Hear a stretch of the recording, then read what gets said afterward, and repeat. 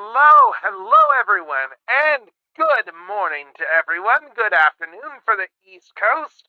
I hope everyone is having themselves a fantastic day so far, like with this extra hour that we've all gained of stream time. Well, not just, sorry, I mean sleep time, but you know what I mean. Whatever aside, yeah, I'm playing with some filters. If I decide these are a little bit too obtrusive, obviously we're going to drop those filters in that case, but for now we're going to stick with this stuff and just see how it all goes. But yeah, birthday stream, and it is going to be good.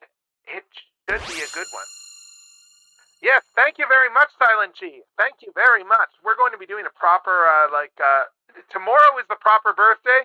Tomorrow is the proper birthday, but we are streaming both days because, yeah, why not stream Sunday? Sunday is the better day for streaming overall. So, yeah, I am just finishing up, getting set up here and there. Yeah, we're going to be doing some just general collab art canvas for the first couple of hours of this. Easing in with something nice and easy just to start off this morning. Something nice and relaxed. So, I'm going to put the link up for the magma very shortly. I'm just grabbing some tea right now. Grabbing some tea, warming it back up. And then we're going to settle in, and we are going to start in on this stuff. So, let's see.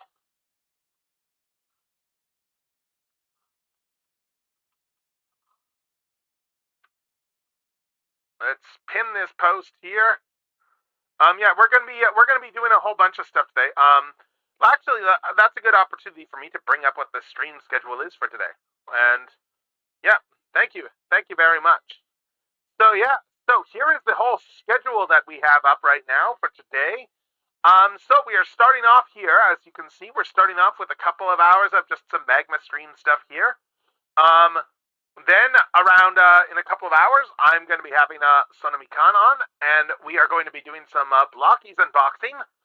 This is actually like a delayed plan, but hey, sometimes you have to delay plans because things happen, and then the time to make them happen again comes around at a very fortuitous time. And yeah, I am just totally slipping into some sort of radio type delivery right now, aren't I?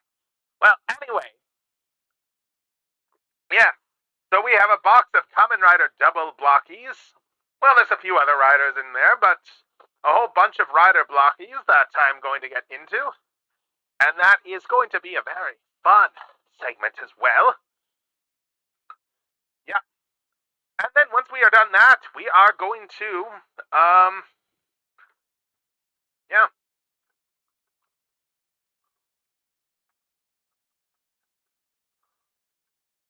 What else? If I were to ask actually though, would you be able to like not take up the entire canvas there because it's a 4,000 by 4,000 canvas for a reason because yeah, that thing is it's kind of massive. And that kind of well, hold up, let me undo that. Let me undo what I just did here. Where's the undo button? There we go. There. Yeah, just because it is a big canvas, so there is a lot of stuff on here. Yeah. Like it's one of those things that's probably best to just pick a little corner and just go from there. For this sort of thing. Like I am just zooming in on my own little corner. I've got the main view up here. I'm going to do a pocket view as well. But yeah, well, first I'm going to get through talking about the schedule, of course. Because yeah, we're going to do that. Then we are going to be doing just some fun and games after the blocky segment. Probably a mix of things. Going to do probably some Jackbox, maybe some Gartic Phone. We will see what happens there. And then after that,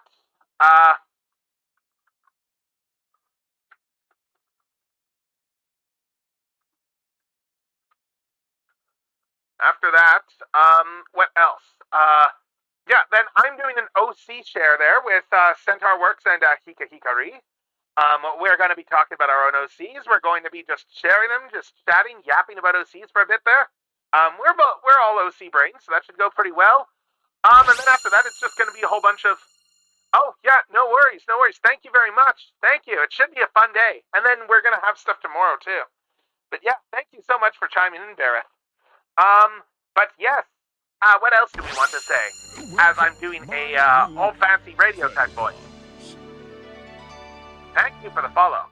And again, I will remind my viewers, for anyone who's not been here in a while, yes, we hit affiliate about a month ago or so I have redeems now, which means that you will slowly accrue points. You will slowly be able to redeem things. There is a lot of options for things to redeem, and I'm just having fun speaking in this whole, like, radio type voice. Let me just bring up an example of the sorts of things you can do for redeems. For instance, we can do redeems such as, what do we have here? Well, there's an easy one here, I suppose. This is just a simple one. Snooping as usual, I see. We can do that, for instance. Or I suppose you can always celebrate, you can always celebrate the power to do anything in your heart's desire, for instance. You can celebrate the ability to do anything that you set your mind to. You know how to drive, right? Please, what moose can't drive a automobile?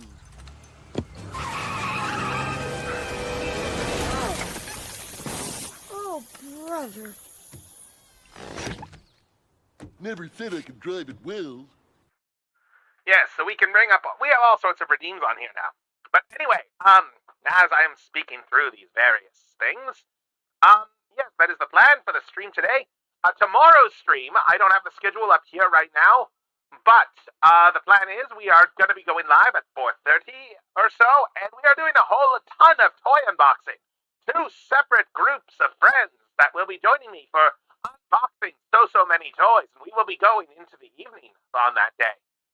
And there will be a little bit of just less interactive game show stuff going on with those people there as we switch between groups, and that should be a good thing.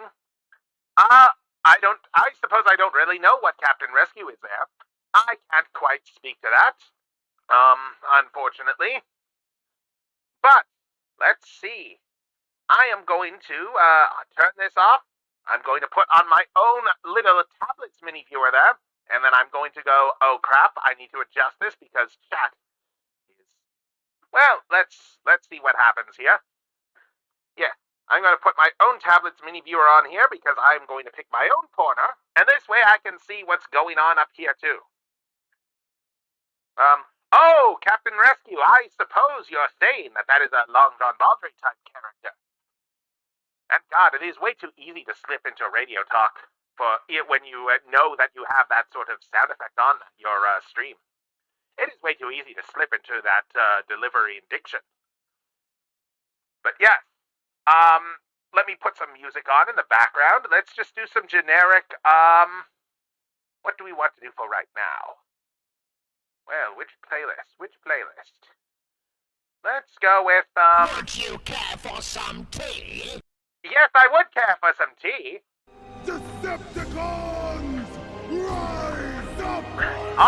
Hello, Sele, and I'm guessing that one you should be getting a kick out of as far as redeems go. Well, that was a freebie. Yes, everyone gets a freebie. Or as cheap as freebies allow. But anyway, let's put some music on and let's get this started.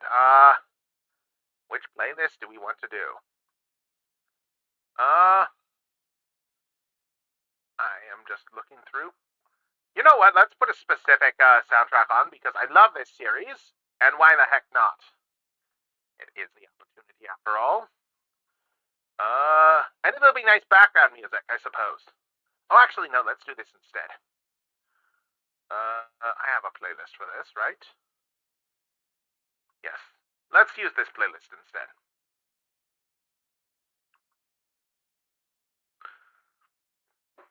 Let's do some Kamen Rider background music, because why not?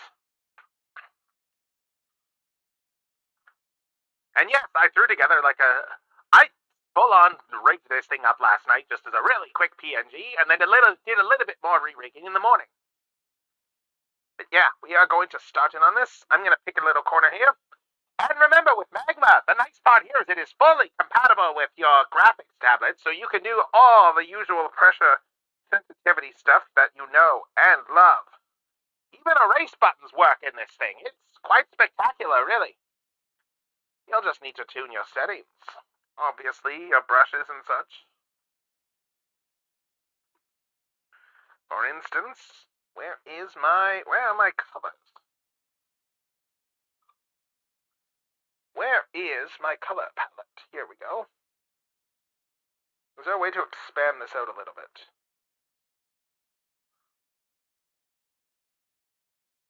Yes, that'll be a little bit easier to work with here. So let's do this, and Oh! Oh, yes, I'm very curious as well. Hello, Sono, hello! Hello, yes. Yeah, I'm very curious as well. I literally just downloaded that this morning. It's why I'm bouncing on the little plate there, because I realized as soon as I hooked that up that, wait, they've actually got static objects now. So then I immediately went and re-rigged the legs so that they would bounce when I jumped.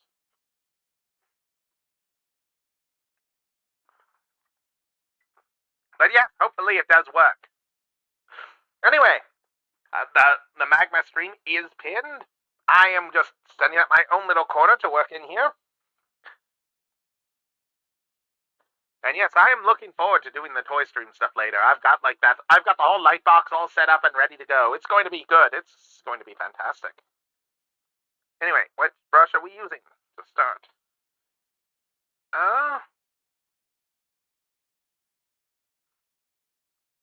Remember, I guess a pixel pencil.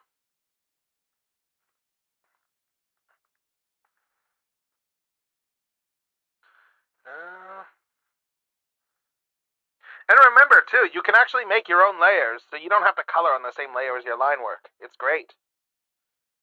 So with that said, let's start with just doodling some things. Let's just start with zooming in, and let's... Oh. I wanted to change the... Well, I guess it doesn't really matter.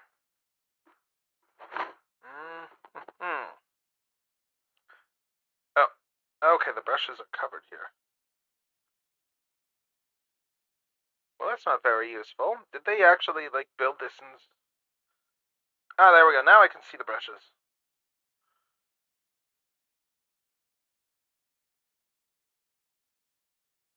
Let's just do a pencil one here.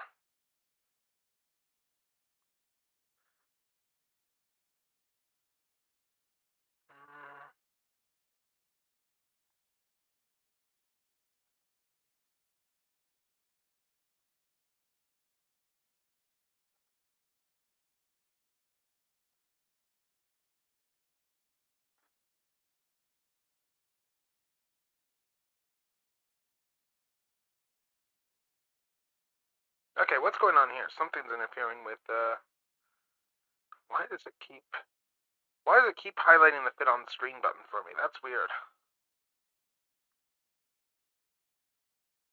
Okay.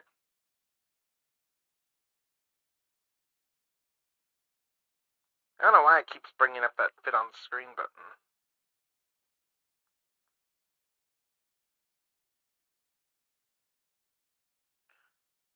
Yeah. Yes, I know there's the fit on the screen button. But seriously, it's just being really weird. And oh my god, look at me. I'm just doing the whole, I could probably stand to draw things a little bit bigger, I suppose.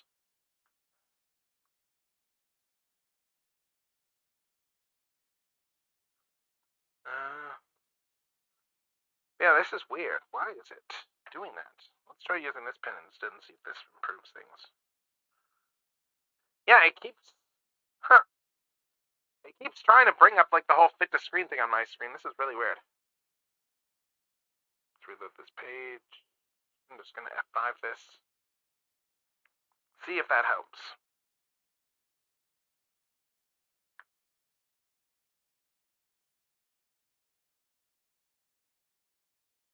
But yeah, let's see. What do I want to draw first?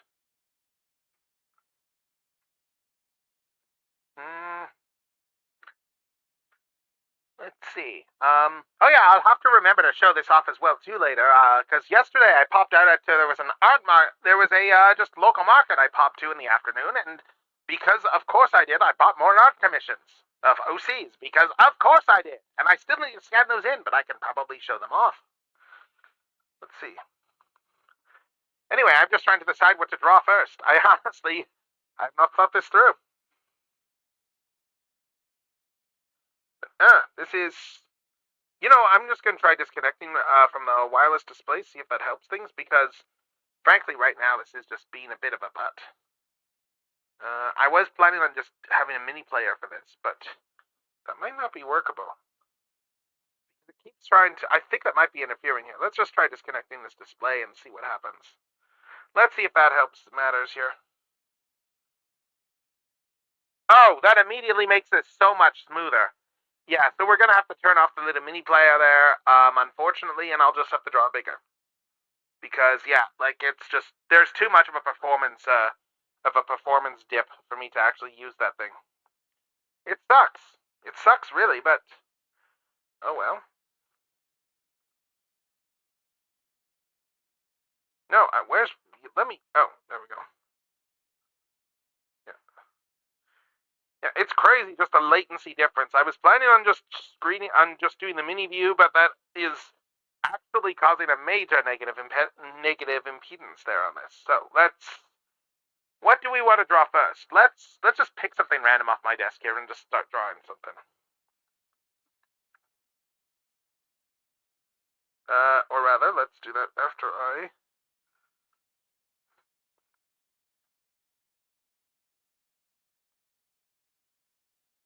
But yeah, it's really weird. It keeps bringing up that whole fit on screen button there. Whenever it keeps trying to highlight buttons. Is there some sort of a setting here that I can change? Pen pressure settings? Not that. I'm just trying to get quit. Trying to bring up little things here. Filter, app admin. Okay, there's all that stuff there.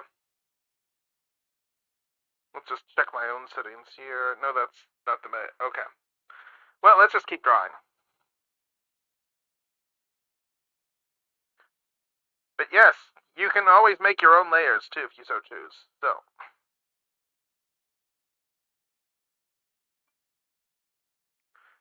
I am just going to have to draw in the small area, unfortunately. Oh, hello, Hunter Wolf. Hello.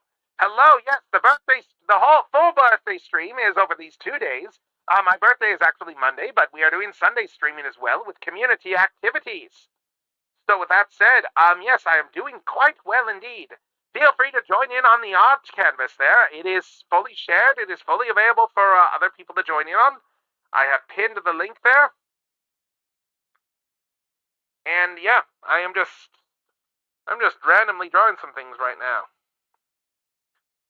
I was sharing my own subset of the screen, but unfortunately it seems that that's not very viable with Magma. Like that just lags my tablet way too much.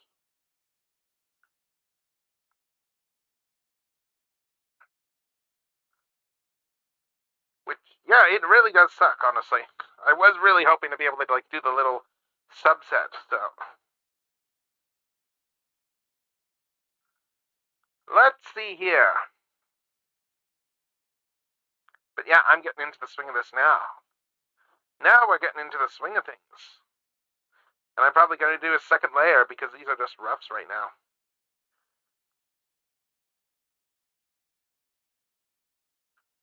Let's see. Guess what I have? Guess what I'm holding right now as I'm sketching? It should be pretty obvious to people out there who know their toys.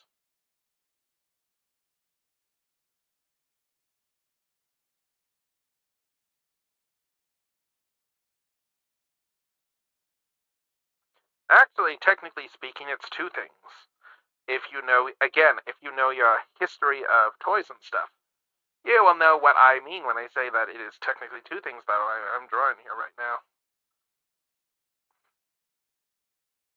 Nope.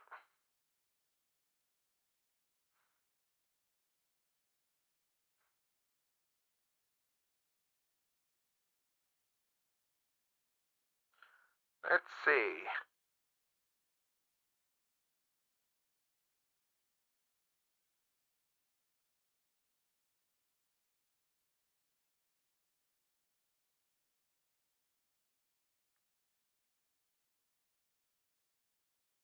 Let's make this visor a little bit bigger, shall we?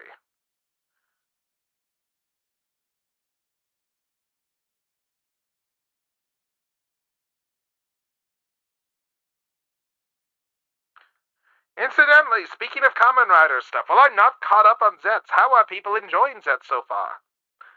I suppose I can ask these questions later as well, too. Might be a better time to ask during the blockies part of the stream, but I may as well ask anyway.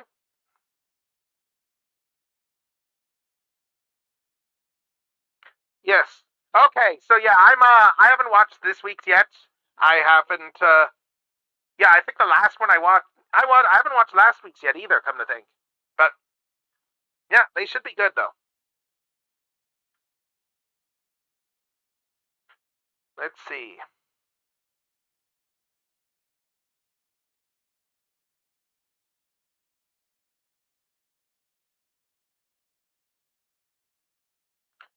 Uh,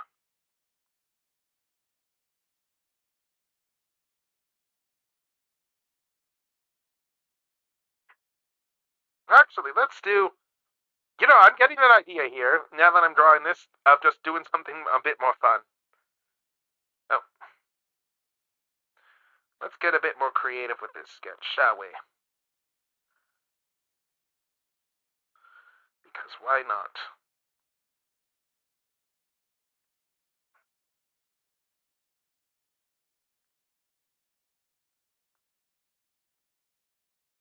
Why not get a bit more creative here?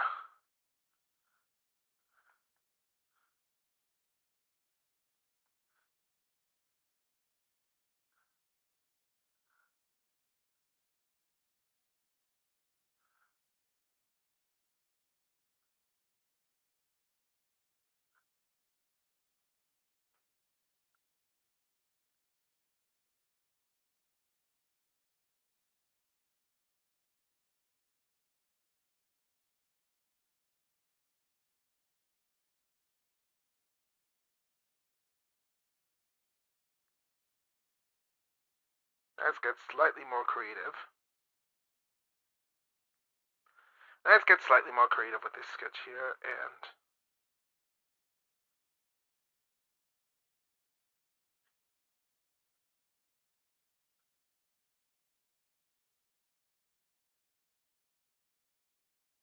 I just had one of those wait a minute realizations as I was drawing this.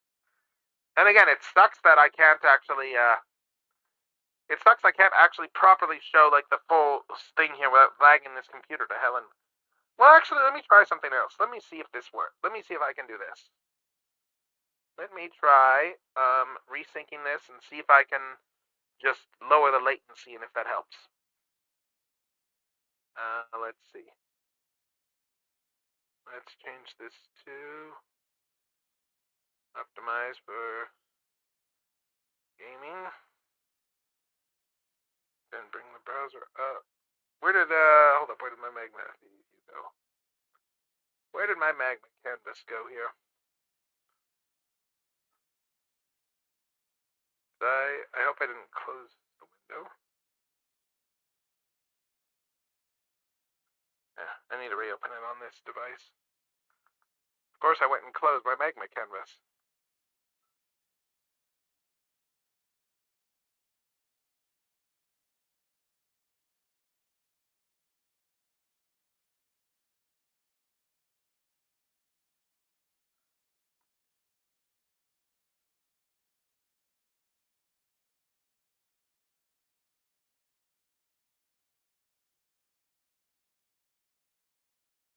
Or if I change this to...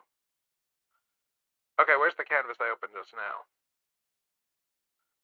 Because, yeah, I was dumb and I just went and closed my window here on my own view. Mm.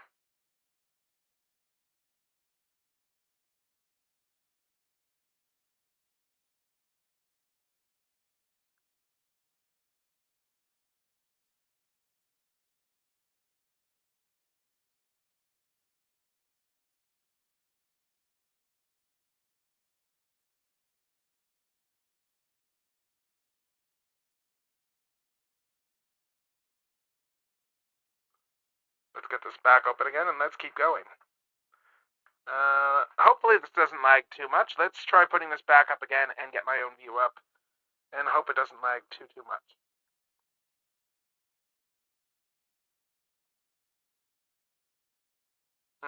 It's still lagging a little bit. I might have to turn the... I'm just seeing if there's anything I can do to clue. Yeah, because it just immediately introduces tablet lag on the browser, unfortunately. So I can't really... I'll have to just do this sporadically, I suppose, because it's not going to be practical for me to... Unfortunately, it's just not practical. It sucks.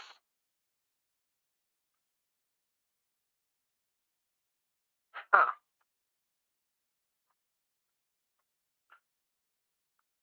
Oh. Oh, just closed to that. There we go. Well, let's just disconnect this again, because this isn't going to work, unfortunately. It is just too much lag for the actual stream magma thing. But let's get back to this now, and let's keep going. I might need to make my own sketches a little bit bigger. With that in mind, to accommodate.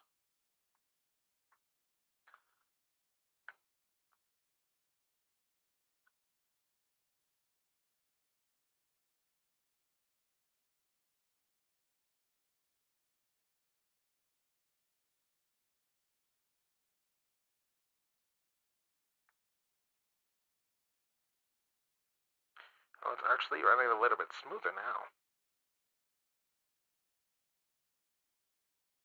But yes, if anyone wants to join in and start adding to this canvas, by all means, do so.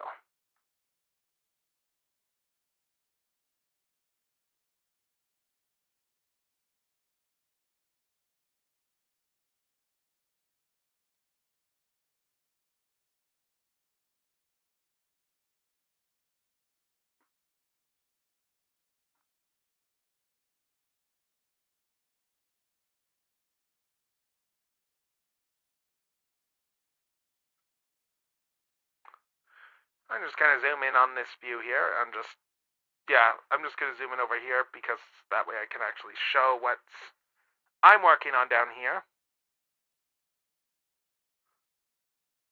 As soon as I find the right key for panning this canvas. Let's just zoom in over here for now.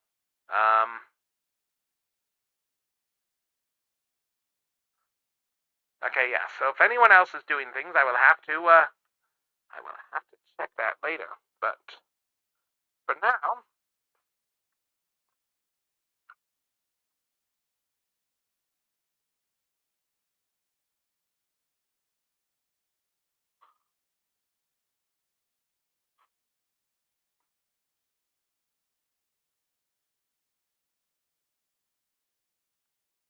let's keep on going and drawing things. But yes, anyone else, feel free to join in and draw with the canvas. It should all be pinned. All the information should be pinned up there. So, actually, I'll take requests too. Because I'm just trying to think of like more fun things to draw here. So, right now I'm just drawing Venom, but because that's just what's on my desk. But if there's anything people want to see drawn, now's actually a good opportunity because, yeah, I am fully up for trying to draw different things. I just keep going, this isn't getting the, I'm not getting the feel I wanted of what I'm drawing right now. I'm not really feeling this.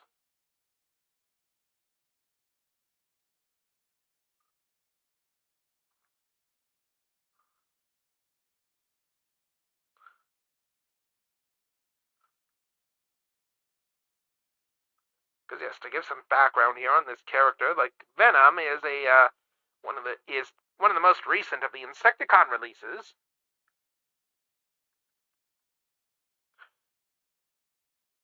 He's one of the deluxe Insecticons from Generation 1, which themselves were reuses of molds from Beatrice, which was a series that did not do very well and resulted in the company being sold to Bandai.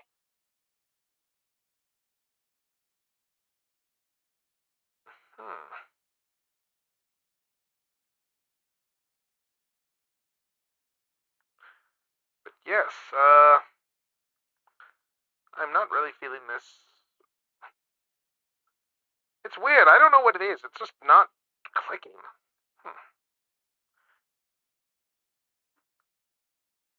Yeah, let's try making another layer and just doing some colors.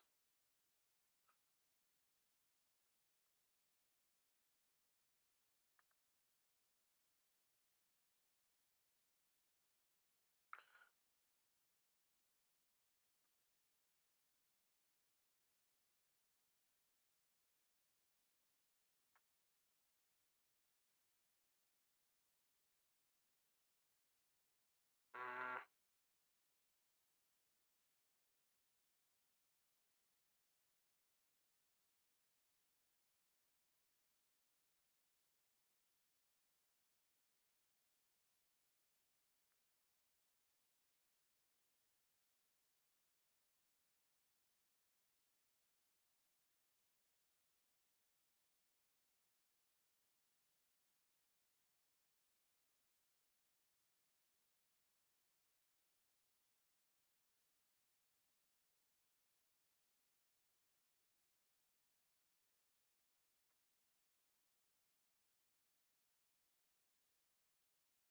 mm. You're not really feeling this. Let's try drawing something else. But yes, if anyone has any requests for things they want me to draw, now is a good time to ask because I will be taking any sorts of requests, I think. I will take requests because I'm, quite frankly, just coming up short on creative inspiration and ideas for this stuff. Hmm. Hmm. Actually, do I have my music player view on this page, come to think? Let me check that. I forget if I put the music player view on here. Doesn't look like I did. Let's fix that.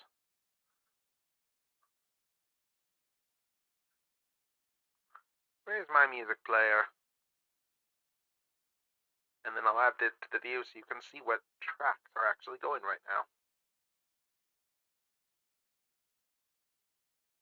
Mini player, it's... Which view is it in my various OBS stuff here?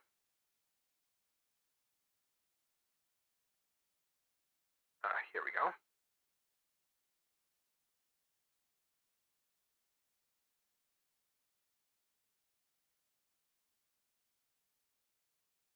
Let's put this off just over to the side here.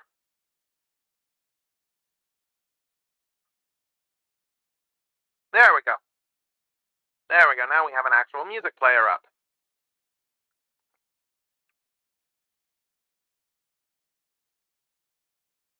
Anyway,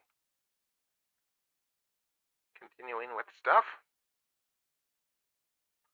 And of course, immediately, what comes up is a track that doesn't actually trigger my music player stuff. Weird. But yes, let's jump back over to this layer. Let's do some OC art. Let's do some OC art. And let's just start with some blue pencil. A little too.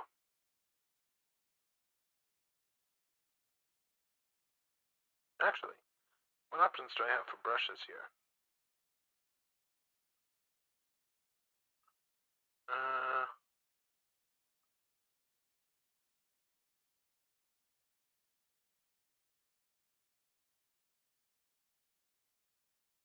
Is there anything for smoothing options? I'm just trying to see. Oh, there is a stabilizer. Nice. Actually, if that's the case, let's use this and let's just turn down the stabilizer for a sec while I am...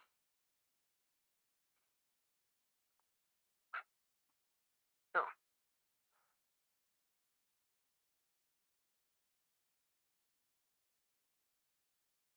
Oh, actually, do they have a grid on here? No, they do not.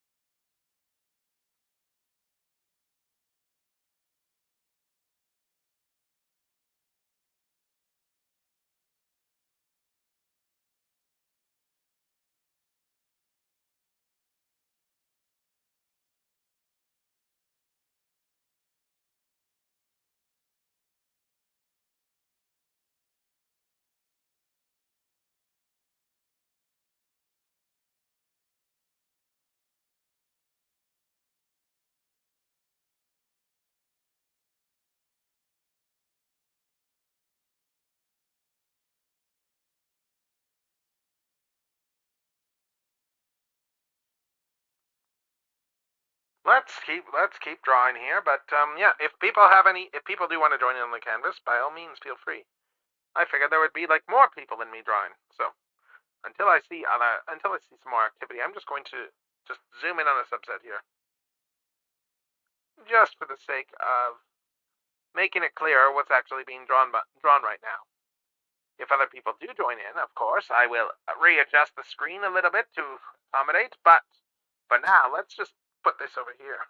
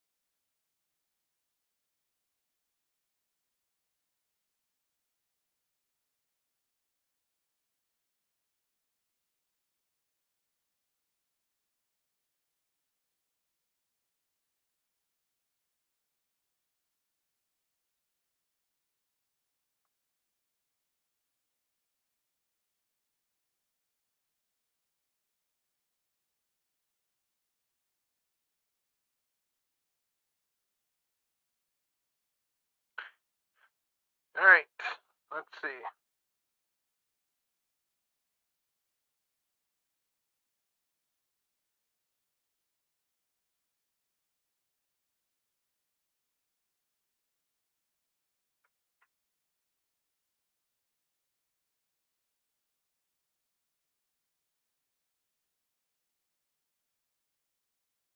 Mm,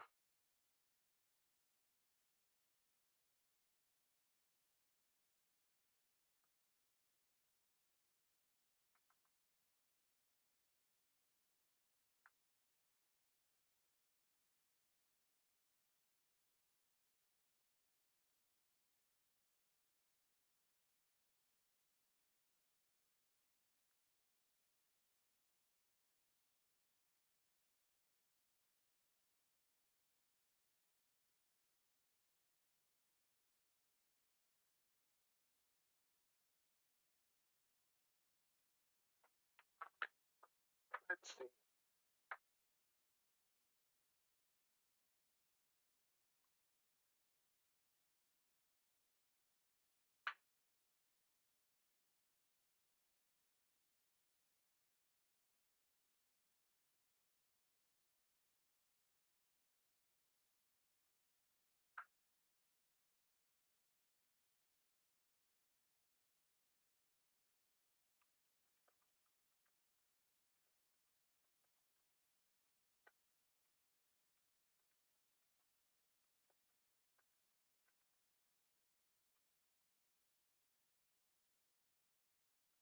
All right, so How has everyone else's day been so far? It's still early in the day, I'll admit, but I am still curious.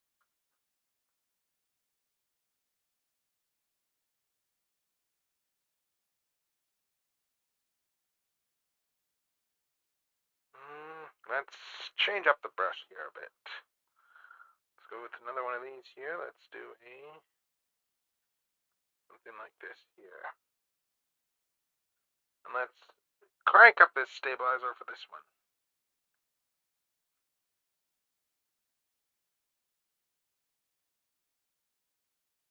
Maybe not that much.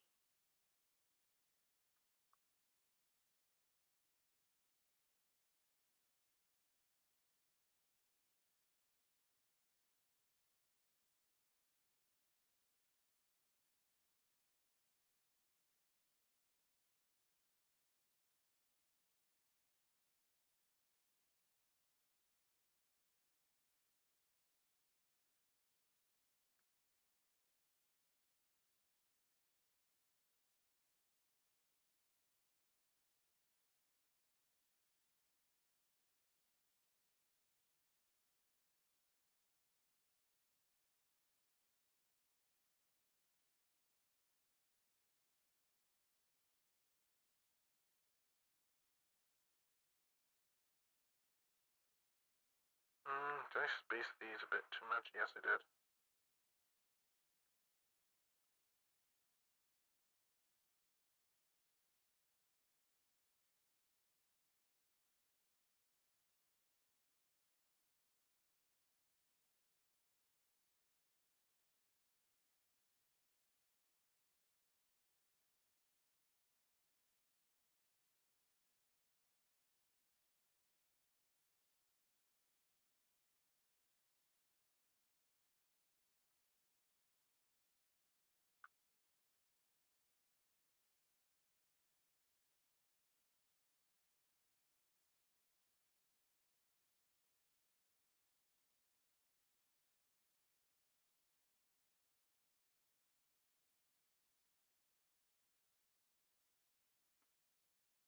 Let's see if anyone else is doing anything in here. It doesn't look like it.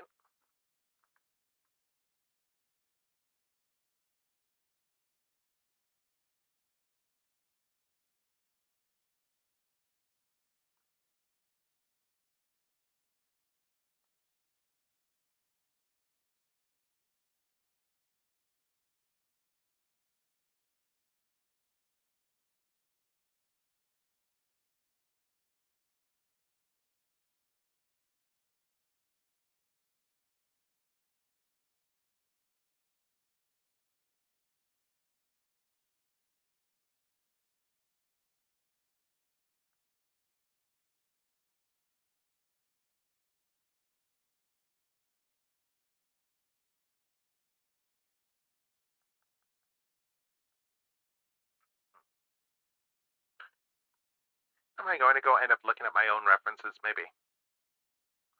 Maybe I will end up looking up my own art references.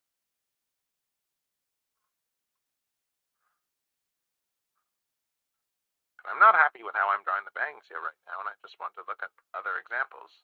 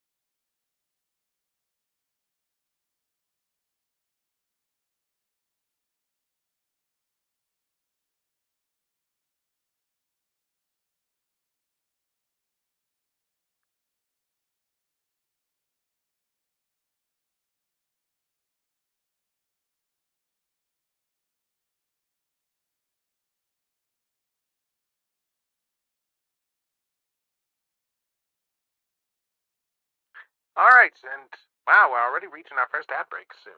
Wow. But in any case, let's see.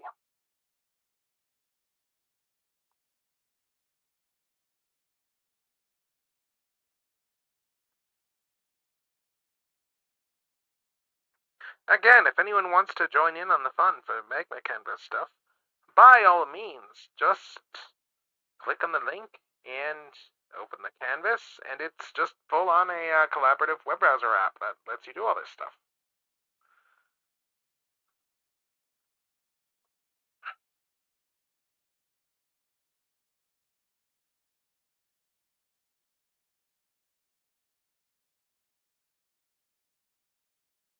Hmm.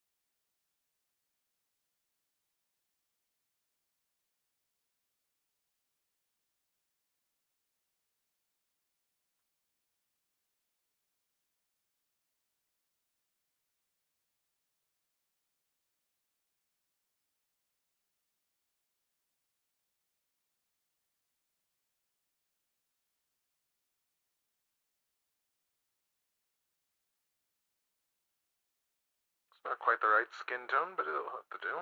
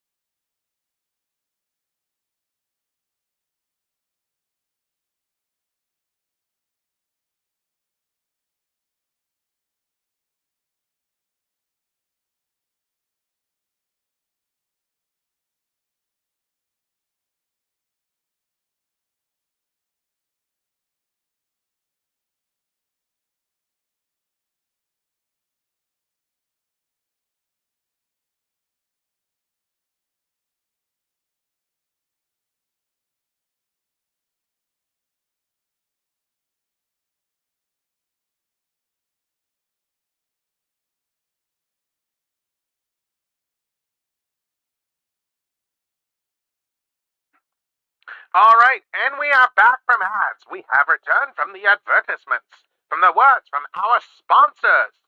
Or more specifically, Twitch's sponsors, but I digress. I don't have control over what is being played in terms of advertisements. If there were advertisements I do not stand by, I fully apologize. But we are back to it, and we are still drawing. Again, I will plug it once more that the magma canvas is pinned and is available for people who wish to join in. I'm going to just, in fact,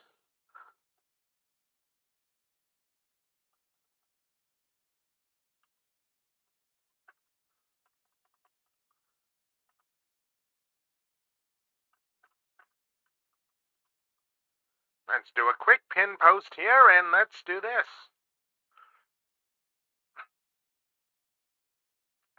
Just reshare this. Let's pin it again. And perhaps that will give it slightly more visibility in terms of the link and such. But all are welcome to join in. All are welcome to start drawing about. It'll be more fun if it's more than just me drawing OCs. Let's see, what else? We don't have much else on this board right now anyway.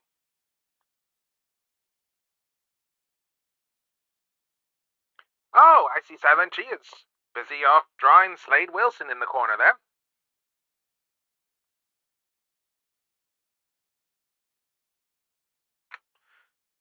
But let's zoom out on the main canvas for a little bit and just zoom out to see what else is being done on this main art canvas here.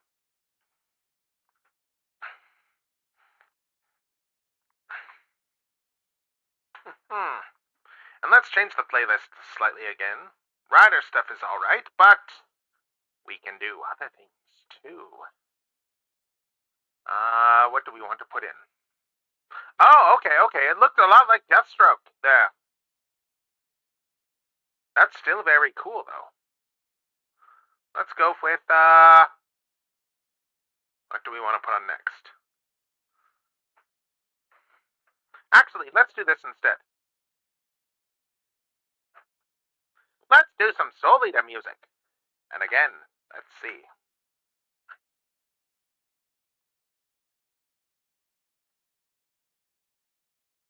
I'm just doing some, let me do some quick busy work, and then I will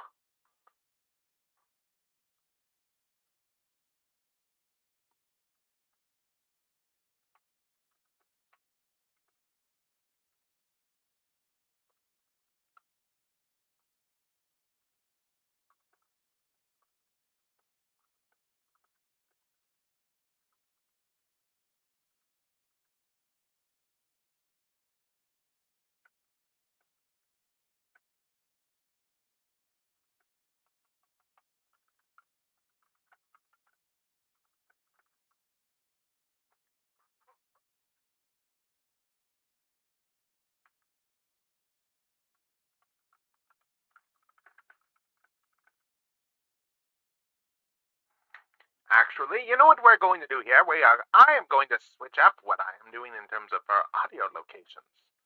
Let's do some behind the scenes quick tweaking here. And let's see.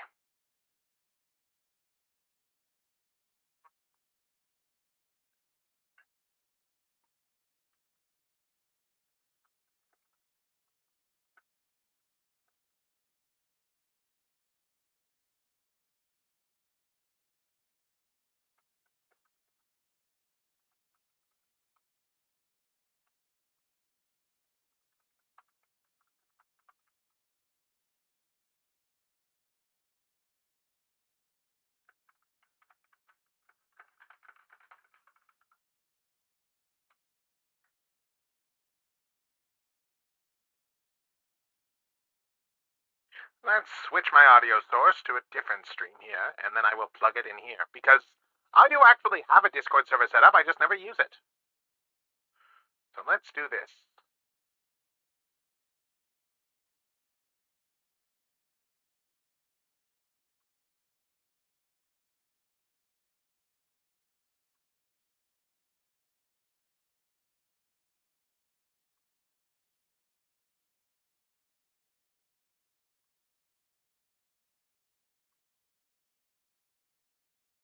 let's set some stuff up here. And then we will, yeah. So if anyone is interested in checking out for audio or something like that, and just conversationalizing or something while we are going, I believe this should be set up. Let's double check. Yes, it is. It is properly set up. So I am currently sitting in audio there, so if anyone wants to join in and just generally converse,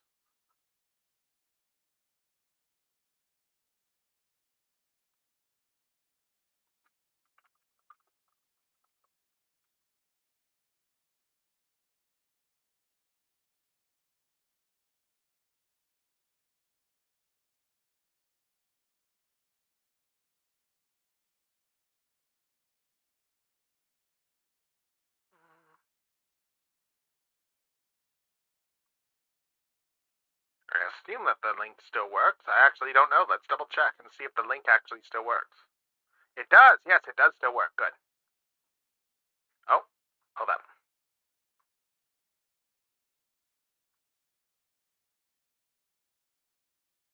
That's good.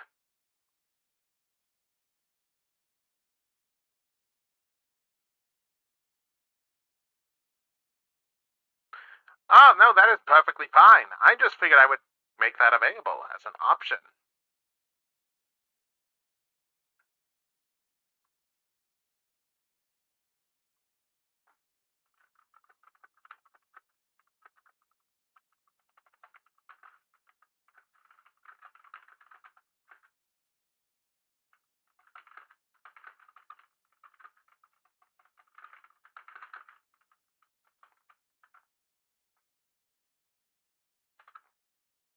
Ah, thank you very much. Thank you very much, stupid monkey, for the birthday wishes. Yes. I mean, the main birthday is technically tomorrow, but this is still very much appreciated all the same. We're just doing 2 days of birthday streaming, that's all.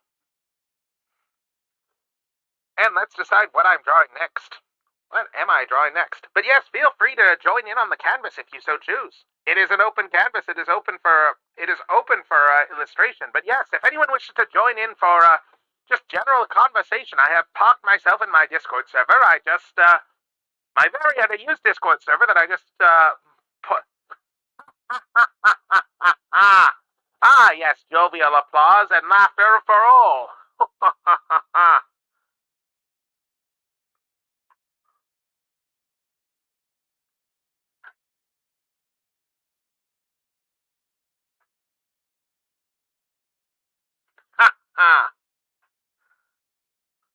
And yes, I'm enjoying doing this whole sort of like faux radio-ish accent here right now. But let's see. What else? What else do we have to set up here? I am just double checking to see where.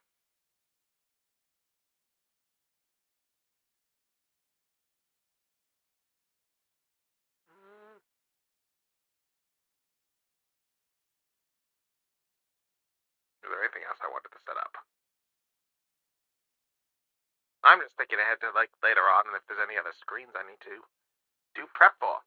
I don't think so, but let's keep drawing. Let's do some concepting for a tabletop OC now, shall we? Let's concept up some stuff for a tabletop OC. Oh yes, this song. Sometimes the random song generator works out well. Oh, and I'm realizing that the key. There we go.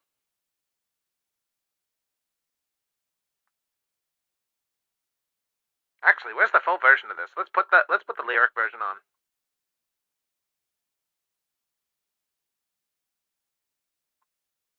Where's the lyric version of this? Because this is just too good.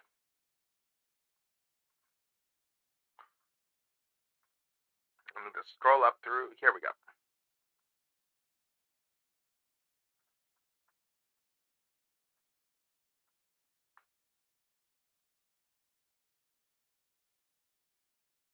Actually, with this in mind, let's draw something different first.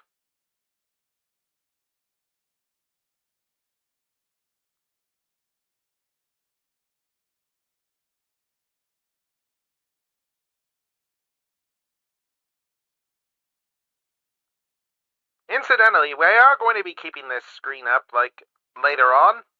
I'm going to be keeping this magma screen up while we're doing other things, too. And let me actually bring up the stream schedule once more for showing what we're all doing today. So this is the schedule planned for today, right now. We're currently in the magma segment. In about 40 minutes or so, we're going to be opening some blockies there, some Kamen Rider blockies with Sonomi-kan guesting. Afterwards, we're going to be doing some game show programming. That's right. I'm going to boot up dig up my Switch. I'm going to boot up Jackbox. I might do some Gartic Phone as well.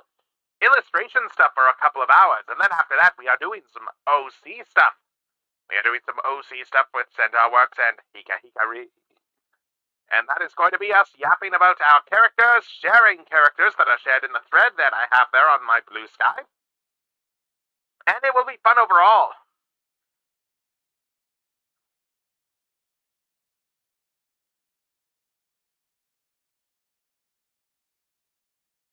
Anyway, let's hide this back up again, and let's get back to the outing.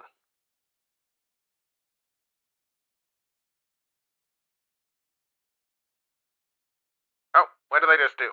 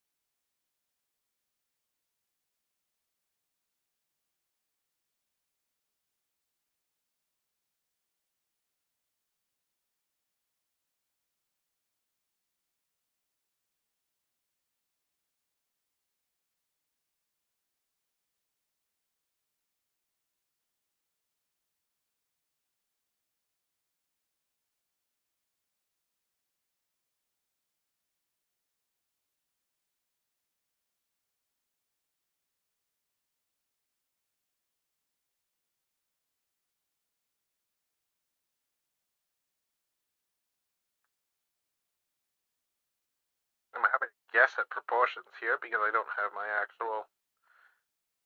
Oh, wait, no, I need to draw her legs differently, that's right. Because she has flat feet.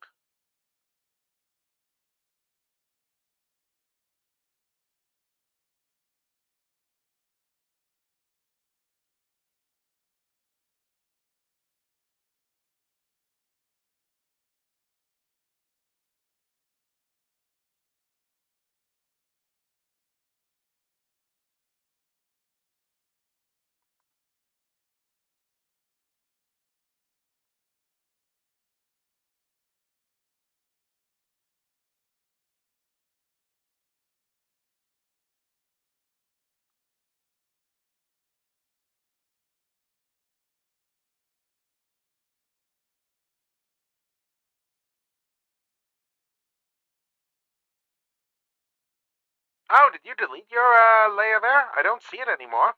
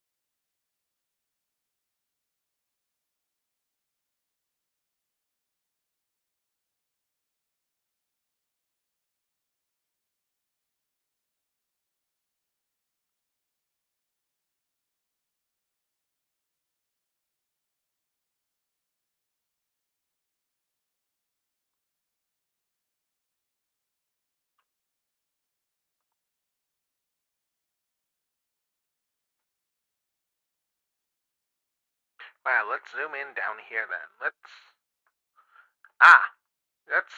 zoom this canvas in a little bit more then if there's nothing in the top. Let's make this a little bit more visible what's being done.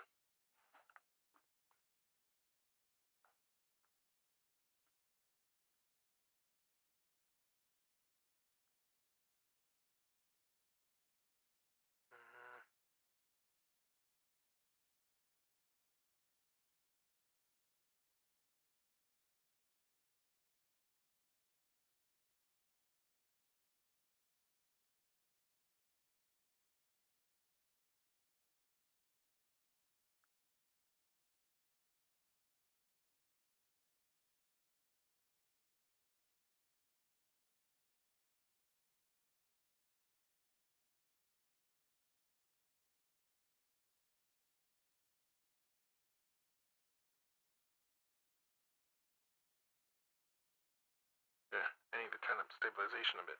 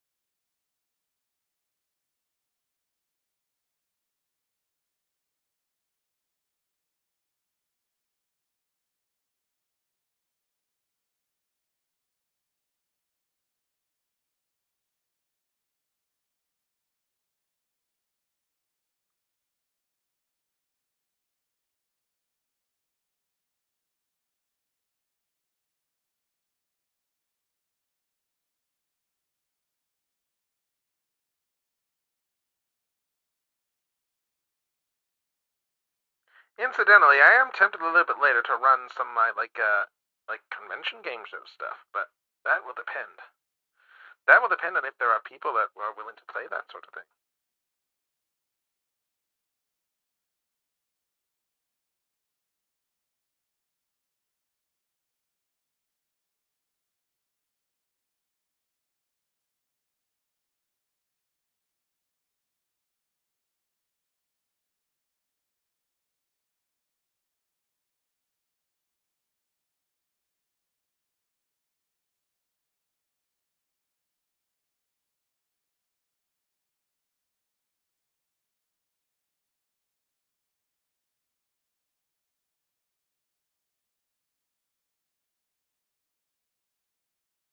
Oh,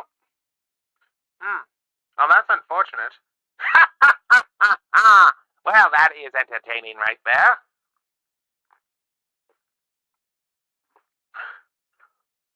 That is certainly an entertaining view.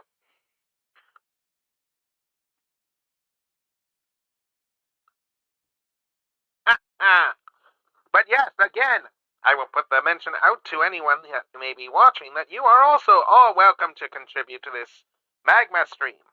Even after I stop streaming today, like with this magma, it will still very much be open while I am running other activities.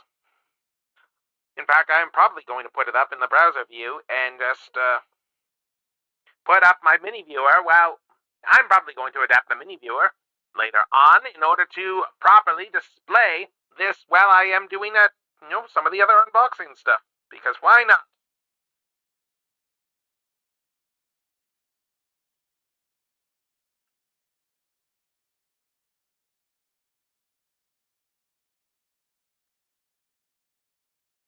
Oh, these arms are far too long.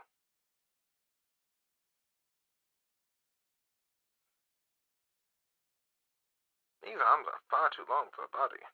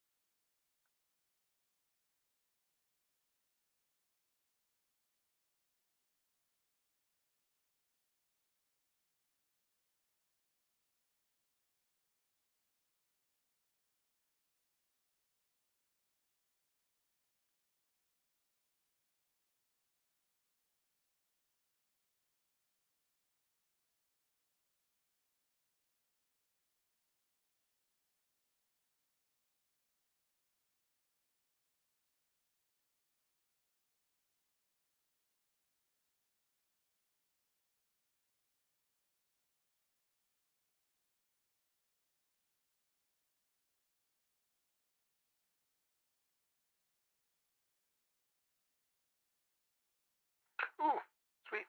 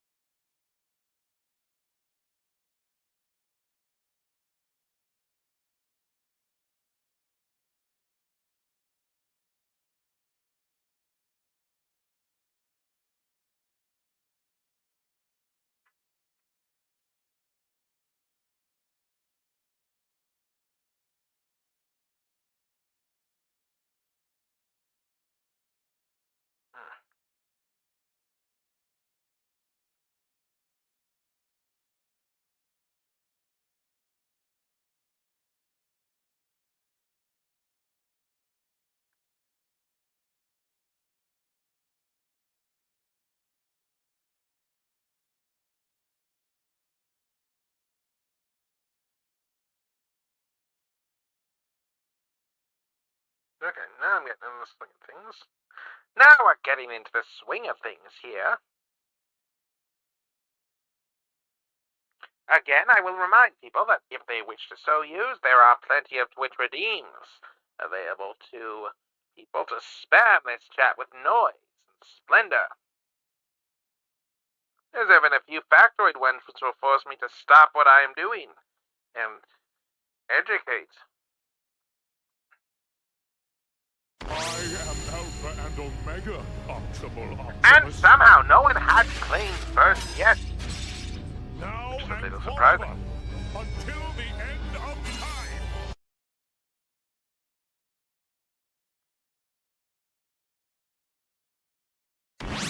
When you got a buddy, you got a friend. You got a friend. I'm gonna stay with you till the end. 9, 10, ready, now, here I come. Playing with the real llama isn't much fun. Yes, that is an ad that has lived in my head since it first aired. What? Over 20 years ago. God. Time. What is time?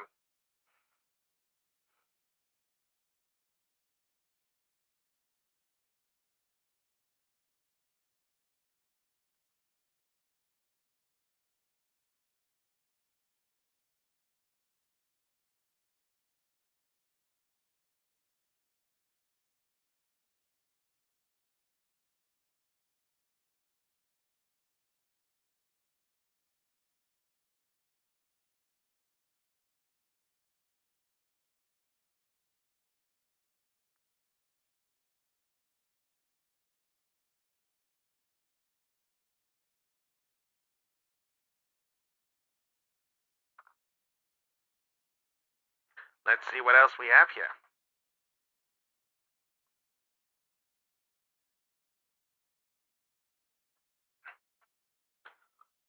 Oh, I'm getting into the swing of this now.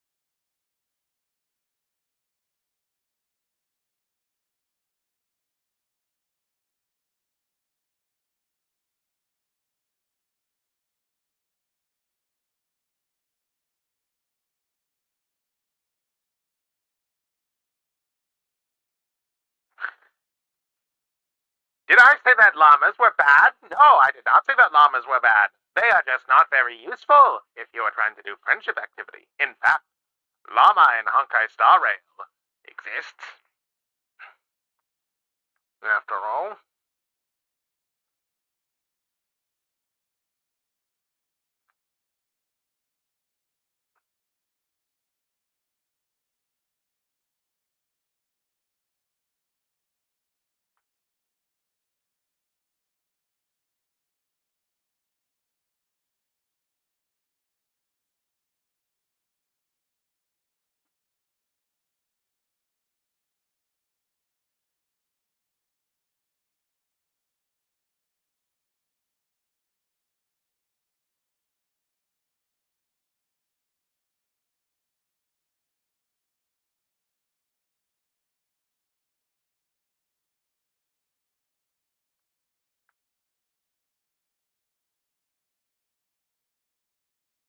Actually, the... Oh.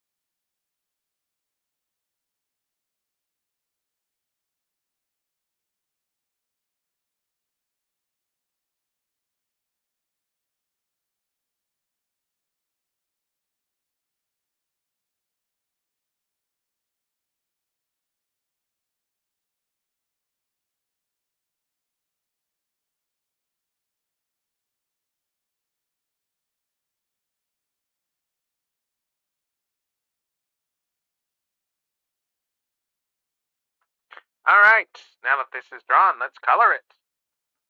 Let's add some color to this.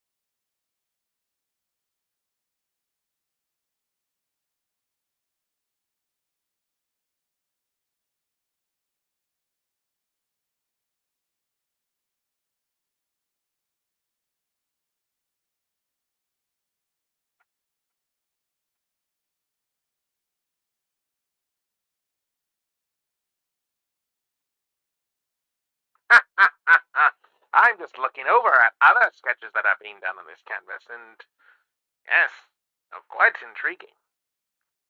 Quite fun, really.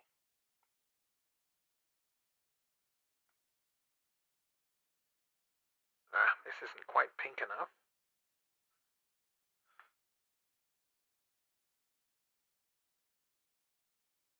Let's see, where's the tone that I want? I suppose this will have to do.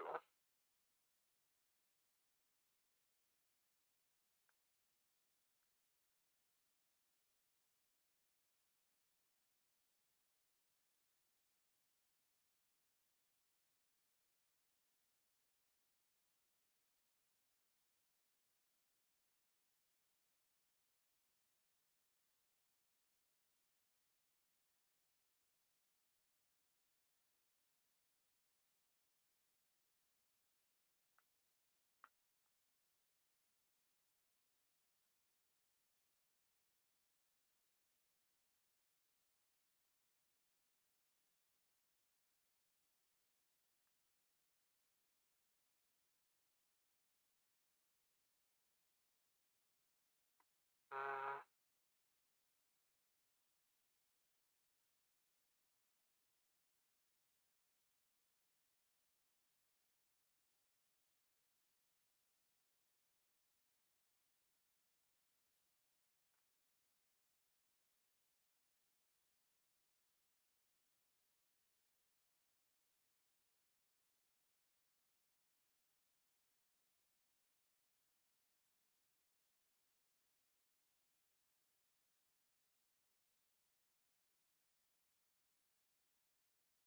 Is there a blur brush on here?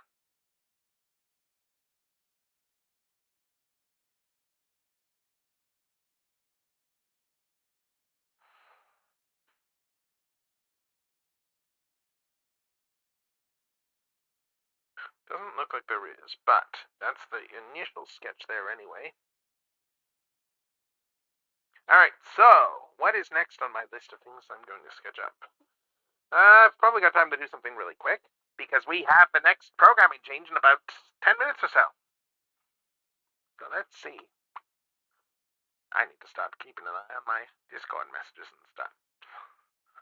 Let's see what we have else to draw. Yeah, we will be keeping the magma up, like, wow, this is all while I'm doing other things, but anyway, yes, I wanted to do some tabletop character sketch, because I have a new one that I'm workshopping right now.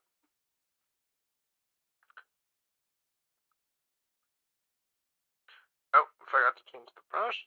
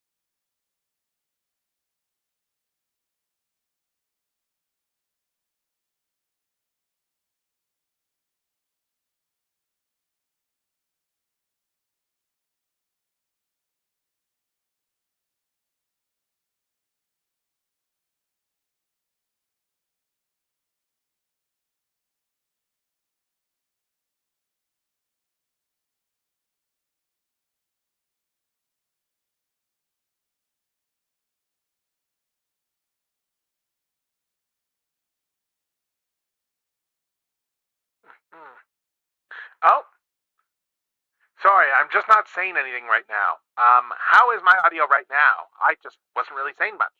And I don't have my music particularly loud. The music is turned down a bit there because I don't want it to be overpowering voice and such. Do I need to adjust the music levels though, however? Oh, is it just that I need to... Oh, there should be some music going. It's just very soft. I just don't have it up very loud. Let me check my settings. Oh, do I not have music in this scene? Oh my god, I don't have music in this scene. Oh my god. Thank you for bringing that up because I do not have music turned on in this scene right now. Now I have music turned on in this scene. Yes, thank you so much. Thank you so much. There, now there's music. Hooray! Hooray for settings. This isn't as bad as the time that I think it was on Thursday night. No, which stream was it? Yes, it was Thursday night where I think I went like 10, 15 minutes before I got pointed out that my audio was borked and I didn't have a mic and I didn't have any mic output going in my scene. That was a bit of an embarrassment, I tell you. Huh.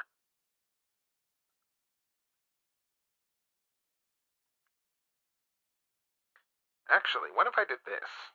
I'm still workshopping the design of the helmet that this character will be wearing.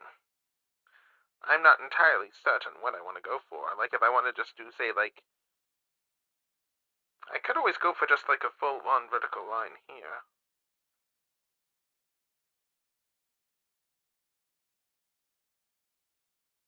Because the concept with this character is that they were imprisoned, and as they had spent quite a bit of time in prison, and very much Man in the Iron Mask inspired, and as such, the general idea is that they have a mask that they have been wearing for most of their life, and no one has seen their face.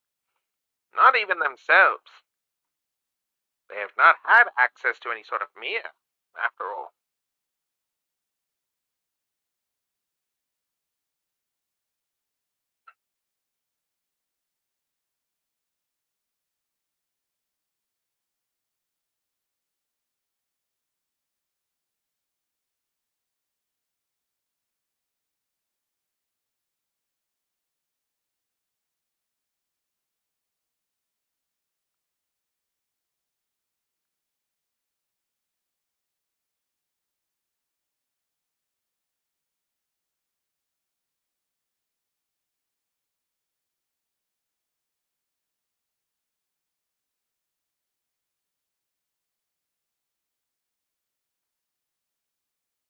But yes, thank you for pointing out that the music was not working all this time.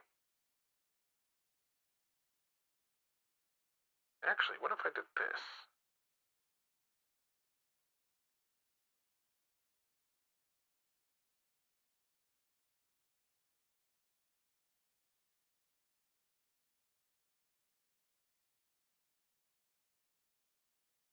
Part of the point with this design is I do not want it to be something that is, like, very... I'm trying to make it look as, like, featureless and blank as I can. Because that is a fun design aspect.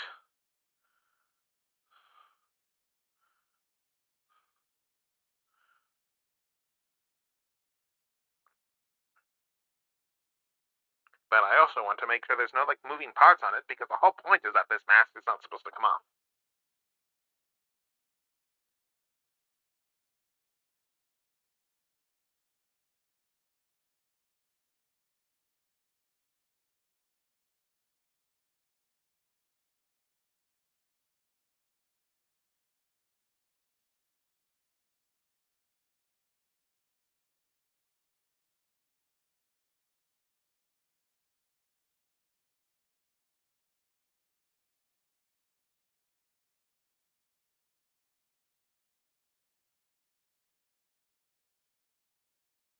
Oh, yes, yes, yes.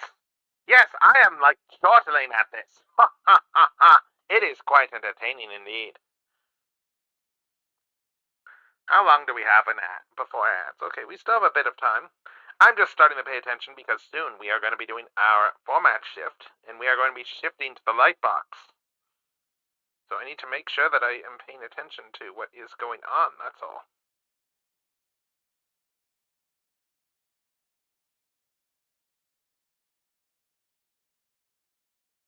Hmm.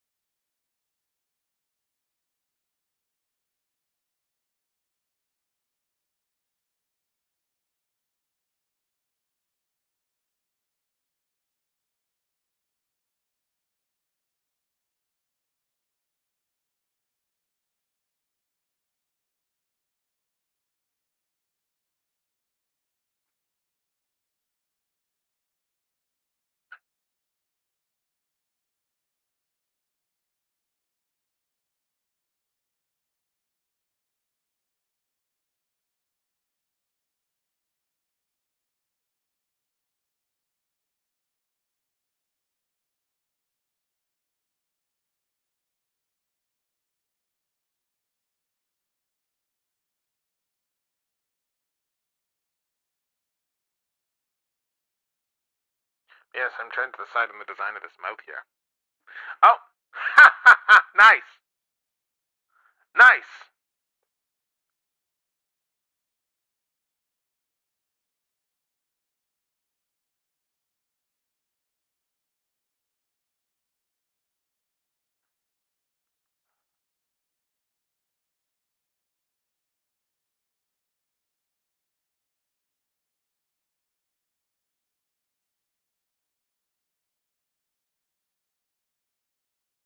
Yes, I'm thinking something like this for like a design here for this character. Maybe put a...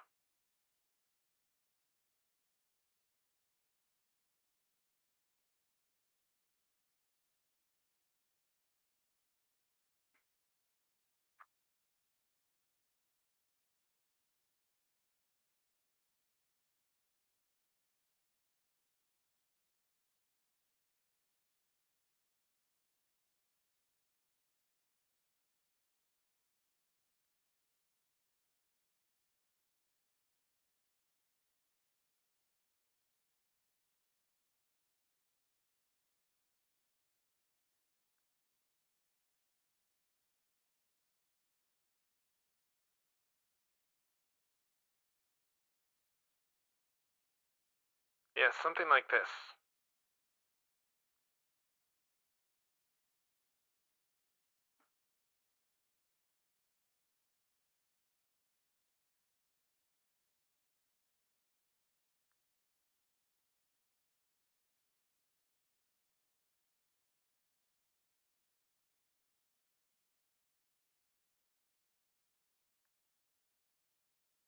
Something like this for a prisoner helmet, maybe. Maybe bring these eye lines in a little bit more. But yeah, we need to start looking at the format shift here. Oh, it is a large unboxing queue. I mean, we have the number right over there. After all, up in the top left.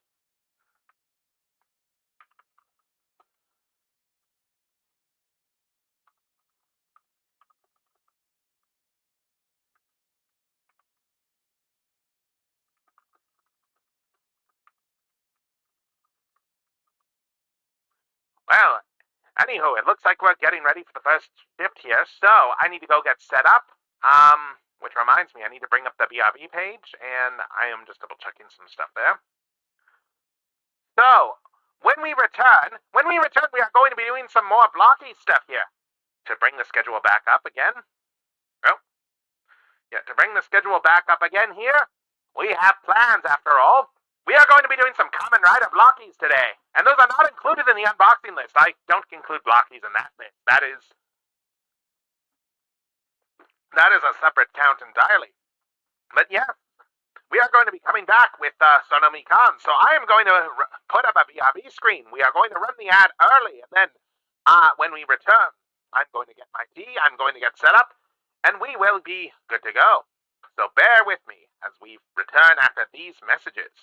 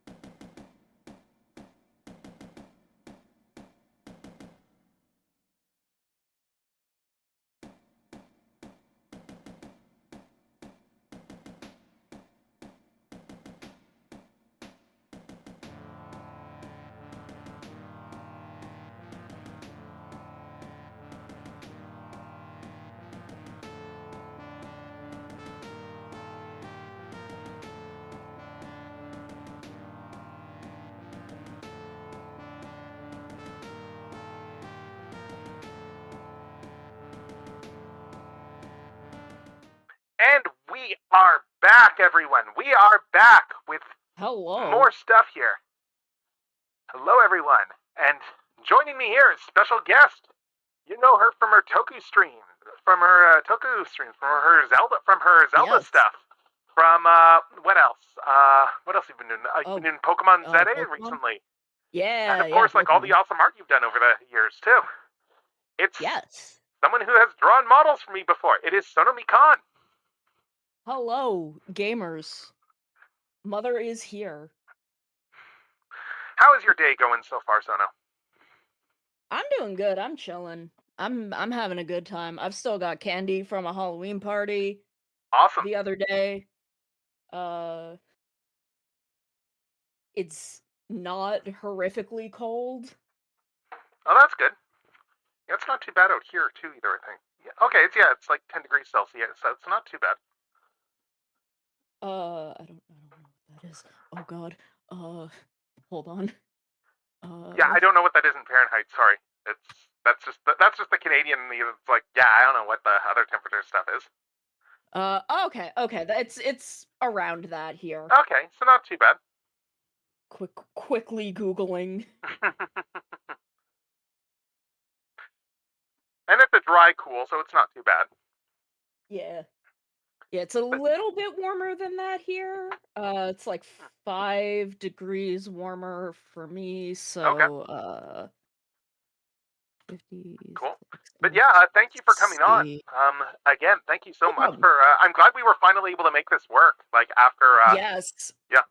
I guess Oh the my benefit god, now is now I had an excuse to draw new art for you there. Oh my god, I'm sad that I didn't get to make use of the last one though. Yeah, I mean, that one I hadn't rigged anything up. I didn't start doing that. I didn't get the idea for that until like another collab I had where I drew art and then like halfway through went, wait, what if I made these reactive images? Yes. Unfortunately, the last time I was in a large amount of pain and at some point ended up in the ER. Oh no. Well, Which was they gave me medicines there, so well, it the was important thing is you're worth not it. there now.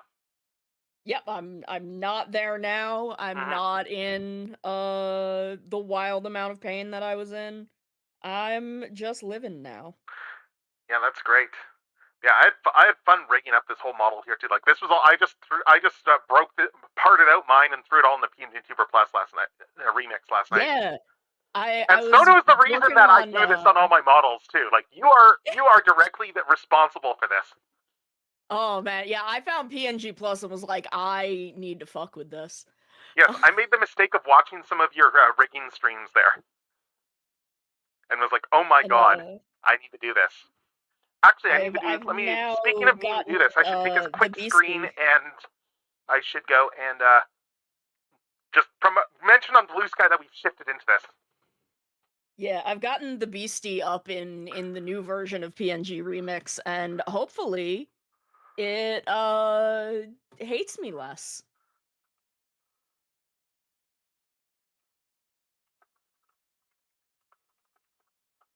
Oh, hopefully. The weird thing I think when I plugged in the new version is I noticed that like because I just grabbed the latest one, it's like I had to go and flip it like upside down there or whatever to get it to display properly. Oh, weird. Yeah, it is weird. I mean, like they just put like the new version out there, so maybe there's like still some bugs or whatever. Like it looks like it dropped just the other day. Yeah, it was like a couple days ago. Yeah. So hopefully it won't crash when I try to run it with OBS now. Yeah, hopefully. Hopefully that works properly. And hopefully they run nice and smooth as well too. Because it's like God, like just the memory usage stuff. Yeah, oh god. PNG Plus was a mess with that.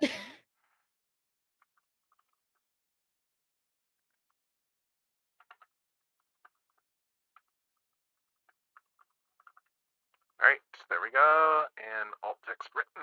There we go. Okay, post made, good. Excellent. Heck yeah. So, excellent. But yeah. Hello everyone. Hello Daikaiju. Hello. But yes, we are doing double. Hello. Actually, you know what? If we're doing double, I'm just gonna put the double soundtrack on because why am I doing random stuff, because most of these are double. Extremely valid. I think the double stuff is all... Oh, okay, or not, because iTunes just... Okay, hold up. iTunes just crashed on me, so... Let's iTunes why? restart that. Bloated software, I swear, these days. I need to find something aren't better. they all? It's the whole lock-in problem of all my music is in there. And this is probably going to just lag my computer while it restarts, because that happens. Like, I can already see lag in, like, my whole display. So if you're wondering that's what's happening, it's because I'm restarting iTunes. And that is just slowing everything down. Like, if I don't kill the process properly, it full-on just throttles my whole computer. Just because of the hooks, of the service hooks I have tied into there. I think just for, scraping iTunes there for, just the current playlist. Yeah, I need to figure out something better than Spotify, because I hate Spotify, but I like being able to find music easily. Yeah. Alright. God. Hurry up and start so that we can start these blockies. I think it... Oh, there we go. Yeah. Okay, it just restarted. Suddenly my computer started responding again, so let's bring up the double soundtrack and... Knows that it cannot stop me from talking about my boys. Yeah. Let's see. And of course this isn't hooked up here properly. I need to restart the snip stuff probably. Probably lost the connection to iTunes, so let's fix that. And let's just restart this again. There we go. Alright, sweet. There we go. Playlist stuff is working. So while I'm getting set up here, I may as well ask, because I'm trying to think if I've ever, I've ever been on a stream where this has been asked before. So what was your gateway? Okay, so my gateway was double. Okay. This is an extremely funny, very me story. Okay. So, it was right at the tail end of college. Within the couple of months leading up to my graduation. Right. Me and a friend that I lived with at the time were like, "Oh, let's work on a comic." He had like pitched an idea for a comic, and I was like, "Oh my god, we should do it." Yeah. So it was a magical girl comic, but we were tying in Kamen Rider, we were tying in Ultraman, we were tying in Super Sentai, and this was really before I had a lot of familiarity with all of them. Like, I'd watched some Power Rangers as a kid. Makes sense. But I was like, okay, well, I know I have some friends that have been getting into this recently, and I should probably watch some of it if one of our core characters is gonna be a Kamen Rider. Makes sense. So, my friend was like, okay, I think you would like Double, and here's how I'm gonna sell you on it. Because this was mid Double as this was happening. Showed me the magazine scan reveal of Shroud, and I was like, okay. Hand me episodes. I'm in. Hacker voice, I'm in. And I've now lived in this hole for 14 years. I mean, yeah, God, it's probably similar to me, 'cause I got in with Forza, so when Forza started, and a lot of that was just the fact that, the writer, the news was coming out there for the writers, and it was like, wait, the main writer's the one that did Gurren Lagann? Interesting. Yes, that was the gateway, and then everyone started getting in. Yeah, Forza was the first one that I watched while it was airing. I was watching Double during the second half of O's. Right. Yeah, and then all the news for Forza was coming out, and I'm like, oh, it's the writer for Gurren Lagann. Yeah. The thing that has been the most influential on me in the past 4 or 5 years. Yep. I think he looks like a funny little rocket ship. Yeah.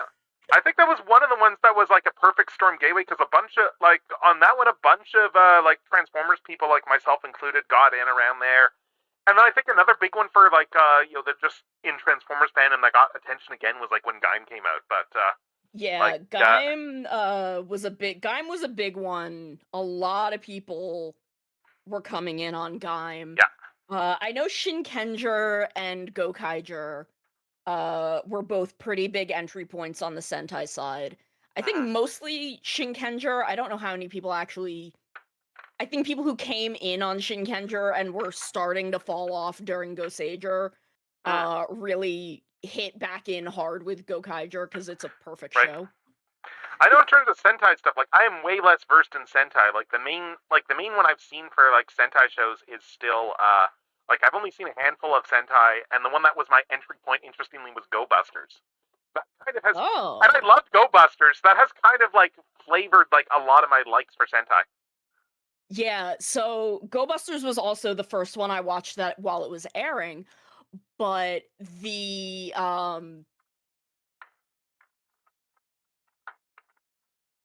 sorry, I was okay.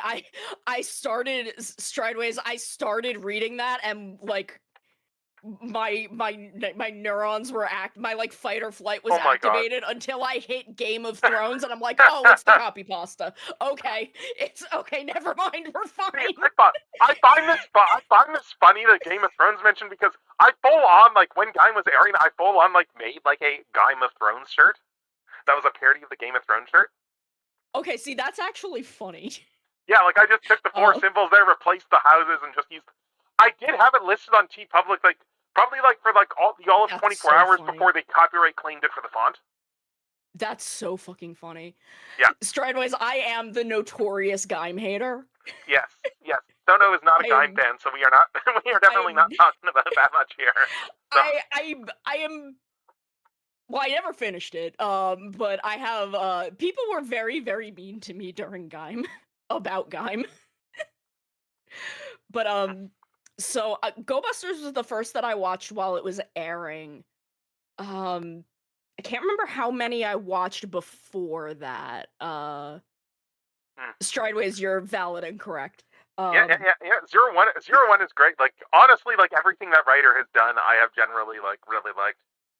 Takahashi Yuya, my beloved. Yeah, it's why I was excited when, like, because he's the one doing Zets, right? So.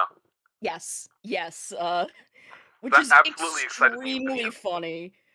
Because the main character of Zets, I have, so Takahashi Yuya, I talk about him, writing on the star system, if that's a thing that you know what it is. It's a very old school manga thing where, there was one guy who, like, really did it. He did Beat X and some other things. Tezuka did it.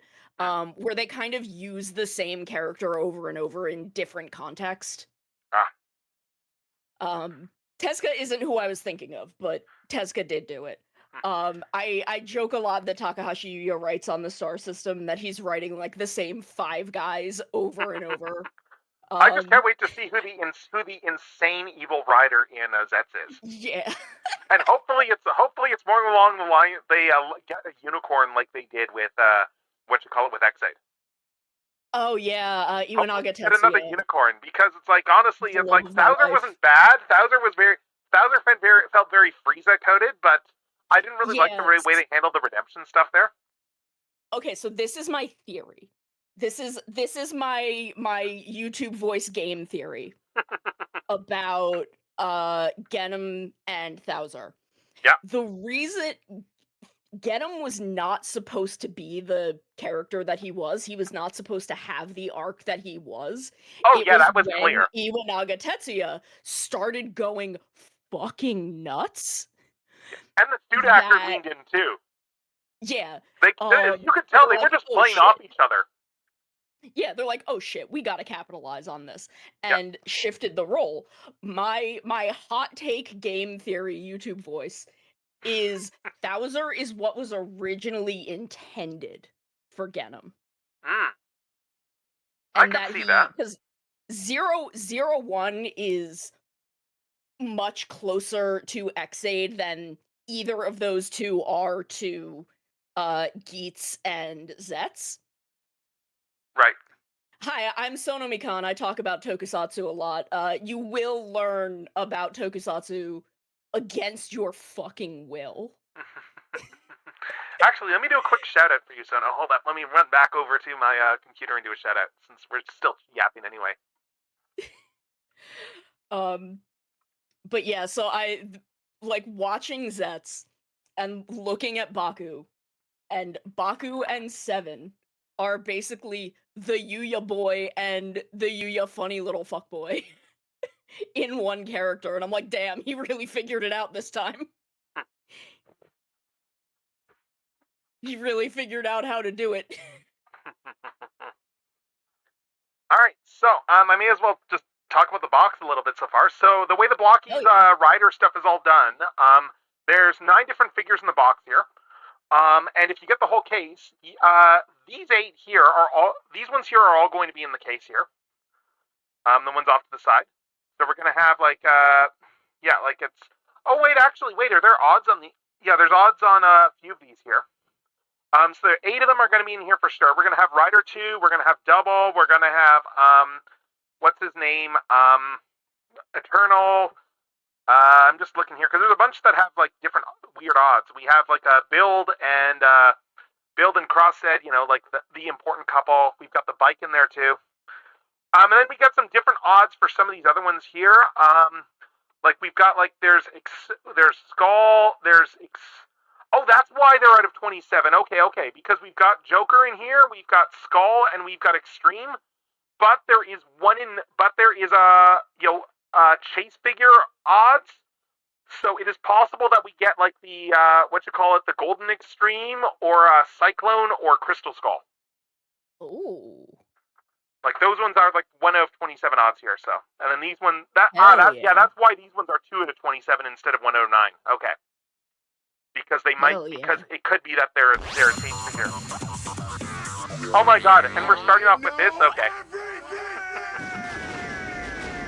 All right. Archie Sonic facts. Yes, because Strideways loves redeeming that one that I put in there because I've spent so many years reading that comic. I have so much of that knowledge living up here, and I'm just trying to think if there's anything that's actually Rider relevant that I can use for something for this.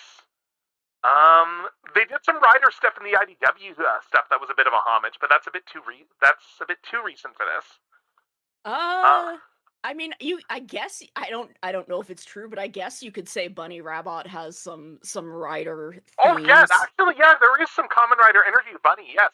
Because Bunny's whole backstory is that like she showed up in the first few issues there and Sonic saved her from being roboticized and like blew up the roboticizer partway through. So she is like very much cyborg. She's a cyborg. She's got like robot legs and robot arm. And then like as the book goes on, there she gets like upgrades and stuff here and there, like the Freedom Fighter, like Rotor designed some upgrades, like lasers. There's still like a really like iconic fight early on in the first 50 issues when she's fighting roboticized Sonic, who is and it's just like it's a really good fight. And unfortunately, Sonic wins the fight, but it's like she's giving him a run for his money for a good chunk of that. And just there's just some awesome panels in there of her just like blasting him with a laser and just she's flying through the sky and stuff. And then they did it really Rider coded. Yeah, what was really interesting though later on with Bunny that they did was that they brought in this was much later. There was the idea of a writer that because like this sort of cyborg thing isn't something that's to be expected. She starts to get ill because her body is starting to reject her robot implants. Oh. Because it was never really intended to be like a mishmash sort of thing. And then they have to make the difficult choice of, we can fix this, but if we do, then you'll have like no hope of ever being de-roboticized. It was like, we can either put you through a de-roboticizer, which may or may not work because of all the upgrades we've done over the years to your cybernetics, and that could kill you, or we could just do one-way trip and you'll just have the cybernetics the rest of your life, but we'll fix this. So it was like difficult decision sort of thing, and she ended up just sticking for the pure cybernetics instead. Yeah. She's so. They actually did an interesting thing too with the alternate universe, like the evil universe thing with Bunny in there, where there was an implication brought in that it was never specifically stated, but there was a heavy implication because the one in that universe never got roboticized, and when she turned up much later, she was piloting a mech suit because of and they mentioned some sort of neurodegenerative condition that she had. Which means there's a little bit of a soft implication that had she not been roboticized, maybe that she would have actually like had that happen to her. Oh. So it's an interesting, yeah, because like, yeah, they have her like, yeah, it's an interesting thing there. So I think it's the same disease that they had that Maria has there, if I remember correctly, like in the Shadow backstory that they did. But yeah, so we got this first one here. Yeah, Nibs, yes. Oh, Yeah, it who's was the Good Universe good Robotnik that helped her, yes. Sorry, the AU Robotnik that was like from the... Yeah, so we got 2 bags in here. Okay. Oh. And, yeah, I have no idea what's in these. 2 and it's bags. all like... I'm wondering it's if all it could be Excel with wings. Yeah. Well, we'll see. I think this one's a... Oh, right, this one's a stand. I think that's all it is. I think this is just the stand. Okay. Yeah, it's just the stand, this one here. And then they've just got instructions for everything in here. Oh, wait, did they just spoil it? Oh. Yeah. Oh, we got him. We got a good starter. We got a good starter. Dad! Oh my god, see that's what happens when you have me on, is you pull Dad first thing. Yeah. Okay, yeah, You pull the DILF Skull immediately. Yes. I still need to watch that movie from Fudo PI. Oh, I do too, actually. Believe it again, or not, I have that ready to go. I just haven't watched it yet. Yeah, I just have not had the chance. There's so many things to watch. Right. Yeah, I've only ever done any of the Transformers blockies. Like this, like the action figure ones are new to me, so this will be a fun build. But yeah, here's the whole part layout here. We got like a lot of parts. Like these are pretty posable things. Oh, look at this tiny Dad. Yeah, we got all these, we got just, it's like the Transformers ones where you've got the standard buck that it builds here, and then there's like all the different parts that'll be like specialty things. Like for Skull, it's mainly just like the helmet stuff and then the hat and scarf and everything. But the actual body build, so it's similar to the Transformers ones. So, like, I've heard good things about their action figure ones. Like, another, someone I've had on a lot there, Ramses, has, like, done a bunch of the, like, Saint Seiya ones there. And he's had good things to say about them. Yeah, I think he got like a sponsored stream with him even too, which was nice. Oh, hell yeah. Yeah. But let's see. So I'm just trying to figure out which one's which. Is this the Fudo PI is fun if you go into it not with extremely high expectations. Like if you go in knowing what you're getting into. I enjoyed Fudo PI because I was just like, okay, it's gonna be a thing. My only real hope was seeing Tokime like moving and being voice acted. I've heard that she comes across better in PI because of that, like than in the actual manga because of that. Yeah, she is so much more enjoyable in the anime than the manga. I find her so fucking dull in the manga. I still think though, like one of the. Oh wait, no, I think I put the shoulder on the leg here. Hold up, let's see. Yeah, I did. I need to get this back off. I still think one of the funniest bits in there is when she informs Philip that there's such a thing as non-straight relationships. Oh yeah, like just Akiko being like, Philip, honey, you're jealous. What do you mean I'm jealous? That we're both men. Honey, homosexuality exists. Oh, okay, now that I understand the feeling, I'm not mad. It is funny, like, I actually think she has so much more chemistry with Philip than with Shotaro, because she's allowed to, like, be a person. Absolutely, yeah. All the Philip stuff is great. And, I put the... Yeah, I'm just trying to detach this, because I put the shoulder on the foot here. Yeah, they tried to no homo Shotaro and Philip, and I'm like, joke's on you, Shotaro's got 2 hands. Joke's on you, this man's a disaster bisexual and has 2 hands, and no one gives a shit. God. Okay, yeah. Okay, let's see if I can assemble the other one first. Because, yeah, that one's stuck right now. Alright, so I know what not to do on the next one. Alright, model kits, everyone. Yeah. Let's see. So you got... Okay, this is an actual hip. I think. I'm just... Oh, wait, there's actual diagrams here. Maybe I actually looked at the freaking diagrams to start. Yeah, that's why I got... Okay, yeah, that's why I got confused. Okay, so it's... It's because some of them, because some of them have pegs on the side of them just for like accessories and stuff. Yeah, there's a proper leg. Okay. That's why I got confused because there's a peg right here, but that's actually like the shoulder kibble. The O's Double movie war is very good, but I've only actually ever seen half of it. Oh, the Oda. Oh, that's the one. I've only ever watched. That's the one with the Nobunaga, right? Yeah. Yeah, Yeah, it's the one where I still think of that one. There is a particular bit in that film. There's two bits in that film that still stick with me. One is how like Nobunaga greed immediately proceeds to like become like a multi-millionaire by playing the stock market. Yeah, which seems like something Oda Nobunaga would do. Yeah, and then the other one that still sticks with me is Kamen Rider Core. There we go, got it off. Specifically, the bit with Kamen Rider Core where during the final fight where he blows up levels an entire downtown and then no one talks about it. Yeah, we just don't worry about it. He just like shoots it and blows up the entire downtown, and it's just like, okay. Let's see. So there's one shoulder. I'm just trying to. It's fine. It's fine. Don't worry about it. Yep. This is where if it was your stream, you play the "Don't worry about it" clip. I wish I had the "Don't worry about it" clip. That's Caps. Oh, that is Caps. Yes. Right. Okay. So there. Now we got the proper leg bits here. Okay. So there. Do I have a? Yes. Legs are pretty good here. Thank you, whoever. There we go. That works. All right, so let's see. So we got a leg here. I don't know. I assume that both of the thighs are both. God, are they? I'm just looking at these now and going, wait, are these different? Oh, these are different thighs. I think there too because of the ankles. Oh God. Do I have them? Yeah. Like just looking at this here, like the shape, the angle of his ball joints looks slightly different. I'm just not sure if I put them on the right way or not. Oh dear. I think these ones will pop They off should more easily, label these. Well, maybe actually, well, it is all labeled. It's just all labeled in. Oh no, I think they are the same. It's just warning them about front and back. I think I'm just holding this at weird angles. Okay. Yeah.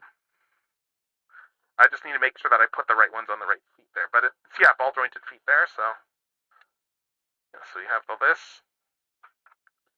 We got the torso over here.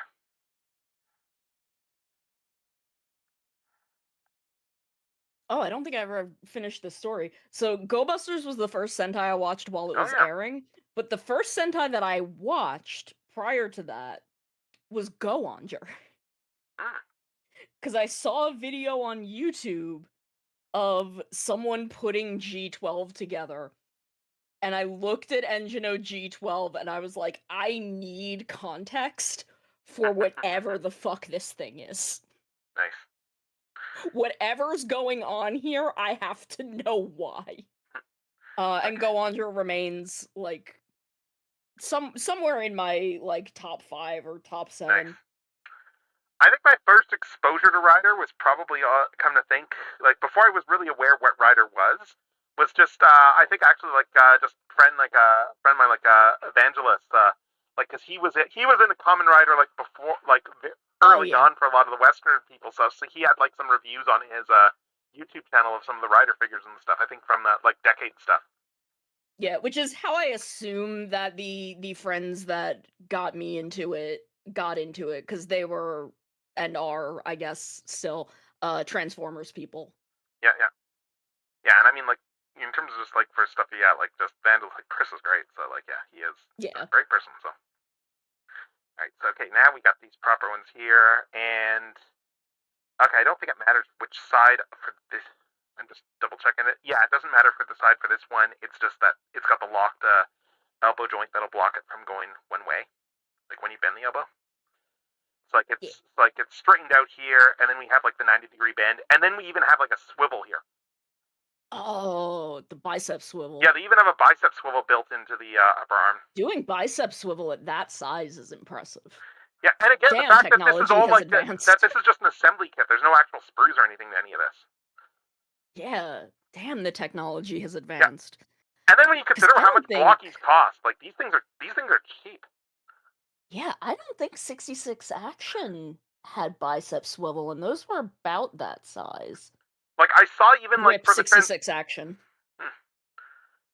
I'm trying to think. I'm not sure what those ones are offhand. I know, like, for some of the Rider stuff, like, friend of mine, like, has been collecting the Soto stuff since that really started coming out and, like, documenting, like, all the different changes they made over the years for, like, just the upgrades for Soto.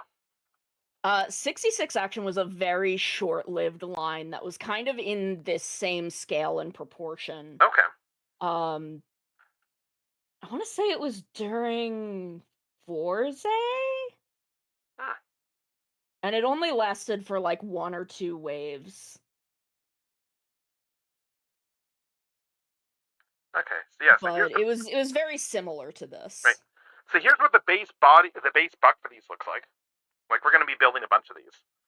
So yeah, so I'll just show off articulation before I keep going and start, like, putting all the different bits for this particular character on here. But yeah, so we have just, ball joint here at the waist. We have, ball joint to neck, you can see here. Ball joints here. Bicep swivel. 90-degree elbow bend. Only bends forward. Ball jointed wrists. Ball joints here at the hips. 90-degree bend here for the knee. There's no thigh swivel, but I mean, like, when you have a ball joint hip, you don't. Yeah, like, you don't really need a thigh swivel. I mean, it's still, I don't know, they're still useful on, like, 6-inch scale figures, honestly. Yeah, no, like, it's useful for something like figure arts proportioned. Yeah. But with more of a chibi proportion. Mm-hmm. You can kind of get away with not having it when you have just the hip and ankle ball joints. Mm-hmm. You can kind of get the same positions as having a thigh swivel. Right. So we're gonna start with some nightmare fuel here. That is Skull without his eyes put in here. Oh my god, that is horrifying. And then we're gonna find and then the eyes are all just separate pieces here. So happy Halloween, bitches. So just slide the eyes in. I don't think it really matters which one goes where. Like, it looks fine. So yeah, I think how have I never noticed that, like, for Skull, that he has, like, the giant that his crack is a giant S? Oh yeah, it's a giant S. Oh my god, it is. This man is a dork. I mean, like, considering that, like, his protege is even more of a dork. Oh yeah, look, he learned from the best. Alright, so let's see. So we got that. We got the scarf that goes on over top here. I cannot deal with when people take Skull too seriously. I'm like, this man is just as bad as Shotaro. He's just old, so it looks cooler. No, that sounds about right. Are these the right? Like, imagine this man at Shotaro's age in, like, the 70s. Yes, these just shoulder bits just going over here. He's old. He's an old man, and I love him. And the shoulders articulate too, so you can actually, like, they won't get in the way of the poses. You can, like, bend them up like Hell there. yeah. Again, like, they are, It doesn't need to bend a lot, but it still bends a little. And I need to take these off, and we've got some wrist guards here too. Wrist guards just snap on. I love this grandpa. And then, do I need to put this? I need to take the waist apart there because we got a belt over here. Right, so we got the belt. Okay. Oh, I see. Okay, this locks on. I'm just making sure I get this on the right way. Because this probably goes in the. Because it slots onto this piece here. I'm just trying to. As usual, I see. Yeah, it may just sit. It may be one of these. It may just, like, sit there. Yeah, I mean, there's some actual slots that it goes into, so it just slots in. I'm just not sure if I have it upside down or not. That's all. Fair. No, Things that I is this do way. on the regs. Yeah, I'm just looking because there's, like, a spot for an accessory on the side. I'm just not sure if it's. I assume it's on the right. Side. Okay, I guess I was gonna, like, look at my Skull stuff, but it's in the other room. Yeah, I'll stretch in just a sec once I get this. Yeah, we got this here. We got. I saw the Skull driver sitting around. Lost driver sitting around somewhere. Oh, here it is. There's the Lost driver. Oh, the Lost Driver goes on the ball joint. Okay. Yeah. There's the Lost Driver. It's just tiny little painted Lost Driver over here. Oh my god. They It's so just little. sculpted the memory in there, it looks like. So, yeah, that's not going to That be going honestly, anywhere. that's valid. Yeah. That's fucking fair. Mm-hmm. Yeah, I'm just a bit confused by the, oh my god. It has a waist joint, too. I was wondering why this wasn't aligned properly. And that's because it's a waist, because this top beat here pegs in, and that's because it's got a waist joint as well. Oh, damn. Yeah, so there probably is, like, a specific proper way to get this in then. Let's just see. I'm just seeing if it goes on there, if it fits better there, or... Okay, maybe it doesn't make a difference for this one, but I think once I get the chest back on, it'll hold it in place. Let's see. Oh, that is cool. Actually, they probably have some stuff with the generic rider. And okay, it's just because there's the instructions for the rider stuff are just fairly generic there because all of them are like this. Yeah. Okay, so yeah, so we got that there. Oh yeah, this will stay on pretty well now with the torso on. So we got that there. We've got the actual skull chest. That's just gonna plug in over here.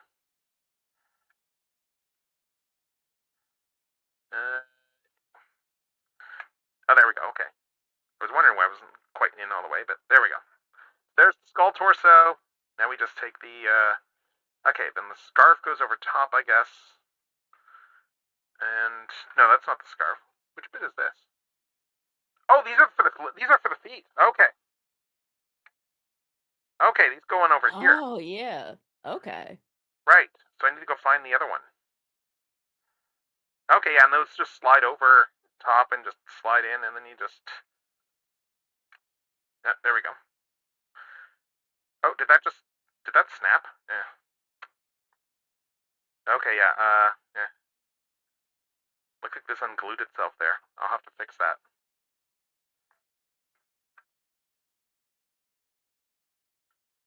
Yeah, it looks like a lot of that it came apart at its seam on that side. I'll have to reglue this guy here, but let's just make sure I do this properly this time. Maybe I put this on the wrong way. I don't know.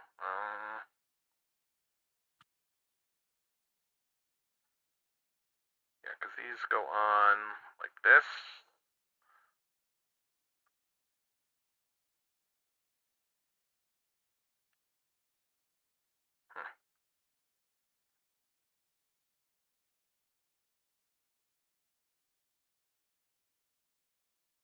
Yeah, okay, yeah, that's what's on there, and I'm just trying to get this... Actually, yeah, do I have the right feet on here? I guess it doesn't really matter, but...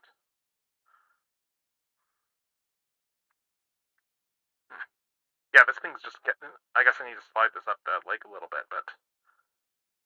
Yeah, these are the trickiest bits to get on so far. Because, yeah, this does not seem to be going up the calf properly, but I can see how it's... Unless I'm doing... Yeah, because it's supposed to go like this, or is it the other way around?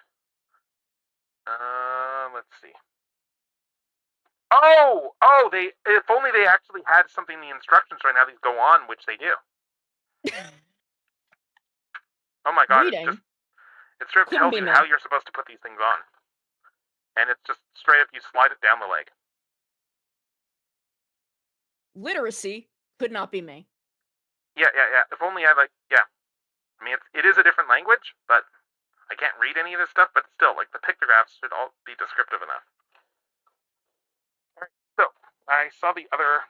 Where was the other leg armor? I just had it there. Oh, wait, it's right over here.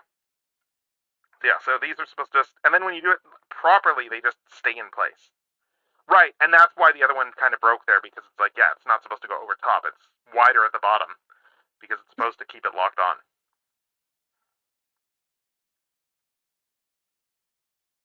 Yeah, so like that there.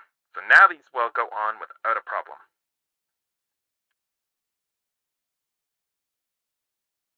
Yeah, I'll have to take some modeling glue and fix that later, but that'll be easy enough.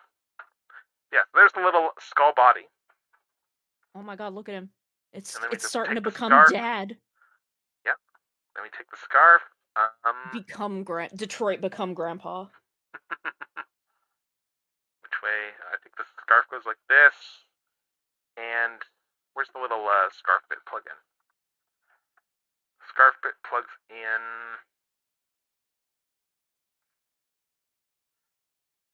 I'm just seeing. Okay, this is the front here, and then the scarf guy, I guess. Is there a pig on the?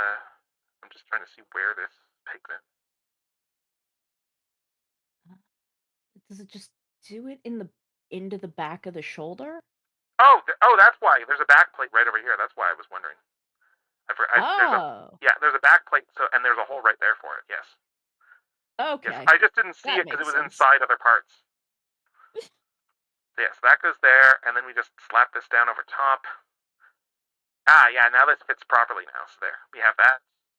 Then you even like do the little thing on the hat here. Put the brim on the hat. Oh. That's cute. Mm-hmm.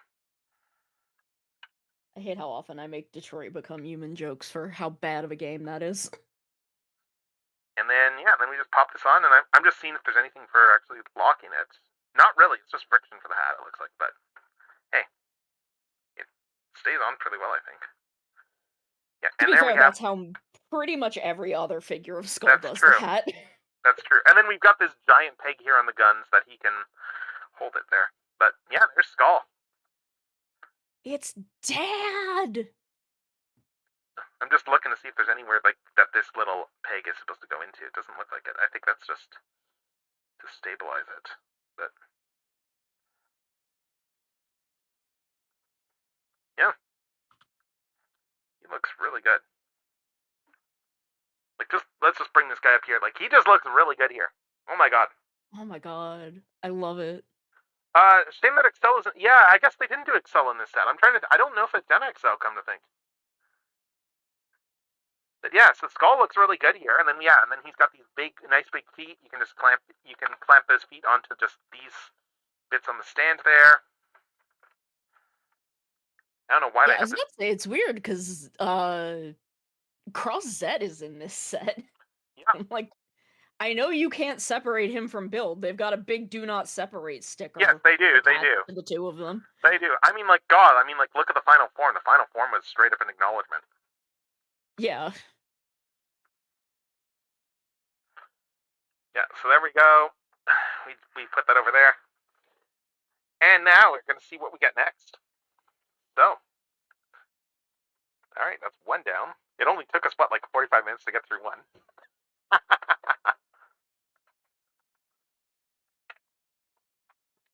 Yeah. Who's up next? Well, these ones just go a bit faster. I'm not going to open the stand one because I don't want a spoiler. Oh my! I've seen that a lot in like blind boxed, like ball jointed dolls and stuff because they'll all have like a little card or sticker Right. of the one you got, but it's not in a package. It's just in the box. Honestly, the one And thing it's I kind of wish they did on this is that they had a little like just a rail that you could slap this into. Yeah. So that I could just put like the card up behind them. That would be really cool. Like, there's space to do that. That's the thing.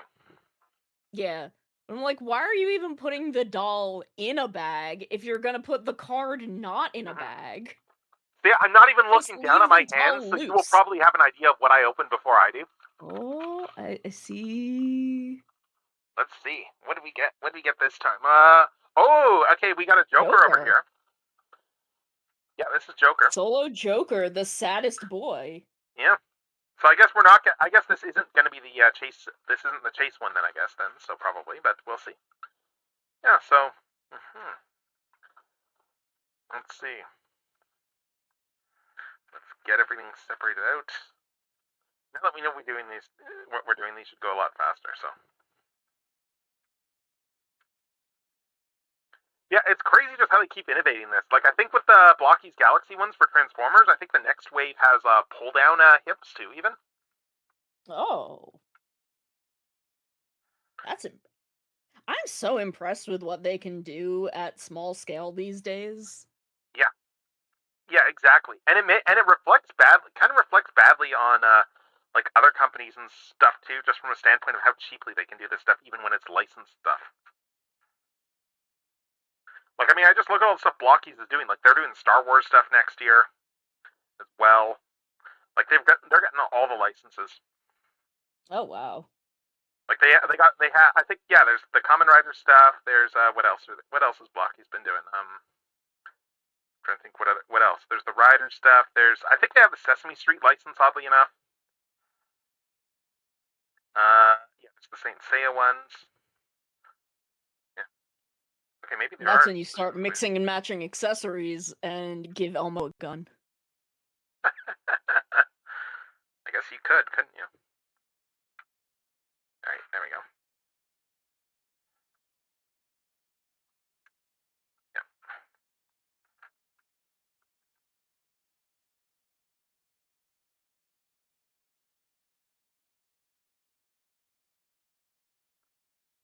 Oh, I guess they've got like the standard stuff where there's the thinner shafts that go along as guides. Standard plug-in type things together. There we go. Nice.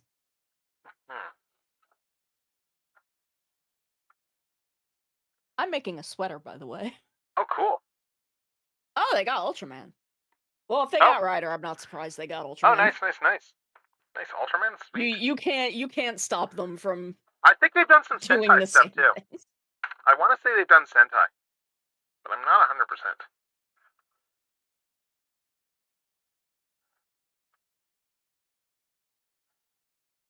I wish Sentai would do figures of characters other than the red. Yep.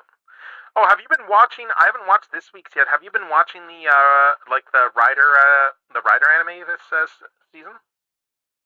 No. I tend to be very, very particular about I'm using the word parody loosely to be anything that isn't the actual shows. It's one of those things where it's like I would be hard pressed to call it parody because it is very much a universe in which Kamen Rider is a thing. Yeah, like I can't think of a better word. But so I'm just using parody for anything that isn't the actual franchise shows. But I tend to be very picky about them. I guess with Rider I'm a little looser. Sentai ones are the ones where I get like really you do not have the heart of Sentai in this. Like I do like that there is very much an acknowledgement of the spirit of like what it means to be a Kamen Rider like in the show as well too. Like the first episode full on has like the main character like flashing back to like him in high school and stuff there, like, and he's like full on like inspired by like OG Kamen Rider to the point where it's like that is like even as an adult he's like like my dream job would be like Kamen Rider. I know that's an impossible thing because Kamen Rider's not real, but that's not going to stop me from dreaming. And like he's still training and stuff, all that sort of stuff there, like for the whole like if I ever get the opportunity sort of thing. And like what sets off the whole incident there is essentially like some street level hoodlum who's a Shocker fanboy, who decides to just have his guys dress in Shocker outfits there for like just robberies and stuff, just wear Shocker masks. Oh my god! And then that happens at a festival he's at, and he has just tears, like when he throws like the mask on stuff, he has just like tears streaming down his face out of just joy. And then in episode 2 we get Tackle, and she is great. Yeah. Because like she is also like someone who is like who grew up like where it's like they give the whole backstory. It's like like her dad introduced her to like that. Which series was it? Is it Stronger that Tackle? Stronger, yes. Yeah, Stronger. Like her dad introduces her to Stronger, and then it very explicitly doesn't show her that episode. Oh, and then, yeah. And then one day he's not home or whatever, and she's looking for stuff to watch and finds the videotape. Oh yeah. I think it was Sheila that explained this. In the server. I forget what we were talking about. We were talking about something kind of in the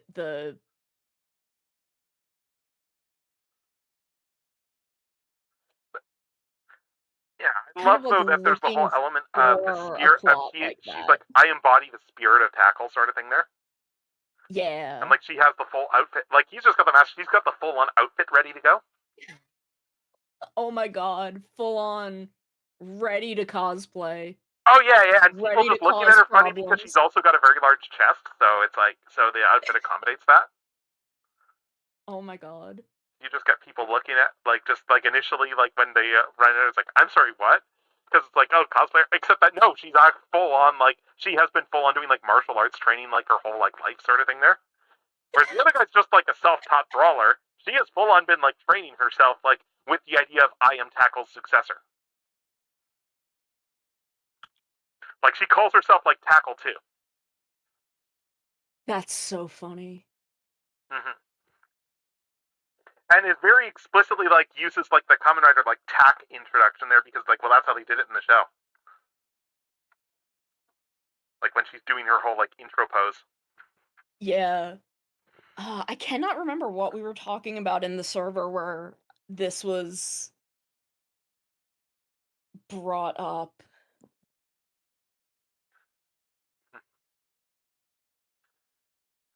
I mean, And you now say I'm like, the whole was it imagine even in being the a server? Shocker Because I fan. can't find it.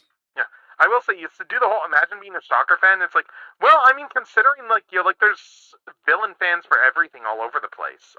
It's just there needs to be that detachment and that realization that that just because you're a fan of the villain doesn't mean that you agree with the villains. As someone who's always loved the villain factions in stuff there, because they have the cooler designs, they have the I mean, look, interesting I am characters. the And that is I something I've am had to the reckon with, Toku villain VTuber. Yeah, that's true, yes.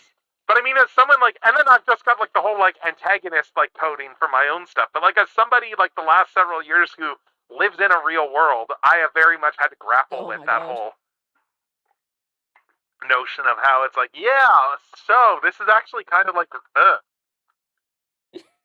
dream job is straight up Guild of Calamitous Intent villain. So Yeah, well, see, this is the thing. I've never been able to successfully complete my redemption arc because sometimes beating the shit out of someone is the best way to solve a problem. yeah, I look at it as the best way is the GCI method of just professional villain, where your whole job is to arch another hero, and it's not about winning or losing. It's about the actual dance. Exactly. And then having an entire organizations who exist essentially to keep the dance going, with the and just there's a whole subtext in the Venture Brothers universe of, look, if we didn't let this stuff happen, can you imagine how dangerous all these people would actually be if they weren't just LARPing all the time? God, yeah. There's the episode where they invent a teleporter late in Venture Brothers, and immediately the military's trying to get them to mothball it because they're you realize how much this is going to destroy the global economy if you put this to market? I mean, yes, Shocker are but also I don't know, there is a degree to which all Kamen Rider 71 fans also kind of love Shocker in that it gives the thing to fight, and also it's the eternal tragedy of, damn, the Nazis were fashionable. Yeah. And then they you turned remember they Japan, turned which side fashion Japan was against on in us. the war. Yeah. But I've been to Kamen Rider the Diner, and Nice. I watched a little girl have her mom take her picture in the Shocker throne, and then get up and make her mom do it so she could take her mom's picture. I mean, villain thrones, yeah, I can't go wrong with villain thrones. And just generic villain minions and stuff. But yeah, the double helmets, the double helmets looks like they have a completely different construction style because of, just the dual shape. So we have center pieces instead. You have a center shaft that goes in here. And yeah, they just have a separate guide for how to do that helmet there. But yeah, so this whole center shaft here, and then we put the other half in. When we get the Cyclone Joker, this will make a lot more sense, obviously, but Yeah. And I guess I should put the. Actually, I'm just checking order of operations. Okay, I need to put the goggles in before I put this in. Okay, so we need to assemble the head and then put all the other parts on. The head goes here, and then the goggles go in. And then we put the crest in. The crest on Shotaro's helmet. The crest. Me thinking about Build and how it was just the writer of Build going absolutely ham on his political commentary. Oh my god, I remember like just That having man moments had watching Build so where I had to many stop opinions. and just I was kind of just stopping and acknowledging the fact that this is a show for children and the messaging that's in this show. Considering Not that even just politics. the messaging of the show, it was commenting like on current events. It was, Like, absolutely it was. at the time, Shinzo Abe was getting in trouble for being friends with a dude who like ran a nationalist orphanage school. Okay, I didn't realize that level, but good lord. I didn't realize that Namba was like that like specific to like current events. Namba was so directly commenting on current events, and I'm Good like, lord. shit, man, calm down. But look, that's common. That's when Kamen Rider's at its best. I mean, like it's like you watch Black Sun, and I mean that's something you can't watch in a single sitting, but because Well, it's I too mean- heavy. It's too heavy for a single sitting. Yeah, but I like had that's that- Black Sun. That's Yeah, geared. yeah. There for was that adults. moment that ended out an episode where I went, I have time to keep going, but no, you know what? I need to let this sit. But yeah, so Even, like, Joker Black looks Sun really is good here. geared toward adults. Like, build going as hard as it did as fucking airing on TV Asahi for children. Yep.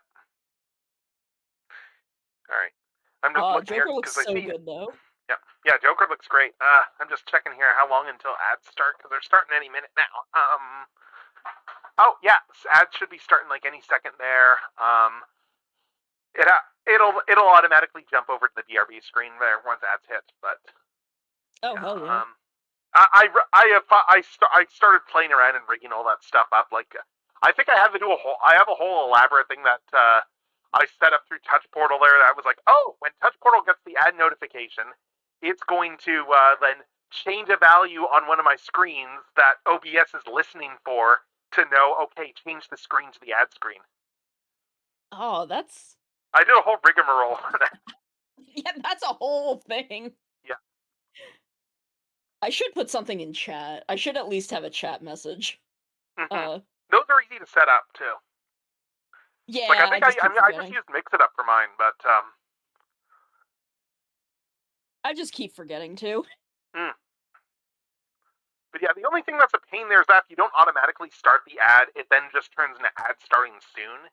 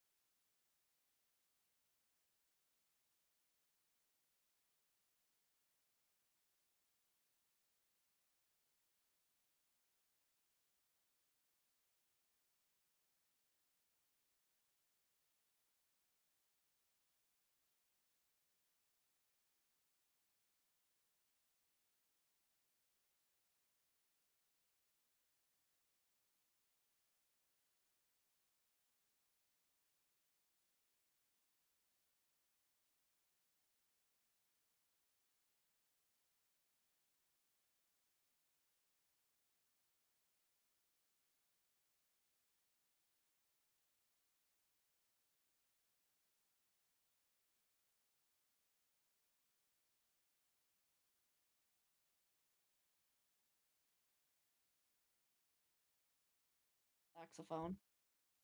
All right, and we are back. We are back. Hello. And we are still doing blockies. I'm here with Sonami Khan, and we are, continuing the birthday stream festivities with the Kamen Rider blockies.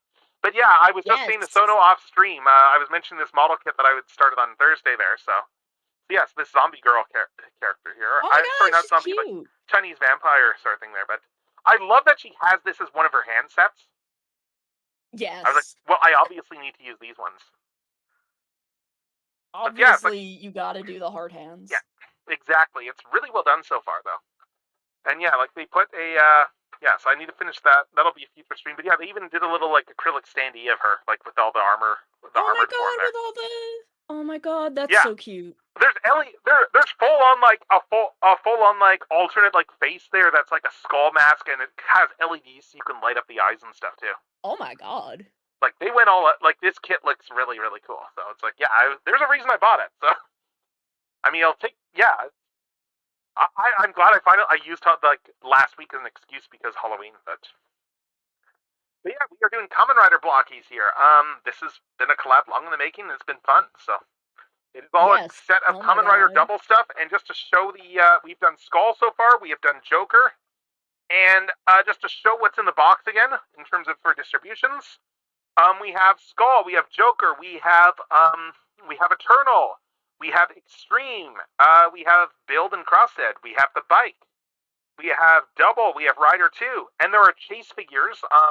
There's 9 figures in the box. One of them might be one of the chase figures. It's either going to be, for the chase figures, we're going to have like either Cyclone, we're going to have Crystal Skull, or we're going to have the Gold Extreme. I don't think we're going to have any of them because so far, like as we've been opening this, we've already gotten Skull and we've already gotten Joker, and those are the ones that swap out for the chase figures. So. Oh. Oh yeah, I should show these too. It's like I picked these up at a con fairly recently, so these acrylic standees. Oh my god. They're too good. The artist did a silver as well too. I don't have the silver, but Oh my god, they're incredible. Yeah. I was like, well, I need these. And this is the blockies Hatsune Miku incidentally. Oh, wow. Yeah. They did a snap together kit of Miku. And they're doing other outfits too. Oh, I love Sakura Miku. Yeah. Yeah. God, Sorry, yeah. My phone just I finally got to see like a nuts. Vocaloid style concert earlier this year, and it was like the best thing because God, like the convention that was putting it on, they were inspired by how bad the Vancouver concert was. Because they went, we can do better than that. Oh my god. And they were like, because the Vancouver one didn't even have the screen. They just did it on like just a standard display. They didn't have the proper like holographic stuff. So they were like, we're gonna get the screen. So the convention now owns one of those screens. And they had a live band doing all the accompaniment. It was really good. Incredible. I've been getting more into Vocaloid lately. I've been listening to a lot of Teto. Yeah. And it's great too, because like a lot of the Canadian anime cons are all still non-profits, so it's like you're still getting like all this stuff like with just your regular admission there if you line up early enough. Oh, rad. Yeah, like I think all the big ones are still non-profits up here, so which is nice. It's interesting though, just how anime cons have evolved in our lifetimes though, just in terms of shifting. Like, like that particular one I was at in August. Like, I remember when all of them began as like university conventions there, like for the they all were like different like universities or colleges that started like local anime conventions there, and then they kind of grew from there, which is why their origins are. But it's like it's interesting because the one I went to in August there, they have shifted to they are much more of a VTuber centric convention now in terms of their programming. Like a lot of panels with like smaller VTubers and stuff like that. I wish we had more VTuber centric stuff where I am. You would think being close to New York we would have some kind of VTuber You'd think so. centric thing, but we don't really, as far as I know. Yeah, they probably had like they had a couple of anime guests, but they probably had like a dozen like different VTubers that were advertised for guest stuff, and then there was like meet and greets with some of the ones like just in the dealer room with like some small indie ones. Oh, but yeah, cool. It looks Yeah, like I know AMYC has VTuber stuff, but we don't Okay. have like VTuber centric conventions here, as far as I know. Yeah, I think we got Banjo up next here. It looks like this is CrossFit. Oh, yeah, that's my boy. Yep. That's my boy. Banjo Ryuga. I know my little man when I Brain see for a him. crime he did not commit. Another sad little man. Yep. Yeah, a meathead in every sense of the term. Like he is I love just him yeah, so he is very much. much a meathead. Like he is not Oh the, god, he is yes. not that sharp. Okay. He is a meathead. He is a himbo. Yeah. Okay, and this one I do need to watch because like just there is actually detailing on the sides, so I need to make sure I actually put it on the right way.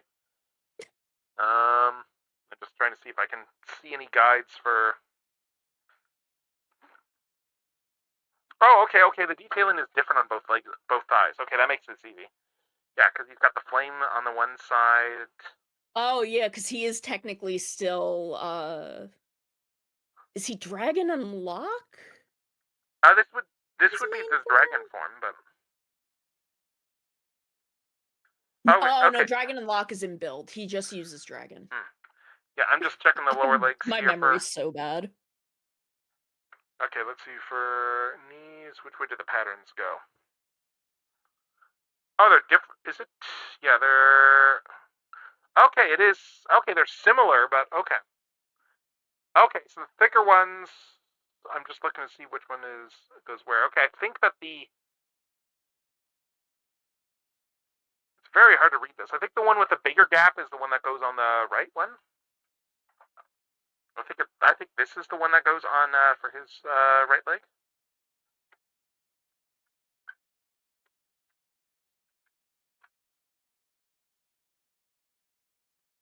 Yeah, God, like they've been doing some crazy stuff.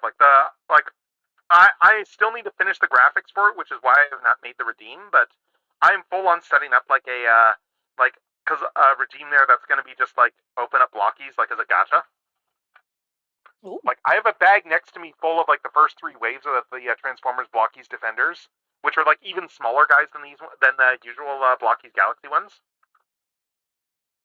They're like tiny little guys. So it's like the whole idea with that is it's like, oh, I'm gonna just do a whole redeem there where it's like, oh yeah, I'm gonna open some of these and like open one of these but I still need to do the actual graphics for the actual gacha that I want to put up there. That's valid. Yeah, I want to do a whole art. I want to do a whole thing of like just for animation or whatever there for when I open up one of those things, rather than just like use something pre-canned. Right, so we got legs. I guess I can put the feet on and then put these back on afterwards. But yeah, they're good bucks so far. These rider bodies. Yeah. Oh my god, look at my little man Banjo Ryuga. My sad, stupid little boy. Mm-hmm. Banjo Ryuga. Not to be confused with Banjo Kazooie. Oh my god, I think when build started, I was in community college and I'd be there for a couple of hours because my mom hadn't retired, so she would drop me off on her way to work. Okay. Regardless of whether or not I had class anywhere near that. Because I can't drive. Right. So I was sitting in the hallway doodling, and I think I did a doodle of Ryuga with a banjo. Oh my god. Okay, also, where is the other... I'm just trying to find his other, bicep here. How the do magic circles? Yeah, maybe I'll find this as I go. It's probably under something. I just can't find... Yeah, I can't find his biceps here. But let's see, where's the instructions for him? Because the helmet's going to have different construction.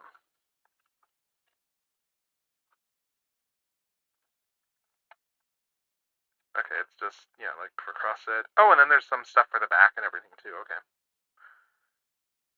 Okay, yeah. We just put the helmet together, and then you just plug everything in, it looks like.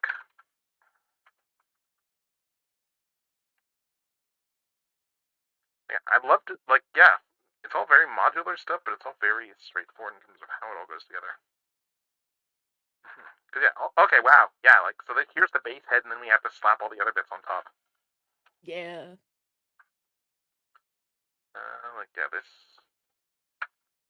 Guess the eyes probably go on first. As soon as I find the. Oh no, there's this guy. Oh, there's this guy here too that slaps on. Yes, this guy goes in first. Yeah, so that, and then we need to find the eyes. And there must be some parts that rolled somewhere. Because I'm not seeing. I'm just trying to spot where the. Unless they're still in the bag. Oh yeah, here's the other. There we go. There's the other guy. I just need to find the eyes and. Oh wait, no, these are the eyes. What am I talking about? Right, he doesn't have the same compound eyes. Yes, this guy just goes on there. And this guy goes in here, and there's Banjo's head.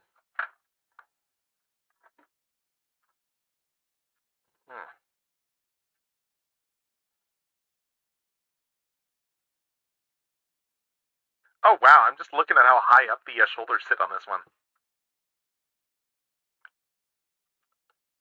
That is some tall shoulder armor. Oh, and then yeah. I guess I need to put the shoulder pads on first. Yeah, I guess Rider's probably one of those things that lends itself well to this because of how like the suits are all very similar. Yeah, and the suits are basically built to be put on a toy body like this. That's true. Yeah, I've never really thought about that, but that's a good point. Definitely there's a point, I forget where it is.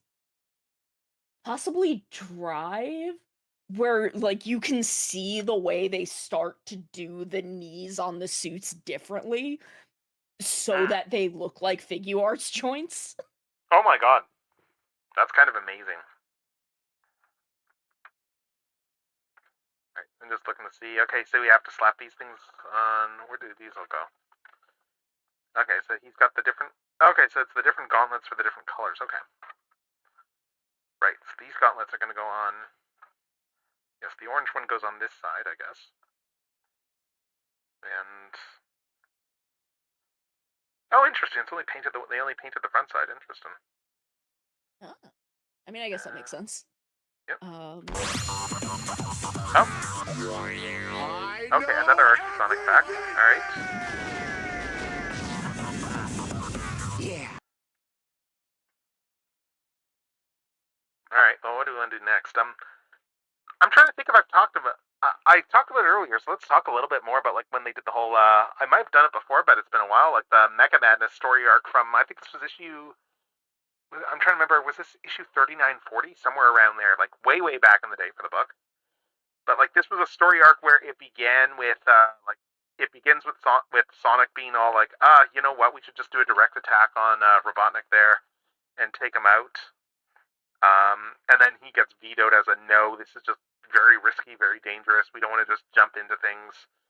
And then he gets upset, goes to blow off steam, and immediately gets knocked out in the workout room by a escaped Knack the Weasel or Thing the Sniper, who then sells him to Robotnik. And then Robotnik, and then he roboticizes Sonic, so we get like a proper like Mecha Sonic.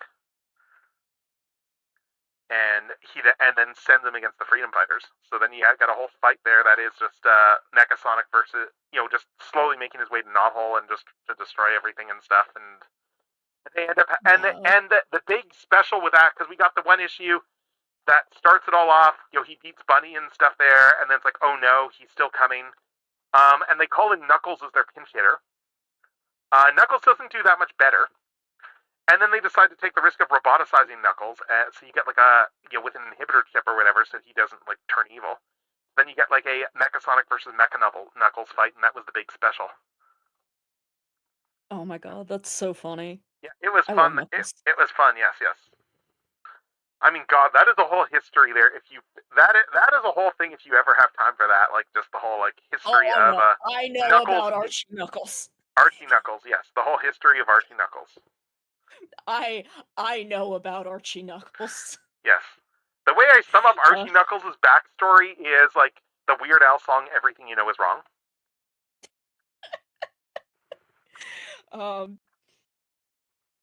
I for those who are meeting me for the first time, I have a background in comics.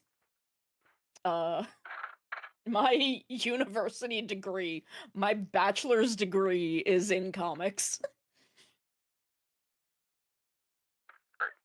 I know some things about a certain Mr. Ken Penders. This does not shock me, considering some of the things that have been insinuated by people who used to work with him. The things I have heard, I am entirely unshocked. Like, there was a thing I saw recently going around about that came up again of how, oh yeah, there was the time that I guess that they, before they went to press, they had to change the dialogue for Knuckles' first appearance because like Penders wrote them all like with a Rasta voice. And apparently, like, those notes, like, it came up again because by people more recently because all those notes were still there, like when they were going through to do the reprints. I've like changed this. And speaking of things that change, we have Riders and we have Banjo. We have Crossset. my little mans. Yeah, we got all the. They've only painted the one side of the sword, but I mean, like, they painted it with a lot of detail. Like, we got the whole, like, yeah, like. And it like, looks look, good. I am all for Knuckles is black. Knuckles is black. But Oh, I Ken mean, I don't Penders think is a anyone white argues man. that, but It's Ken Penders is a white man, and I don't trust him. yeah, I don't think anyone argues that assessment of Knuckles anyway. So I just want it clear and out there. look, it's not as bad yeah, as at it's not as this bad as how point in Vector was time- written for the longest time in the R2 books. Oh boy. In terms of how he was very black coded, like the way they wrote Vector. Like, and again, that was Penders there, so. Yep. Like, he used a lot of slang and stuff. But yeah, so yeah, he's looking really good. Again, like it looks like they did an extra one of these, so you can have it like with these like shorter ones, but then also the bigger ones. So, because I don't see where else this would go. Like, and the instructions full on are showing like there's the two different ones there, so I think it's giving you the option. But okay, well, yeah, whatever you think looks better, I guess. He looks really good. And right, I need to get a standout. Let's get his, See, and that's why I don't trust Ken Penders to code characters as black. Yeah. Oh, I finally got the chance to talk about Sonic Live the other day, like as a fact, and that is a Gong Shofu comic. Although I don't think that's I still think that his finest moment, quote unquote finest moment, was still the time where they did the how, because Jim Valentino's kids were Sonic fans, the whole Sonic Image crossover came about, and yeah, the story is less of a Sonic Image crossover and more of a Penders using the fact this is a creator-owned book in order to just sneak his own OCs in and make his own OCs for his own OCs for his own entirely separate story and make them the main drivers of the plot. I'm just refilling my. Why are you like this? Here. Oh, and it gets better too because Penders he was full on implying that the antagonist to that story was going to be in the future an antagonist in the Sonic books, but that the guy had already fought Sonic and all that and stuff because time travel. Oh my god. Oh my god. Mr. Penders. Yes. Why are you like this? Mm-hmm. It's weird too. It's weird when you look at some of that stuff because I still have nostalgia for the complicated thing of nostalgia where I have nostalgia for some of these stories that I read as a kid still, and there's bits that still stuck with me and informed things, but there's still like all the baggage, and there's still the there's still like not as good as like stuff by other writers. I mean, like that's the thing. Like you can enjoy a thing and just think the writer is Yeah. a shitty person. Like, it's why I don't hold it against people who, like, have a lot of nostalgia for Harry Potter, but aren't spending money on it presently and just, like, enjoying their old books. Yeah. If you're shit. not fueling it, like I know, like the thing I've seen being chatted about online right now is the leaks about the latest Fortnite stuff. Yeah. And, like, It's like, I know that there's stuff all the way back in the books, but, like, I don't Oh, yeah. know. It was still an awakening thing for a lot of people, and I don't Oh, want to yes. take that away from them. Oh, yes. And As oh long my as they're god, what not are the giving odds? Joanne money. What are the odds? Look at this pile of parts. What Oh are my the god. odds? Oh my god. It's big do not these are a set do not separate sticker. Yeah, it's like how right after we were doing all the talk about, like, with Skull and stuff, we got Joker immediately after. Oh my god. Like, wow, this is fun. Alright, there, I'm just steeping more tea, and let's get back to this and let's keep going. Hell yeah. It's, this is a set, do not separate. Speaking of sets, let's do the head first this time. Why not?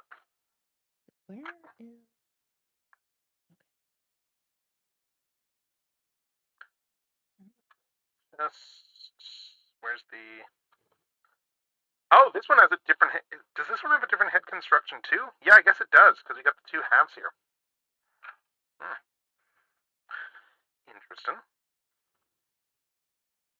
How's this one come together? Oh, okay. Interesting. So we have... Okay, wow, this is a layered helmet. Of course, the one that I say, let's do the helmet first, is like, just the very different one.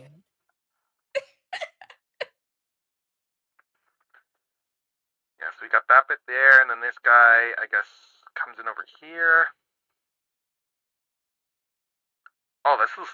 The visual, though, of this helmet, though, like, just getting it together. Oh my god. Provided I actually line everything up properly peg-wise. There we go. Yeah, like, this helmet looks really cool, though, just without the eyes. Oh, yeah. And then we just... God, Build is such a good suit. It really is. It really is. And it's got, like, one of my favorite Rider villains. Yeah. And I think the part I love about, like, Evolt the Best as a villain is just how he is very much, like, he doesn't, he only needs to do what he's doing to a point, and the rest of it is, well, when I'm here, I may as well have some fun while I'm doing it. Yeah, like, I think this would be funny. Which is my favorite kind of villain. And that's why one of my favorite things there is when they do the, like, the one movie, like, post-series there where he does come back, like, there's the element of he is not really holding a grudge because the fact that it's like, yeah, whatever, that's all old hat now. Yeah, it's like, he's He's like, how's it going? you got me. You got me. I love that for him. Yeah, he's like, yeah, well, whatever. I mean, it's like, I don't have any more scheming going on. It's like, yeah, I don't have any reason to still be here. It's like, whatever, no grudges. Like, villains that don't hold grudges are always some of the most interesting ones. Like, it's more interesting than it's more, like, while the whole Doctor Doom, like, blame Reed Richards for everything is interesting, it's just as scary when you have a villain who doesn't actually hold a grudge. And who just acts like you're all old pals and stuff. Which, like, I love a villain whose entire thing is just being a funny little shit man. It's why I love Dan Carotto. Yeah. Because he doesn't. He's just here to have a good time and make a video game. Yeah. Come to think, that's also, that's all. And then, of course, the series makes a point there in saying that, like, villains that run all their stuff off of, like, monetization, like, the real villain is his dad who wants to monetize it. Oh, yeah, well, Takahashi really hates capitalism and keeps doing a Kamen Rider about it.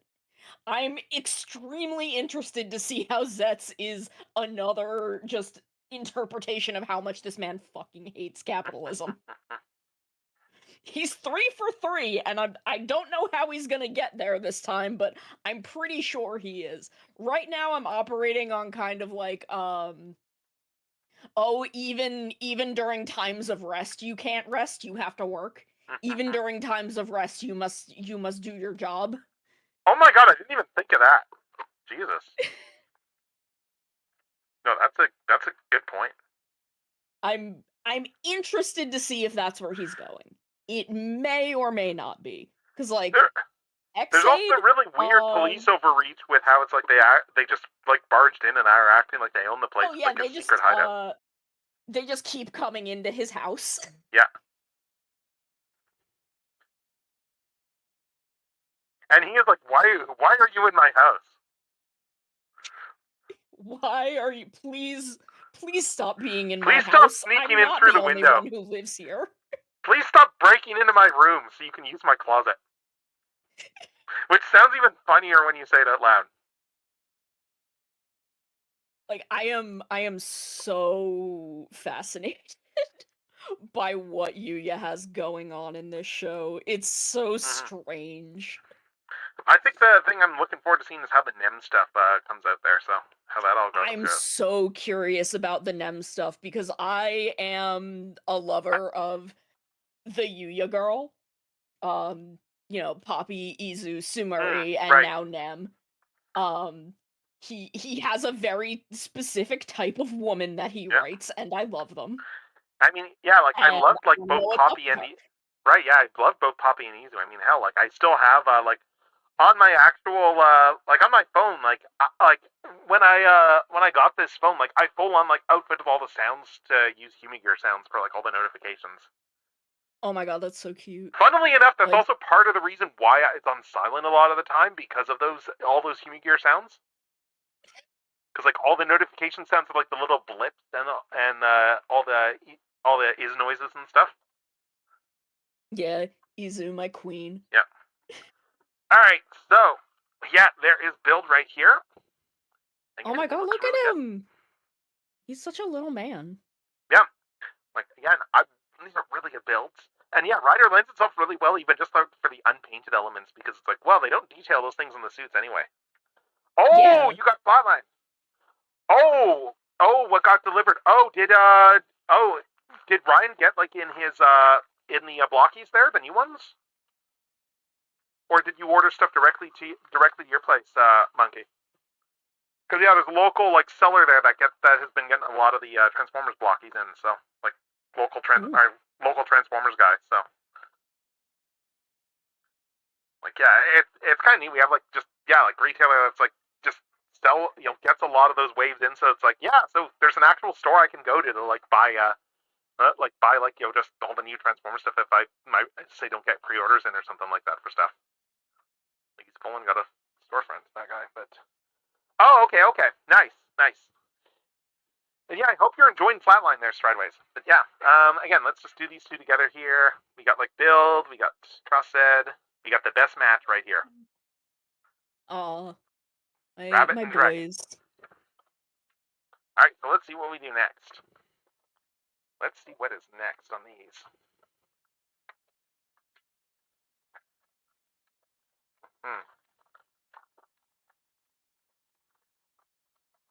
Got a bag of parts. We got the bag with who's a it stand. gonna be?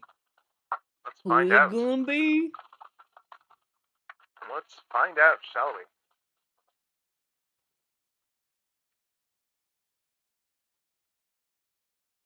Alright, I'm not even looking down, so let's... Yellow? Ooh, we got, hold up. Is this what I think it is? Is this what I think it is? It might be. I think we got Cyclone. Yeah, I think we got Cyclone. Oh, no, or did we? Hold up. We got there's some purple bits here. It might be CJ. No, this is Cyclone Joker, yeah. Okay, it's a boy CJ. Yeah. It's got the mixed parts, yeah. Yeah, it's just a lot of bits here though.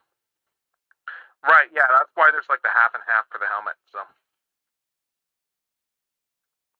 Still pretty good though. It's It's the necessary one. It's again the boys. Mm-hmm. Yep. This is a set. Do not separate. Yep. Exactly. Quite literally, really.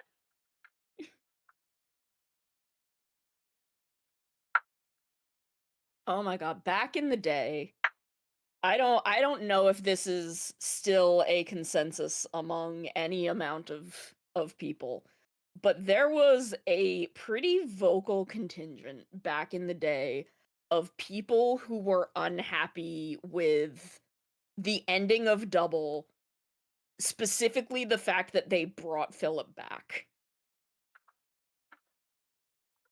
And I'm like, you misunderstood the assignment.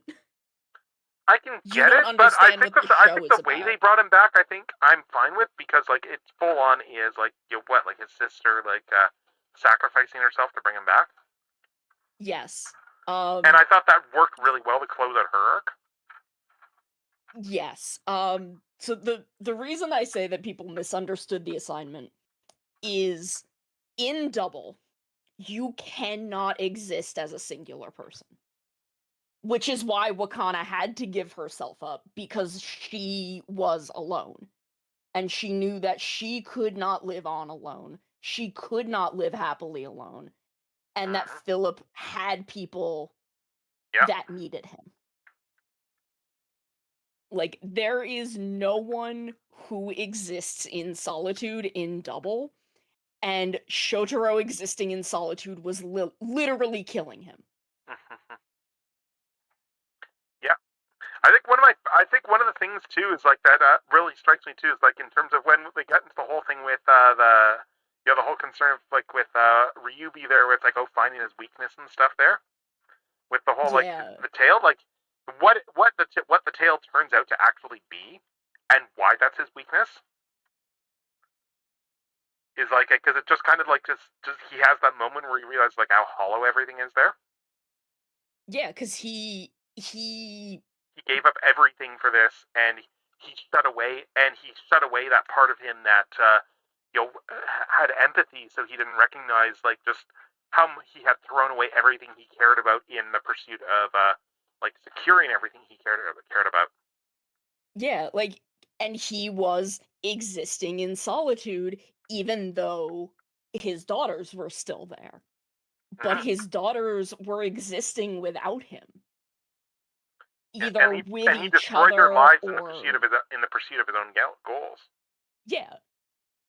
Is he had long since chased away the person that was keeping him from living in solitude. He chose this ambition over his partner. And she kind of like became a mess herself because of the solitude thing again. Yep. Like, It was Brad was not a healthy was not an emotionally healthy person. Oh god, no. God no. Lord, no, that woman was so fucked up that I believe there was a full 6 months where she was probably okay. And then the spider incident happens.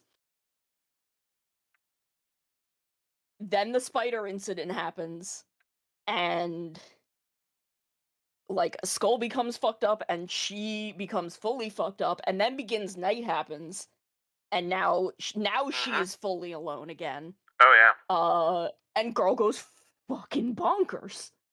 Girl wanders off into the woods and goes bonkers. Oh my god, yes, he has the hand.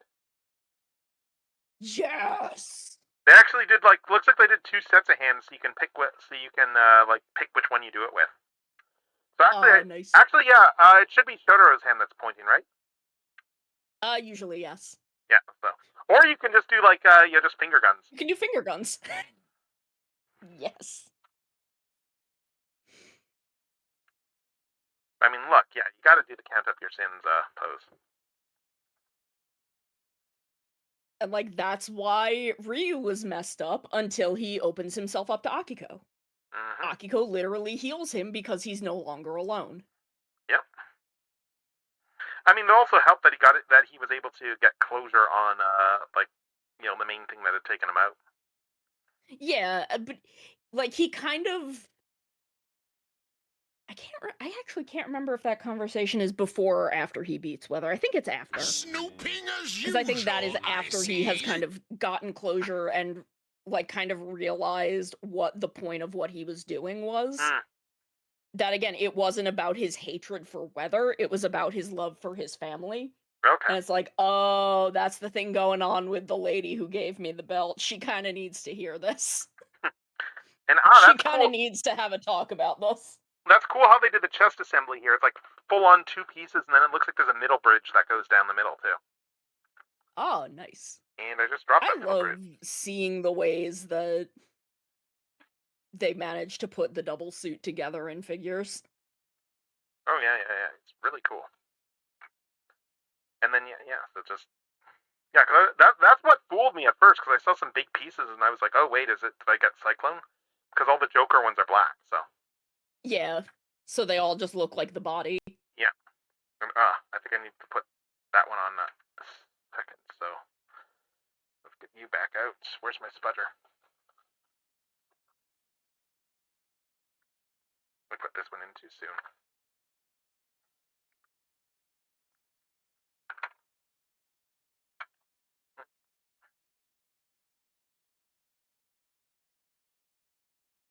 That one goes there. That one goes there.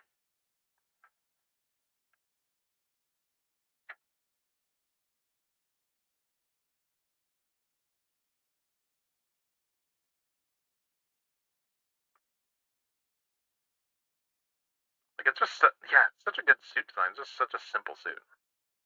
Yeah. And then we got all these guys that need to go in the middle here. So let's see how that all goes. Right, and then we got these middle shafts here.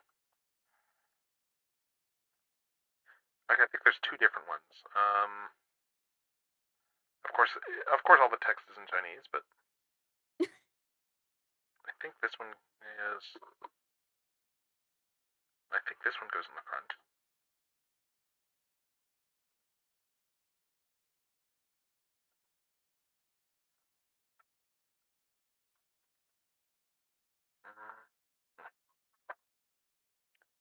Nice.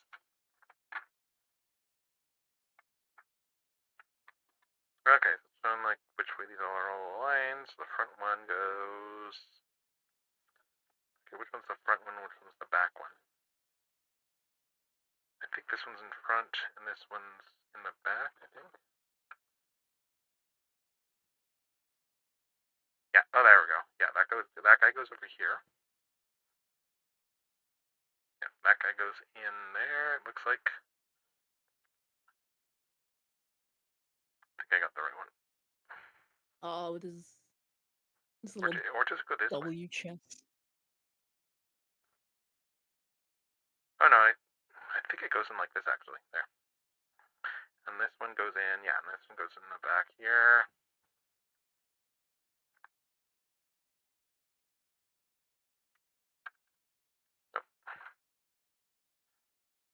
God, Double and Build are just such slick designs. Mm-hmm. I think one of the slickest modern ones is still like 01, just for how simple that is. Oh yeah. Is 01 just is it's really interesting because I was in Japan the week that Zio ended and 01 started. Mm-hmm. And in the airport when I was leaving, there was this like big larger than life size mural that had been put up of Rider 1, Kuga, and 01 because 01 was this transition to Reiwa. Right. And looking at the three of them, I was just like, wow, I can really see how we got here. Cool. It was just so interesting, like, seeing the three of them together. On the opposite wall was, because Ryu Soldier was airing at the time, Right. was another mural of all of the dinosaur Sentai. There was an Nice. exhibit somewhere in the airport, but I was already checked into my gate, so I couldn't go see it. Nice. But it was it was just really interesting seeing the three of them together and being like, I can see how rider design has really evolved over time. Like isolating it to the beginning of every era. Very cool. And yeah, thank you very much. The actual like birthday is tomorrow, but I'm doing 2 days worth of streaming. So, but yeah, thank you very much. Happy early Yeah, birthday. tomorrow's is gonna be fun because it's like I have like 2 different like groups I'm doing like opening a ton of toys with. So yeah, that's gonna be good. Oh hell yeah! I have Gonna so get much stuff. through an so amount much of that in there. backlog. Yeah, exactly. There's some cool stuff in there too. So it's like it's gonna be fun. So like a lot of stuff I've been waiting to open for a bit, just as when am I gonna open this? Because the problem is I group Yeah. everything based on themes too. Like as I've been getting stuff in, so then it's like, well, I can't open this yet because I need Yeah. to open these things with it. Like I've got a whole stack that's like a bunch of like the primes from Age of the Primes, for instance. So. And like with Devastator, I ended up in the trap where it's like I think it was eventually like I was gonna do a collab for doing stuff, and the person I was gonna collab with was not having the greatest like health there, so I held off long enough. I went, you know what? I'll just wait to get all 6 of them and then open Devastator, and that was a fun stream. It was a really fun stream, but yeah. So anyway, so here's Double. Oh yes, that's right. I there do they share it with are. Godzilla. Yes, I noticed that years ago. Oh my god. Alright, so let's do another one here. I was planning on starting game show stuff like that. I might keep going on these because we're almost done. It'll probably take us another hour to get through these. I don't know if you want to stick on for that or. Yeah, I'm good. I can always push the game show stuff until afterwards. So, but yeah. So let's see what this next one is. Oh, I wonder. This is a bigger. Is this a bigger bag or? Because one of these is going to have the bike in it, and that's probably going to be a weirder thing. Let's see. Let's see. Oh, it is the bike, yeah. I kind of love that they did the bike as its own bag. Yeah. And oh my god, it comes with like alternate hand. Oh no, these are the old hands. Right, those are leftover parts. So yeah, so we got all these bits here. We even got a little effect part here for a stand for the bike. That's one thing I kind of hope we get more of, like with the bike. Oh, it doesn't even come with a stand because of that. Okay. It's got its own card, but like for the bike, but there's no stand because it's just the bike. Oh my god, the hard-boiled are having its own card. Yeah, I'm gonna go get some more tea while I'm doing this, but it's what I'm remembering like how with Zets, like when we got the reveal there, I think within like the second episode of the cycle. Yes. I was like, this is one of the most interesting remakes I've seen of Heat Vision and Jack. I love Bike Dad. Come to think, it's the reverse of Heat Vision and Jack because it's at night that he knows everything. Yeah. Because the whole thing with Jack in that pilot is that's the sun that makes him super intelligent. And God, it's still insane the entire legacy that one like failed pilot has. Just in television history, in terms of like just the people who worked on that and where they ended up going and stuff. Yeah. Because like Dan Harmon and Rob Schrab worked on that pilot, and Ben Stiller met his wife working on that.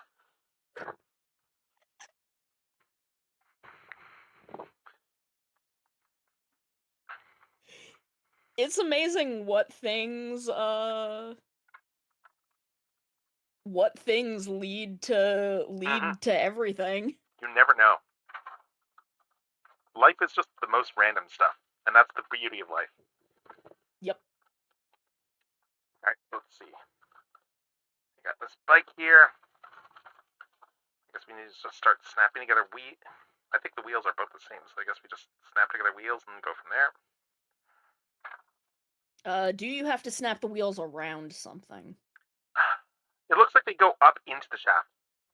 Like the shaft clips onto them, like this. Okay, that also makes sense. I just know that I have. That's fair. I'm just looking at the instructions, and then it's probably just a case of you wrap the parts around the wheel. Like, there's a whole bit here that's the back of the bike, so the wheel's gonna plug into this somewhere. I'm still not over that Kamen Rider GP or Kamen Rider Grand Prix, which was a bad movie, which was not a good movie. I'm trying to remember that one. I haven't caught all the Rider films, so. It is the Kamen Rider Drive. Yeah, that was going to be my guess that it was a Drive one. It was because they had done. It was where they introduced like Rider 3. Is that movie? Oh, right. Okay, I probably did watch that because I remember that the Rider 3 stuff. That was right. That was all the Shocker stuff, right? With Yeah, one of the newer Shocker incarnations. Is that the one where Shocker used time travel? I don't think it was time travel. I think they like made an alternate universe or something. Okay, yeah, I think it was alternate. Yeah, wasn't it alternate universe via time travel? I'm trying to remember now. It might be. I genuinely don't remember because I don't like that movie. But I love that they use a history alteration machine. Okay. Okay. I don't remember the plot of that movie. I just love that instead of using the hard-boileder, they used the Rebel Gary. I'm like, yes, please, my massive CGI monstrosity. God, yes, the Rebel Gary is great. Rebel Gary, my beloved. Mm-hmm. Let's see. Okay, so these clip on over front and then oh, I see. These clip on in there and they clip on there. Cool. So those are secured. Nice. Yet another instance of Sakuya Tachibana nearly ending the world instead of fucking going to therapy. Which is just all he does. I still think I know for crazy Rider stuff, one of the moments that still sticks with me that I just got me laughing like crazy was when in the first Superhero Taisen. Oh yeah. Like there's a whole bit there at the end, when it's like, oh hey, they beat everyone there, and then you get the reveal. I forget which villain it was that was actually like Narataki all along.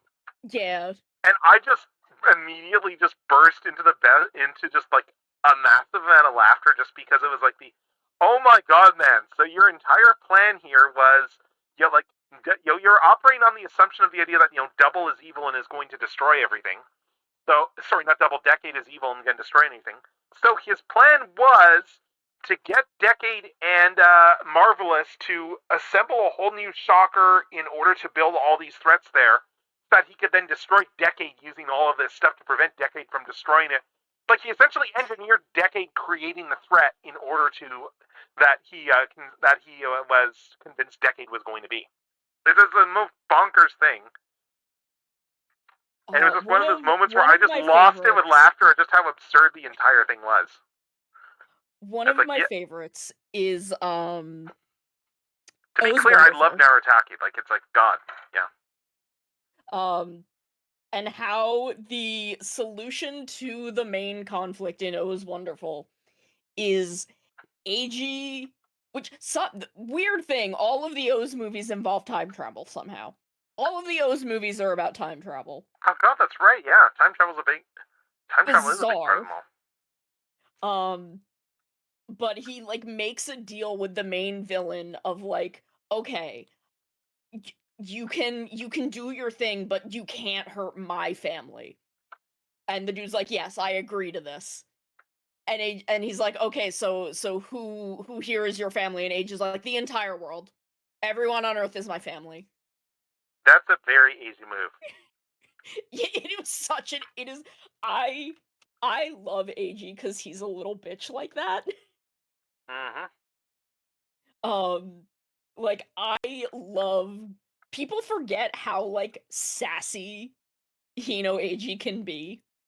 And it's my favorite thing about him, so like every time I see like very like wooby sad Eiji, I'm like, no, this is a man who would cause so many problems to make sure no one gets hurt.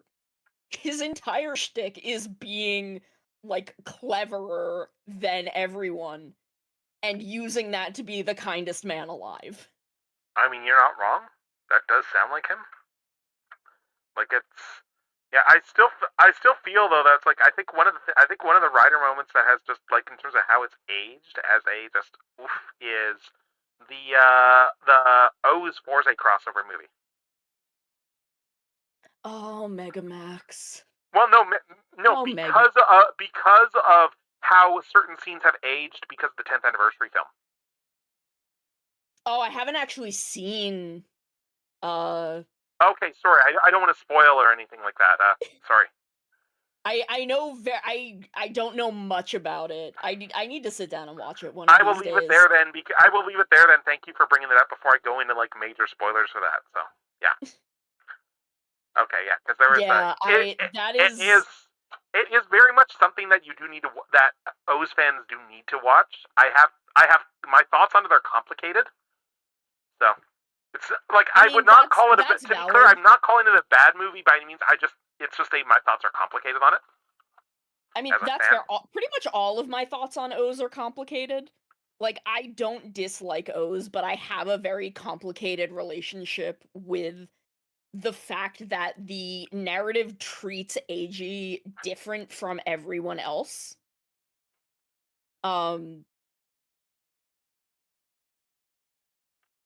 Because like AG has desires, but he's treated as if they aren't desires.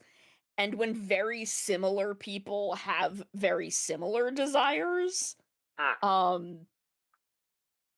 it's there are specific ones like the grasshopper, the kid whose dad was the yummy, like because he like basically wanted to be a common rider, and his desire was to model justice for his kid, and it was like he was written as like a foil to AG, but I'm like, you're not doing differently from AG enough.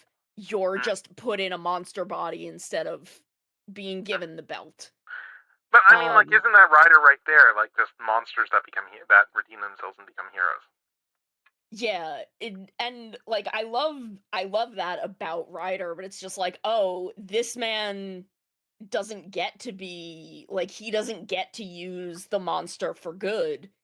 He just is the monster, even though his desire is exactly the same as AG's, and he's trying to do it in like basically the same way. But there's also so many things I love in O's. It's just I have a very complicated relationship with AG as a character and also AG as the hero. And also I just don't like the Putotira suit. Not so much the suit, I don't like that he can use I don't like the dinosaur arc in general, and I don't like that he can use the Putotira axe in other forms. Look, I'm very much I'm very much on the Tajador is the proper final form thing there. So, but yes, I know that's been a fandom debate like for like the whole history of O's. Yeah, more or less. I am also on the side that Tajador is the true final form. And I think even the writers are like considering stuff in the movie, so like 10th anniversary. So yeah, and it's the thing is, Tajador was definitely supposed to be the true final form because Ankh was supposed to be the true final villain. Right, that's right. That was a change. But the kids liked Ankh too much, and were sending medals to Toei because the kids were like, "Give these to Ankh so he'll be okay." Oh my god! And speaking of things, here is the bike. You got the bike built now. Oh my god! The hard-boiled are my beloved. Yeah, full on like front wheel there. The wheels do spin. They're not very loose. Like so you're not really going to be able to roll this. And then of course we just have this hard plastic thing here that it just like frictions in there, so we can just do the whole like just have it stand up there, keep it rolling. And we can always take double here and put them on. I guess that's probably the other reason they gave him the two sets of hands there, because it was like, well, we can give him the ability to actually ride his bike. Hands for the bike, yeah. Let's see if I can actually get him on this thing. You can, as somebody who rides a bicycle normally, you would think I'd be able to just sit this guy on a bike more naturally, but let's see.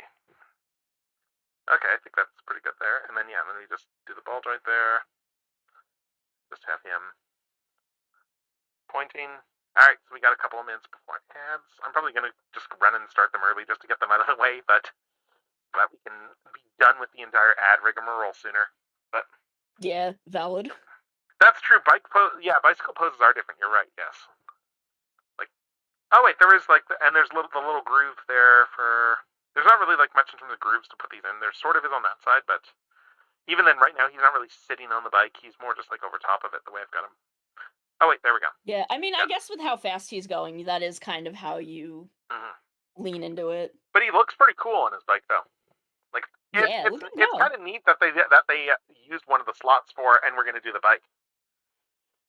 Especially given how bikes seem to be getting, like, increasingly, they've gotten increasingly marginalized over the time. Like, it feels like they're there more because, well, we kind of have to do a bike. Yeah, which I appreciate in Zets that they were like, okay, well, we're gonna make the bike an important character. Yeah. So it has to be here. All right, I'm gonna just trigger the ad right. Have a bike. Yeah, I'm gonna just trigger the ad right now just to get it done, so we don't have any of that waiting for an ad. So Yeah. there. Before like it hits the final countdown for ads starting. So.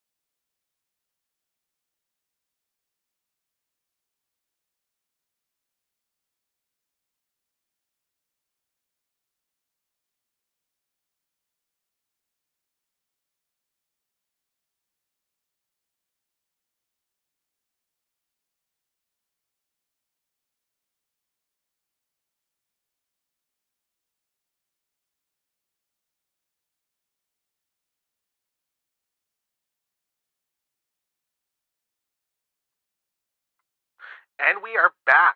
We are back from the ads, and we are still at this unboxing stuff. We're running a bit behind on the game show stuff, but I want to get through this Blockies box because, yeah, like, these are fun so far. Yeah.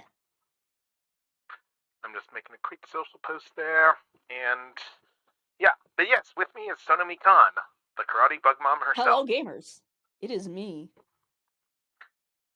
And yeah, again, I've probably said it again already, but again, thank you very much for coming on. Like, this has been a lot of fun, so. Yes, thank you so much for having me. Yeah, so we have done a bunch of these so far. It's all blind box, so it's like we've gotten Build, we got Crossed, we got Skull, whose hat has fallen off over there, from Joker, and we've gotten Double and his bike. And I'm realizing as I am holding all this stuff up just how much we have lucked into getting everything in the right orders for things to open up. Yeah. Like, oh my we god, did we Double, really and then we have got the bike in the next box. Like, oh my god.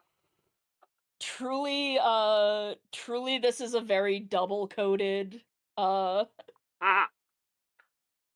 Absolutely. set of things. Yeah. And just to go over what's all in the box again here. Oh yeah, hopefully. Hopefully we've got some I hope we'll more see bike more. stuff, yes. Yeah, But I really do hope so. yeah, in terms of what's left to go still, there are chase figures in here, but it's like a 1 in 27 odds, so it's like there's not necessarily one of those in this box with blocky stuff. But so we still have, there's going to be a Rider 2 at some point, there's going to be a Eternal, and there's going to be an Extreme, but there is still a chance that we got the Golden Extreme. I don't know if we did yet, but we will find out. If we did, that'll be amazing, because Golden Extreme is just gorgeous. Yeah.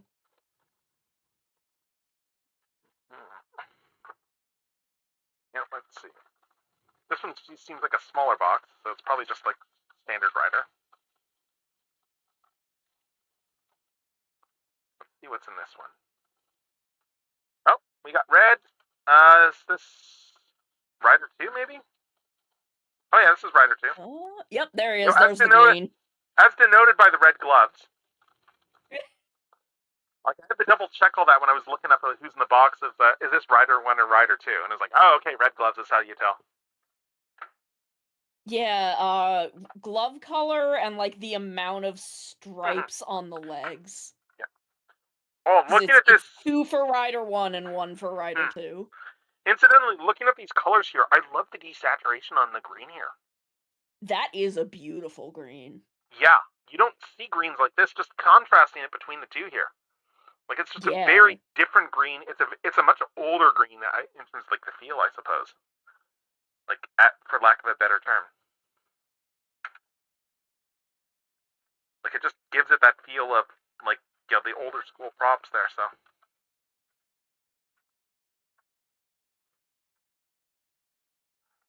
Yeah, a true Showa green.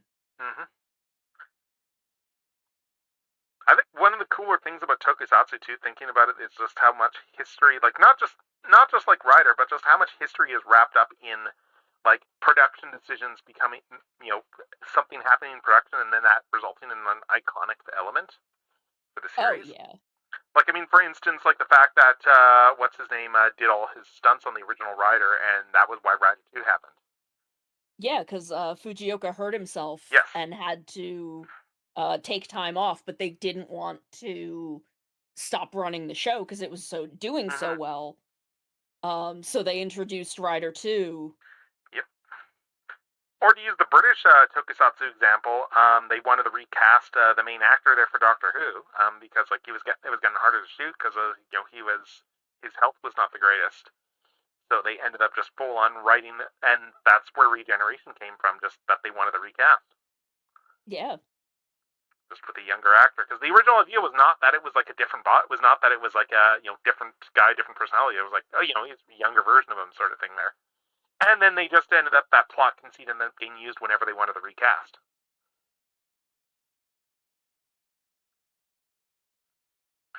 Like it's Toei Spider-Man being the genesis of because that too.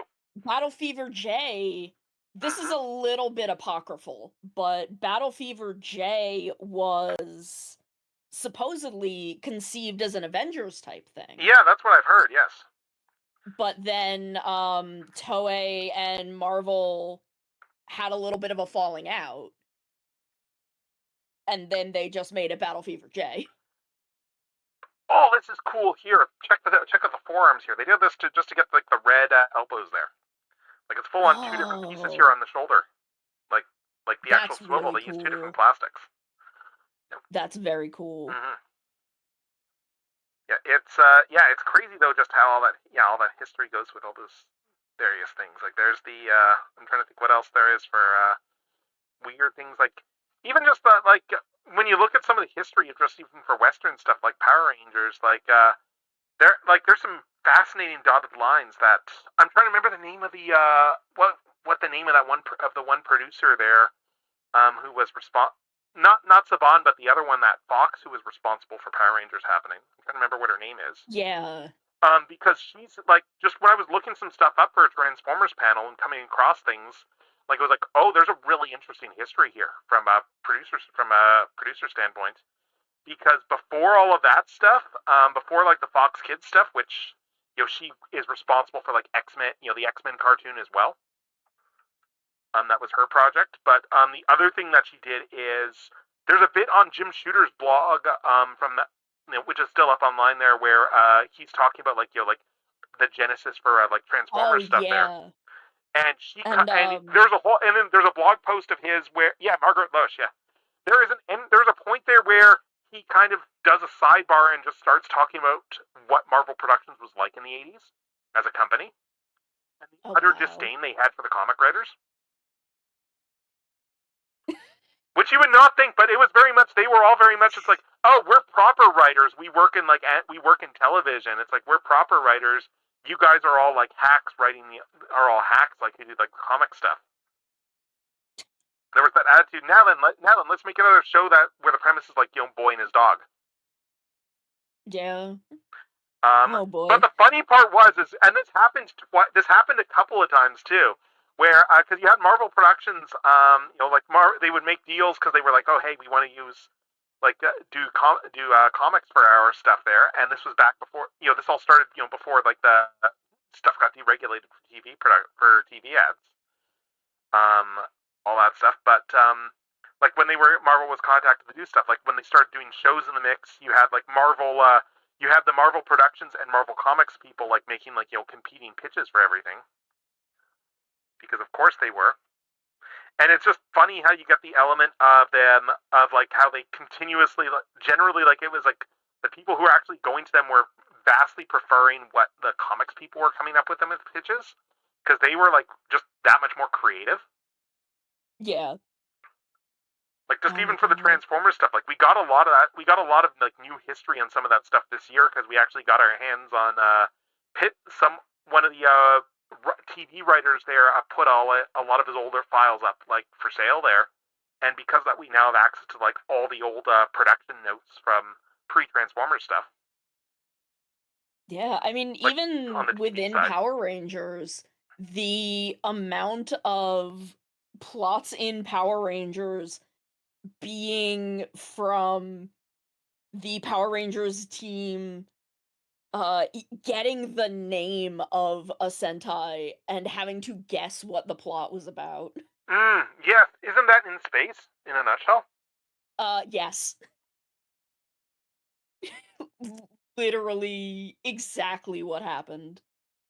Yeah, I remember hearing about that. Yeah, it's the stuff with Marvel Productions there is what was interesting is Shooter brings up Loesch there as after she came in at Marvel Productions, stuff actually got a lot better because she actually was yeah, we shouldn't be dismissed. She actually was not dismissive of the comics people and full on put a Spider-Man on the side of the building and everything. Whereas we should be embracing this stuff, not deriding it. And it's yeah, and I was oh, what else did she do? Oh, she's that person. When I was looking it up, yeah. Yeah, that is a very important contribution to pop culture history right there. So. Oh wow, it's really interesting that they used different greens for the helmet and chest. Mm-hmm. Yeah, it is. Yeah, I mean, it's just plastic versus paint. Yeah, it is interesting. So. Yeah, you wouldn't expect that. Maybe it's just a case of color matching. I don't know. I mean, yeah, Rider 2 does look really good, though. I like how the helmet construction works, too, and that, you just plug the silver pieces in there and stuff. And it's just much more of a bare-bones suit as well, just by virtue of when it's from. None of that shoulder armor or anything like that. God, yeah, no. Showa rider suits are so much closer to being Sentai suits. Hmm. Like there is honestly something magical to the suspension of disbelief that is required for watching tokusatsu. Because every so Oh, yeah. often you watch that and you'll have the realization of, these are just like, you can see the zipper on the back, like, they're presented as these fancy high tech suits, where it's like, oh, and I can see a zipper on the back, but that's then followed by that moment of, but you know what? Who cares? Yeah. Like, Like, that's why all of the Ultramen have, like, a ridge along their back. Because that's where they mhm, hide the zipper. yep, And it's like, I know it's in there because I can see hmm that there's, like, a space in that ridge, but also yeah, it's fascinating stuff. Honestly, it's like, I mean, it's the same thing with things like musicals and stuff too. Like, I saw, like, I guess, an interview comment recently from, like, Vivian Madrano there, where I guess was talking about, like, like, if they were ever to, like, adapt, like, Has Been Hotel or something into a musical, because she's a big fan of that stuff, and but is also not someone who's not a fan of live action, of just doing live action adaptations for the hell of it. And she was very much yeah. saying, like, with musical, it's a bit of a different story there if it worked, if you adapt it, because there is a willful suspension of disbelief when you go to the theater. Like, look Yes. at Lion King, case in point. That's the Lion King's Oh probably a poster god. child of that. It is. It is really and s- it's so much of the reason why the Lion King stage musical works when Lion King 2019 Hmm. does not. Um, and a big part of that is also that they hired Beyonce to voice Nala and We didn't have her fucking sing Shadowland. Yes, we are both of the exact same thought on this here.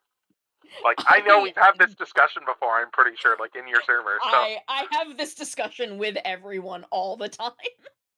like, I just had this 'Cause I'm discussion the other mad week. about I it for think the I'm rest of trying my to, like, life. just in person. So, There Waves, I'll talk to you about cats in a minute. oh my Um, god. I didn't even watch that I'll talk musical to because you about cats. I didn't even watch that because I saw Les Mis, and Les Mis was enough to make me go, like, I was like, they should never trust Tom Hooper with another musical, like, for the rest of his career. And then they announced him for Cats, and I went, well, I'm out. So I was curious to see it. Like, I knew the CGI was bad.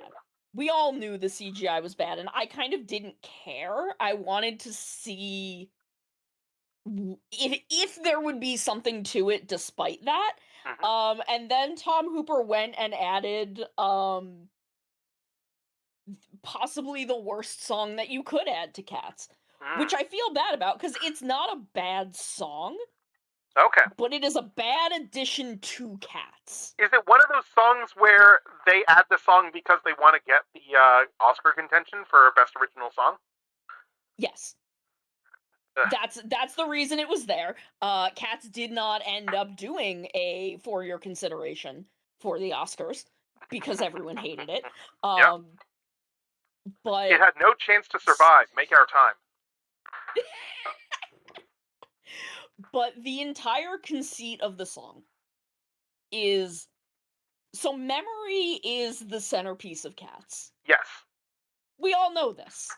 Yeah, everyone knows this. You don't need to be a fan. You don't need Yes. to have seen the show to know this. Yeah. So memory is the centerpiece of Cats. Memory is about Grisabella lamenting that she has lost the best part of her life and that she is she wants to go back to her memories of when she was a Jellicle cat.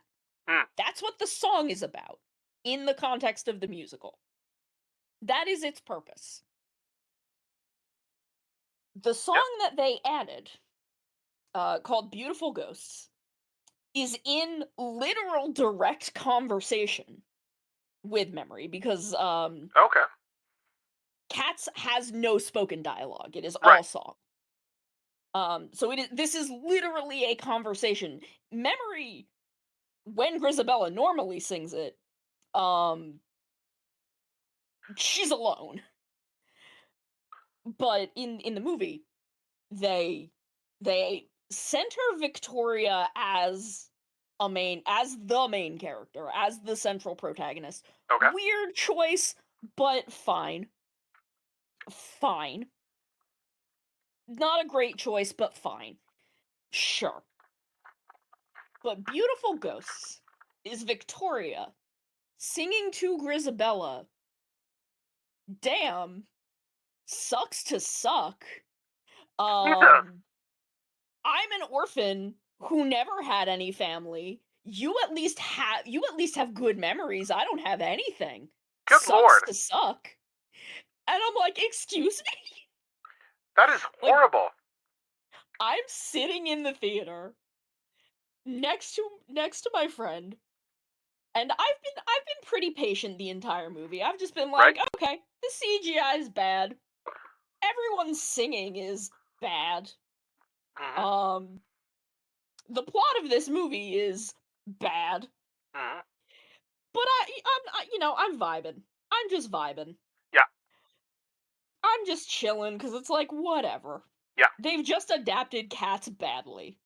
Mm-hmm. But then we get to Beautiful Ghosts, and I am white knuckling the arms of my seat, vibrating with rage. Yeah. Because I'm a funny little Cats girly. I love Cats. I saw Cats on Broadway when I was 7. I like cats. Right. You've got And cat I was ears in your like, design. yeah, I'm a funny little cat lady. I was fucking seething, and we walked out, and my friend turned to me and was like, okay, I'm gonna make a guess here. Because he had never seen Cats. Mm-hmm. He's like, that song that Victoria sang was not in the original musical, was it? And I'm like, no, it was not. He's like, you were not okay. And I'm like, no, I was not. And speaking of memories, we actually did luck out. Oh my god, it's him! Yeah, I saw the parts there and I was like, oh my god, yes, but I didn't want to interrupt because you're in the middle of the story. But yeah, we got Gold Extreme. We got the Chase Oh my Extreme. god. This is the We one. got This the is honestly big the one of the mans. Chase figures that I really wanted. So I am like really hyped. This was a good box. Yeah. Damn. Yeah, I got the exact Chase, like the rare Chase figure that I wanted. I've not gotten any of the super rare Blocky's Chase figures before, because they do the Chase ones with Transformers ones too, where they'll do like same character, but it'll be like extra bits or something like that. Yeah. Like when they did Grimlock, they did like I think they did like different eye colors and like the brain and like the hat from Grimlock's new brain and stuff like that.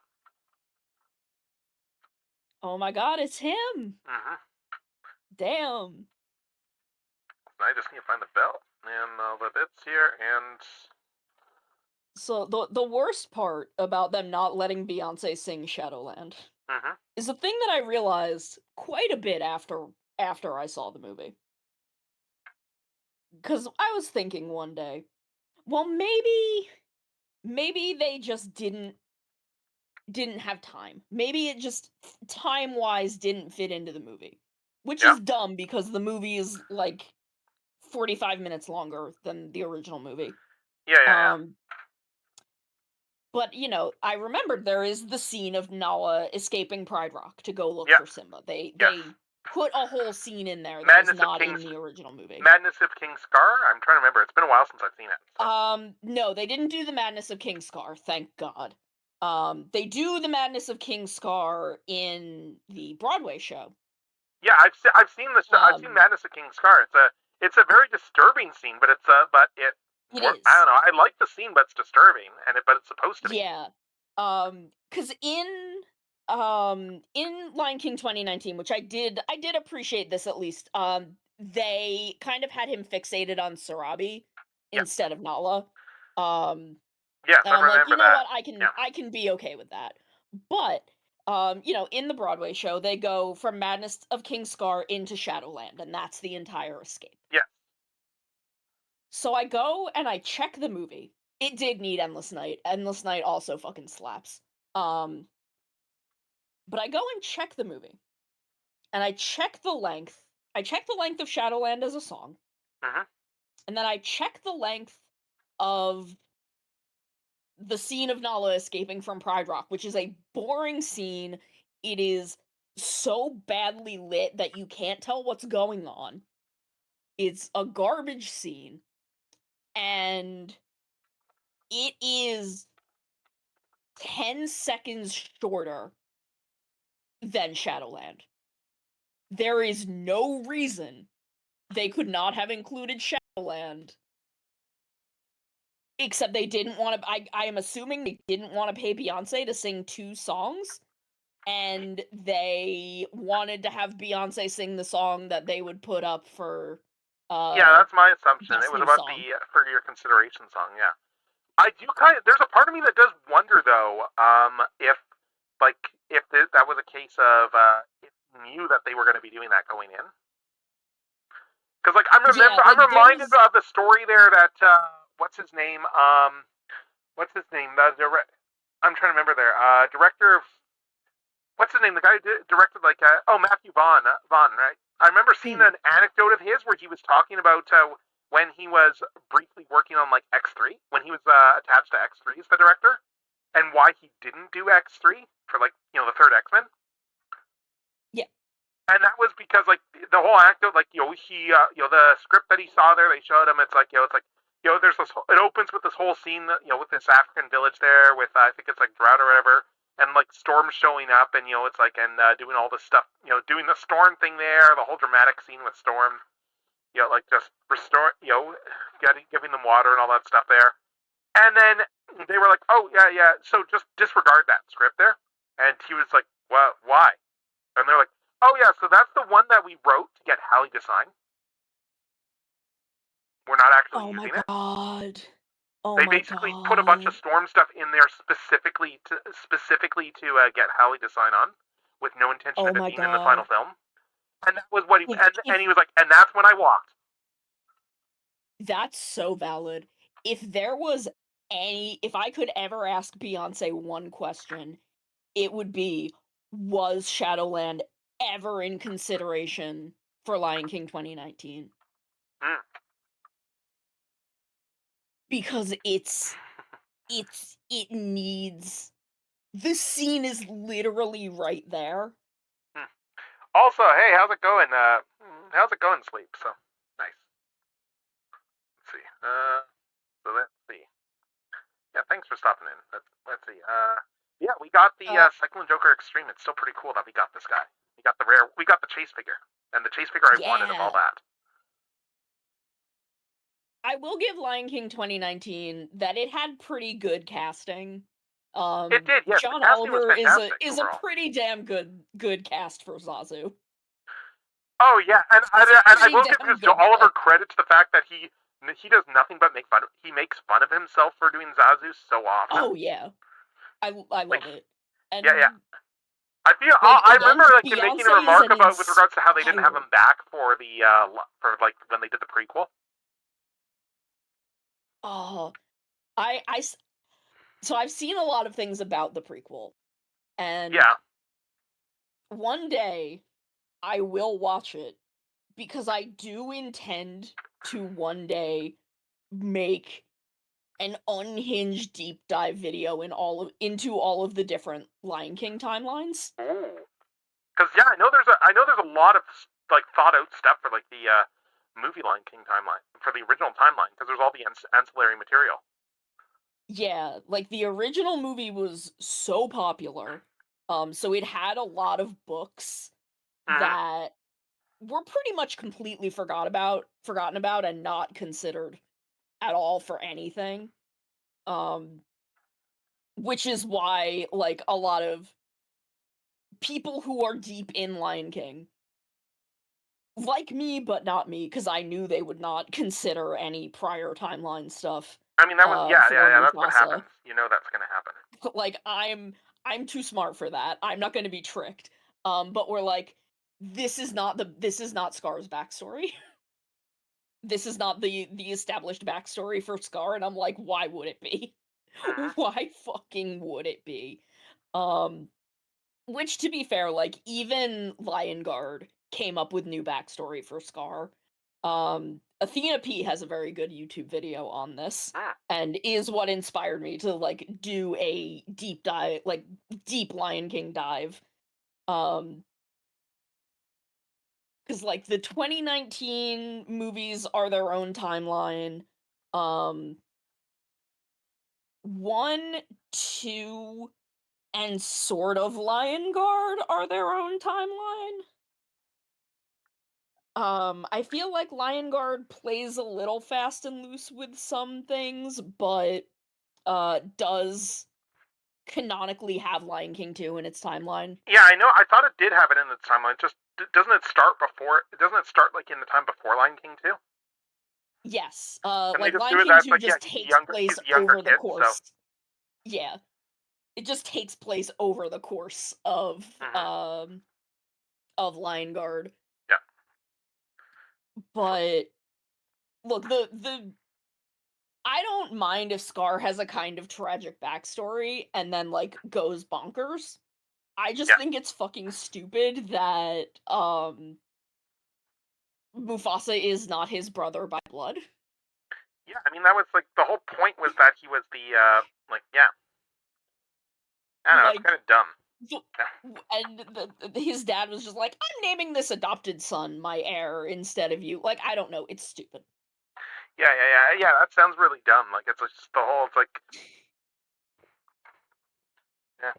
Like when they announced like Mufasa is an orphan, literally everyone was like, he has a younger brother. How is he orphaned? Yep. How Also, is he orphaned? Yeah, I'm just in a frustration mode right now because I'm like, okay, so let's keep doing this. Okay, where do these bits go? And then I look at the instructions and, oh, so in this one, but not on the other ones, you have to put the wrist guards on before you assemble the arms because they aren't Oh going my to fly God. over this little shaft here. I need to get Why would they I do need to get the that? arms apart again. So it's like, I'm just trying to get this. I just need to. Honestly, I do think Ursula should have a tragic backstory because Ursula has this entire history with King Triton that we don't talk Yes, about. there is absolutely room to do tragic backstory for Ursula. I agree. Like I think that it reminds me too of like how I like I do have one. I think there's one villain that I think should not have a tragic backstory whatsoever, and Disney already gave them one. Is it Maleficent?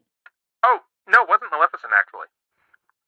Oh, okay. Who was No, it? it was freaking Cruella de Vil. Oh yeah, no. Because No, I think what they sums shouldn't up have done that. what sums it up the best with regards to Cruella is Twisted. If you've ever seen or listened to like the soundtrack for like Twisted the musical, I have not, but have you heard of it at least? Or I have heard of it. okay, because yeah, it is amazing. It is like fantastic satire, but there's also a lot of heart in the story, which is great. And that's the best honestly, that's the best satire where there's like full on like it is making fun of something, but there's also like just so much heart that is layered in there, and that's what makes like satire timeless. Yes. Like just like there's some bits where like with Jafar where he just gets like incredibly just raw with like the emotions and the whole journey he's going through there. In terms of like and I don't mind giving Jafar a bit of a tragic backstory. Yeah. And they have fun with it too. Like Aladdin actually comes like the revisionist stuff in Aladdin actually works incredibly well because it like lean into like they lean into some of the creepier elements of the character. Like there's a whole musical number in the first act where he's singing about how he was orphaned at 33.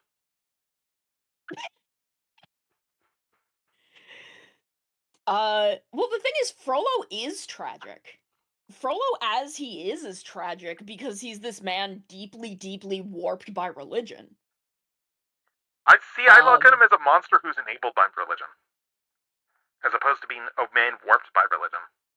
I see him as someone who's using religion as an excuse to indulge in his worst impulses.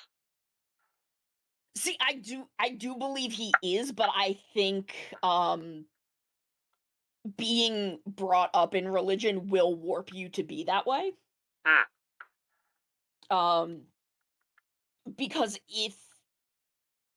you see so much, like, coming up in religion, you see so much of it that you think that's how it's done, and because you do religion good, you are entitled to treat people who don't badly because you see them as subhuman Right. because they don't do the thing that you do correctly. Hmm. So it's kind of the tragedy and horror of religion just is Frollo.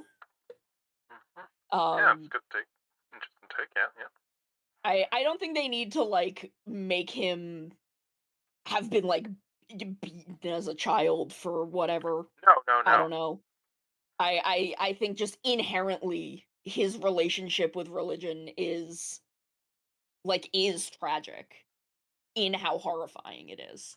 Yeah, but I mean, considering they also have like the Archdeacon in the same film, there, like like he feels like a character who is very much abuses the abilities of his office to get away with to just his own warped worldview. Oh yeah, because he has reached a point as an adult where he he feels like I am doing religion right. These Mm-hmm. people are not even of my religion, so they are Mm-hmm. beneath me. Where because Frollo is not a religious leader. No, no, he's like a political position. Yeah, he's a political leader. Where the people who are actually involved in religion, the deacon, Yeah, I like. is What the hell? like this is not what we have preached to you, bro. Yeah, And that is why when story you of let religion. religion into politics, when you let political people do religion, it gets really bad. Mm-hmm. Story of religion Um, and politics mixing. Yep. yep. Which is, I think that Maleficent shouldn't have had a tragic backstory Wait. because Maleficent is of the Fae. Right. Maleficent is an unseelie Fae creature. And the only reason she did what she did is because the king and queen slighted the queen of the unseelie Fae. That's They true. didn't invite her to the party. Yeah, yeah. Invitation rules. Yes. They invited the Seelie court and didn't invite the unseelie court. So she's like, "Oh, well, I'm gonna give you the most fucked up gift of all." Hmm. Yeah, I like the thing that I saw there that was where someone was like doing a write up of that and being critical of that, and they pointed out that yeah, see the thing is that the way that these Fae courts work, if they had invited her, then it would have turned into a pissing contest between the two in terms of who could do the best gifts, and that would have given her like Yeah, some crazy stuff. like Aurora would have been so overpowered. The Hmm. kingdom would be so bountiful, so blessed, so in a permanent era of peace. All they had to do was invite Maleficent. Yeah. All right, there we go. The funny part after like putting all that effort in to get those getting those arms apart was that I was then pushing it down and was like, oh wait, this actually does have clearance to go down. Go figure. But yeah, anyway though, here is the boy. Here is Cyclone Joker Extreme, Oh but my gold god, Cyclone it's Joker them. Extreme with the fancy wing. Like the only difference other than the plastic colors and stuff is like he's got the extra wing pack over here. Yeah, he gets the big bug wings. Hmm. Yeah, like God, Oh, I the love this body upgrade. I horror love this upgrade Cyclone to Joker Cyclone Joker extreme. Extreme. Like it's just such a gorgeous upgrade. Yeah. I love the body horror of Cyclone Joker extreme. No, see, because the thing is, Unseelie Fae aren't. She wouldn't screw them over if she was trying to compete with the Seelie Fae. Hmm. Is the thing. Yeah, that's the thing people Because bring it up. would Yeah, be about being better than them yeah. instead of fucking with the humans. But because the humans didn't invite her, it became about them. Hmm. Now, it's possible that some of the things that she would have done is maybe like destroy some of their enemies. Oh She yeah. may have been like, okay, well, I'll just kill the king that you don't like, I'll just kill that guy. He's dead now. Oh yeah, there's definitely a lot of Which is fucked horrific up, stuff. but Yes, but yeah, like the Unseelie Fae are fucked up bitches, but it wouldn't have been about the humans. It would have been about fucking up. I will admit Fucking shit up for I'm not Seelie necessarily Fae. clear on what the difference between like the Seelie and Unseelie Fae are, so feel free to fill me in. So I get that I can pick a bit up from context, but so it's the Summer Court and the Winter Court. okay. Yeah, but two different groups of Fae, right? Yeah, and the Unseelie Fae are generally thought to... They're mistaken for being malicious, because they'll do kind of more fucked up shit. Right. Yeah, that sounds like a lot of stuff there, where it's like, because you don't understand someone, yeah. So, with all this said with the box, that means that this last one here is going to be Eternal, so...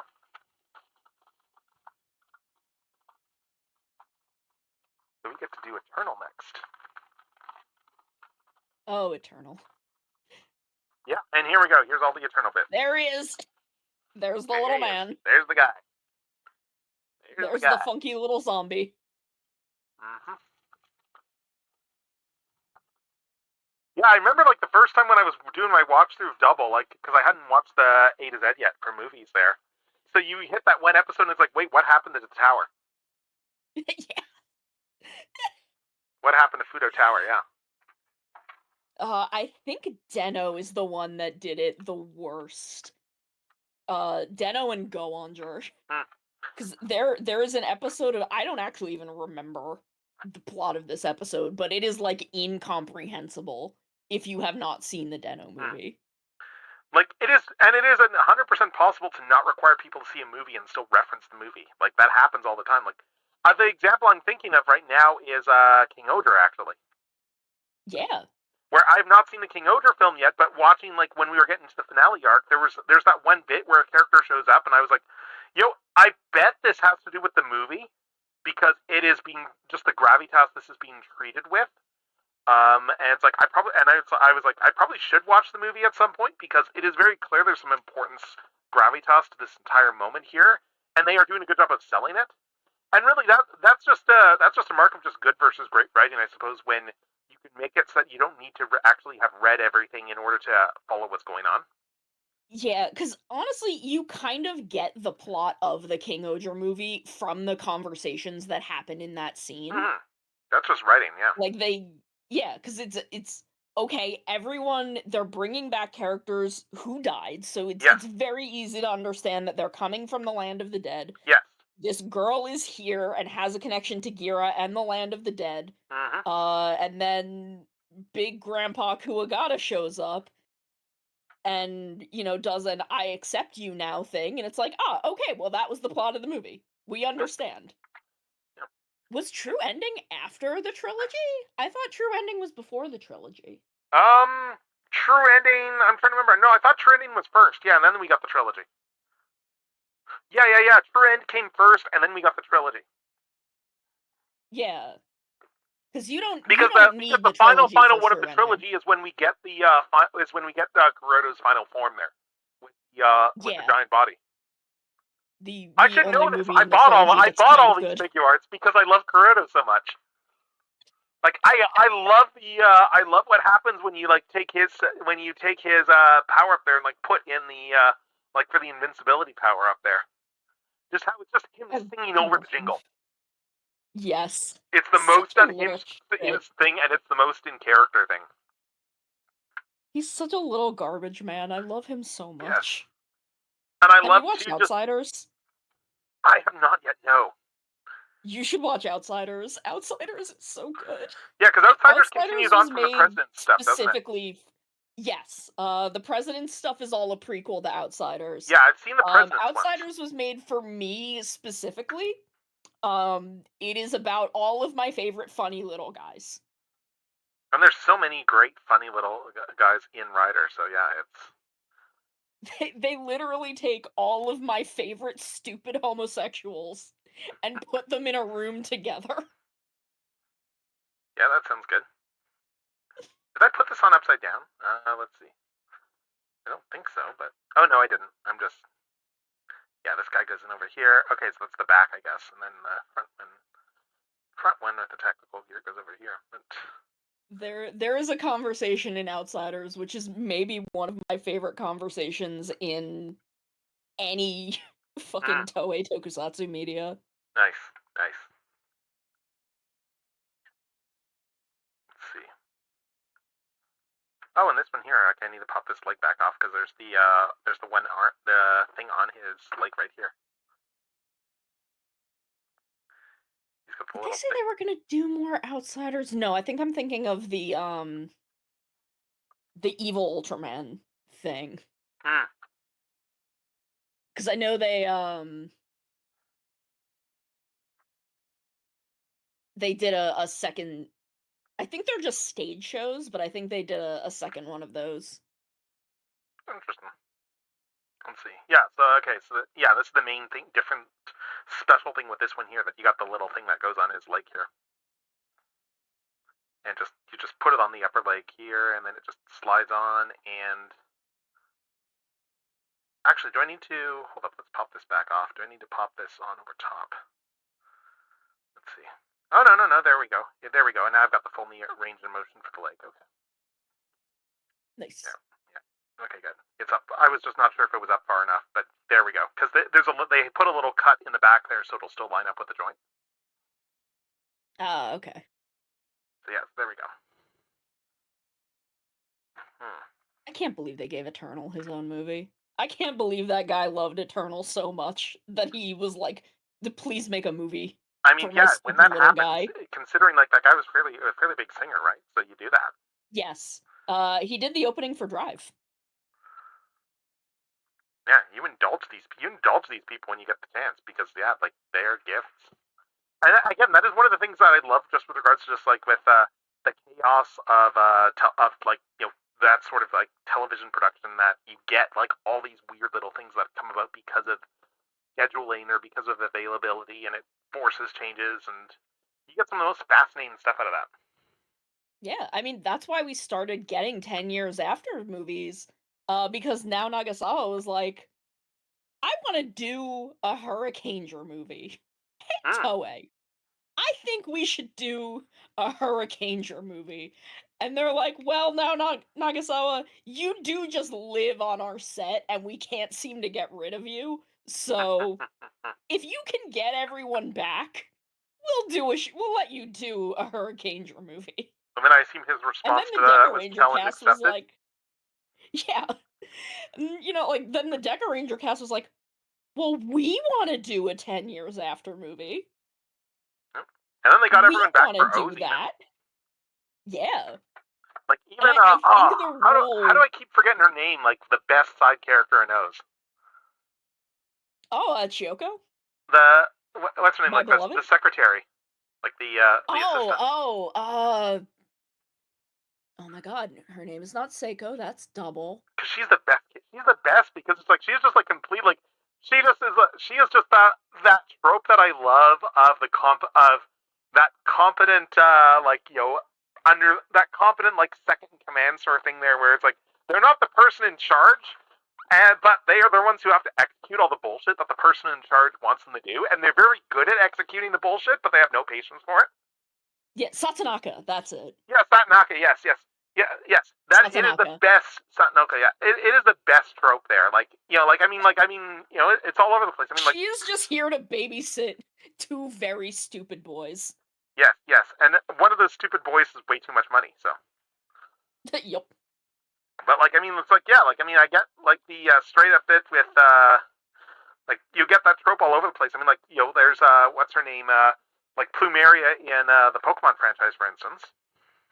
Like for Team Skull, she's straight up that trope of like the person who's like the actual boss because like that, because like the boss on paper is just like can't really actually function. Boken Red and Boken Pink. Sakura is like Akashi is the chief, but Sakura is the one making sure shit gets done.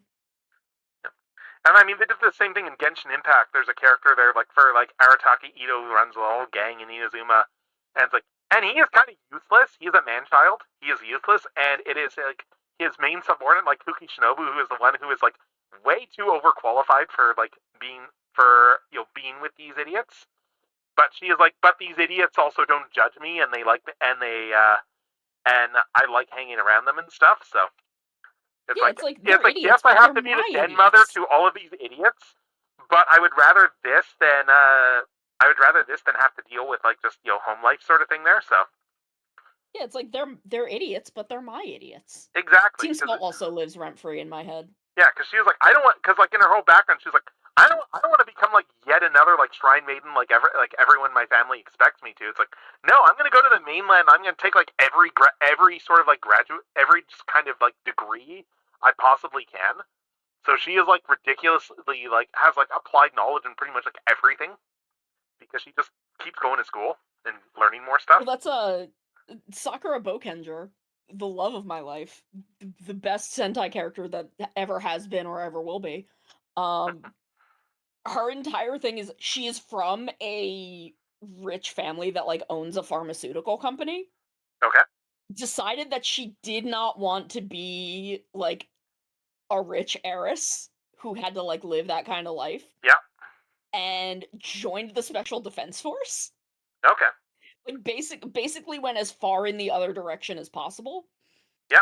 And SGS spent a while trying to recruit her, and she kept turning them down.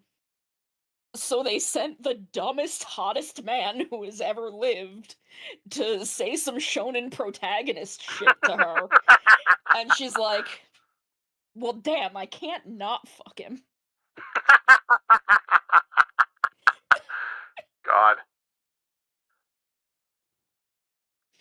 It is so fun. The first time I watched Bokenger, I am watching the entire series like, are they actually trying to set up a romance between these two, or am I reading too much into this? No, I was not reading too much into it.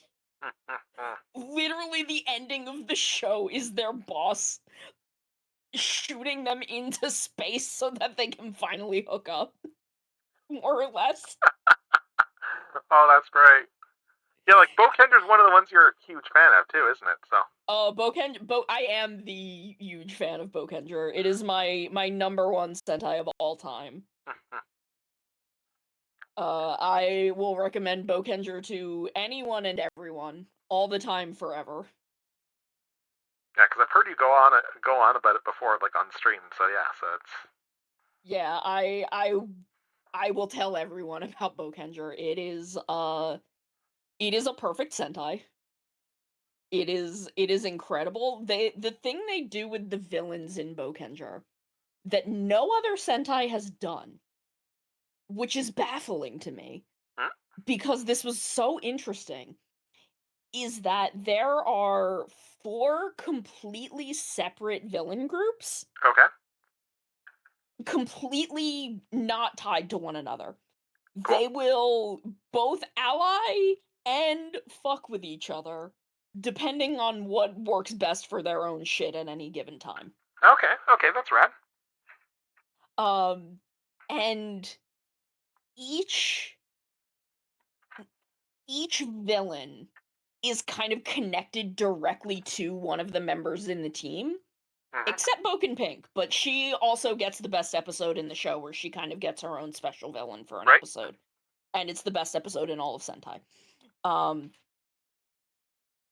But like there are so many intricate dynamics between not only the heroes and the villains, but the villains amongst each other. And it's such a big part of the show, and I'm like, why have they never done this again? This was such a great idea. Yeah, that is an interesting concept there, just doing all the different villain factions, yes. Alright, but yeah, so we have Eternal right here, and he looks great. Oh my god, look at him. Like, I even like how, like, just they did the side bits on the helmet are just, like, their own pieces and stuff, too. Like, it's, and then, like, he's got the little thing there on his leg there. It's not tempoed on, like, it's just, about the only real limitation on these is that, they only painted, like, half of, like, the details on some of these bits, so like, the backside doesn't have any, but I mean, that's not that uncommon in toy productions, so.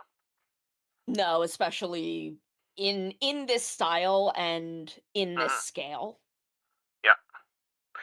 When was Eternal in Zeo? I'm trying to remember. He was in Zia? I I don't remember that. I'm trying to remember that now. The- Yeah. It's like, I've blocked a lot of Zio out of my brain. it's been a while since I've seen. I think that the moment that Zeo kind of clicked for me as a series was when I realized that they had accidentally turned it into a Decade sequel. See, that was kind of when I fell off of it. Oh, for me, I was like, okay, you know what? Like, I can actually sort of get behind. I can sort of get behind this. It was the moment where I had the realization of, wait, this entire series is a decade two-parter from the other character's point of view.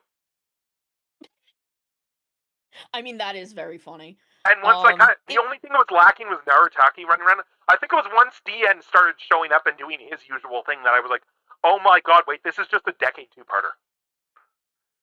Because they are acting like the main characters like they do in Decade, except they're not the main characters in this story. It was kind of a thing where it's like, oh, this is preventing Zio from standing on its own for me. No, that's understandable. Yeah, it kind of became he's available and he wants to do stuff, so let's keep writing him in. Yeah, like it stopped letting Zio stand on its own for me, and I also wasn't a big fan of where Zio was heading. Yeah, anyway. That's fair. Zio was a weird one there in terms of stuff for parts of it. Like there were some interesting concepts in there, but there was also some mixed execution. I think probably the biggest weakness was because it was an anniversary series and they weren't sure who they could get back. Yeah, there's a lot of writing on the fly. The Fies arc was very clearly written as a Forze arc. And then the fact with Forze that they only got the one actor back. Well, because the reason they literally make a joke about it in the .5s. No, I love the joke. The .5 joke is makes it worth it. Honestly, the fact that they did an entire joke about the fact that too busy. Both Gentaro and Ryusei were, and Nadeshiko. Gentaro, yes, they Ryusei, were all in and the Bleach film. Nadeshiko. Yes. All three people who transform were busy doing the Bleach movie. Mm-hmm. Which was extremely funny. But also, I'm like, this arc doesn't work about Takumi and Kusaka. Those two men are not friends. Mm-hmm. You cannot convince me those two men are friends. But yeah, it was a lot of Zio not working for me because they would come up with kind of interesting concepts and then abandon them. Yep. Because I guess those concepts weren't working. And again, that's that's a pitfall. That's one of the pluses and minuses of TV production, with that sort of schedule. That sometimes everything fires on all cylinders, but then sometimes it doesn't. Yeah, and that can be just as interesting. Have I told to watch. you my conspiracy theory about Zio from the beginning? Because I don't think this is something they ever address within Zio. So I'm convinced that Gates was supposed to be Oma Zio's son, who turned against him and joined the rebellion. Okay, that would have been interesting. Because he has the same belt. He has ride watches. That's a good point. Where would he have gotten those? Did they ever explain in the show where he got those? I don't think they did. No, that's a good point. It's a thing that doesn't make sense. I'm pretty sure he was Oma Zio's son, who was being trained to be his heir, did not like it, took the belt that, he was inheriting and a couple of ride watches, and took off. Yeah, and if that's not a trope, I don't know what is. And they did nothing. They just never. They never go anywhere with that. Literally, his stupid baby leash harness has Zio's emblem embroidered in the back. Oh my god! Yeah, that feels like something that probably was a cutting room floor decision. That is exactly. I'm pretty sure stuff about Waz was also changed, but I loved Waz, but it felt like but writing wise, it felt like it was a mess in terms of figuring out what his deal was. I don't know if they really knew what his deal was, especially once we start getting the two different Wazes. Yeah, the two different Wazes I was not a huge fan of, And I but say I this as someone was who a loves fan of Waz. the idea of Waz, Hat Waz, I think is what I called him. Because I didn't like calling them White and Black Waz. That Right. just didn't work for me. I think I called them Hat Waz and Scarf Waz. Okay. The kind of the theory that I had about him was that he he was from a future where Gates won, which I think was an actual thing that was mentioned Yeah. in the show, Yes. but that what he had actually done and what he was not telling Gates was the reason that future had like achieved world peace and stuff is because he stopped time. Mm. That was from a future where he used Gates to get the ending to like get rid of the problem and just stop time. Oh, that's interesting. But again, Yeah. that never went anywhere. Hmm. All right, but yeah, that's the Waz whole. was the best part of that show. Yeah, that's that whole Blockies wave done. So I'm just looking over here. It looks like we've got ads starting in. We got an ad starting very shortly.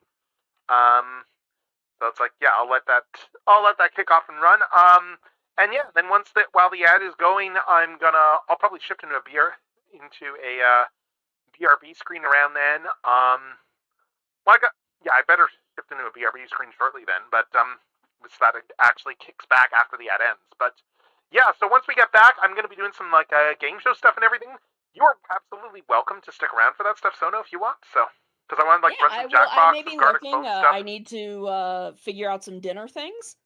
Oh yeah, by all means, yeah. I'm probably gonna just It jump is into dinner stuff in time like for me. my other like Discord server stuff there just while I'm doing that. So if you want to jump in, if you do decide to jump in there, feel free, or just sit and chat and play. But yeah, I'm gonna like boot up Jackbox, decide what we're doing. I've got Gardic phone off to the side, so I might do that as well because Gardic phone is fun. Yeah, but thank you so much for having me. Yeah, Happy thank birthday. you for coming. Thank you for making this happen. This was a lot of fun. So. Yeah, absolutely. I had a great time. If you ever end up with another wave of Kamen Rider stuff, hit me up.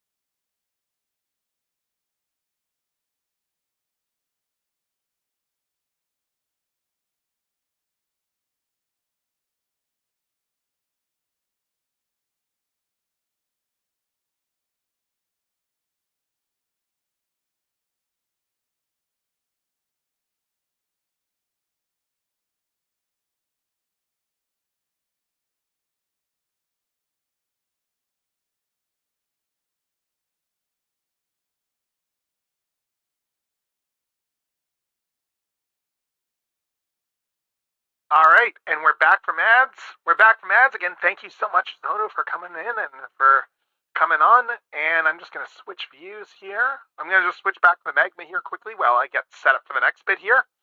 So I'm just going to switch back to the magma canvas. Because, yeah, I need to get some game show stuff going next. Yeah, we need to do some game shows. I'm going to start getting set up for game shows. So I need to make the post stuff. And I guess the question is, to chat. Any preference there for things? I've got a few of the Jackbox games, so I could run those. I've got Gardic Phone. Could go either way, honestly, in terms of what we run. But yeah, let me just. I'm just getting my Switch turned on. Let's get my Switch turned on. I've not used this thing in a bit. I forget if I even have the. Yeah, I can't remember the last time I used this Switch actually. But yeah, I'm gonna do some Jackbox stuff. I've got a few games there. Let me just do another quick thing here because I am just sitting around in Discord right now. If anyone wants to, just my own server thing there. If anyone wants to join in. So we're gonna be. I'm just getting things set up right now. I just need to make sure that my Switch stuff works. I've not actually checked to see if everything's plugged in. Come to think.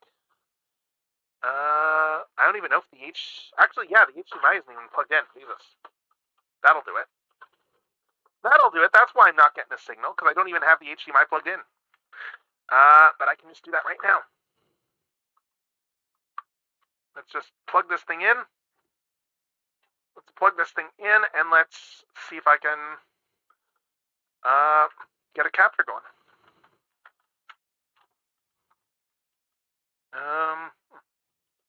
I'm just not seeing the... I hope that this is actually... Oh, yeah, okay, the lights are going on this thing, so it's getting something. Let me just see if I can figure this out.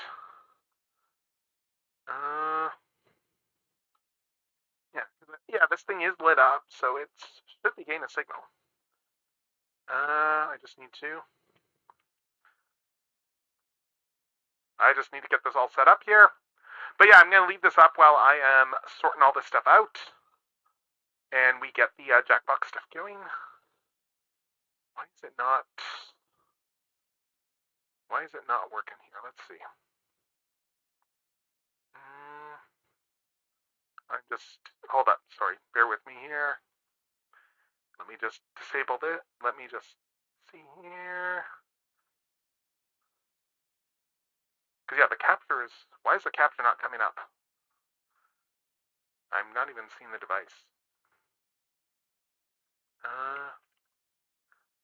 Worst case, I run Gardic Phone. I have Gardic Phone set up, but... Yeah, I am just trying to figure out why the heck this isn't actually going through to my machine right now. Unless it's not plugged in the back, which is entirely possible. It's entirely possible it's not plugged in, but... Because I don't think my computer's detecting the device. Let's just see. This is the sort of thing I should have thought to check beforehand. It's just... It has been so long since I've run this Switch that it didn't even occur to me to check to see if it was actually plugged in. Let's see. I don't know if it is. And the problem is that it's all the way at the back of my desk, so it's...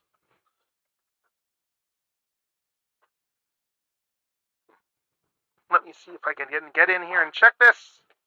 Yeah, I'm going to just leave the Magma stream up while I am checking my cables.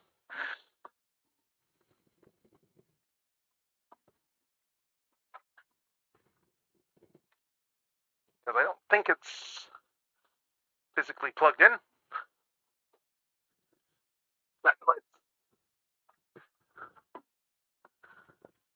I am just... Okay, there's the other cable. Let's just follow this cable back here. Oh, maybe it is plugged in, actually. Let's see, running back here. Oh, it's plugged into that USB adapter, okay. It's plugged into one of these USBs, okay. Right, it's plugged into the capture card over here. Let's just... Actually, that's one way I can check to see if it's actually working or not. Let me just change my monitor inputs. That way I can check to see if it's actually plugged in or not. Except this came unplugged too. No, that's the fan one. Okay. Here we go. Let's just see if it's... I'm just checking to see if I change to HDMI, will my switch come up?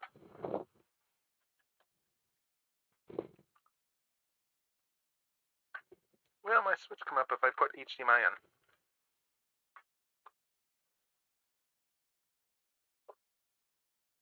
I am just... Oh, yeah. Okay, that's why. The USB's not actually plugged in. Let's fix this. That'll do it. That'll do it. So let's plug the USB port in, and then I should be able to actually get my switch working.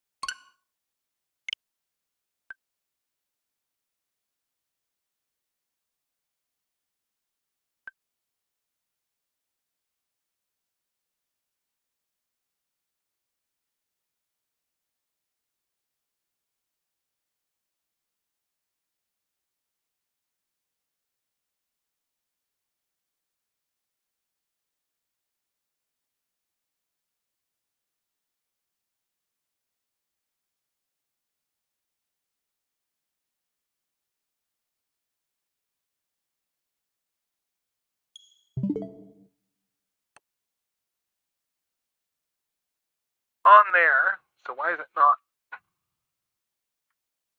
Capture card should be in.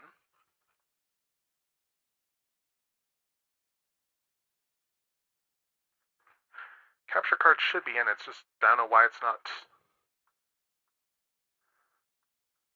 I don't know why it's not coming up right now. Like, my switch is working now. Yeah, we'll get this working in just a sec here. Hooray for technical difficulties I didn't even think about.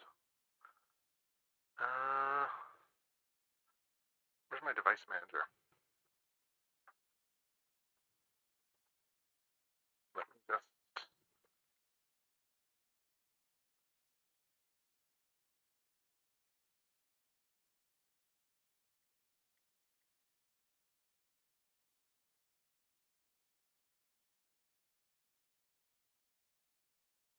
Just change my input here. Change back to my monitor input. And figure out, device manager, why this is not...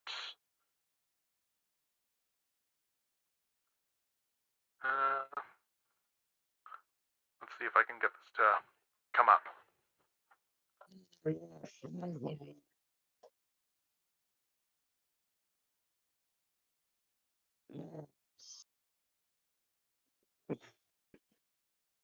Add like to Straxus thing. Sorry? I think I'll switch to my regular avatar for but whenever we do a Transformers stream, I'll use a Straxus one, alright?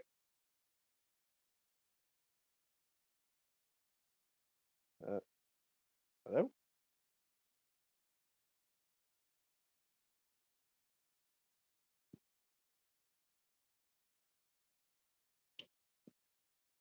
Curse you, technology!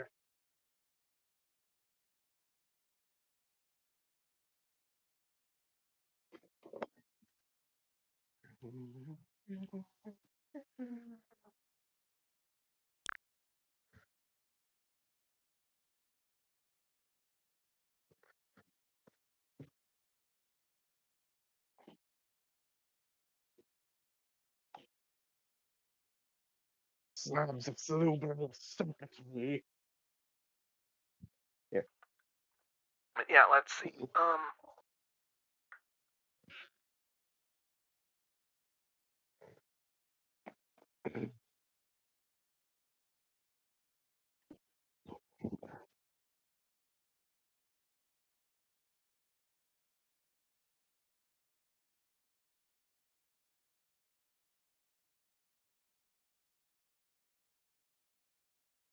Hmm. Try a different USB port. Is that Coconuts with a birthday hat?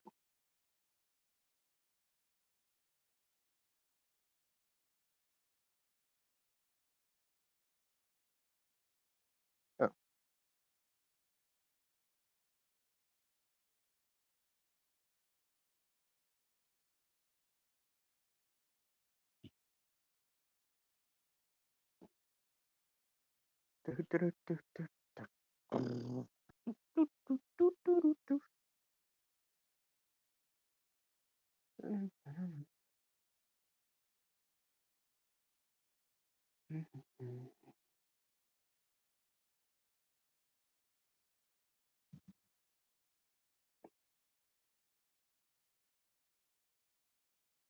Maybe it's a different.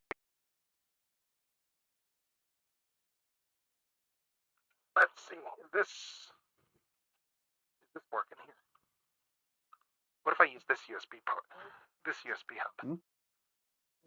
I'm just switching. I'm just trying to look through different hubs and find.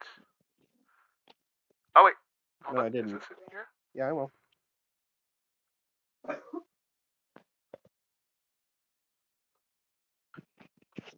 Uh, Talking to friends. let's see. Why is this not working? I'm probably going to put up a Gardic phone thing in a minute or two if I can't get this to work. I didn't even think to double check all this stuff, so that's on me. Okay, am I muted? Just I can hear you. Okay. Let's see.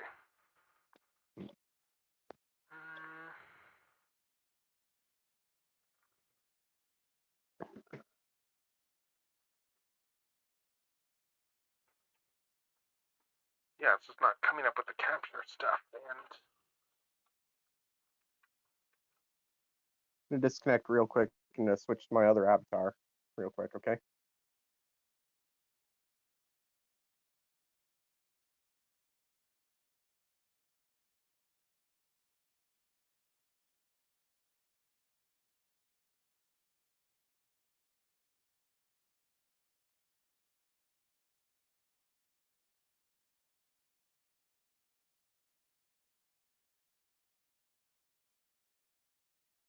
so yeah, I'm gonna have to figure out the switch capture card stuff another day. It's weird because like my machine definitely sees it, and I usually use OBS for hooking this stuff up.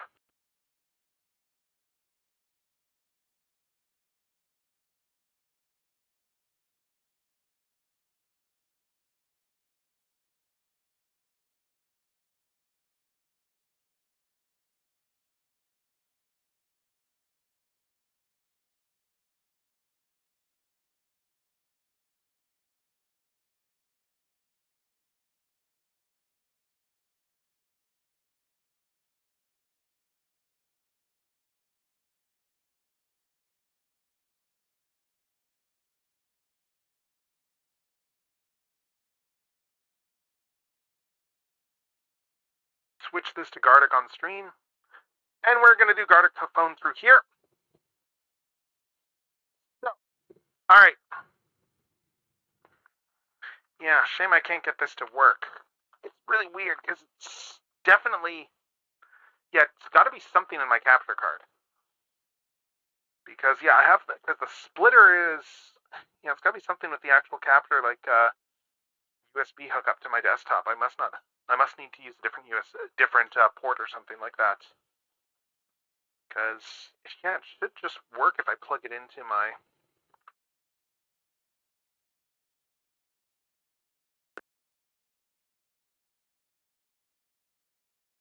um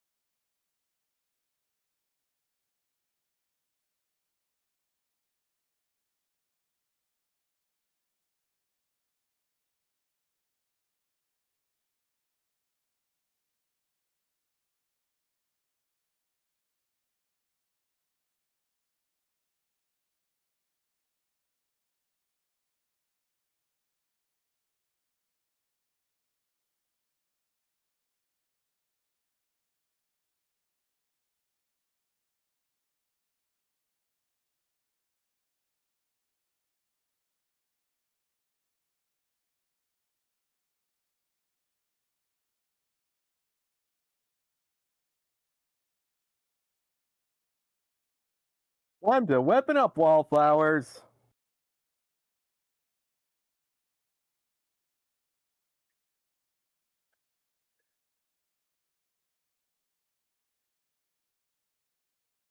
Oh, yeah, you do. You kind of do there, buddy. I'm just kind of talking like Whirl. Can you tell? Kind of trying to do a Ryan, not Ryan Reynolds, Nolan North's Deadpool impression.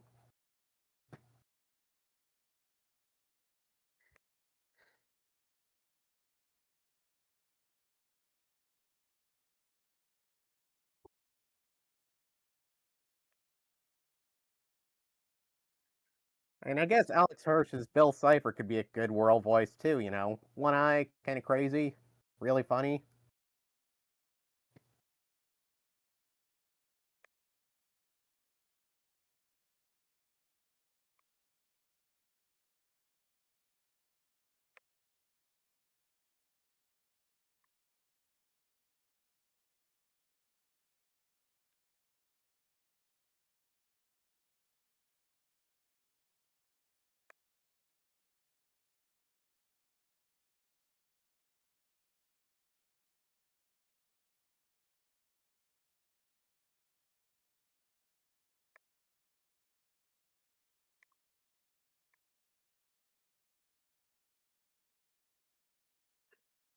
I'm gonna have to close the stream on my phone, but I'll open up on my computer.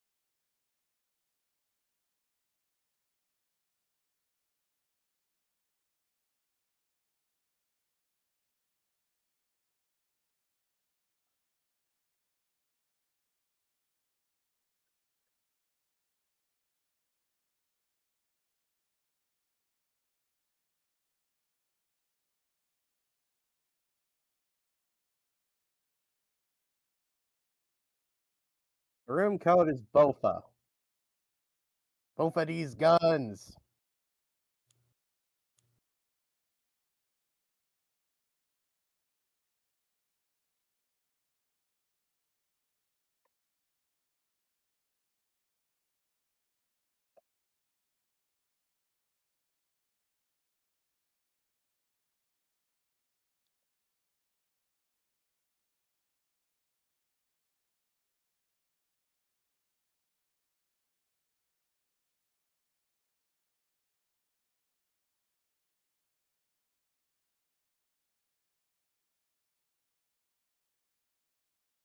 Oh,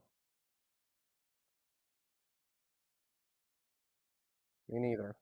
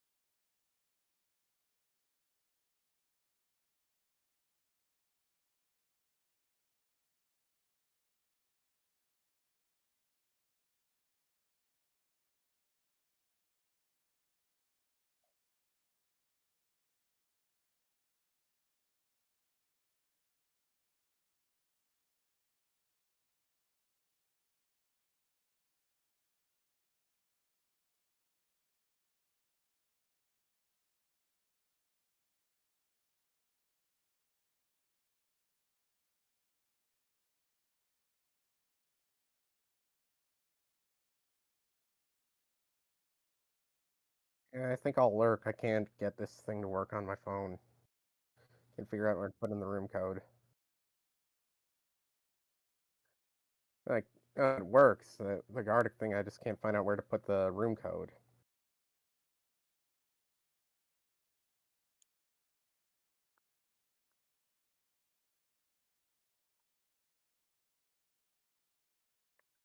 Whatever. Go, my scarab. Ah!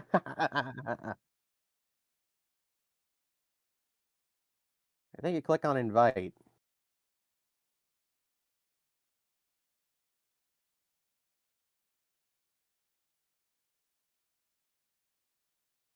Oh.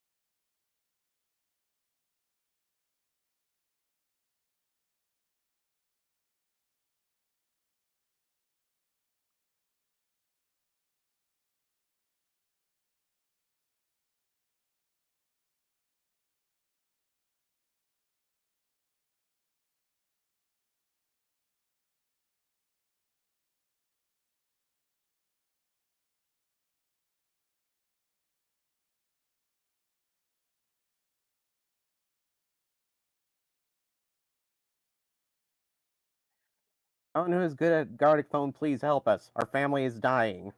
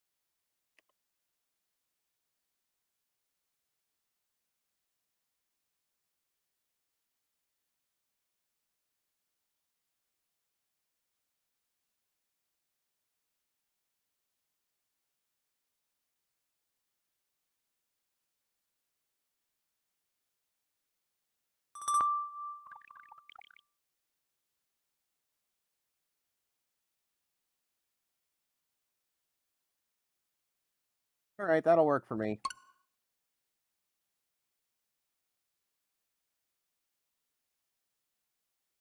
Jackbox works better for me.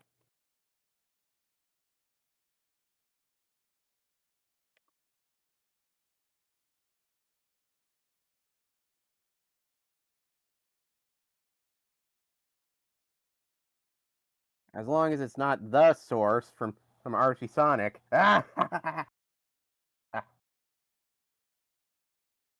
Oh hey, speaking of that crap.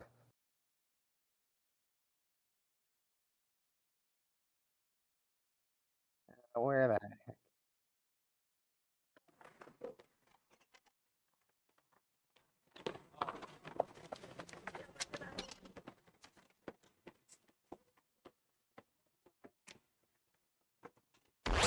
Before the games begin, I might as well inflict some psychic damage on all of you.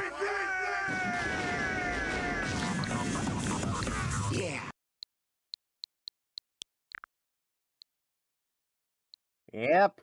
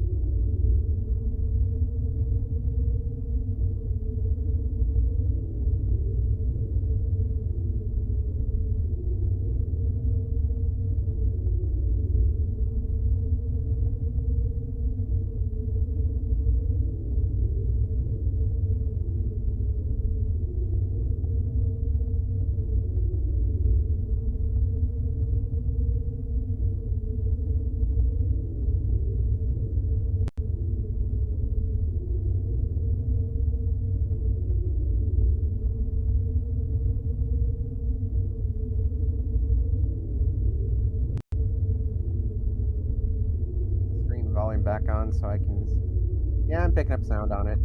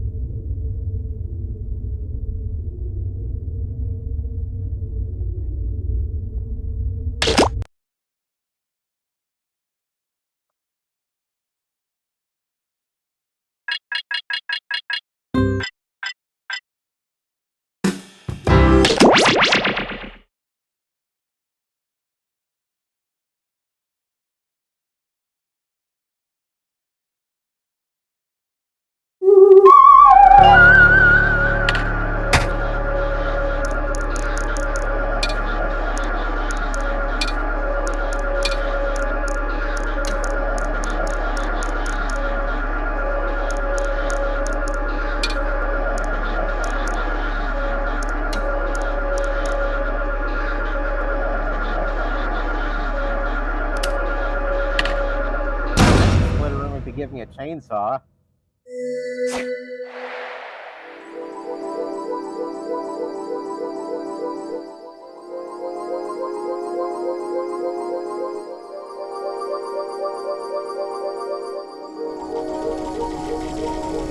There's room for more.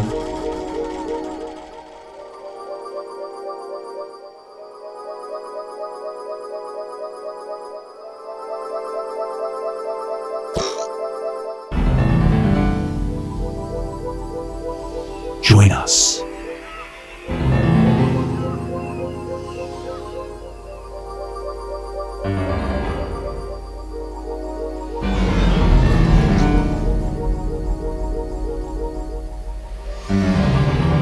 Join us. Cat is staring into my soul. If I had one.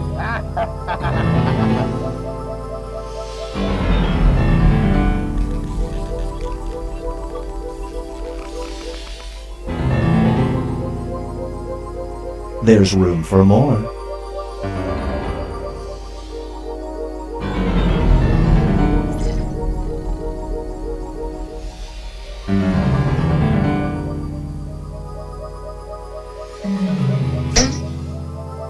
Psst, join the party.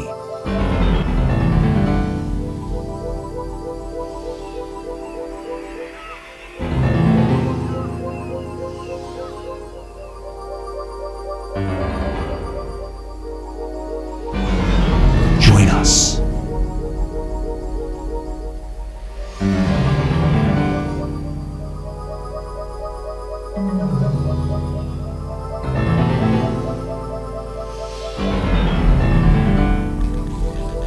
There's room for more.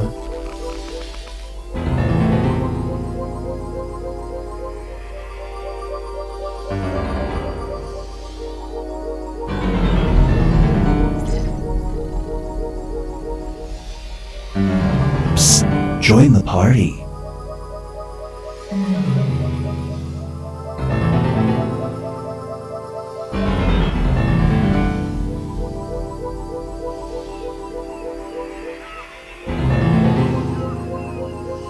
Join us.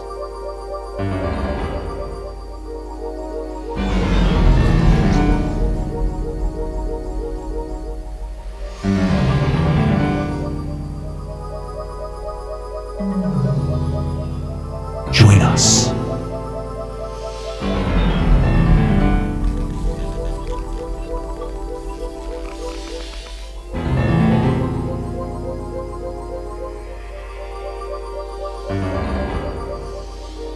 Join us. That's what led to Eggman saying snooping is the usual I see to sniffling.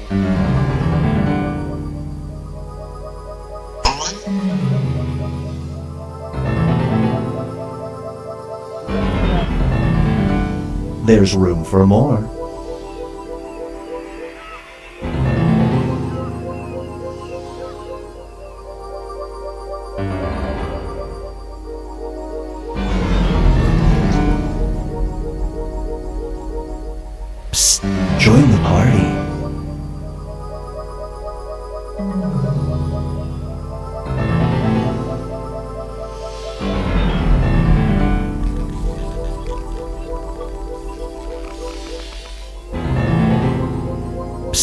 Join the party. Hey,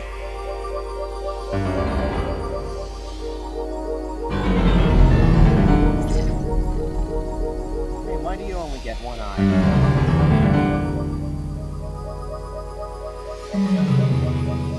There's room for more.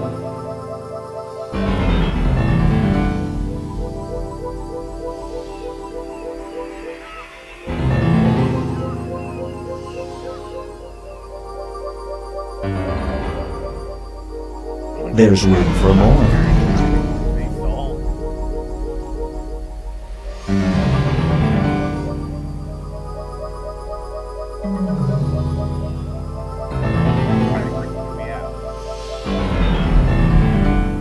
There's room for more.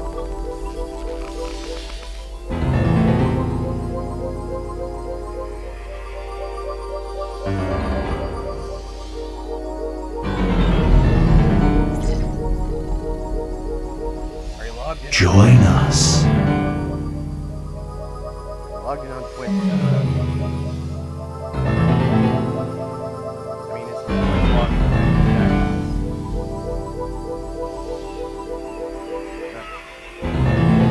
Join us.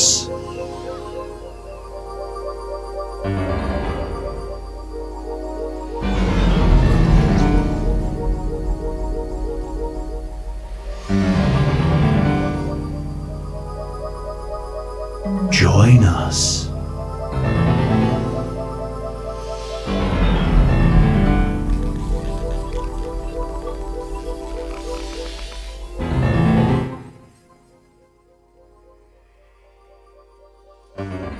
Psst, join the party.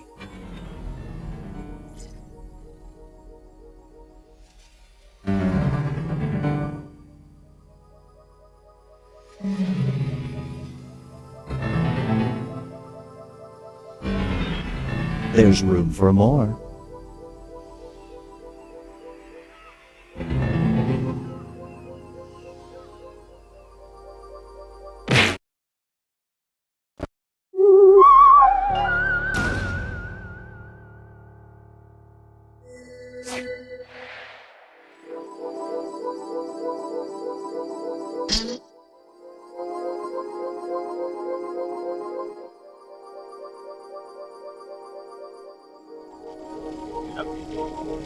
There's room for more.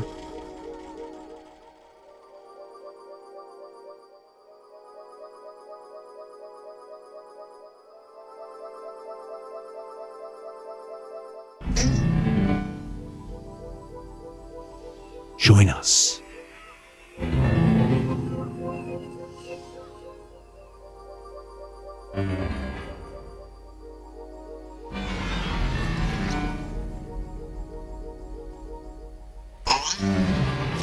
Join us.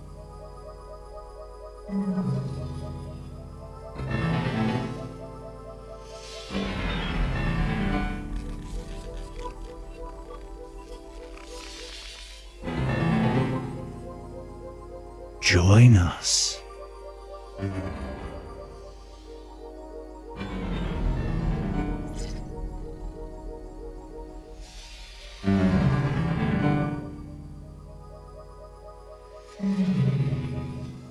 Join us.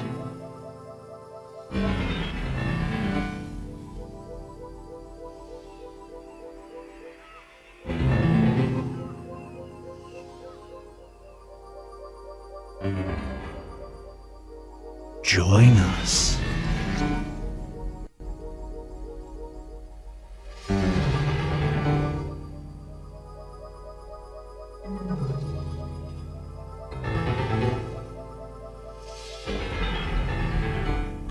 Psst, join the party.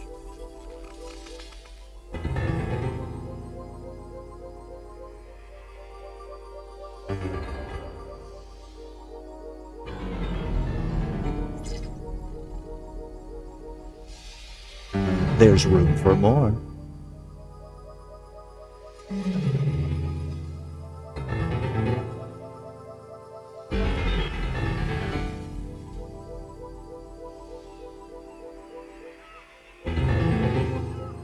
Psst, join the party.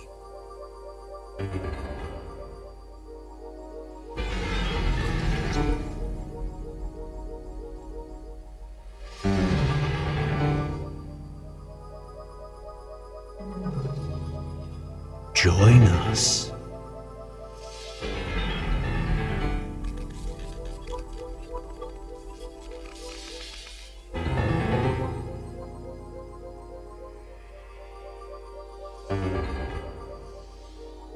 Join us.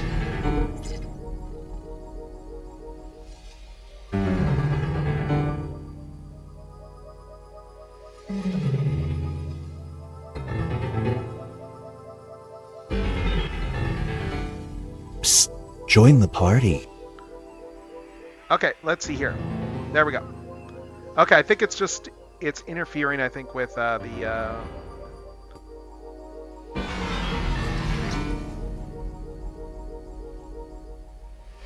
There's room for more.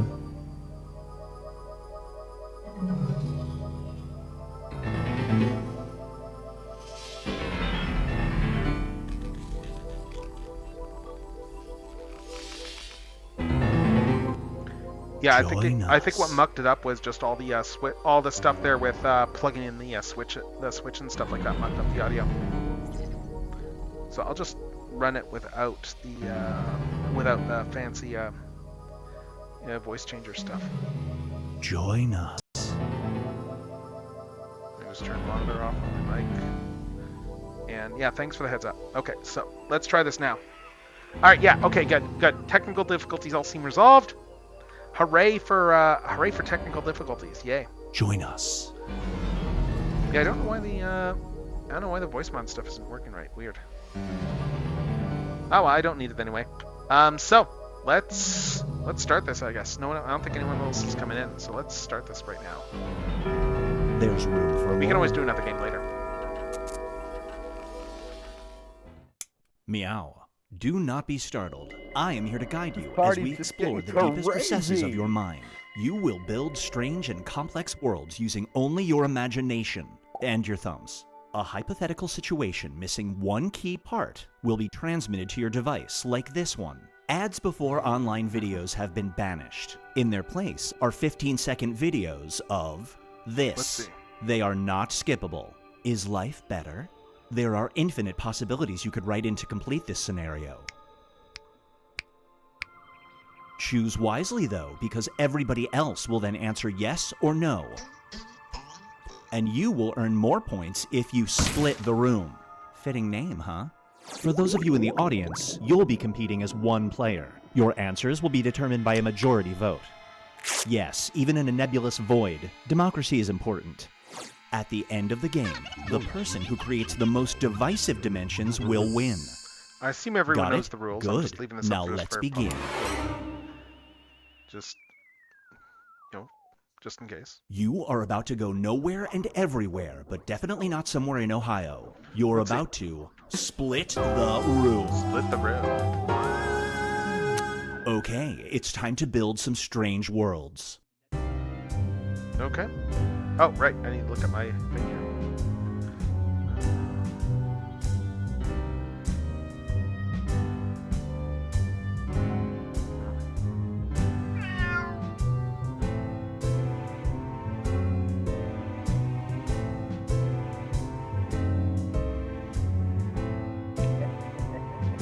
Let's see what else.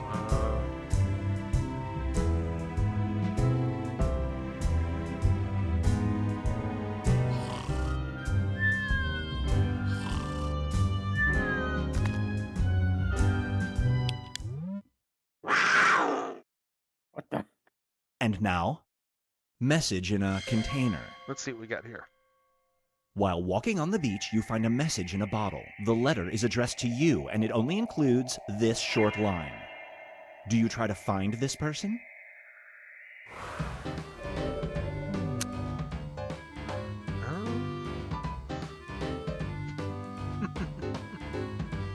Yeah.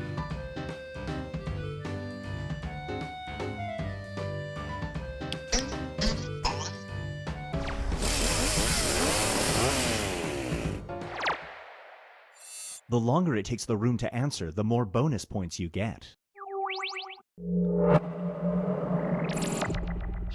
And now, Alright. Binge Pipe See presents the thing a that I- name that means regret. I was gonna- You have a child on the way. This person offers you free childcare for the first 7 years of your kid's life, but they get to name your baby, and they're gonna name it this. Do you agree to the terms? Okay. I mean, that feels like a easy one. I don't know, this feels like an easy one to me. Like, free healthcare? Like, for having a Sonic reference? Yeah.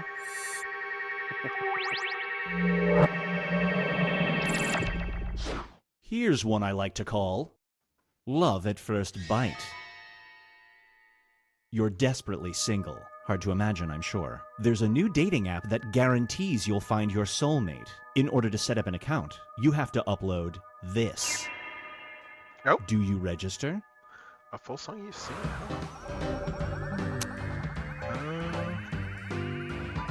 That's no brainer.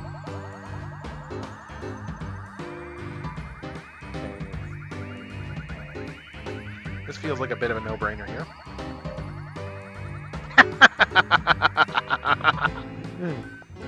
I'm plotting the schemes wherever I go. They're perfect in every way. Hey, hey. I mean, I'm a pretty good singer. Sorry? So,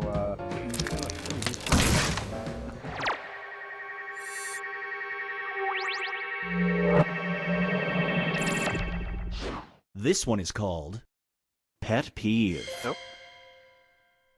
You get a dog for your kids. Your first mistake. After a week of ownership, the dog gains the ability to speak, but it can only talk about this. It promises to stop talking if you convert your home office into her playroom. Do you do it? Alright, let's see.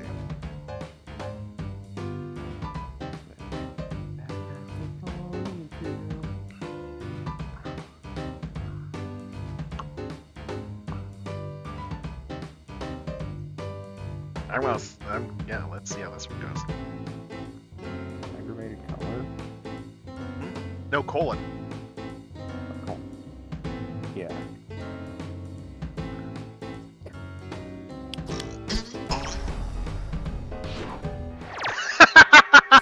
Wow. I figured the whole thing with converting a room into a playroom would still make it as a. Here's well, where maybe everybody not. stacks up at the moment. I mean, it could be worse. Imagine if it was Brian Griffin talking about his aggravated colon. Okay, that is It's time worse. to Yes. create some more havoc. What do we got here? Let's see. Let's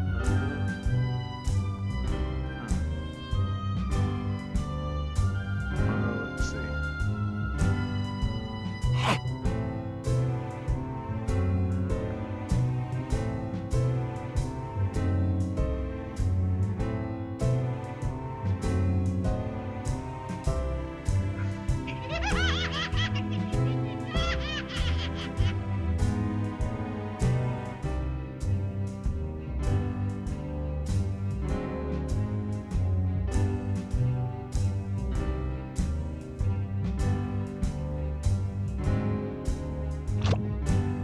Let's do this.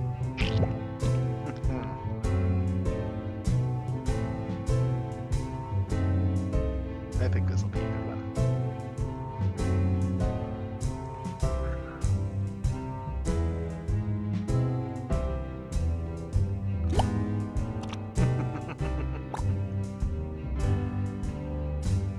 Alright.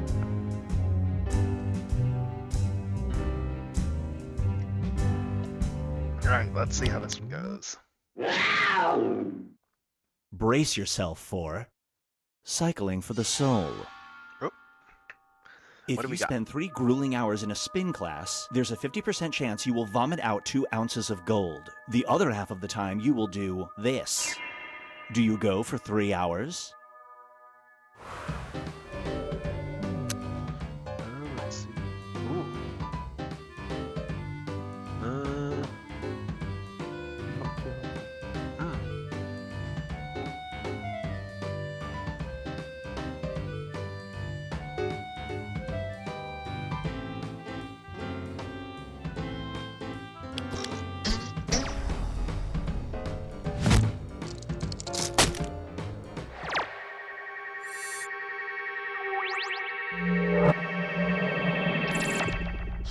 Get ready for double surprise. When you picked up the cake you ordered for your son's 10th birthday, you didn't look inside the box. As you reveal the cake to the kids, you discover that it says this. Do you smash the cake in front of the kids?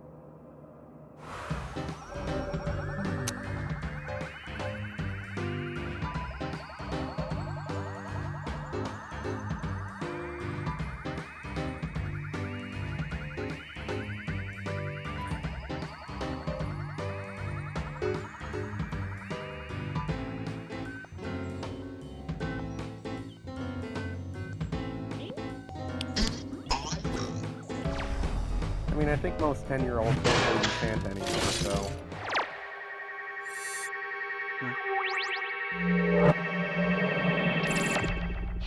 Up next is For a Good Cause. Nope. A charity raising money for stray pets asks you to participate in a fundraiser. How do they want you to help generate money? Well, by doing this. Do you agree to it?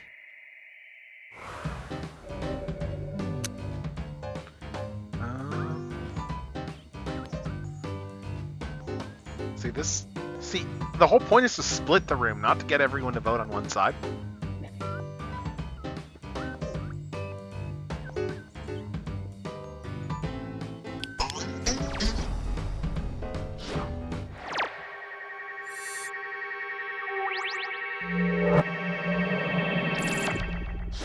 Feast your eyes on accessory before the fact.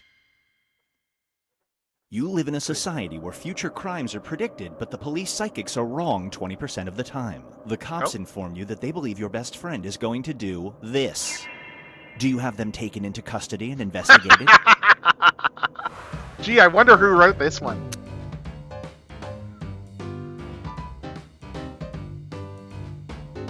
I wonder who wrote this one.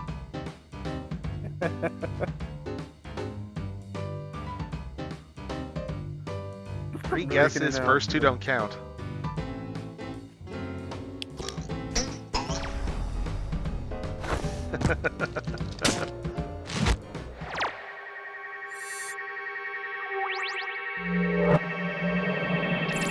Let's see what else you got here. Right, this is what you get. Let's see how everyone's doing. Super laser. Yes. We've reached the decisive dimension. Everybody will be presented with a new type of scenario. There will be two options to choose from. Door number one is already provided. You will decide what's behind door number two. Remember, you want to make it as hard of a choice as possible. Oh, and if you correctly predict a certain player's decision, you'll earn some bonus points. Let's begin. Write an option that you think only some people would choose.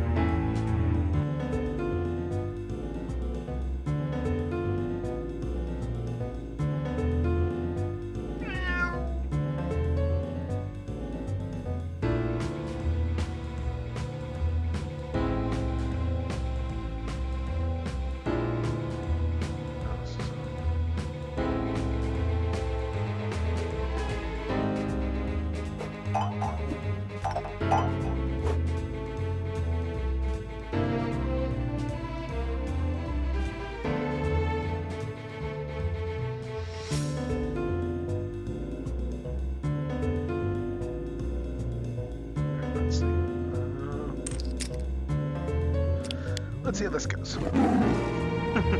Extra-dimensional beings want to give humanity a gift of knowledge, and you represent mankind. They will either tell you exactly where Atlantis is, or the answer to this mystery. Let's see. Which knowledge do you choose?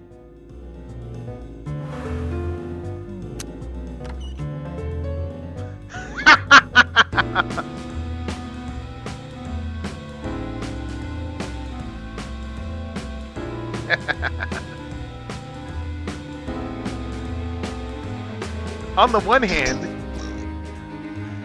see, going off Transformers Victory, there's a ton of that energy that's just buried in Atlantis. That's my logic. However,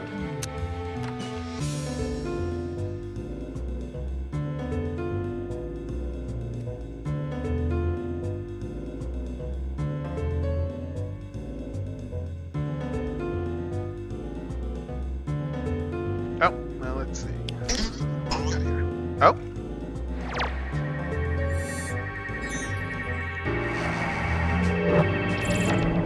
Alright. Now for something different. You're a celebrity going to a red carpet ceremony. As a favor to an avant-garde clothing designer, you've agreed to wear an outfit made entirely of broccoli or this. Oh. Which outfit do you choose? Let's see.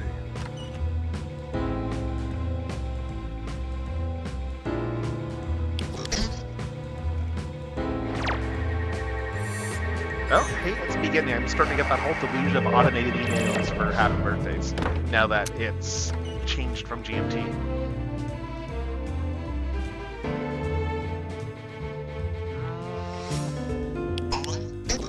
Anything's better than a dead swan. I'm like, have you seen cheese sit outside for an hour? Yeah, not No that one. bonus points for you. Not that one. It all comes down to this. The ultimate risk for the ultimate prize. Let's see. Yep.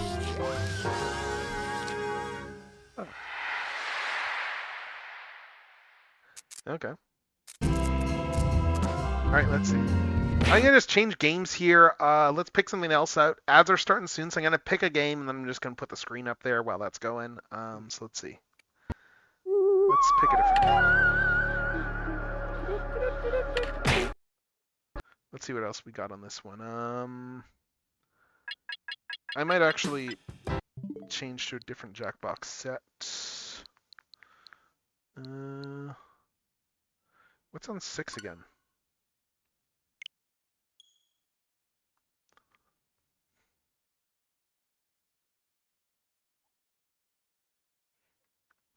Well, you know what? I'm going to pick a game and we're going to run ads while I'm deciding. So I'm going to start the ads now.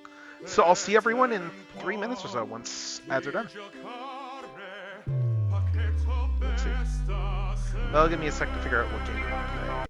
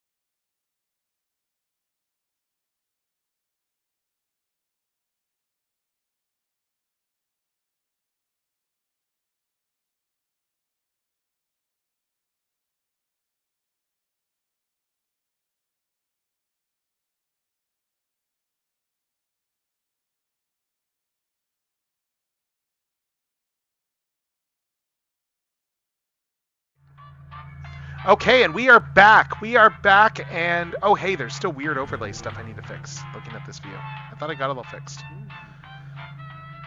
So let's fix that. But yeah, we are back, and in the interim, Centaur Works has come in and joined us. So hello, hello. Who ratted me out? Who ratted me out, mother? And yeah, let's.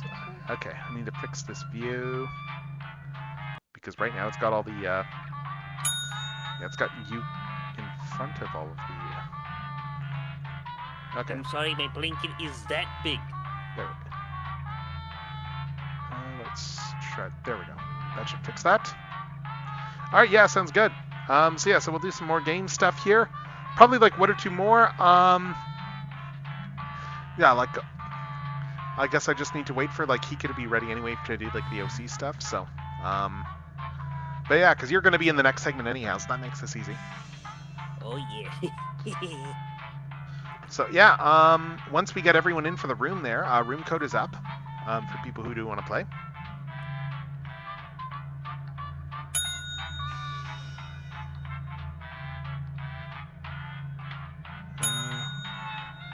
Anyone else coming in, or let's see, Katana Angel. I'm gonna go fill up my tea. I'm just gonna wait a sec just to see if anyone else comes in while I refill my tea, and then we will start. But yeah, how's your day going, Centaur?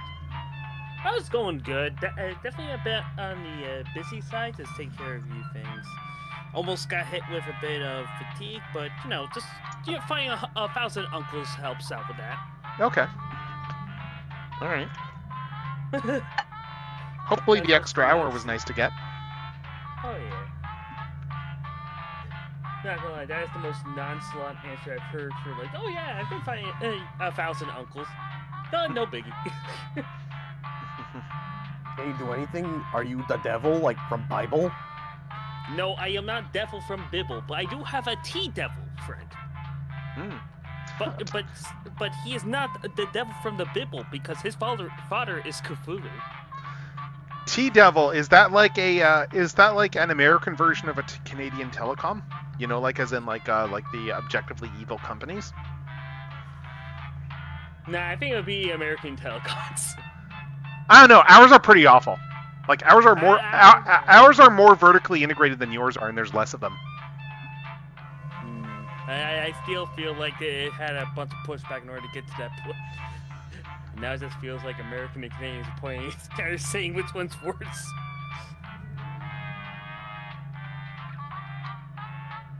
Like, to put it in perspective, imagine, if you will, a telecom where they also own a whole bunch of they own a whole bunch of media networks and stuff, and also are where you get your internet.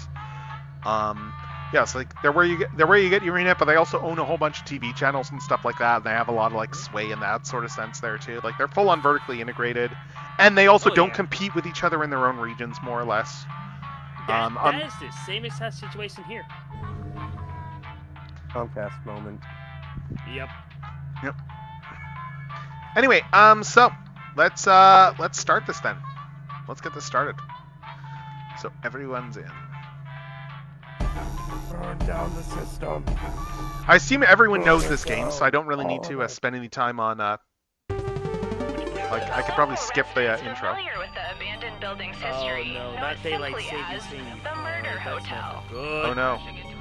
See, I would have thought extra hour meant that you would. The infamous hotel was run by a mysterious family for several generations. I learned the hard way back in college, where basically it was like, hey, you get an extra hour, yay! But did you stay up? But did you stay up past 2? Yes, congratulations, you failed spectacularly. I mean, that's what I did last night, but I mean, like, I basically just stayed up late. Like, you know, I usually stay up late on Saturdays anyways. This is your wake-up call. Prepare to die. Welcome to Trivia Murder Party. All right. Sorry, we're out of rooms, but we have plenty of deadly trivia. This one's always been a fun one. Only one of you will survive. The rest of you will die. Was that clear? I'm trying to be a better communicator. All right, first question. In The Girl with the Dragon Tattoo, where's the protagonist's titular dragon tattoo? Use your device to answer the question. I don't know, I never seen this one. Who got the question right? Uh-oh. Which leaves only you. Come with me. Come with me. Welcome to room 101. It's the Pegs game. I just get. You're going to drop down this board. Okay, this and is one of try the better avoid ones to get. The death zones. You know what? We need some death zones. That Hey, sounds you. mean. Pick the Oh, landing it's slots gambling. that kill. Yeah, as I said, this is one of the better ones to get. Yeah. Oh, right, we need to pick buckets. Okay.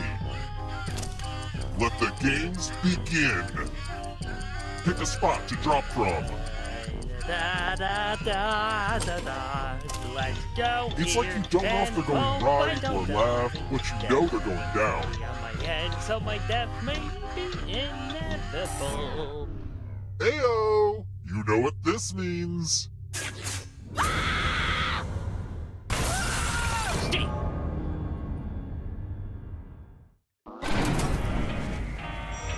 I'm a hunting guy, man. We're not done with you yet.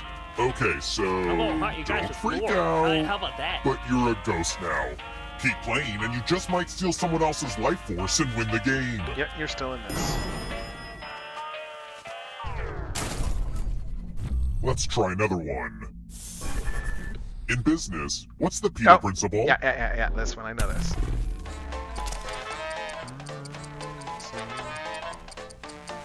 Okay, I thought I knew this. Peter principle. Yeah, we'll always have a Who principle. picked this? The rest of you who are still alive, I want to show you something. Welcome back to the killing room. Holy crap, Let's Will, play you with didn't even spooky print it dice. after me. Roll as much as you want to add to your score. I'll kill the player with the lowest score. Loris, I'm But going go to the over killing room. 21 and you die instead. And don't forget, if they roll a skull, that adds 1 to everyone's score. Oh boy. Honestly, it's mostly just an excuse to use these cool skull dice. Yeah, roll again. Yeah, let's keep rolling. Yay! Oh boy! Yeah! Time That's doubles great. up. Yeah. Keep rolling, roll, huh? Oh man, they took away my roll Looks like you scales. didn't roll enough.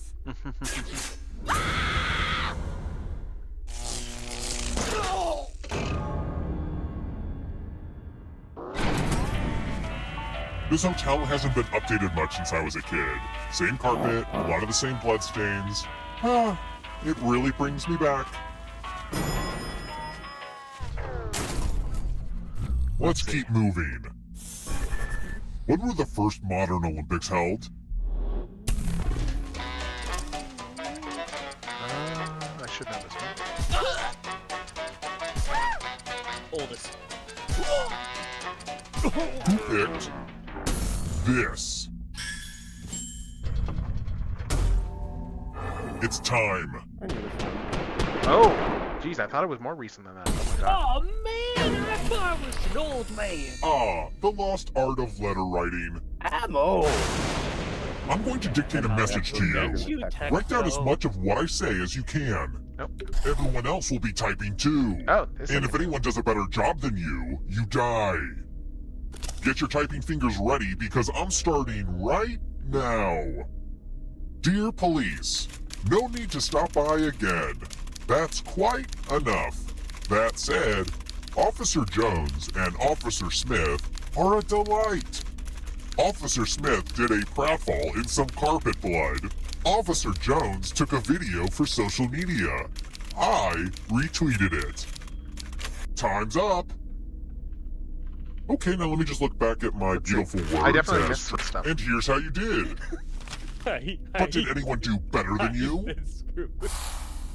I was just. You got Oh, oh my god, 30. That's not even close to what I said. Oh god, oh. Oh, that was really good though. That's usually I'm pretty good at this one, so impressive.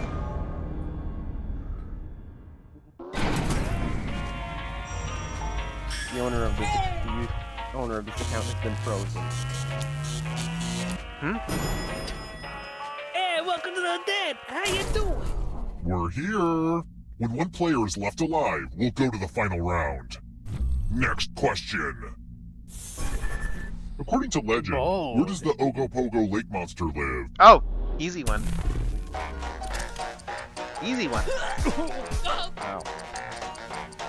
Even I know that.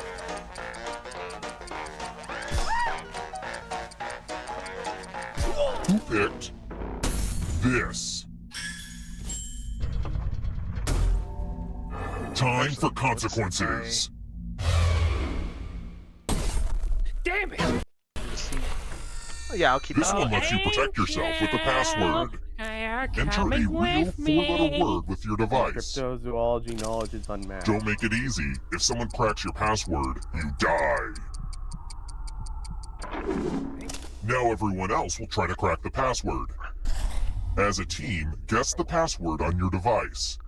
You get a clue if your guess has a letter in the right spot. Yeah. If anyone figures out the password before time runs out, I will reward you all.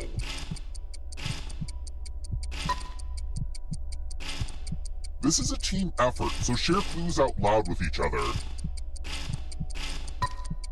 Anyone got any guesses here? I've been doing a few. But keep saying, what the heck are you doing? Stop doing that. Alright, let's see. Let's see.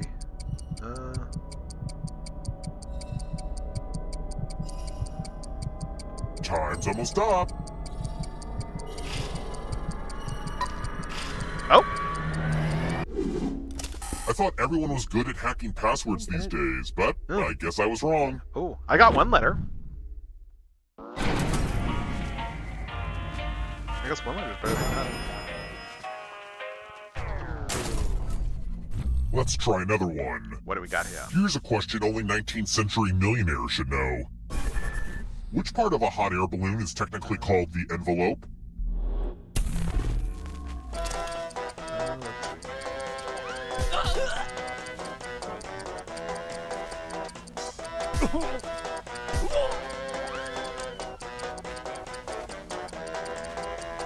Time's almost up.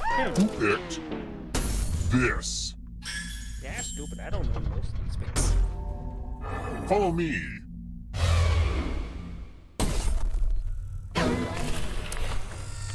I hope you're good with instructions.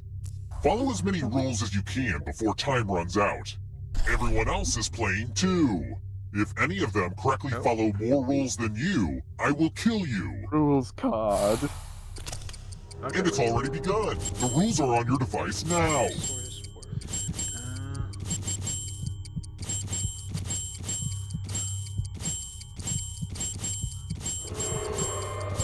Rules, am I right?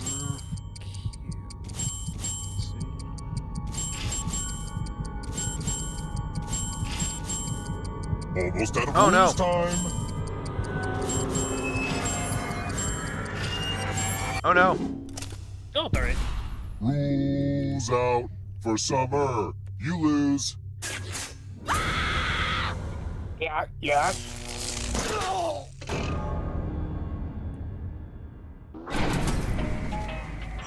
Zappity zap zap. Only one of you is still alive. You've become You know what that an means. angel. An angel just got its wings double. Glad to see you're the one to make it here alive. But will you be the one to escape? the wings double.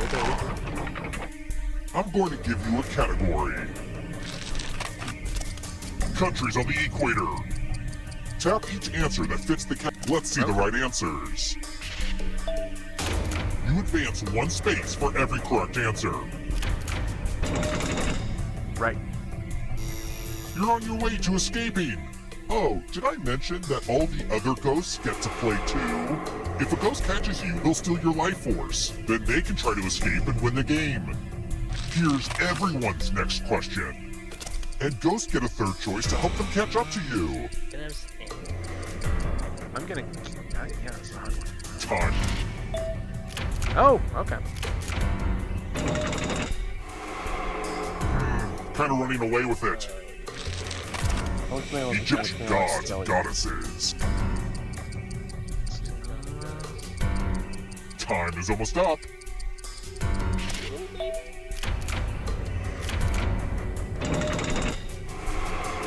No, we're catching. Has an exoskeleton.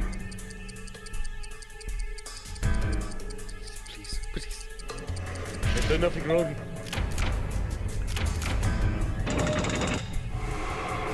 I don't know if you can outrun those ghosts. Uh-oh, here comes trouble.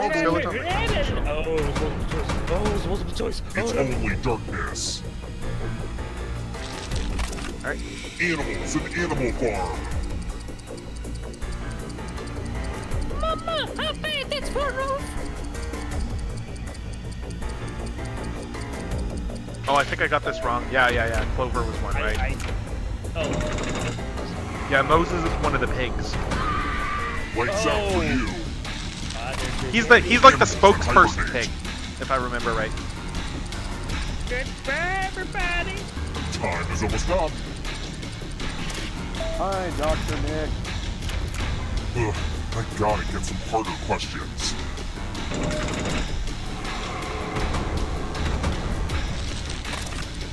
Walking Dead characters.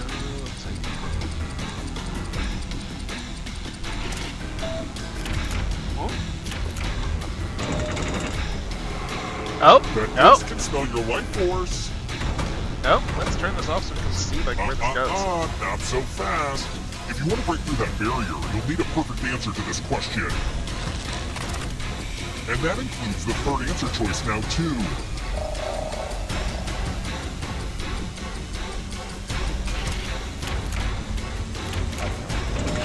You have to get all the right answers to escape.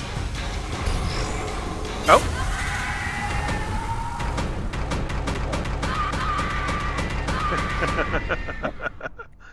Wait, I thought Techno didn't get it. No, I got all of them. Yeah, because none of them were holidays. I just thought Canada would have its own Independence Day. No, we don't. That's Canada Day, and that's not really an Independence Day. That's the day that we signed Confederation, so it's not the same thing as Independence. That's the same day as Confederation. We have an Independence Day. Do we want to do more player? I'm just gonna. I'll do a new player thing here just to see who else we got. Because I'm not sure who all's still gonna be around. So let's just start a new. Let's start a new one here. All right. Right. But yeah, like once we're done with this stuff here, it's gonna be the let me bring up the thing here again. Yeah, so next up, we are running behind on the schedule here, obviously, because the plan next is to do the OC Yap and Share stuff. Oh, hey, Hika. Hello. It sounds like people are starting to scoot, so it might be time to start going into there. But yeah, let me know if you're good to go, Hika. There's gonna be a level of winging on this, honestly, because we just all been busy. But let's do this last Jackbox game first, anyway. I think. Let's see. So yeah. So who else we got? Because yeah, it's sorry. Yeah. The game's still going. Yeah. We'll still do this one here. May as well do another game here. I'll just wait a minute and see. Yeah, Hika, you're welcome to hop into like audio stuff too if you want. Up to you. I know like everyone's in way too many Discord servers, so I completely understand if you don't want to pop in. Yeah. That's the problem with Discord. It's at the point where it's like because everyone's got their own little servers, for obvious, understandable reasons. It's that classic case of a problem created by things working too well. Yep. And it's also one of the reasons why I also post my art to about 40 servers. Yeah. It's also why I never promote this server, because I'm in too many that I don't even bother with promoting my own. So. No, I've been trying to promote my own. That's the problem right now for me. Anyways. Mm-hmm.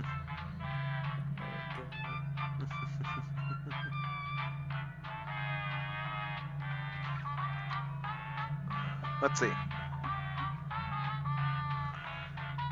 But yeah, let's see if we. I think this is probably going to be everyone. Actually, I'm just gonna. But let's just double check.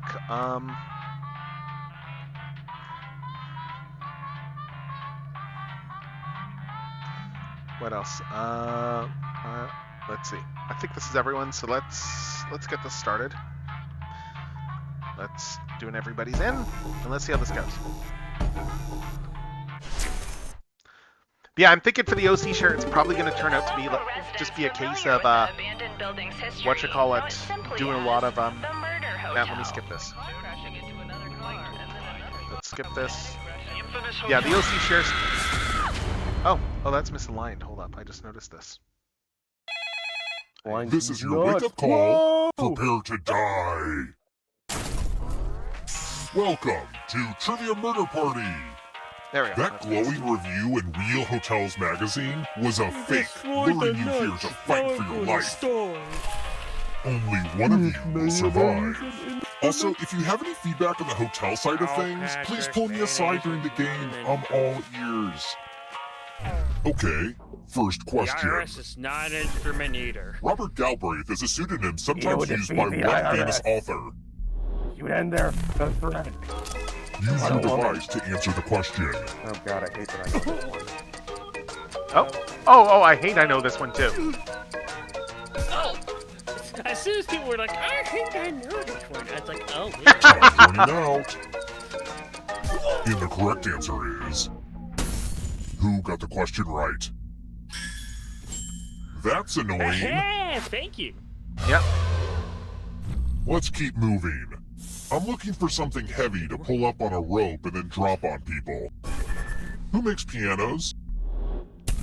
Oh.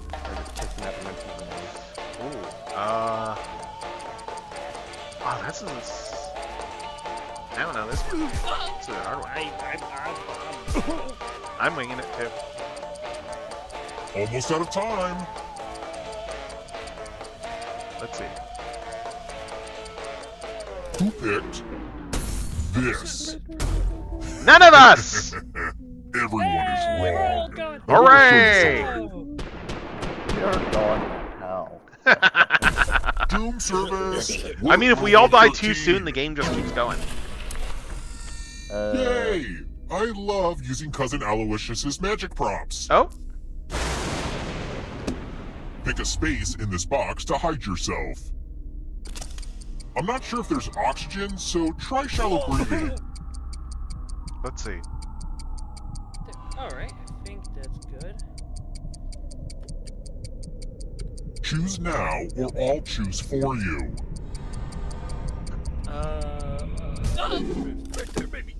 And I'll just thrust the sword into a random spot.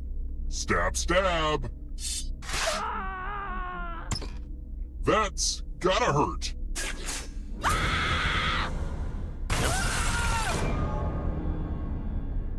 That Hika is dead. Don't worry. Dying doesn't mean you have to drop out. Keep playing and you just might steal someone else's life force and win the game. You're an idiot, Starscream. You're an idiot, Starscream. Let's try another one. You know what? Friendship is magic. Where would you find My Little Pony's cutie mark? Oh. Say it to my face. Say it to my face. You're ironic. How ironic. You could save others from dying. Who picked but not himself. this? Joke's on you! I can save others! Which leaves only you. Suit It's Soundwave. time. Alright, let me just Welcome to room 237. Oh no. I don't know how to Hopefully you can defend yourself from ESP. Type in an answer that fits this category. Everyone else will answer too. No, And if anyone matches you, you die. Write your answers now.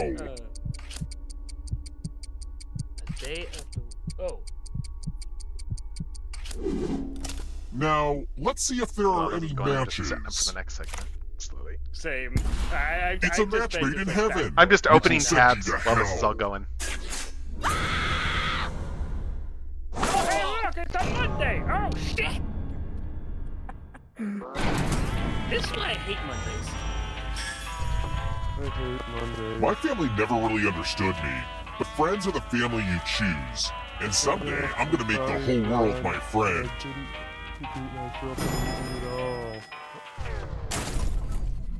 Let's keep moving. Which of these movies has ghosts in it? Oh.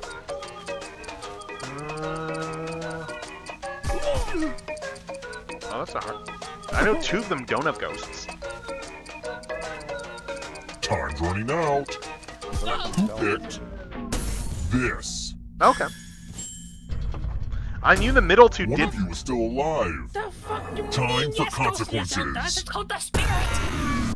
The spirit is in the ship! There's nothing more fun than fogged up mirrors. Let's see. Oh, hey, look! The ghost of my Aunt Mildred is writing on this mirror. She has I her know own Ghost World consistent isn't. I know that handwriting. Ghost in the Shell isn't. Now, Aunt Mildred is going to write a different word. But so will all the safe players. Draw a word on the mirror, and maybe you'll trick someone into thinking it's Aunt Mildred's. Let the drawing begin. Watch closely. One of these new words will be a word written by Aunt Mildred's ghost. I'm doing this with a mouse.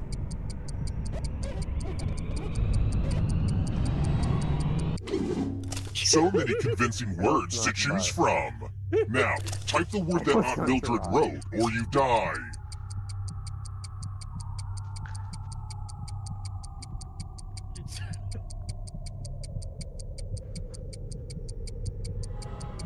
Enter the right word now, or you die.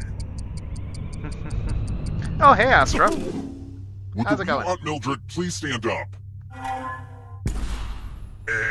Aunt Mildred would, never say that. Let me show you what's behind the looking glass. Wait, that was the one? I thought that was someone. I thought that's one of these clowns did. Nope, I was sure all right. You got me. We're here. I mean, mine was a bit final too round is easy close. to pick up because, Next yeah, I question. was drawing with a mouse at that. Which of these is a Yeah, I had to draw non-vascular them out, plant? too. I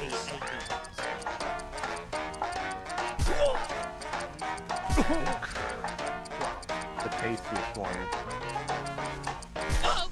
Who picked this? Moss is a plant?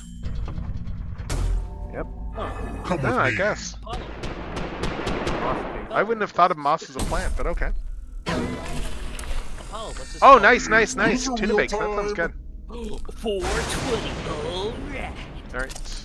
Spin. Let's spin this thing. Just like The Price is Right, but totally different for legal reasons. Let's go gambling! Not gonna lie, that hit the spot. Oh, dang it! Oh, Whoa, you all died too easy, but I still need someone alive. yeah. I know a tree trunk is a stem, yes. But See, I was the like, most well, money is I was good for a bit something. confused because I was like, well, I thought some of those weren't The time has plants come. because I thought they were different islands, but I think I overthought it. I think I overthought some of that stuff. Congrats on making it here alive. But can you escape? I'm going to give you a category. Okay. Cat breeds. Tap each answer that fits the category. Let's see the right Yeah, we're answers. getting okay. Yeah, so we're getting the OC stuff together. Meanwhile, like in the Forward background of one this, space for each correct I've answer. gotten all that stuff from you guys, from you two. I'm gonna have to decide which photos I want to use for my You're a own. little bit closer to escaping. But get this, all ghosts get to play too. If a ghost catches up with you, they will steal your life force. Then they can escape and win the game. Here's everyone's next question. Nope. And ghosts get a third choice to help them catch up to you. Time is almost up.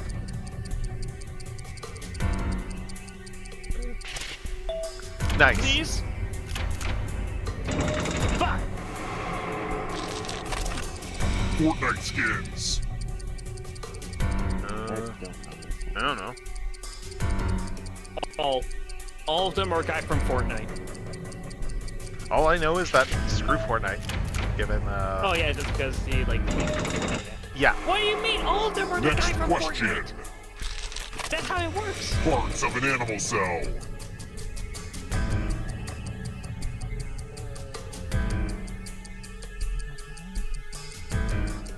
gotta go with this. I was like, Toblerone? Why is a chocolate bar there? Oh, okay. Maybe somebody fell off it. Don't look Probably behind not. you. Science class was like the one class that actually was. Here comes the darkness. You don't learn the history of nature. Food named after people. Exactly. Time is almost up.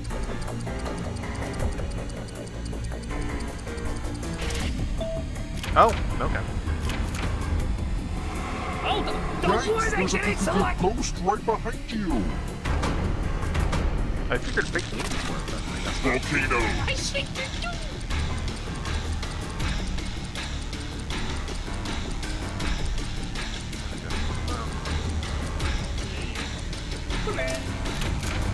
Oh. You killed your friend. Better get away fast. I leave!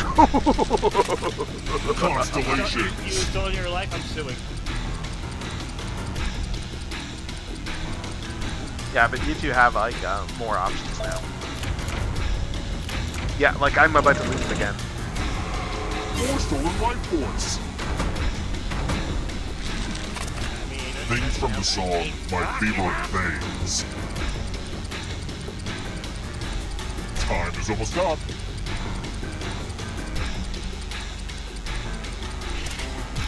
Oh! That one up. I didn't select any of that. Because I was like, wait, this doesn't make sense. Fellowship members in Fellowship of the Ring.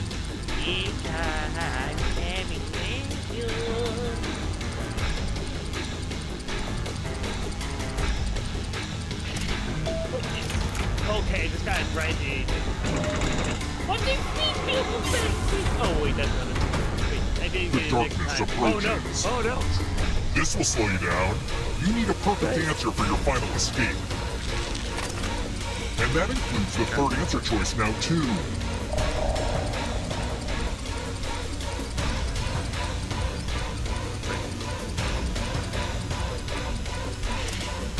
Oh! You have to get all the right answers to escape. Yeah, I know that. Bilbo's like one of the Lots of hobbits.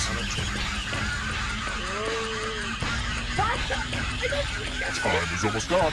I'm probably got this one wrong. I don't drink up vodka either. Oh my god! Oh my god! Right swap. I got one in. Two Oh no! slots. You gotta go. Medieval weapons. As soon as they saw all the money, I was like, oh. Oh!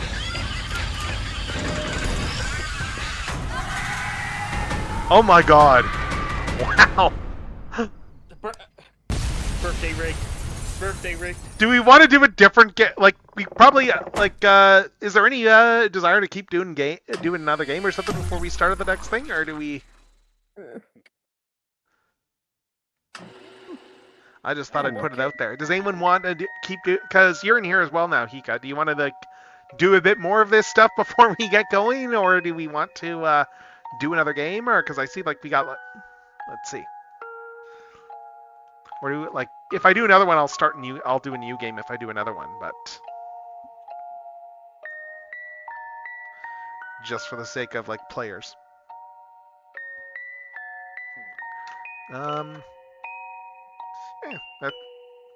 Yeah, let's do another one to stall time then. Do we want to keep doing Trivia Murder Party, or...? Different one. Sorry? Different one? Yeah. Okay, let's do something else then. Okay, let's do another one. Let's pick something else out.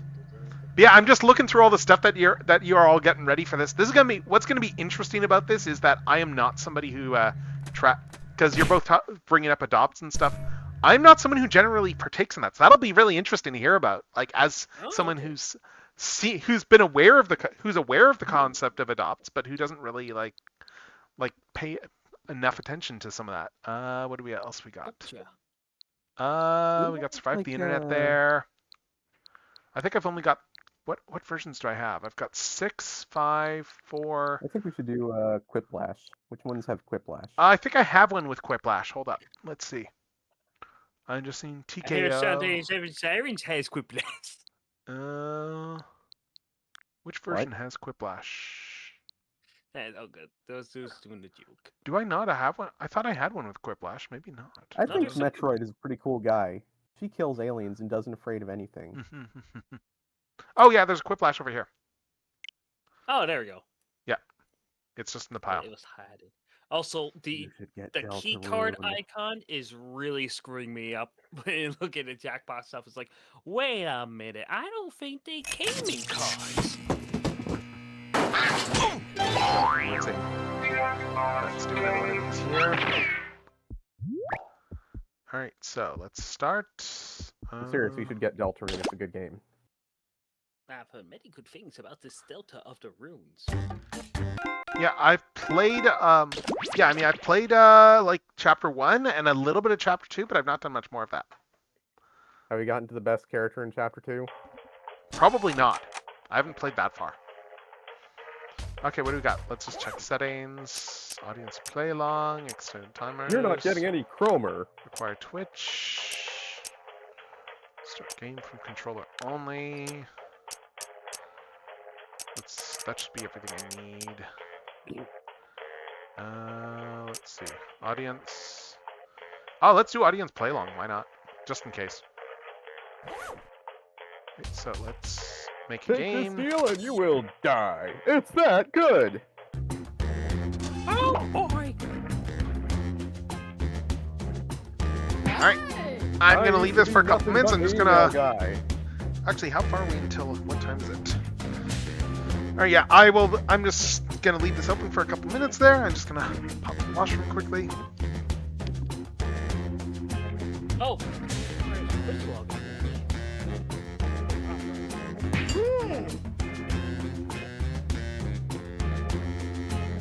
Too many excess vacation days.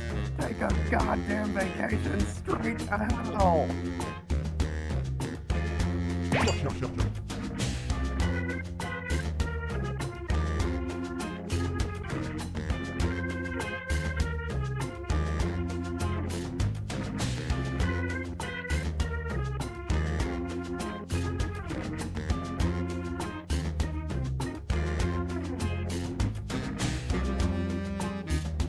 We'll be taking a ride around town.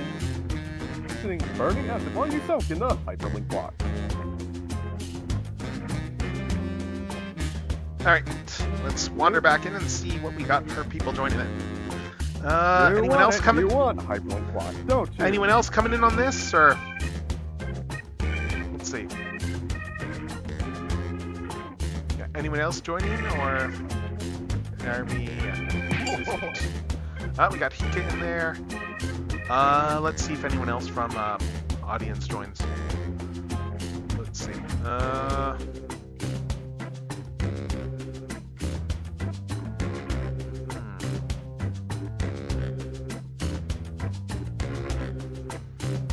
Just wait a minute here. Let's see.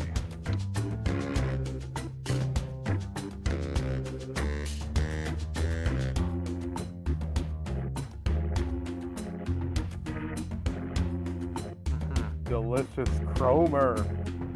Yep. Anyway, I think that it's probably going to be everyone, given I don't see anyone else coming, so I guess we'll start this. Believe it or, I used to be a big shot, the biggest.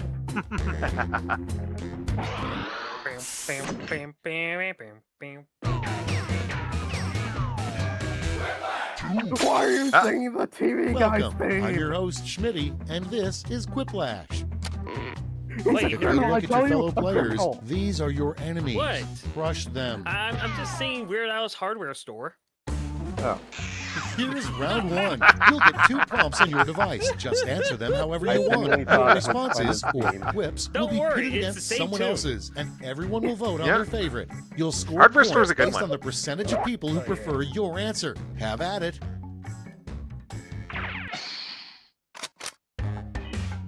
Okay, let's see. Folks in the audience can try the audience play along while we wait for our players to finish. Let's see.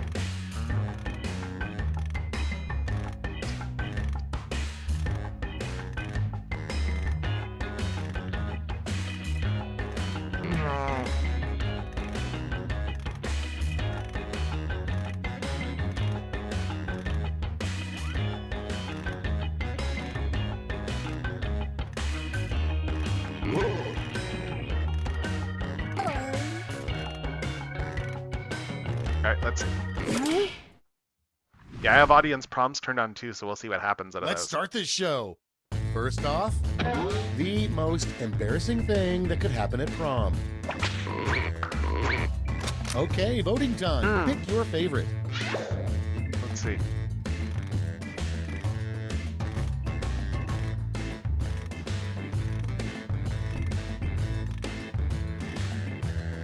Oh wait, why does it still say that for the thing? Huh, I need to change my prompt for... I just realized that the game screen never actually updated for what the title is. That makes sense. That's funny. That's funny. Like it auto updates stuff, so let's fix that. I think I get what time travel's a reference to.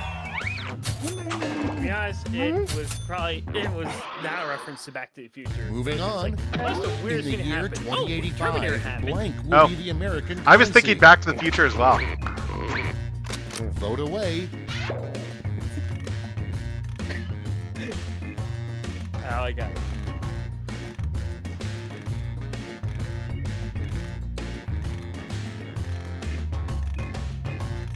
Let's see how this goes.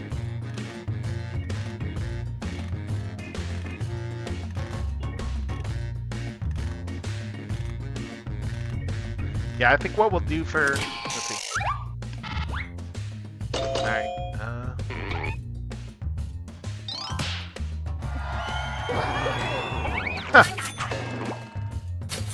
Alright, I'm at a point where I think this is something Next on the list. In your job, you don't need a I mean, that's bulletproof low vest. bar. You need a blank-proof vest. It's voting Oh. time.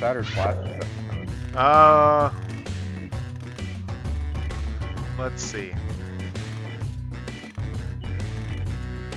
I'm just realizing too that suddenly the mouth isn't working on this model. What's that all about? Technology breaking into progress.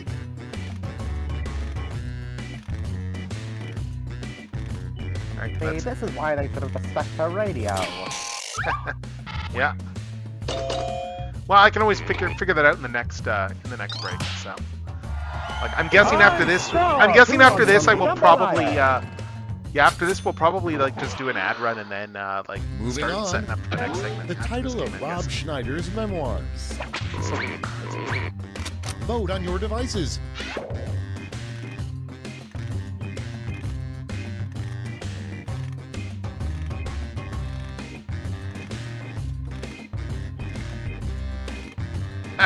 oh my God, Astra's remark there. Oh, that's making me laugh. Ah, that's good.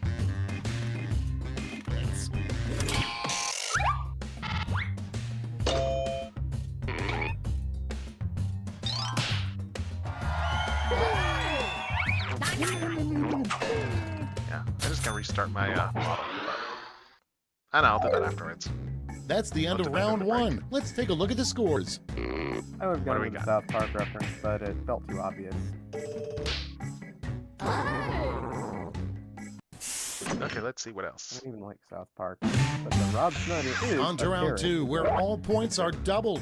They have, honestly, they've been pretty, they have been very much like reacting to just how crazy everything has been, like just with all their episodes to the point they made While fun the of themselves players for enter that. their quips, audience members can try the audience play along on their devices.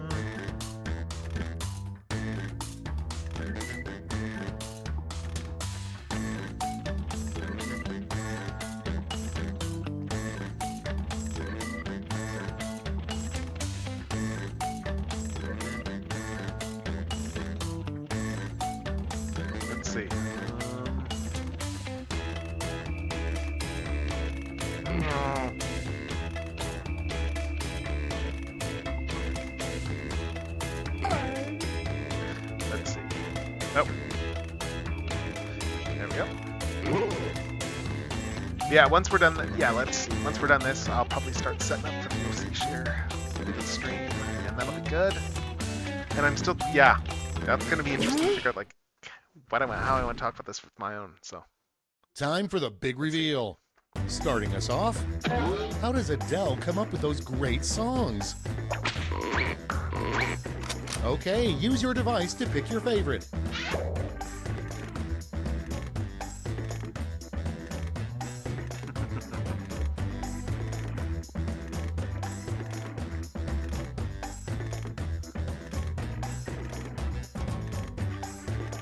I actually do like Adele's music. Huh? Yeah, talented singer.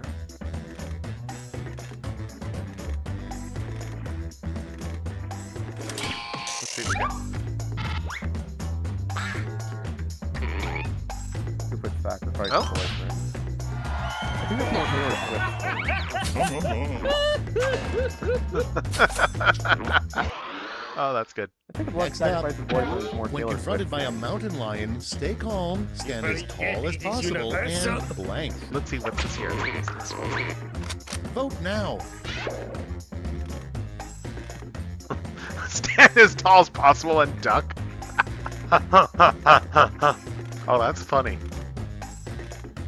That's a funny one. Oh, hey! Suddenly it's working again. Nice. Perfect. I didn't do anything. It just started working on its own again. Okay. Cool.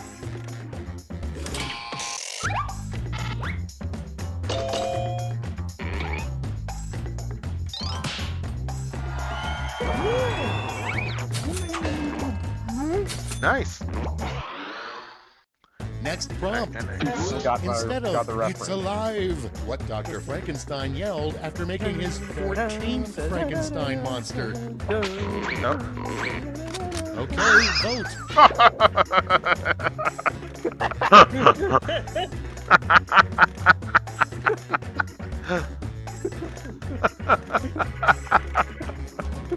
Oh. Oh, that's funny. Oh, they laugh at my boner, will they? I'll show them. I'll show them how many boners the Joker can make. You know, back in my day, this used to have a very different meaning. Oh wait, wrong game. I forgot I had it. Bad. I forgot I changed the view there.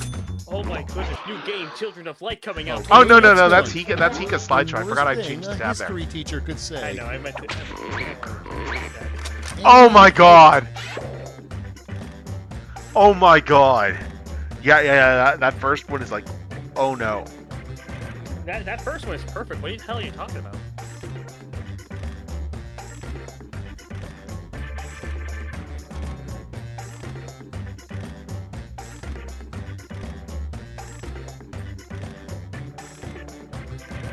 Okay, you just... Oh, a child profest.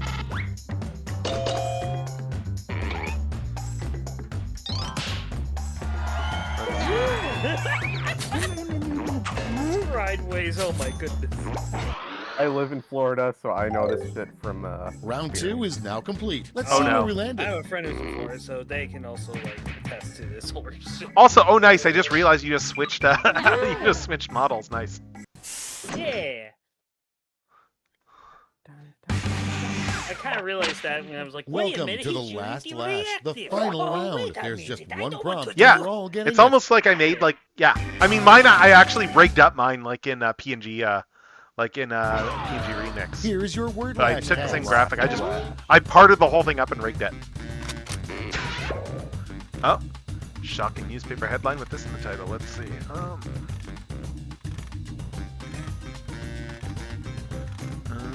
Let's see.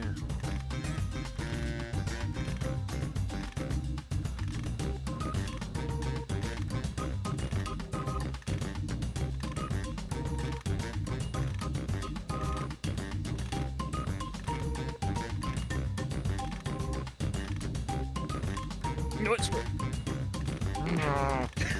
it said, hey, you ran out of letters. I know exactly what to do now. Yeah, I didn't fit the initial one I had. I've turned out, yeah. Oh well. I don't care where I'm going with my idea, but it was worth it. That's all I'm saying.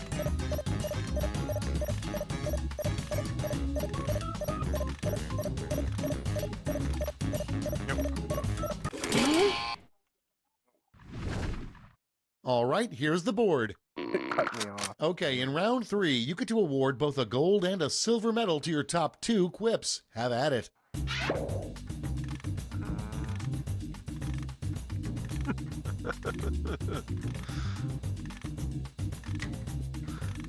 Shocking newspaper. I know, it's a hard one. I'm going with the Luther one.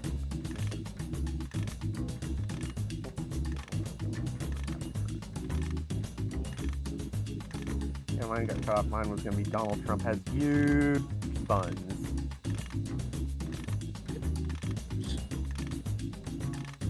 Let me just...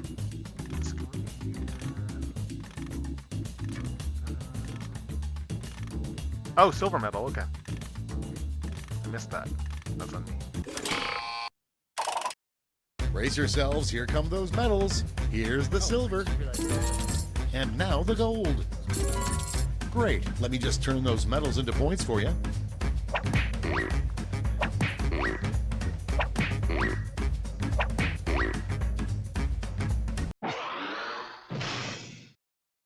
That's it. Let's take a look at the final scores.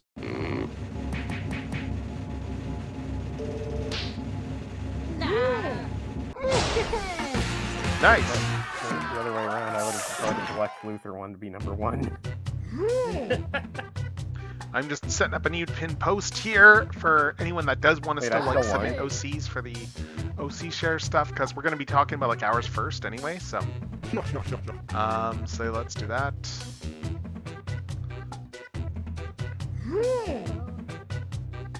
But yeah, that is this segment here. So we're gonna start getting set up the OC share next.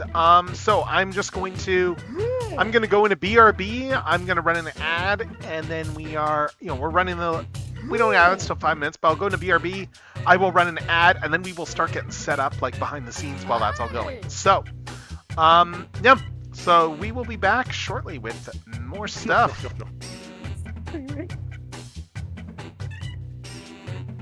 All right.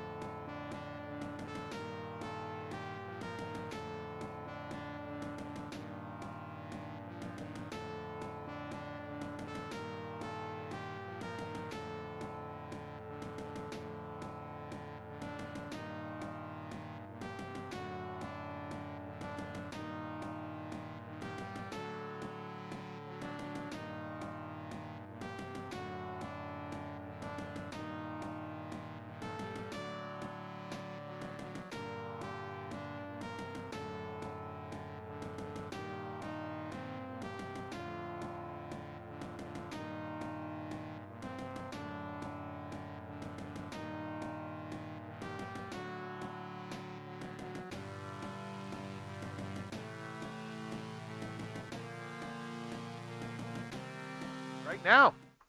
All right, hello everyone, and welcome back. Welcome back to the stream, and it's now time to actually do all the OC art share stuff. And with me here we have my special guests, Centaur Works and Hika Hikari. You've both been on stream before. Like Centaur, you've been hanging out for the last couple of hours on stream or so. I'll let both of you introduce yourselves. Starting with Centaur, given you haven't been properly on the stream for quite a while. So, well, Hika, you were just a couple of weeks ago. Yeah, just been like I would say maybe about like ever since like last year or at least beginning of this year. But yes, my name is Centaur Works. I am a anime style artist, mostly focused on mythics and original characters. Right now, basically, I am just gearing up for more or less a art convention, but try to do at least weekly art pieces when I can. Right, and I've got to ask for reference. What's your count up to now? My count? Because Centaur numbers his OCs. Shit. I know on my website I have it tracked, but well, the website is not up to date. Let me check the spreadsheet. Yep. When someone has an actual when you've got that question, that should say it all right there. When that's your answer to the question. I have 428. Dang. Nice. Yep. Yeah, I'm not nearly that many. I would have to like stretch and look for like every single minor character that I've ever come up with to get anywhere near that, and I probably still wouldn't come close. Kind of the case here. Also, I'll get into it a bit more later. Also, thank you, Bliss Authority, for the follow to the birthday boy. Yes, thank you very much. Thank you. It's already my birthday in some time zones. Like I've already started to get all of the. I've already started getting all of the birthday automated emails. So. Perfect. I'll get into it a bit later, but I'm also doing an OC ballot, which is kind of like a key thing in order to shape what I do. Yes, let me grab the link for that. I saw you posted that in another server. Like, you posted that in at least one other server I'm in, so let me grab the link for that. I was going to plug that.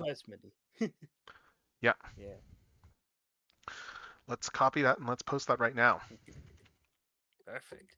And during my segment, I'll talk a bit more about that, just in case. There we go. Oh, wait, no, that's the wrong link there. Hold up, let me delete this. Oh, no. Hold up, let me delete. How do I delete a message here? How do I delete my own messages? Gah. How to take back message? Yes. I want to take back. I want to take back this message.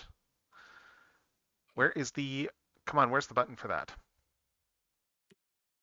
Do I not have the? Oh my God. Am I gonna have to go and open Twitch in order to do this? I might. I will fix this in a sec here, and in the meantime yeah, why don't you, let me just go to the dashboard here. In the meantime, Hika, why don't you do your intro while I'm scrambling to change this out? Yeah. Hello everyone. I am Hika Hikari, everyone's favorite little sunflower mouse. My OCs are primarily just self-inserts. Inspired by whatever anime I'm obsessing over. So if you know anime, you'll probably know whatever my characters are from. That's primarily what I do. And yeah. Yep. Yeah, I mean, like self-inserts, that is a long and storied history, just the whole history of self-inserts in fiction. I mean, without self-inserts, there's a lot of stuff we would not have. Oh, definitely. Exactly. And then there's some where you question it, like look at Rent a Girlfriend.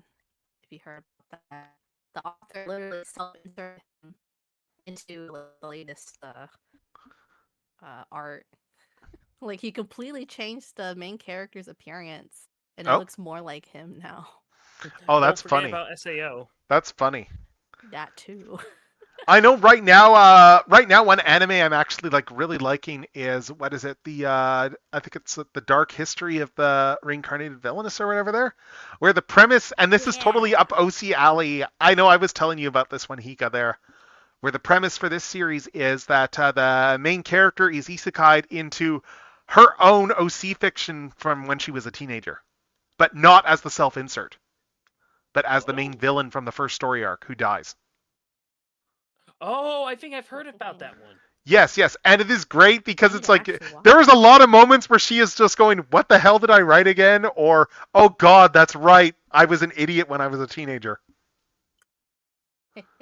There's a lot of those moments, like when the one love interest for her character shows up here, where she's like, "Oh right, this guy. Oh right, I was really into like just these Dark Prince characters at the time. Oh God, what was wrong with me?" Sort of thing. Oh, I'm evil and brooding. Yeah, exactly. And the guy's like, "You what?" The beast. And it's like, because learn she doesn't want to like kill her self-insert main anymore, and he keeps going, like, I can kill him for you. Like we talked about all that time, and just like, no. And then he's just reached the conclusion of, oh, so you must be are you under their spell? Like it's like, yeah, it's one of those oh no like disaster fire things there. But yeah, so for OCs there, before we get into the slideshows, I guess, and oh hey, did my thing stop doing this? Responding then again? Ah, that's okay. Of course. Why is my model not moving at all? It's the talking. Geez. Okay, let me just restart the model. Oh, good. And definitely go for it, Stride. Yeah. Share some. I guess yeah. Like I'll have to get some stuff off of you because I don't think you have Blue Sky. So I will have to. Yeah, so I will have to get those off. Another reason why you have a Discord server. Yep, I guess that's true. Yeah, I didn't prompt in there, but yeah. But yeah, anyway, so for OCs, original characters, we all have long storied histories with them. I guess I will ask to start there. I mean, I guess that he already kind of answered that with the self-insert stuff, but was there anything that, like, was everyone's first, I'm just a little curious, were everyone's first OCs like self-inserts of some way, shape, or form, or? Because I think from... Yes? Yeah. I guess you can say I kind of did, well, in a way, just like more just kind of experimenting. I ended up really enjoying Mermaid Melody and actually found like, those coloring pages online that you see. So I ended up kind of just like filling in those at the time, favorite color being red, and just like, oh yeah, let me just do this and just kind of just play around a bit. And then I think later on I found like a artist that also did their own Mermaid Melody-esque OC. And I was like, oh, that's cool. And then then I decided to just like take a few bits from like another art piece I saw and made my first character from it. Nice. And then the number went up. What about yourself, Hika? Hard to remember that far back, but I do think it did start with just me being like, oh my gosh, Sasuke Uchiha is so handsome. I want to kiss him. No, I feel the same thing. I was doing a Sakura back in the day, so I totally get that. Yep. Yeah, it's funny as we're all talking this. I thought I knew my answer, and I'm just stopping to think and see is there anything else I can think of for OCs, because it's like I definitely had a lot of fiction just as a kid where I would like come up with ideas, but not necessarily with like original characters. I think one of the earliest ones probably comes about from like my entire like Technoraptor mythology there, with regards to like the fictional species of like alien cyborg velociraptors. They were not aliens technically in the original draft. They were born. The concept for Technoraptors was born entirely of a Foxtrot strip that I saw once at one of all things, where there's a mention of, oh, the dinosaurs went extinct because of big time-traveling big game hunters. And naturally, my brain then went, okay, but what if the velociraptors killed all the big game hunters and took their tech? Correct. And that was the original genesis of the entire Technoraptor concept. And I think the earliest specific character was like my own self-insert one among all of those. So. Oh. But, which is where my name comes from, Techno. So, because that was the name of the character. So. Haha. The prophecy has been foretold. Indeed it has. Indeed it has. But yeah, so let's start getting to our discussion there for OCs and stuff. Now I'm just trying to think. I think we're gonna start with Hika there because of just of all the preparation there. Yeah, like we've both been scrambling around like last minute trying to do stuff, and then Hika just walks in and just goes, "Yes, I'm gonna drop my slideshow." Oh yeah, I had this game that was collecting yeah. dust. Yeah, I've had this for a few years now because I made it for a PowerPoint presentation stream that another friend was doing, and Mhm. I just figured might as well because all the Yep. OCs on here are pretty much like the ones I like have been writing for in recent years at least. Okay. I'm just realizing And too as I read yeah. this, that's like, yeah, this is a. I'm guessing this is an older slideshow too. Given Oh, like, isn't yeah. this like an older generation screen name of yours? Yeah, this was my first username, Hikari Otaku Hime. Yeah, I feel that. Yep. If we want to talk about it later, we can like discuss the history of names. Yeah, I mean that Yeah, in itself is a discussion there too. Just you're right in terms of screen names. Like I grabbed my OC one because I was like, I want something that sounds more interesting. That like this was like like late junior high, early high school me going. It's like, oh, this will work well for a screen name. Just grabbing this one character's name there. It'll sound more mature, more like mature, I suppose, than like the previous one I had there. And then you know how it goes. It just it goes like that, and then suddenly you're it's what, like you'll over half your life later, and you've still got the same screen name, and you're not gonna change it now. Oh yeah, no. I was forced to change mine, dude. Oh, I'll get that's into the lore of it. So. Oh right, yeah. I think First, you've mentioned that before, yeah. First, Hikari comes from the Pokemon trainer character. In English, she's Dawn. She's from Pokemon Diamond and Pearl. Because in Japanese, her name is Hikari, and I just really liked her. I wanted to be her, so that's why I named myself after her. And then the Otaku Hime was just me self-proclaiming myself as like an otaku princess, because like among my like friend circle, I was the only one who like really knew a lot of anime. And I just like, so like if anyone had an anime question, they asked me and I just knew it.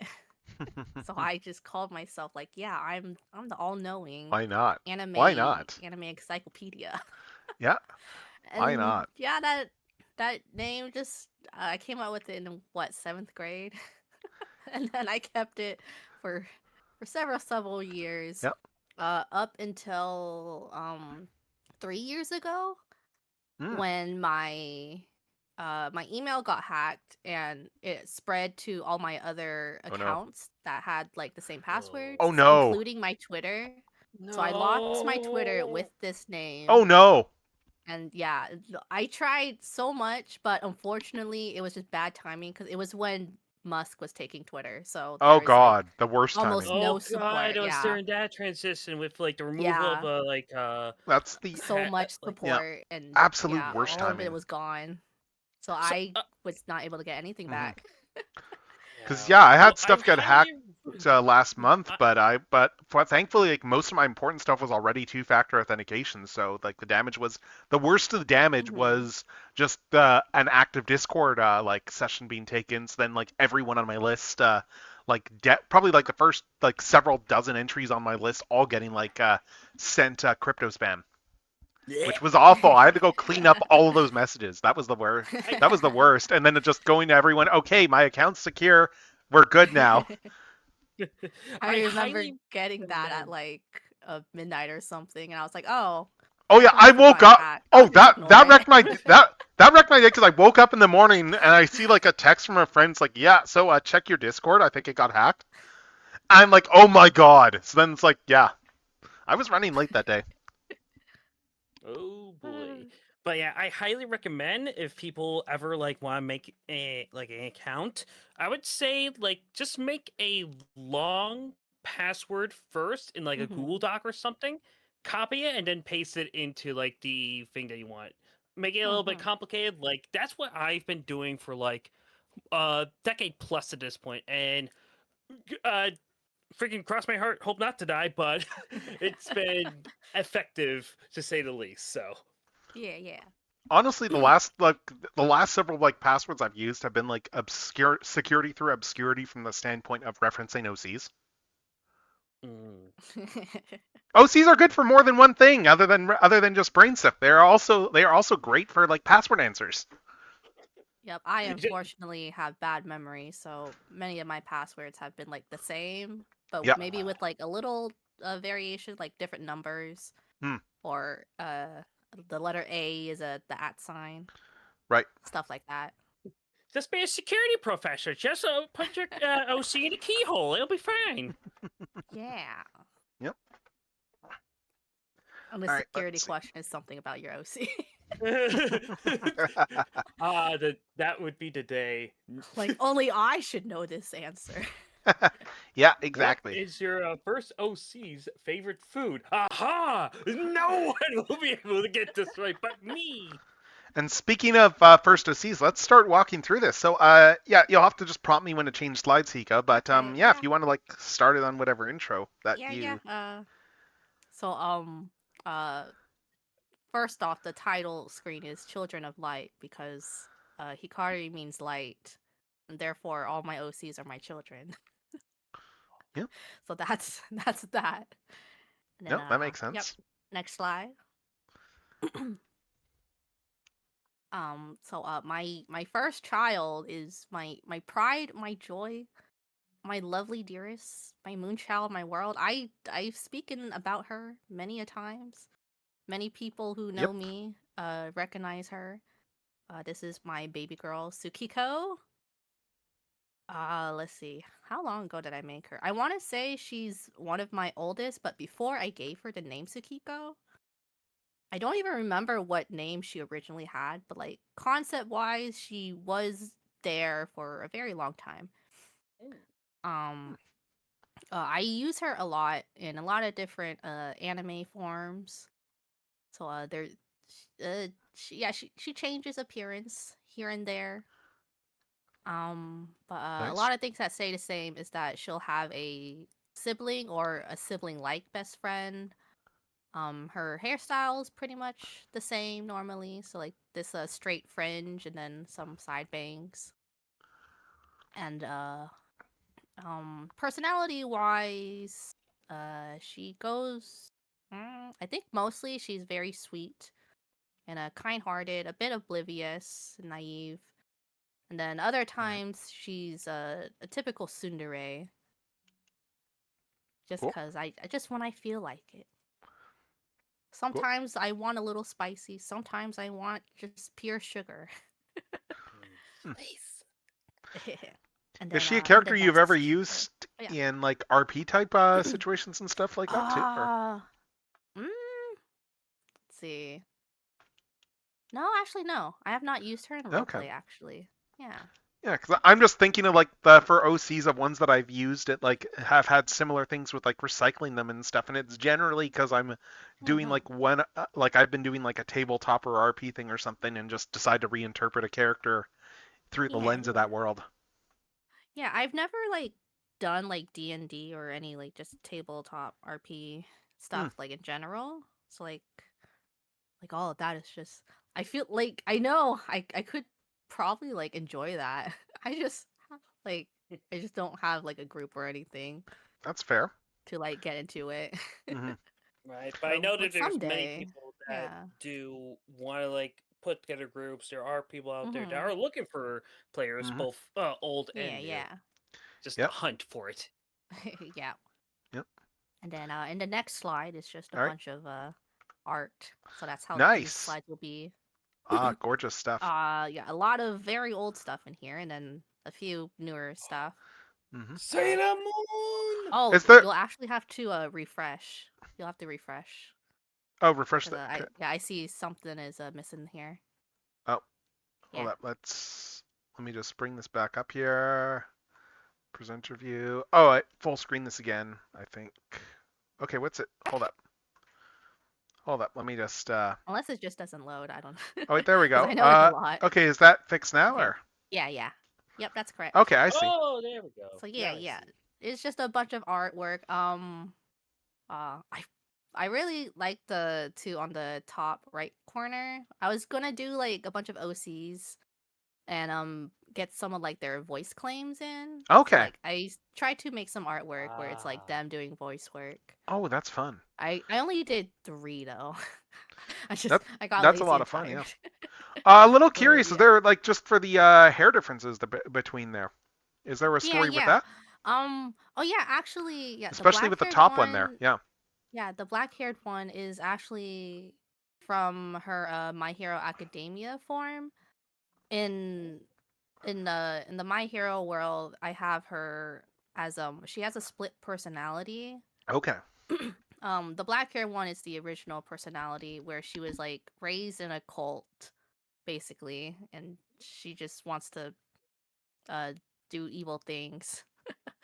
But then another guy who I'll introduce later, he uses his powers to just kind of subdue her evil brain, and then she forms this nice personality, which is the gray hair one. Okay. So yeah, I also sometimes split them up into like individual people. So they'll be like twin sisters. So the silver hair one is Tsukiko, and then the black hair one, her name is Sione. Okay. I think I think the one time I like split them up was for a like a streamer AU where they're like twin sisters fun. who are streaming on Twitch.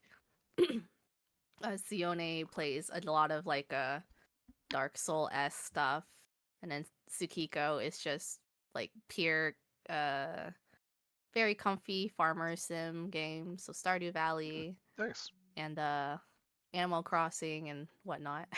I gotta ask this since I've been watching too many clip compilations. How many monitors has she broken? I would say she's breaking like 3. Oh, and then she's definitely the type to have like 5 or 6 monitors in total. Meanwhile, Tsukiko is just the one. Oh, she just has one. I think she might like my setup, but that's. And yeah. And recently I've been using Tsukiko in some fics for Bleach and Tokyo Revengers. Oh. And then a few other things. But yeah, Tsukiko is like one of my primary ones that I use as a what do you call a Yume? A Yume. For anyone who doesn't know what that means, it's essentially like a OC self-insert or just an OC Yume to be with a canon like character. Okay. Yeah, that kind of thing. Oh yeah. Cool. Yeah. I'll switch to the next one then. Yep. The next character, I hate this fucker. Then why did I've got one of those. I've got one of those too. I hate him. I regret giving birth to him. Evil stepmother. This is Ken. Apparently his name in kanji has 25 strokes, and I'm like, yeah, he definitely has given me 25 strokes.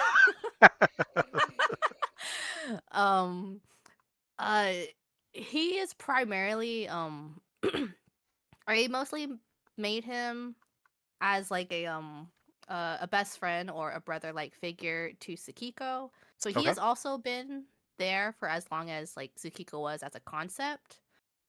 I also don't remember what name he had before, but he was there with Tsukiko for a long time.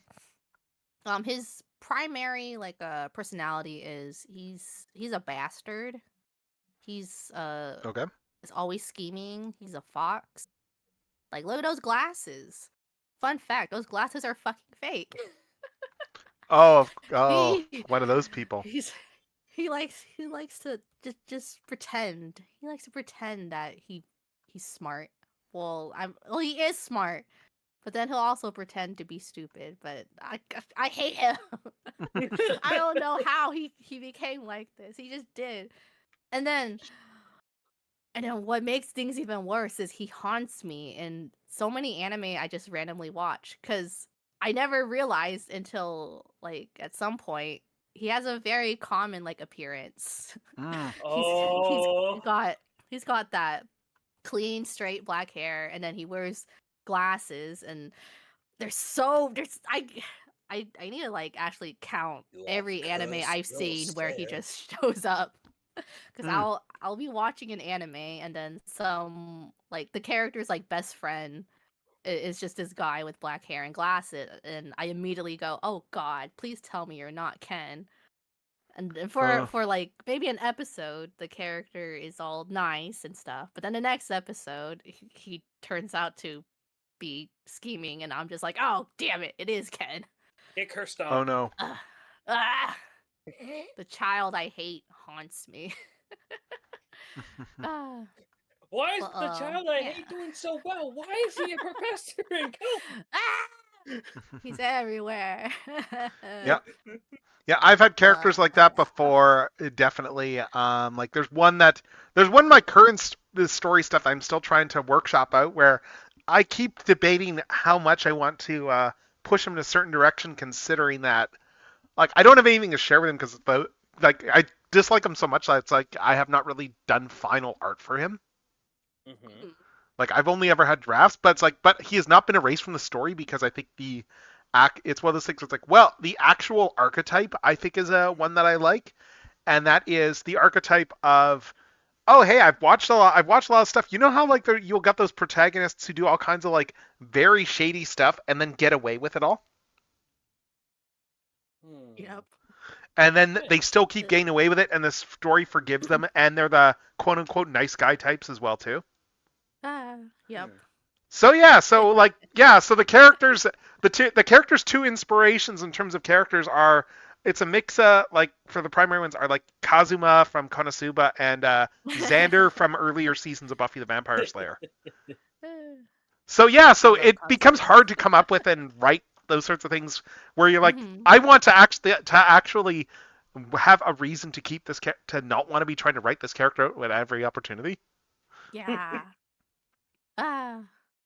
So yeah, that's Ken. And looks like you got a bunch of art of him too.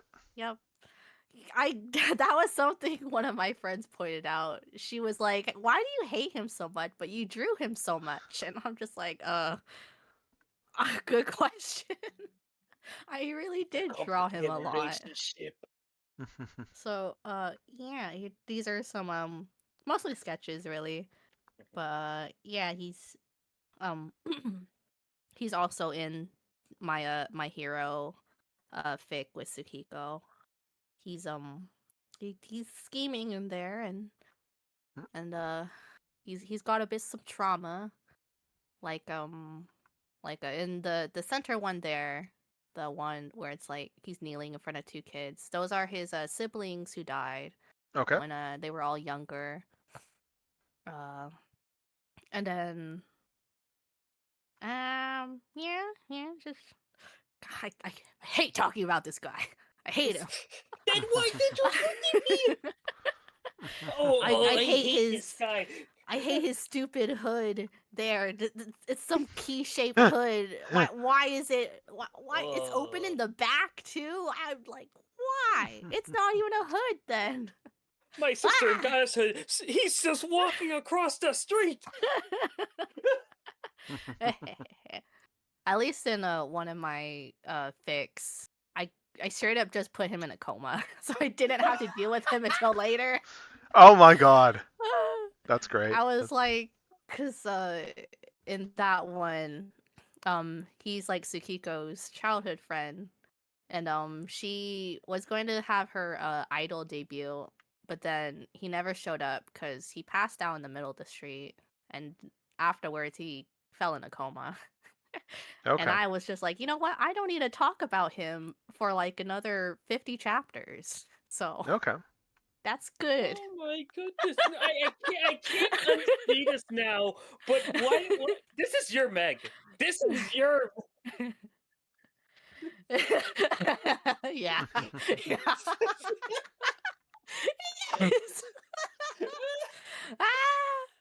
Oh gosh. You can't see it, okay? He is Meg. He's God. not my version. I don't fucking care. Oh God. All right, let's see. What do we got here? Yep. The next slide. Okay, yeah, this one I added like while we were playing games. I see light at the end of the tunnel right after the character name. I can't. Oh, I can't. So this is Sumide. I'd say I came up with her maybe like less than 10 years ago, cause I was thinking of like a idol group OCs, and she's the center of the group. And then after that, I just just very quietly like worked on her here and there. Like she just occasionally keeps coming back into my orbit. But she's in general, she's like a perfection incarnate. She is what like everyone would say is like the perfect lady. So she's very well mannered. She's very smart, and she's very charismatic. Cool. And then a few times I'm like, I need to give her a flaw. So Yep. I decided her flaw is that she has no sense of direction. Okay. So she'll get lost and wander off if she's by herself. But yeah.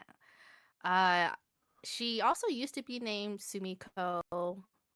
Okay. Or just because I was just that's kind of a thing I do with some of my OCs. Oh, Like they rename have them? like a one name, and then I just make little modifications to the name if I feel like it. But yeah, also she actually used to be Tsukiko. Okay. Or, like her name was Tsukiko at first, as you can see in the bottom right artwork. I drew that shoot 2016, I want to say. Okay. So yeah, she used to be Tsukiko, and then now she is Sumide. All right. In recent times, I use her in Bleach, and I've also got her in the series Blue Exorcist. She's just cool. She's just Okay. cool to me. And I also really like characters with super long hair. I just find that so appealing. Right. I like the way, and I like to draw really long hair. So like anytime I draw a character with long hair, I like to make it drape like it's a curtain. That's Okay. my favorite thing about drawing long hair. Look, that's one of the fun things with OCs, indulging in your own like art idiosyncrasies and what you've decided is like the best things about characters. Yes. Yep. So yeah, I think like when it comes to the ships I give to a Sumire, she tends to end up either with like a very nice guy with like a big heart, Okay. or I'll have her be like the one who tames the beast. Okay. So like in Bleach, there that blue hair guy Grimjow, he's very bad boy type.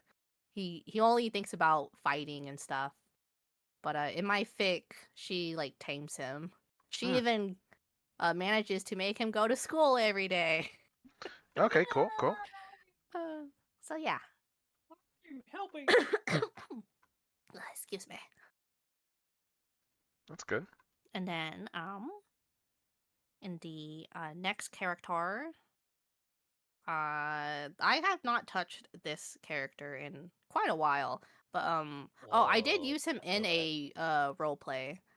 Okay. I made him for a art role play that a friend was running.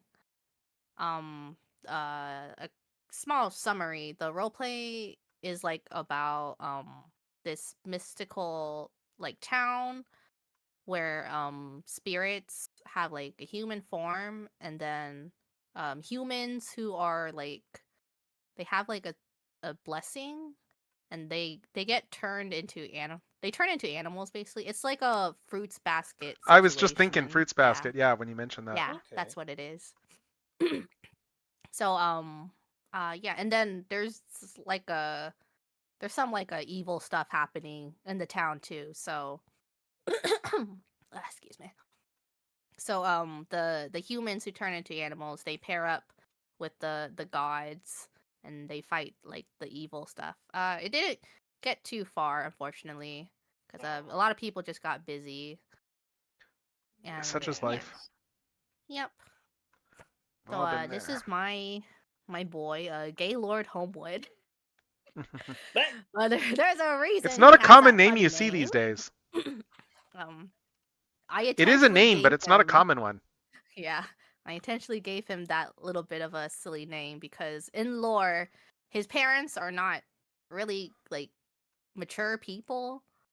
In fact, like I think I even said like they were like drunk when they were naming him. Oh, good lord.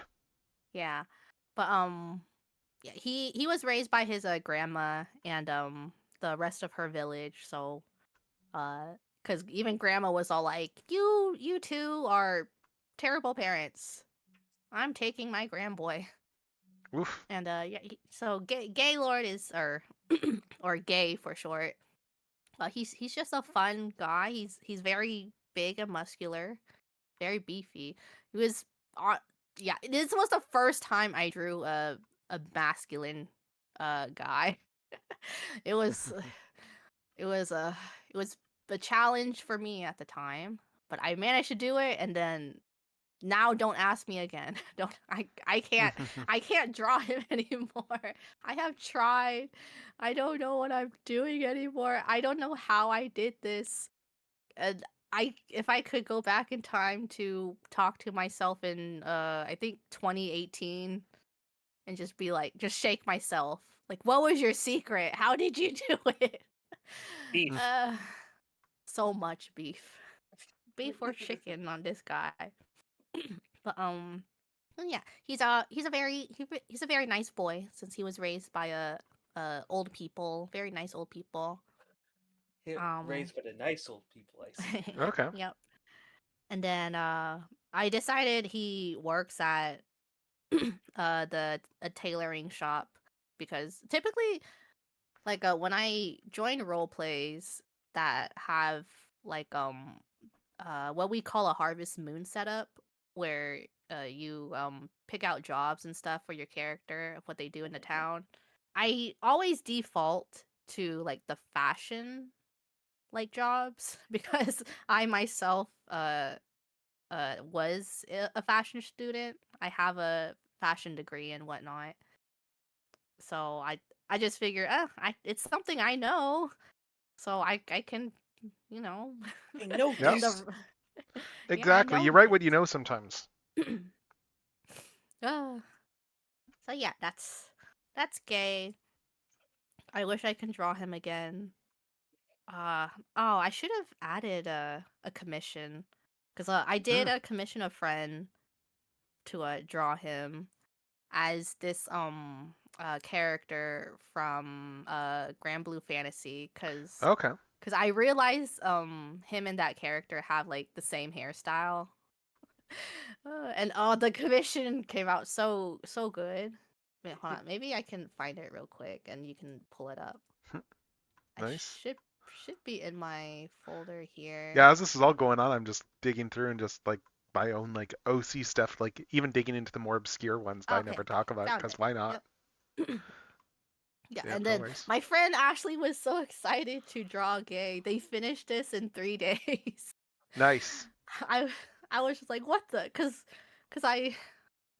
they're like on the other side of the world. So the only times I was able to talk to them was at night.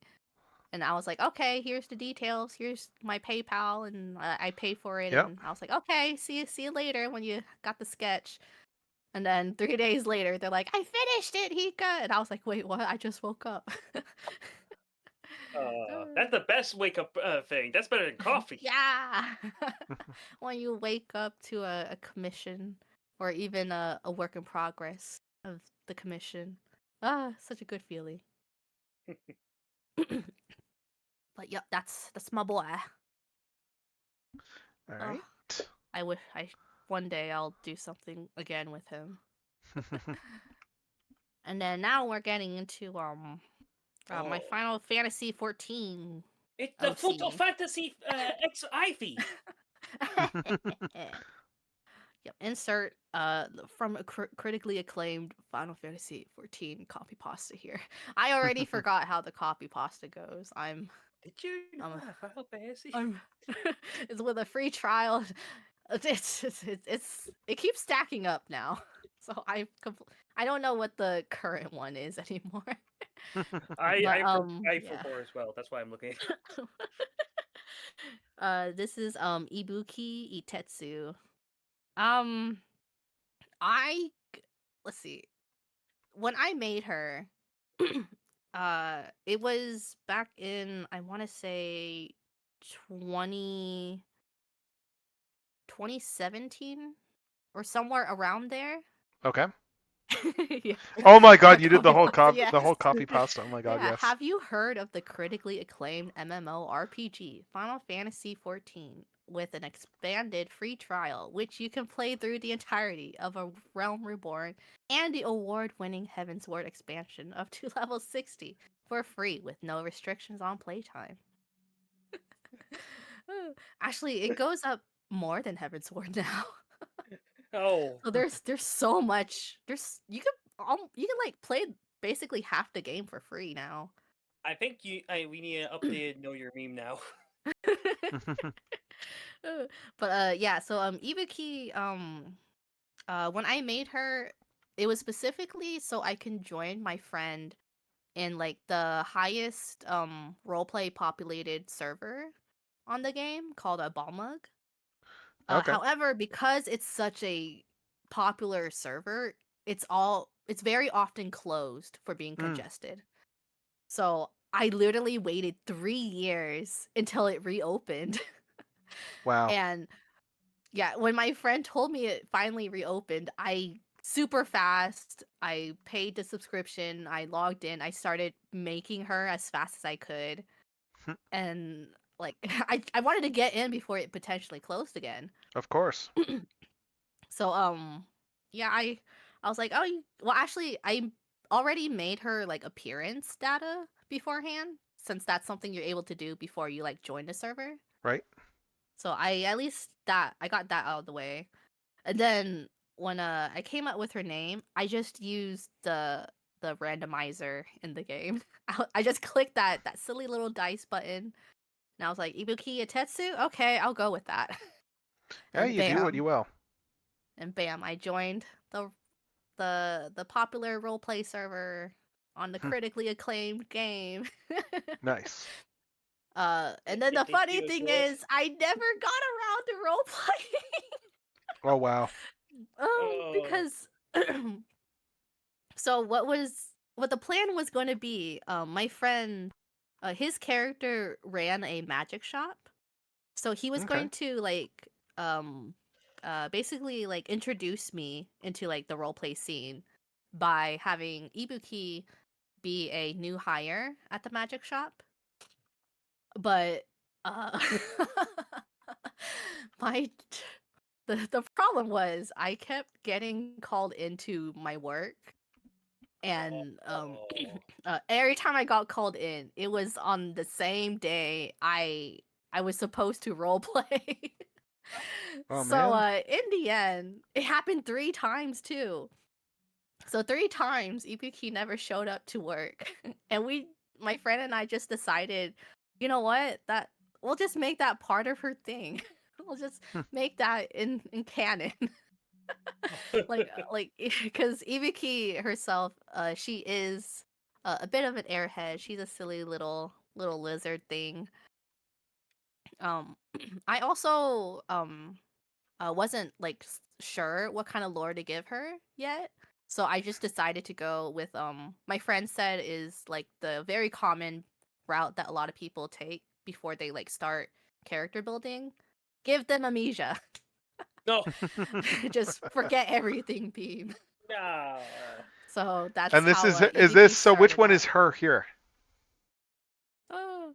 Yeah, she's in the green chicken suit. I was wondering. Yeah. See, got a niece in the green chicken suit. She's very silly. She likes to wear a costume. She likes to wear like mascot helmets to hide her face. When her how I started out her amusia was that she fell down a flight of stairs at the city state. There's like this city state called Yulda, and it's got a lot of stairs. And I myself actually like legit get lost in it. Like if I don't use the mini map, I will get lost in that city. And I decided, you know what? Yeah, I'm gonna have Ibuki fall down these stairs, and she's gonna forget her life. And then She's gonna forget her life.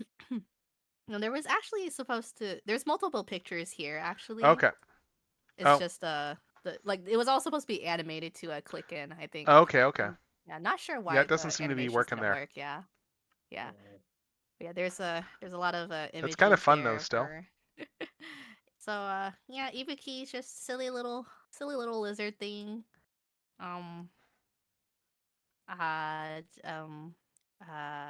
Yeah, even now I still don't really role play with her, just cause my friends are typically busy, and and they have their own role plays too.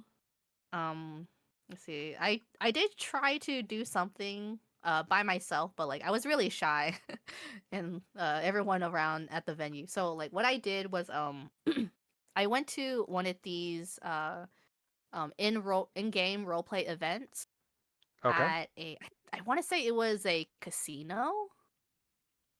I think it was a casino, yeah. So I went in there and I just kind of walked around doing, looking like an NPC. Oh my god. Oh my god, thank you for the sub. Thank you so much for the sub. Let's go. Yeah. Thank you so very, very much for that. Woohoo. And then I think I only had one interaction at the casino. It was just one of the staff people being like, "Would you like a drink?" And I wasn't sure if they had a menu, because for these like roleplay venues, they have like a website that shows like their activity schedule and what else they do at the venue. And if they like roleplay a bar, they'll also have like a menu of like drinks you can order in game and stuff. Okay. Like I didn't know if they had that or anything, so I was just like, sparkling water. Just some water. Sparkling water is delicious. Yeah, and then I actually did get like some water in game. So like an actual item of water. I was like, oh, this is actually kind of cool. And then I did start to like warm up as like I stayed around and like observed how to roleplay and whatnot. And I even participated in a game. It was like a very simple roll dice mechanic, and I ended up winning a lot of money. I won 300,000 gil. And it all went right to my bank because Ibuki is a hoarder. She does not like to spend her money. So I think right now she has maybe 10 million gil in her bank account. Okay. But nice. And like I make it an actual thing where she only takes out maybe 10,000 gil at a time. So a lot of times I'll actually have to contact my friends and ask them to be like a taxi for me because I can't afford teleportation. I'll end up like just with no money to buy myself a teleport. And real quick, let's answer this question. Oh, yeah, we got a question. Okay, yeah. Do you prefer writing character arcs or having iconic characters do their thing? That's a good question. Do you mind if I do this one first, or? Go ahead. Go right for it. Okay. All right. So prefer. That's a good question. Often I will find that the characters kind of write themselves when I do things to them. Like my writing approach tends to be throw things at the characters or put them in awful situations and then see how they handle that, and then see what that reveal. Like that might reveal things about characters. You tend to learn things about characters just when you're actually putting them through the paces and putting them through awful stuff. Like sometimes they emerge fully formed, but yeah, it's yeah, I don't know. Like a lot of these days, a lot of my characters I have like arcs in mind when I start fleshing them out, and then it's just in service to, okay, what is their likes, dislikes, which way do they kind of need to grow in which direction, and I kind of just try and gently steer in that direction. But yeah, that's essentially my approach these days, I guess. Yeah. Put a guy in a situation. Yeah. You know, like just not the Jersey Shore one. Oh my goodness. All right. Do you want to go next, or you want me? I can go. Yeah. I think I'm the same way too. A lot of times I'll think up like just a scenario, and then I work my way on like what led my character to like how they handle like a situation. And then other times I'll just be like, okay, they're going to the grocery store. They're going to buy this and that. Bam. Just that. Um let's see. I like in my fanfics especially, I typically like have an idea of like, okay, I know my character and this character, they're gonna kiss by this point. And then I just start working my way up to that scene. Yeah. I guess for me, mine is mostly a case of, okay, here's some at least critical moments that I know that I want to be associated with this character, have it kind of tie sort of a string across it, and then fill in the gaps when need be. Something I learned when designing or writing so many characters at this point is that there will be moments where you might want to hide stuff from the audience because, hey, there's this cool thing coming up. It's like, that's all well and good. What if in a few years from now you end up forgetting? So I end up just writing as much down as I possibly can, at least the key bulletin points, and then going from there. And then it starts getting filled in. The arcs for the characters, they start getting filled in over time when more of the lore, more of the story that I want to tell is solidifying thoroughly. Yeah. Yep. Yep. Interesting stuff there, yeah. And what do we got here? Oh yeah, ads are starting in here soon, I guess. Probably in a couple of minutes. But yeah, yeah, it's interesting how all that stuff goes with OC stuff. Let's probably go on to the next one in your slideshow there. Let's see.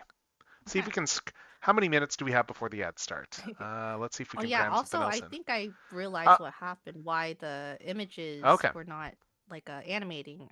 I guess they changed the way Google Slides animate stuff, and since this thing has been so old, I haven't like updated to their like a updated animation feature. All right. That makes sense. Yeah. I'm just going to start the ad right now since it's going to be starting in like 30 seconds or so. So that gives us a little bit of a grace time. So we will be right back with more OC chatter after the break. Yeah. All right. Once the break hits, let's see. I'm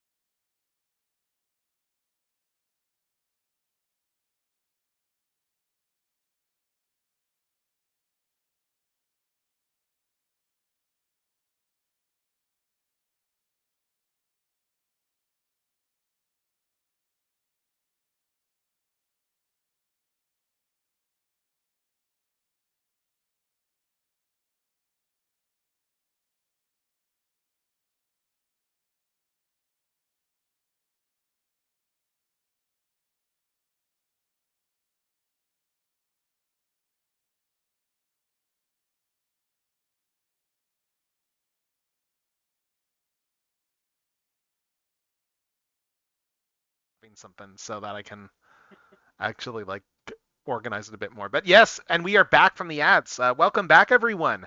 So yeah, just to give a little bit of context and let's just bring this graphic up here again. So we are doing OCR chair stuff right now. We're yapping about our own OCs. We are sharing the world, just telling everyone about like our great characters, what we love about them, their backgrounds and stuff like that. And we've been starting with Hika there, talking about her OCs.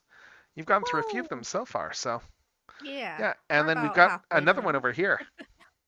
Hika was the most prepared of all of us and had a full presentation ready to go, like for this whole thing, and put the rest of us to shame. Gotta think past me.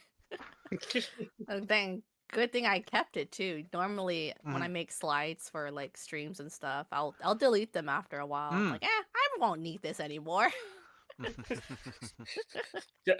Google Sliders Yeller. So this is Utsuru. She originally was for a role play where I met like one of my very good friends. A role play called Defiance. It's got a whole big lore to it. That's like something that I could do an entire stream on. It's a lot. But basically it's like an apocalyptic kind of world. People have magic and stuff, and well, one of our like primary stories, because like we go through like an entire like whole generations in this role play actually. I believe Utsuru was introduced in the third generation. Yeah, and then she comes back in the fourth generation as a mother. But yeah, Utsuru, she is she's a very poor sweet thing that I keep hurting. Like she's a cinnamon roll, but I want to torment her so bad. I don't know why. Let's see. Usually her lore goes that she runs a cafe that was from her family. Her family runs a cafe called the White Knights Cafe. What happens was her parents die in an accident, and then her brother and her take over the cafe, and the stress of running a cafe makes her brother a very big meanie head. Oh no. But then I get rid of him at some point. I was like, okay, I'll just delete you. I'll send you to America. The good old snap. Good old sending to America. Yep. And then very curry background. Utsuru she loves the cafe. She loves the people that come, and she finds love at the cafe as well. A lot of times. Nice. But I always end up making her a widow. I'll always kill off her husband. Oh no. Just because I don't know. Apparently, I torment Utsuru so bad that it even started concerning my friend. And he's the one who like he usually is the one to like make a character that becomes Utsuru's husband. and then even he is like, "What? Why are we doing this to her?" I'm just like, I don't know. It's fine. Wait, which one is Meg? Which one is Meg? Let's see. Utsuru started off with a white hair, but recently I've decided her design is this brown-haired one. I've gotten a few art commissions of her like this. But yeah, and I also made her in Final Fantasy. She was actually my first character in Final Fantasy 14. And then I decided, you know what? I'll give her some lore. Her lore is that she is from a noble house, but she ran away seeking freedom. And in order to throw off her pursuers, she uses Fantasia to change her appearance and stuff a lot. Okay. So I decided to make that like a lore thing as to explain like why I keep changing her every time a new race was introduced to game. But I think she's been every race except for Rodigan and Lalafell. Well, that's fun. Yeah, I don't think I've made her an Ellison either yet. But at some point, because I just use the free like Fantasias they give to us occasionally. All right. I don't want to pay what like $12 for it. Right. So yeah, she changes a lot, and she's very sweet. If I ever do like manage to do some roleplay stuff with her in game, I want her to have a house and turn it into a bakery. Okay. Because like that's definitely something she wants. Mm-hmm. Yeah. A question that's coming to mind with this, I'm noticing like for a lot of your OCs, what types of stories do you tend to put them in? Like more slice of life or more like shonen stuff, or I mean, I think more or, slice of life, yeah. Yeah, like I know as I've gotten older, I've generally like found the slice of life type storytelling the more interesting one for me to spend time with my OCs and stuff. Yeah. I think I go more for like slice of life stuff. Mostly because like since a lot of my OCs are also like me projecting. Right. I'll be like, oh, like Utsudu running a cafe or a bakery, and I'm like, oh, so I'll just imagine that, like, oh, I Okay. think that'd be cute, or like at least like the cute side of it. Right. Yeah. So that's Utsudu, and Okay. oh yeah, this big art piece over here. It was my first time drawing a background, actually. Really? Yeah, Oh. and this was in 2021 or It's really good. 22. Yeah, I remember I drew it when I moved across the states. Okay. So like yeah, I remember drawing it just as an outlet of the stress of moving and stuff. Yeah, it happens. And yay, I was like, oh, my first time drawing a background. I did it. It's nice. I think the background alone took me 12 hours. And for most of them I just drew over like a 3D model of whatever. I mean, it's a like, useful way that's to draw. Easy. Yeah. Yeah, backgrounds can be very difficult. Mm-hmm. Wow, lots in here too. Yeah. Lots of OCs in here. Wow. Yeah, We might have to like last one. Oh, second last one. Okay, I was starting to think. Okay, Yeah, we don't need to worry. like because we got like lots of Don't stuff. worry. We must have cutoff point. This far, no further. This is a Kurai. She also comes from the same like roleplay as a Utsudu, but I think she was introduced in the 4th generation of the story. Okay. Kurai started off as just a rip-off character of a character from Danganronpa, named as Celestia Ludenberg, who is this like gothic Lolita girl with a gambling problem. Okay. So I did that to a Kurai as well, but I also made her a big weeb. Yeah, so that's typically her lore. Even as I started using her for like just other role plays and stuff. Okay. And I also made her into like my fashion OC. So like okay, cool. Like all my fashion knowledge I've put into her as well.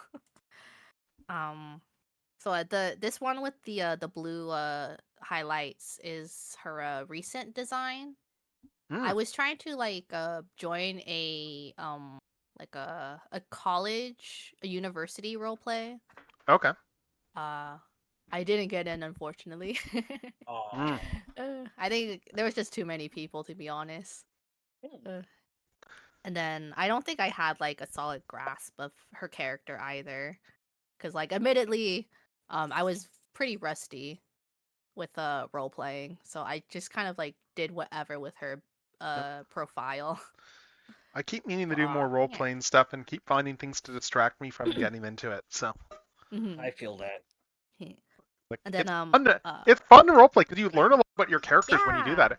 The most important about OC roleplay thing about OC roleplays, I think, is just the fact that because you don't control the narrative, because of that, that will force you to think about things you don't normally think about with OCs. Exactly. Yeah. And you learn a lot about those characters in those situations when you're trying to figure out how to write them. Yeah, like I've definitely made like character changes too, like after interacting with other people. Absolutely. Like, oh, you know what? That's a great idea. Absolutely. I'll work with that too. And yeah, so here I also have Kurai in a Final Fantasy. She's like anytime I have her like with a group of people, she's like the auntie of the group. Okay. And she's always drinking wine and stuff. Nice. I like to just dress her up. She's like my goth character, kind of. Nice. That's primarily it. Oh. Yeah. Some nice outfit get-ups there too. Yeah. And of course, this is the one I was wondering when she was coming up in here. Yeah, there she is. The best for last. Yeah, the one you're unhealthy about. Yep, I'm very unhealthy about her. I made her too hot. She's my type of woman. This is Ranya Dinah. Dinah is a beloved character of mine. Like I'll literally she'll always come up. I've even incorporated her into my VTuber lore. That's how much she's just become part of everything I make. I mean, yeah, you full on done like just like events like with Dinah and stuff like in your streams. Yeah, I actually do roleplay streams as Dinah, and my community really likes her. I'm still really impressed by the one you did where she's just in the back, where you pre-planned it, so she's in the background interacting with you. Yeah, I made a 3D model of her, and it was my April Fool stream, I believe. Yeah. Yes. So I was what was I doing? I was using my 2D model as a pickle. I was just trying to tell a story, and then moments later, you see Dinah walking in the background, and then I actually like react to her. I was like, "Woman, what are you doing here? Get out! I'm in the middle of streaming. What are you doing?"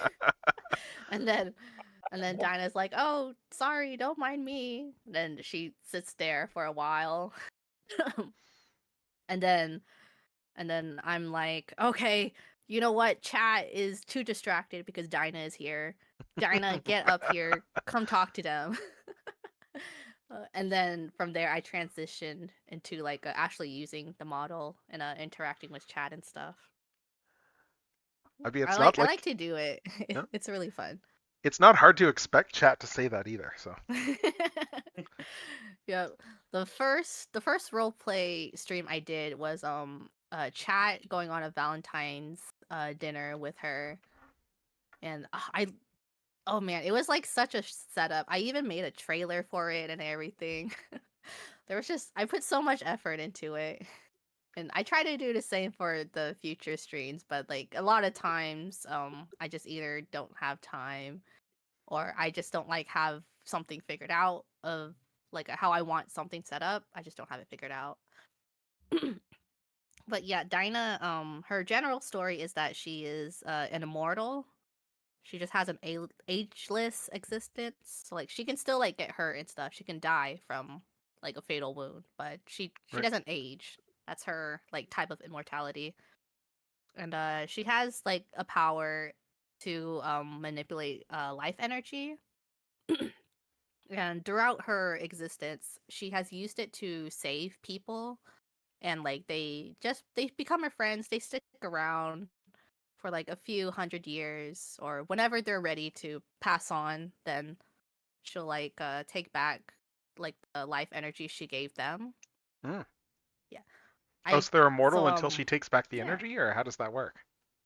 Yeah, I have like I have like this whole thing written out for it. It's somewhere in my documents. But yeah, so they do like they either like slowly age or they could end up immortal as long as they like have her life energy. Okay. And then a lot of times they can also like awaken to their own powers where it's like something latent in them. Cool. Like I have one character where he's like a big occult nerd, but he doesn't have any magic powers. However, after like Dinah saves him and gives him some of her life energy, then he awakens to like a latent power that allows him to perceive magic and stuff. And he's able to like break down like the mechanics behind a magic spell and stuff Cool. like that. That's useful.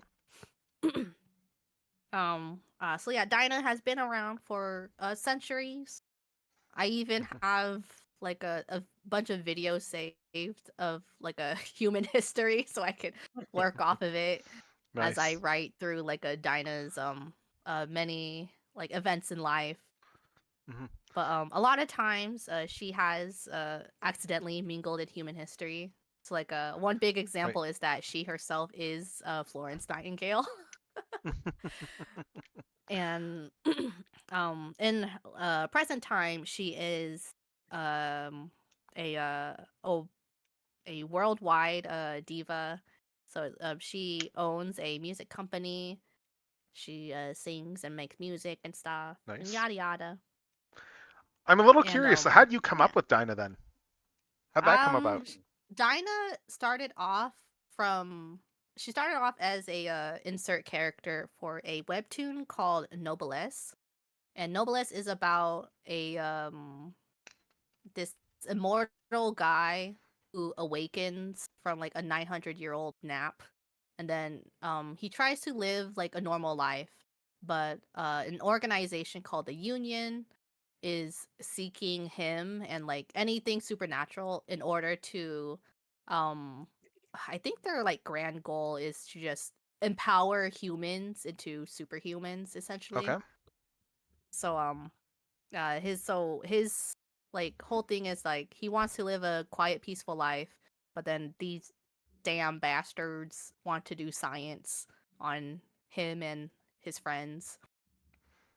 And yeah, and also he's slowly dying. He himself is slowly dying. So I made Dinah as like a she's like his sister, and her role in like the story is that he is like the powerful noblesse, but because of his power being so immense, it is slowly like killing him. And Dinah's purpose is supposed to she's supposed to use her life energy and give it to him to rejuvenate him. That Yeah. reminds me of a My Hero Academia movie. I think it was like the latest one that came out. Yeah, that one. Yeah. Yep. That's probably that has one of my favorite movie specific shonen characters, but I'll leave it at that. Yeah, I need to catch up on those movies. I think I've only seen the first 3 there, so. I would love to talk more about those because I feel like those have become so much more underrated as time goes on, and as we're going more into like the arc-driven movies, which I'm iffy on. Yeah, I really liked the one where they like just the island one where they did that there, just to aside there, like where it's just like and then the one villain gets released or whatever there, but it's like just I do like when you get those little smaller stake stories and stuff. It can be fun. Oh, definitely. And just how with that story they got the entire cast doing stuff. That's the important thing. Yeah. My Hero as a franchise has always been. My Hero is probably one of the better franchises at juggling its secondary cast. Yes. In terms of making them actually all useful. Like, I need to catch up on the anime for the final arc. I read the manga for it all, but I was very impressed with how they made everybody like useful in like the final battle there. Yeah. Okay. I really like a lot of the secondary characters. Yeah. And this also kind of goes into what let me just double check who asked the question earlier. I think it was Bliss about writing about the iconic characters or character arcs? Oh yeah, character and character arcs, because I think that definitely, like, those movies help showcase, like, when you have a character down, it's so much easy to basically, okay, this person's doing that, this doing this, and honestly, it makes it feel so much better. And the good movies do it naturally. The best ones make it feel like you don't even notice it at all. Yeah, I think the best thing my hero does with characters when they take some of the most pedestrian powers you could think of and they make that character like one of the most useful ones by showing exactly why that power is useful. Like what's her name who has like the earphone jack ability. Yeah. On the surface, you would not think much of that power. That's like, oh hey, she's got like earphones there, but it's like, no, they keep finding like very clever and creative ways to make her essential. In the very first movie, she was actually used as really good surveillance. Yeah. Like, she was probably the person that helped them get closest to the end as much as possible. Exactly. Yeah. Like, yes. Yeah. Oh, yeah. You're right. In the first movie, yes, you're right. She was like a clinch character. She was like she was one of the main like supporting characters in that whole movie. There. Yeah. But like, I love that. I love when you have writers who like have that confidence there, and it can be fun sometimes where you look at where you have characters whose powers, like they don't necessarily think of it when they first conceive of them, but then when they start fleshing out, they realize that they accidentally created an OP character and then lean into it. Like Sue Storm, for instance. You know, she went from invincibility to like them explaining that with she's actually making like force fields that bend light and stuff to give her a bit more to do. And then it wasn't long before people started realizing that, wait, she's the most powerful member of the Fantastic Four by a country mile by virtue of this ability. And then they leaned into it. And she, when she does go, like, because she does occasionally in the comics go, like, evil split personality. When she does, she is, like, a big threat. Because she is, like, God tier. Oh, yes. Archie Sonic Facts. Yes, Strideways redeems that all the time. Yes. It's getting harder and harder to think of new facts, but but it's a challenge. It's a fun challenge.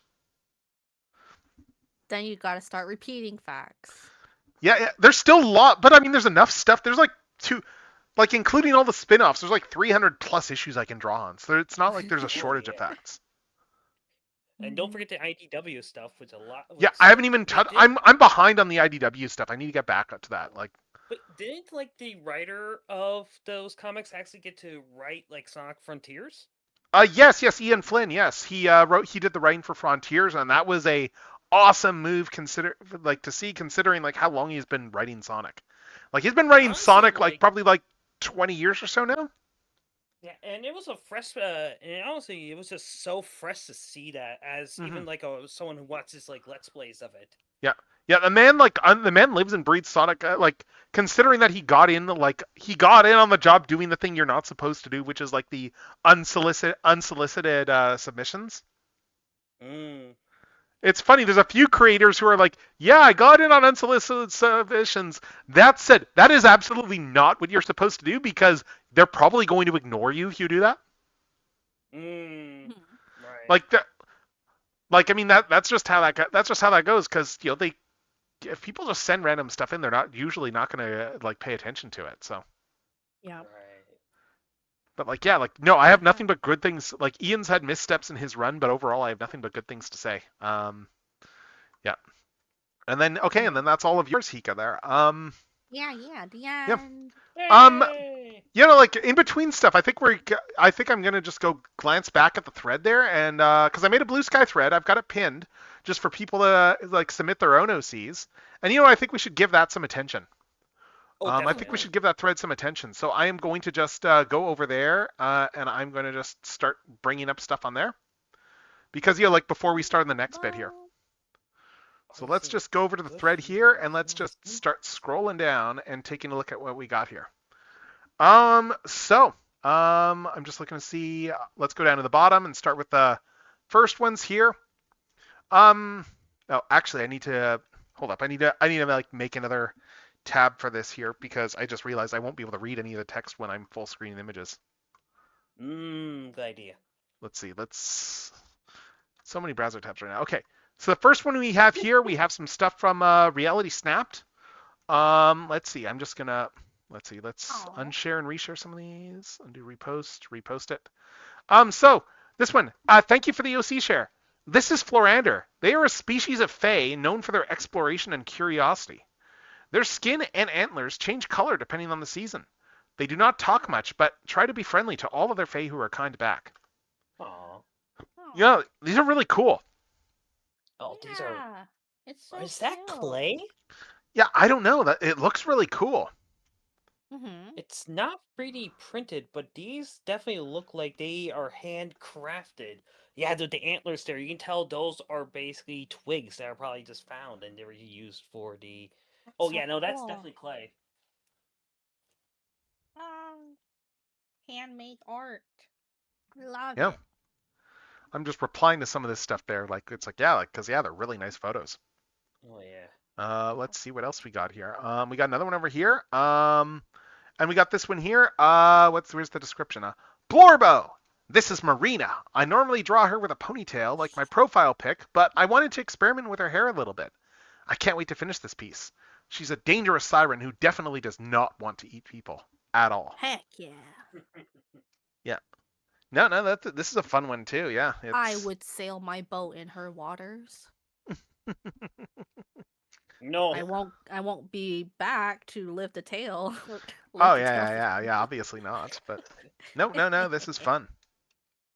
This is really fun Normally though. I see like sirens with the design for like the mertail style, but it looks like this is, as one of my friends put it, more water spirit esque.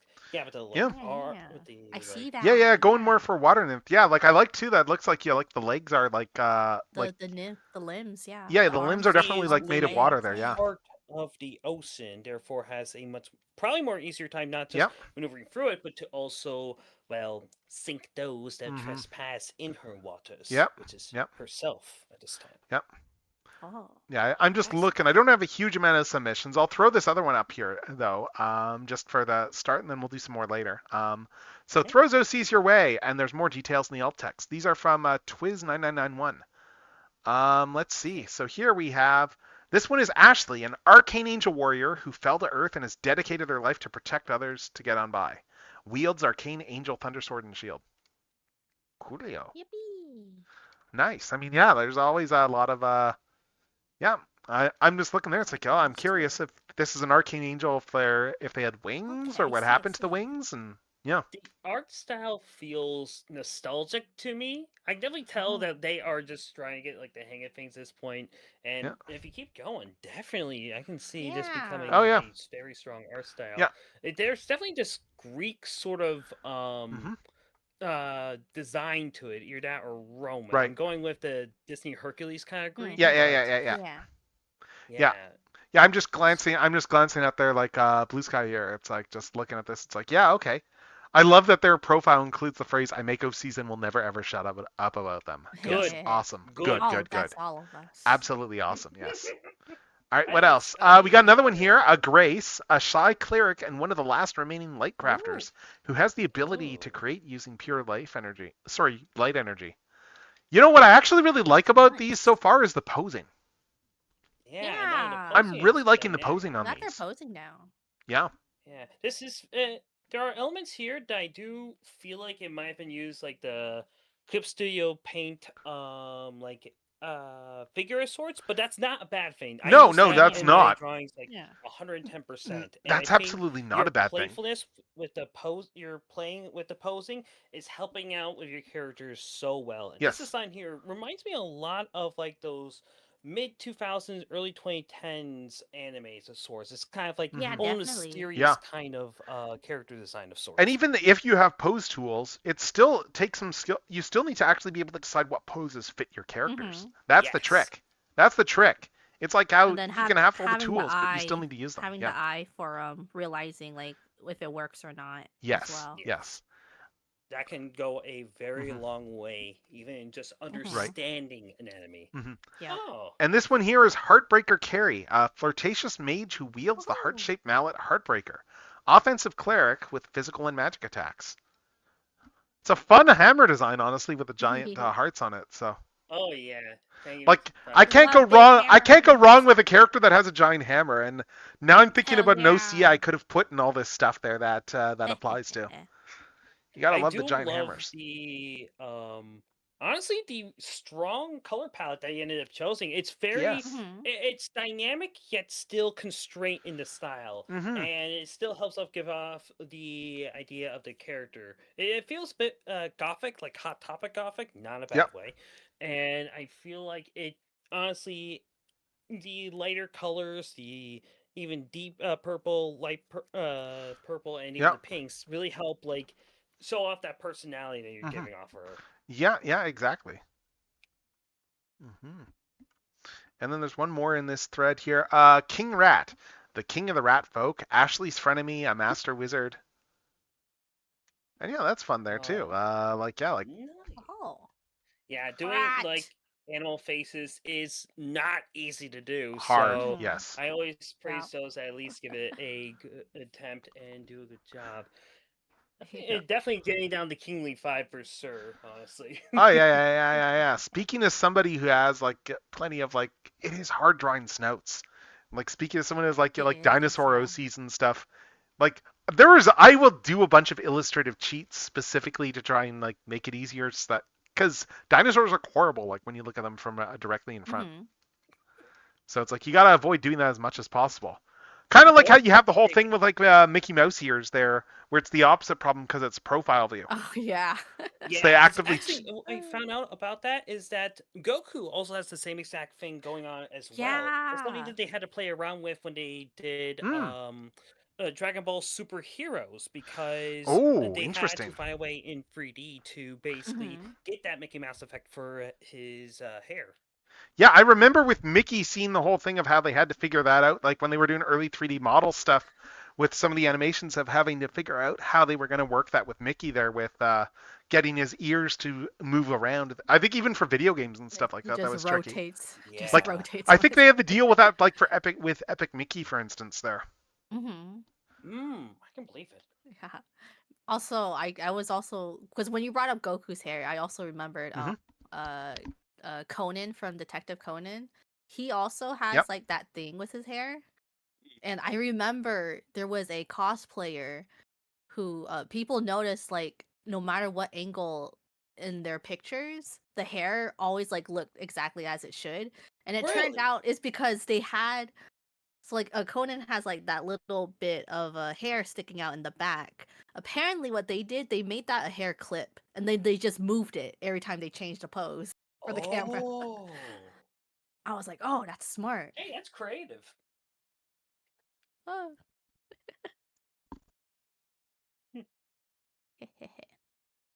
Where's those little character designs? I love these little sculptures. God. Yeah, really OC stuff is great. Yes. Yes. So let's move on to do some other OCs there. Are you ready to start to show some stuff off on your end, Centaur, or do you want me to take point on this? Yes, I'm ready. Okay. All right. All right. Just go which order you want. I'll just start off with that. I have basically kind of just been creating this for. It's going to be close to half of my lifetime at this point. Okay, I'm just trying to figure out just so I know exactly what I'm sharing. That's kind of just. Go in whichever order you want. It is a little bit delayed on my end, but go with whatever one you want. But yeah. Okay, let's see. I'm just making. There were actually 2 people who submitted the thread an hour ago. Oh yeah. I haven't finished going through the thread. I figured we'd talk about centaurs and then go back to the thread. Oh, yeah, okay, that's what you meant. Okay. Yeah, that was my plan there. More people join. Right. I'm just looking through this here. Let's see. I'm just looking to see where to go. Yeah, because you guys all have the adopt stuff too. We'll talk about that afterwards, I think. There, but I would love to talk. But I'll start just with the ones that you shared there for the initial art here. So let's start with this one over here. All right, which one is Yuki? Okay, so this is one of the few characters that ended up starting as a character I created in a video game. In this one, it is Soul Calibur 5. She is basically a ninja that's basically used to commit assassinations. It's later on that I ended up being like, it'd be kind of fun to just draw her as a genie. That stuck, and so now basically, her punishment for not doing elimination mission out of fear or something is basically getting turned into a genie. That's why she has kind of like the chains still on her, and that was an incorporation back during Soul Calibur 5. Cause like, oh, this is cool. Let me just put this together here and there, and that kind of like chain and lock motif ended up sticking. Also, one of my favorite things kind of about this is that because of like one of the games, one of the few online games I have, Soul Calibur 5, and in a tie with someone who is playing Ezio, canonically, C is as strong as Ezio. Because of that tie. Yep. Yep. And speaking of genies, I'm gonna bring this one up first because it's like ahead of the other, just because this is tangentially related, and I have questions because of that. So let's let's bring up your other character that I'm aware has some genie background. This one is a lot of people's favorite, and C is actually an adopted character. Basically, at the time, C was one of the few from one of my best friends, Azura Mermaid Arts, who was selling and going through a lot of adopts at once, and even I was having a hard time keeping up with it. So I ended up asking a friend of mine who was snatching up all these, like, hey, do you want this one, or are you going to go first? And he was like, nah, you can have it. This character, Claudia Cinderson, has become the pillar in my entire lore. Nice. Because to me, it was kind of from the same idea. What if a genie had to live through all of that, remembered, and was eventually freed? What would happen? And that's Claudia Cinderson. She is a technically a princess from a forgotten kingdom in the medieval era who was turned into a genie and was not freed until a century later. Now she basically travels across the United States via walking everywhere and to help out any of those in need. There's a lot more to it. I'll leave it at that. But she has become the character that I use the absolute most. This is a commissioned version of an eventual character sheet / reference that I want to use for her, for Claudia. And C, I think at this point, has too many pairings to count. Yeah, because I remember reading through her background when I was drawing her for Art Fight last year, and I was really taken by just like what you had in there for backstory. So for adopt, so was it just the design that was the adopt, or were any of the actual story elements adopts, or? Yes, just the genie form of her was the adopt, essentially. Okay. Everything else with her vessel, her attire they see here, that was all basically done over time, and even then, her little bits of her genie design was also altered by myself. And ever since then, me, my best friend, and another best friend, T Devil, has just been kind of just sharing ideas back and forth, and has shaped her into who she is today. Interesting. Yeah, no, that's interesting stuff. But yeah, I was wondering with her in mind with regards to like the other one that you'd showed off there for Yuki there, like just because I know like in your own genie lore, like for Claudia, one of the elements with her was that her forgetting who she was during her time as a genie. So I was curious how this applied here. Yes and no. In lore, Yuki is not technically freed just yet. However, when it comes to being like a genie, basically you have to fight in order to keep yourself. That didn't Claudia has tears in her memory because it was trying to get swept away to become more genie like. She got lucky as she was like fighting even like the memories that were trying to basically sort of attack her. So there is an image of basically that Azura did, I believe, for a artwork here. I'll get it in just a moment. Okay. All right. Well, let's see. Meanwhile, though, I'll bring up some other ones. You've got a lot of mermaid characters, so. Oh, trust me, mermaids were basically one of the things that ended up getting me into characters in the first place. Okay. Yeah, I was going to ask about that for mermaid characters and stuff. Like, is there a particular thing that was like your entry point to like being, I want to do a lot of mermaid characters, or? Mermaid Melody. Heck yeah. It was the one that I was like, oh, this is interesting. Wait, this is anime. And then I was like, okay, let me go with this. Let me go to that.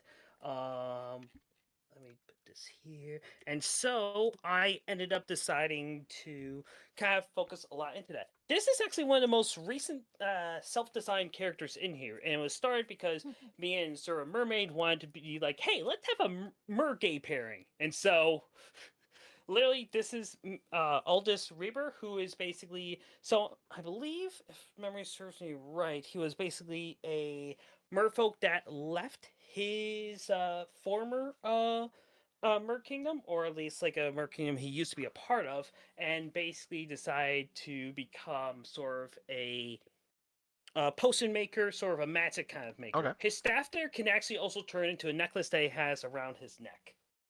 Cool. Can always The appreciate some design good element weapon came- storage.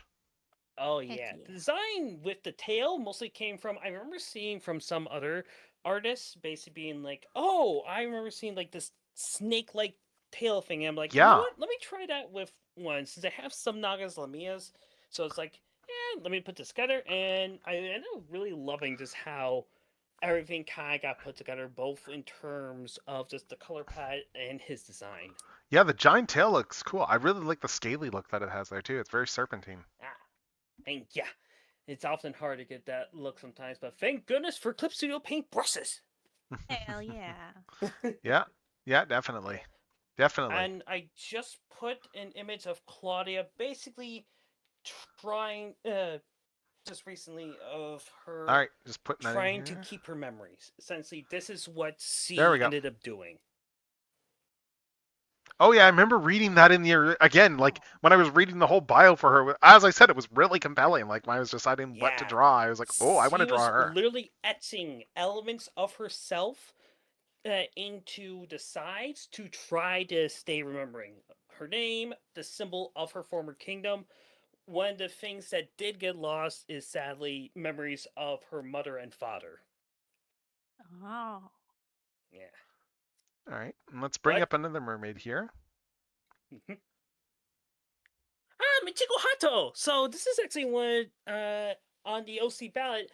This is one of the first OCs that was a child of another OC. Okay, Essentially, cool. C was a book. C is a bookworm of sorts. Used to be a popular cheerleader, but after some messy stuff, essentially, C ended up kind of breaking away from people and using books as a way to try to fill a hole in her heart, so to speak. Okay. This design actually comes from a well, it's not come from, more of an inspiration of a bridal princess form that I ended up commissioning one of my friends to basically do. I loved it so much that it became part of her lore. Essentially, she got trapped inside a book, ended up realizing her self-worth, and ended up being able to escape, and now is much more positive about herself. Oh, cool. Now these days she lives in the city known as Hylia City, and even has a pet cat named Arthur. Oh, that's cool stuff. Arthur. A little curious. Just like King Arthur. When it comes to your mermaids, like how do you figure out like for posing out characters for like the actual tails and stuff? Because I know that you'll use like Clip Studio like as an aid for posing and stuff, like a lot of people do. But like just the tail, that's got to be like you can't exactly like you got to freehand and stuff like that, don't you? Oh, definitely. So what I do in the majority of cases is that basically I do have their I do make sure that their feet are pointed downwards to go along with the legs. That way it has a better time flowing within my mind. Next thing I end up doing is just kind of just doing a little like sketches, making sure that it goes correctly, as well as kind of keeping that flow, or at least a semblance of flow I try to keep. Yep. Oftentimes I do have legs going in sometimes different directions, making sure I keep both the depth of the tail as well as the action line. Okay. Because I really like how you did the tail in this one here. It's like really cool pose. Thank you. This is definitely one of the more early pieces that I did involved with Clip Studio Paint, so you can definitely tell there are still some elements that aren't as shaded in to give that depth, but It is a classic pose for Sir.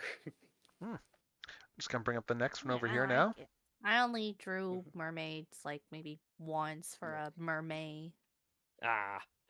You Yeah, fool! I have been born in a merfolk, molded by it.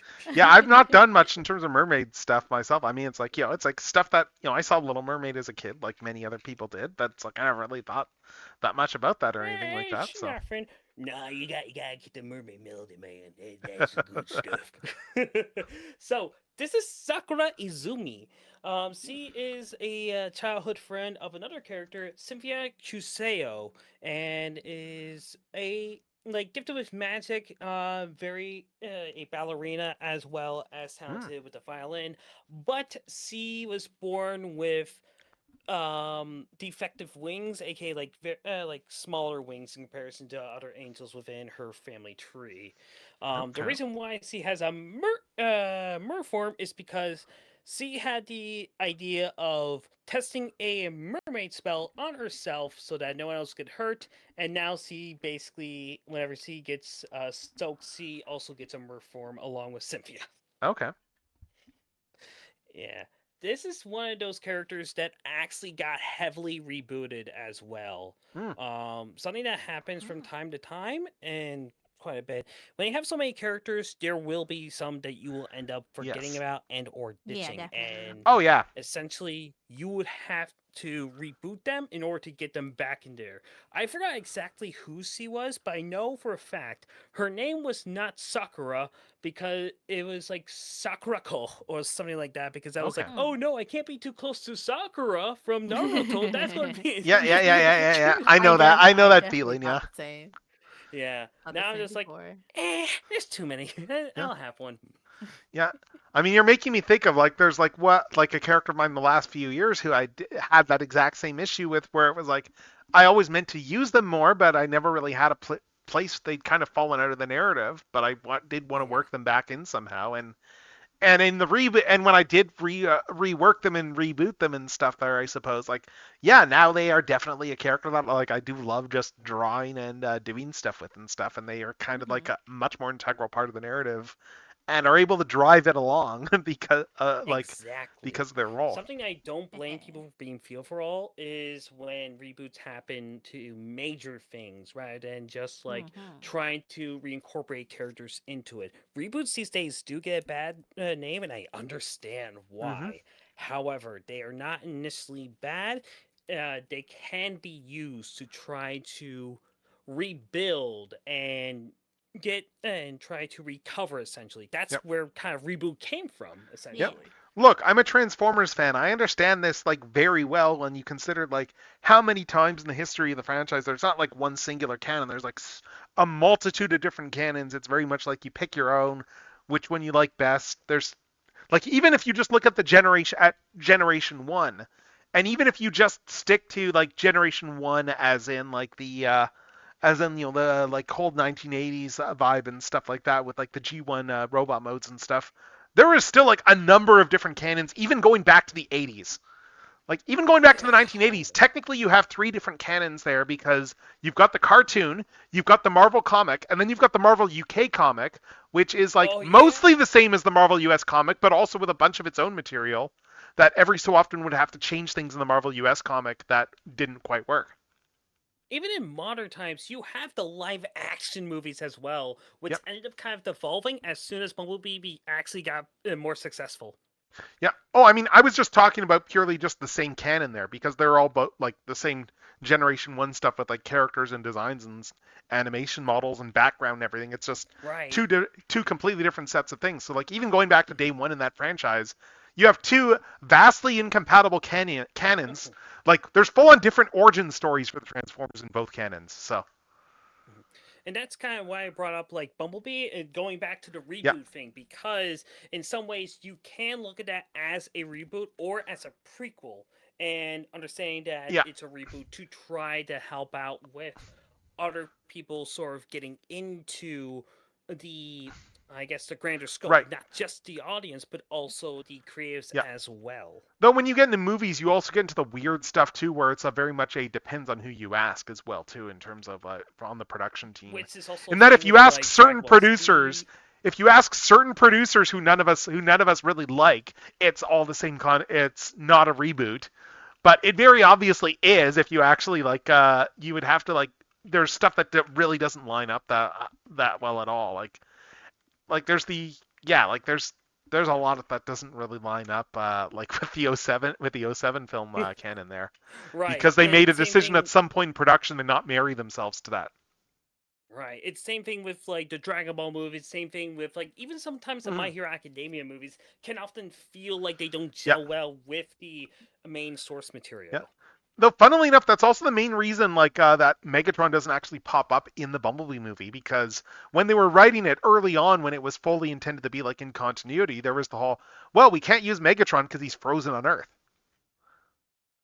And there actually was an earlier cut of the film, which was like, this is before they made the decision to fully distance it. They were like doing like test screenings there, and there was a test screening deleted scene where they full on had a acknowledgement of with the humans like at the end going, it's like, okay, yeah, it's good that those Decepticons didn't dig too deeply, because like they've got Megatron frozen in the basement there, and there was like a whole scene there.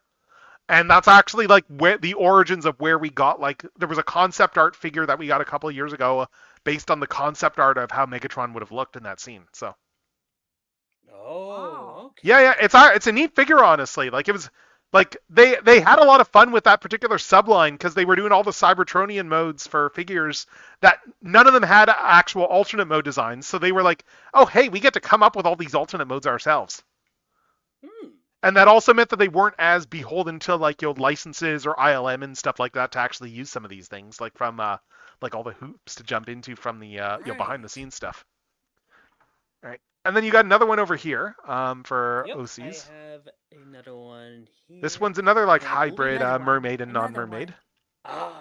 Here it is. So I do have a race called Space Mage, who are technically, longest story short, are the species that helped get Earth magic.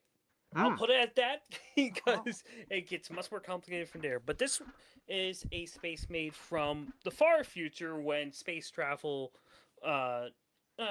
basically is a common thing in Earth. And basically C is I believe a lieutenant or a sergeant essentially, but C often has a laser rifle that can transform into a giant sword, and she's basically and not only can easily breathe in space, she can fly incredibly fast. As well, almost like doing her own kind of like light speed jump of sorts. Her codename during development of her was always Neon Space Maid, because she was heavily inspired by Mithra from Xenoblade 2, and you can definitely probably see a bit of that within her design. I definitely do. I like the way the ears there even changed there. Like how? So is it like I'm just looking at this because it looks like she's got like human ears, but then like some sort of holographic like elfin design there that then changes when she goes underwater. That is well, not underwater, just change at her own will. So yes, she can basically be flying through the air in her mer form, but essentially, originally design-wise, that was a mistake on my part because I meant to have the ear there. But I still liked the idea so much, I kept it. Essentially, what it's supposed to be and still is that the elf ear actually kind of like folds out into the webbed ears. Yeah, that was my impression looking at this. It's a cool design touch there. Like I assume that the other ear not being there was like an art error looking at this. So. Yeah, but again, really liked it, so I ended up just keeping it. So. Yeah. Another thing that I just really liked is actually the jet high heels that I took from Super Smash Bros. Zero Suit Samus, because it's a great I don't care heel what anyone design. says, that is like super cool, and I just wanted one of my characters to be able to easily have it. Oh, those heels are rad, yeah.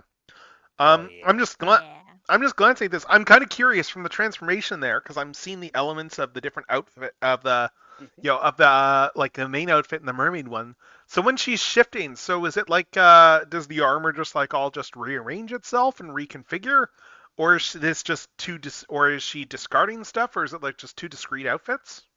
Essentially, that I would definitely say rearranging itself a bit. You can definitely tell from like different aspects of it that they do end up kind of folding and or morphing because she is Right. more naturally gifted with magic compared to others. So Right. So you does can she definitely still have easily legs inside there, or do the legs themselves change?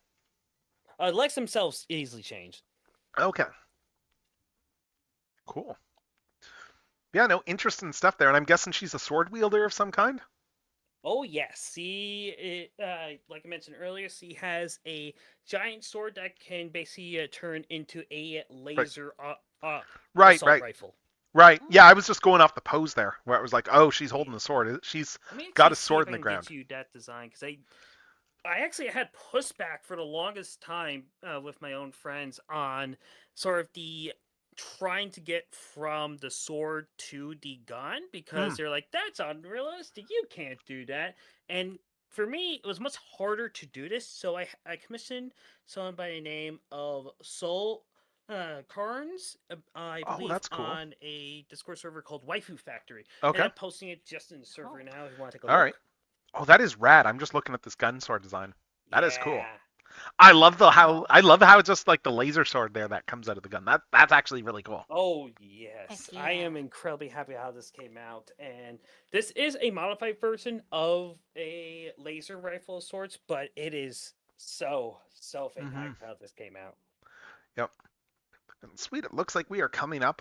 We are approaching another ad break there. So yeah, perfect timing. Yeah. I was watching for the last 5 minutes just timing wise, and was like, okay. Let's see if we get a good clean spot to break this. And it looks like we do. So like when we come back after the break, I'm gonna go back and share some of the other OCs there in the thread there.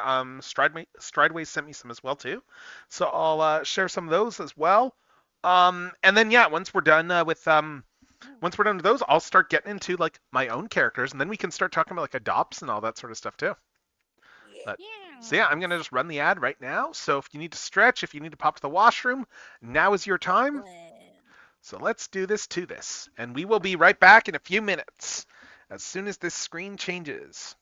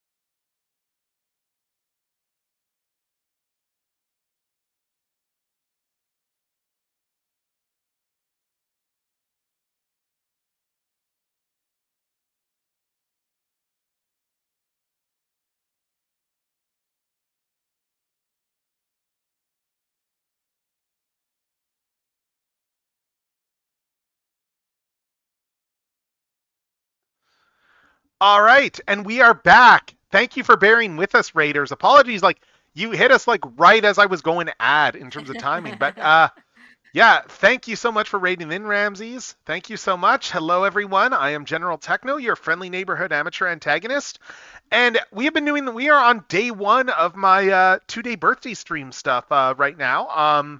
It's my birthday on Monday, so I figured I'd have some fun and just do a whole bunch of stuff for stream, have a bunch of guests on. So we done some magma art stuff. We did some. I opened a bunch of blockies, opened a bunch of Common Rider blockies. Even got the chase figure, which was great. Like I got the friggin' chase figure of the chase figures that I wanted in that box, which is like, oh my god, the best feeling. Like I think that one's like 127 of like showing up. So,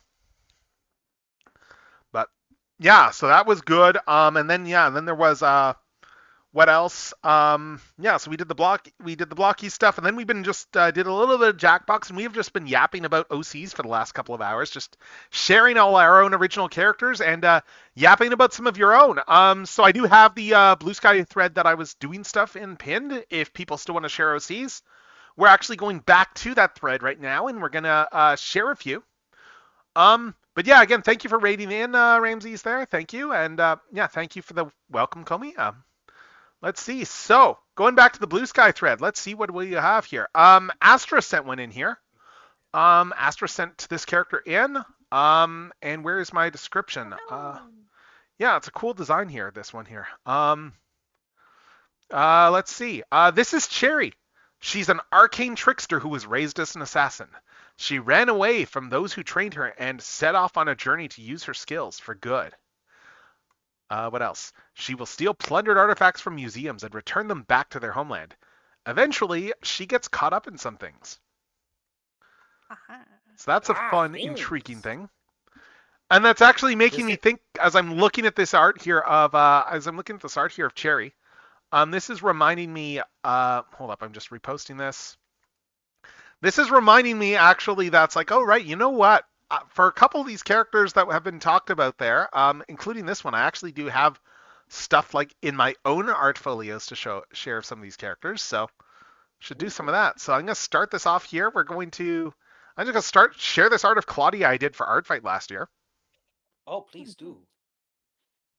Yes, this was a lot of fun to draw. I was just drawing like her in like genie sort of form, like just like casting magic, that sort of thing there. Dancer attire. Yeah, just with the whole dancer attire. Yeah, because you had a few different attire options and the stuff there.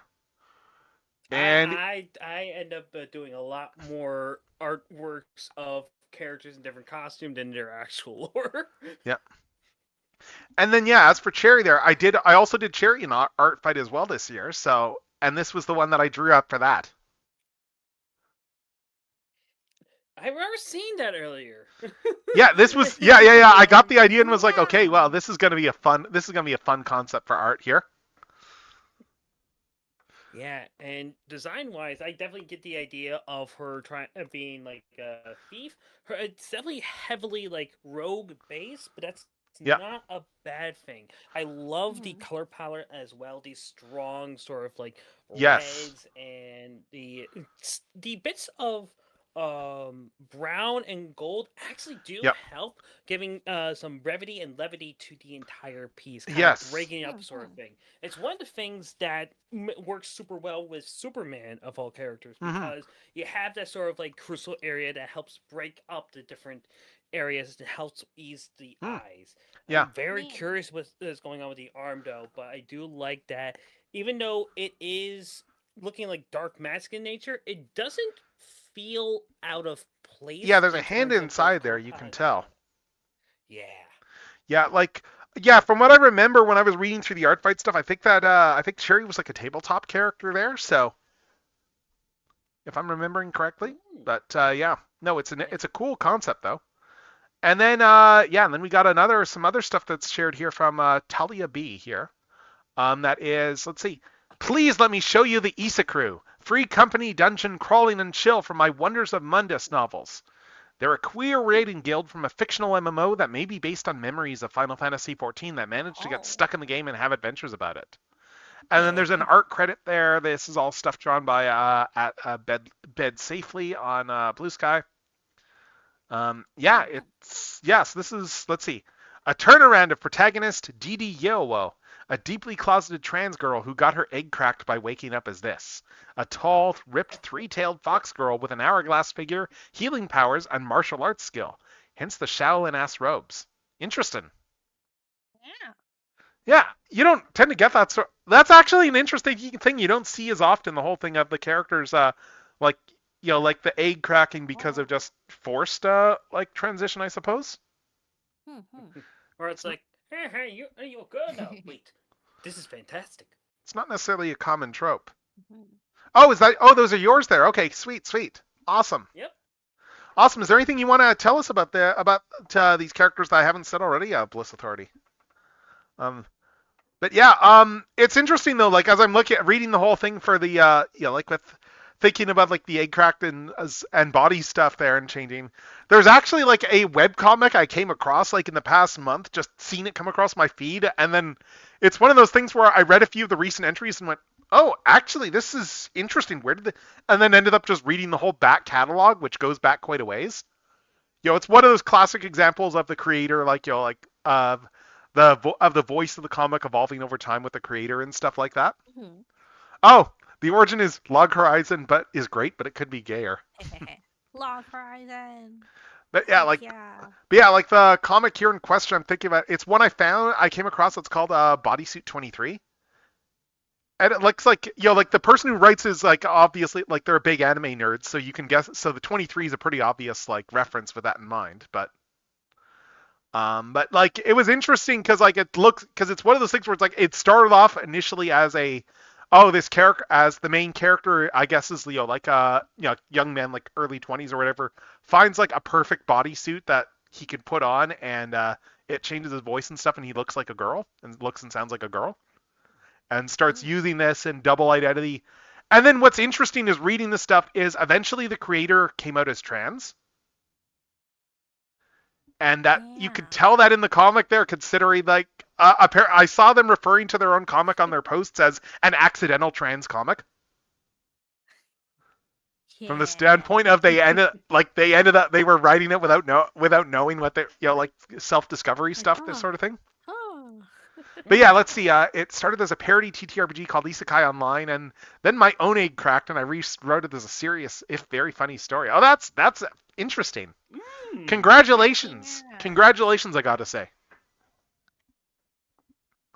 Like, and more power to everyone I know, like I've had a few friends who've had their egg cracked, and they all like have clearly been much happier, like just overall like much happier people like ever since. It's like yeah, they might have crap to deal with here and there, but like their actual like sense of self identity, like you can tell that they have definitely nice, congrats. But you can tell they've definitely like improved in their actual like demeanor and just overall like just contentment with life.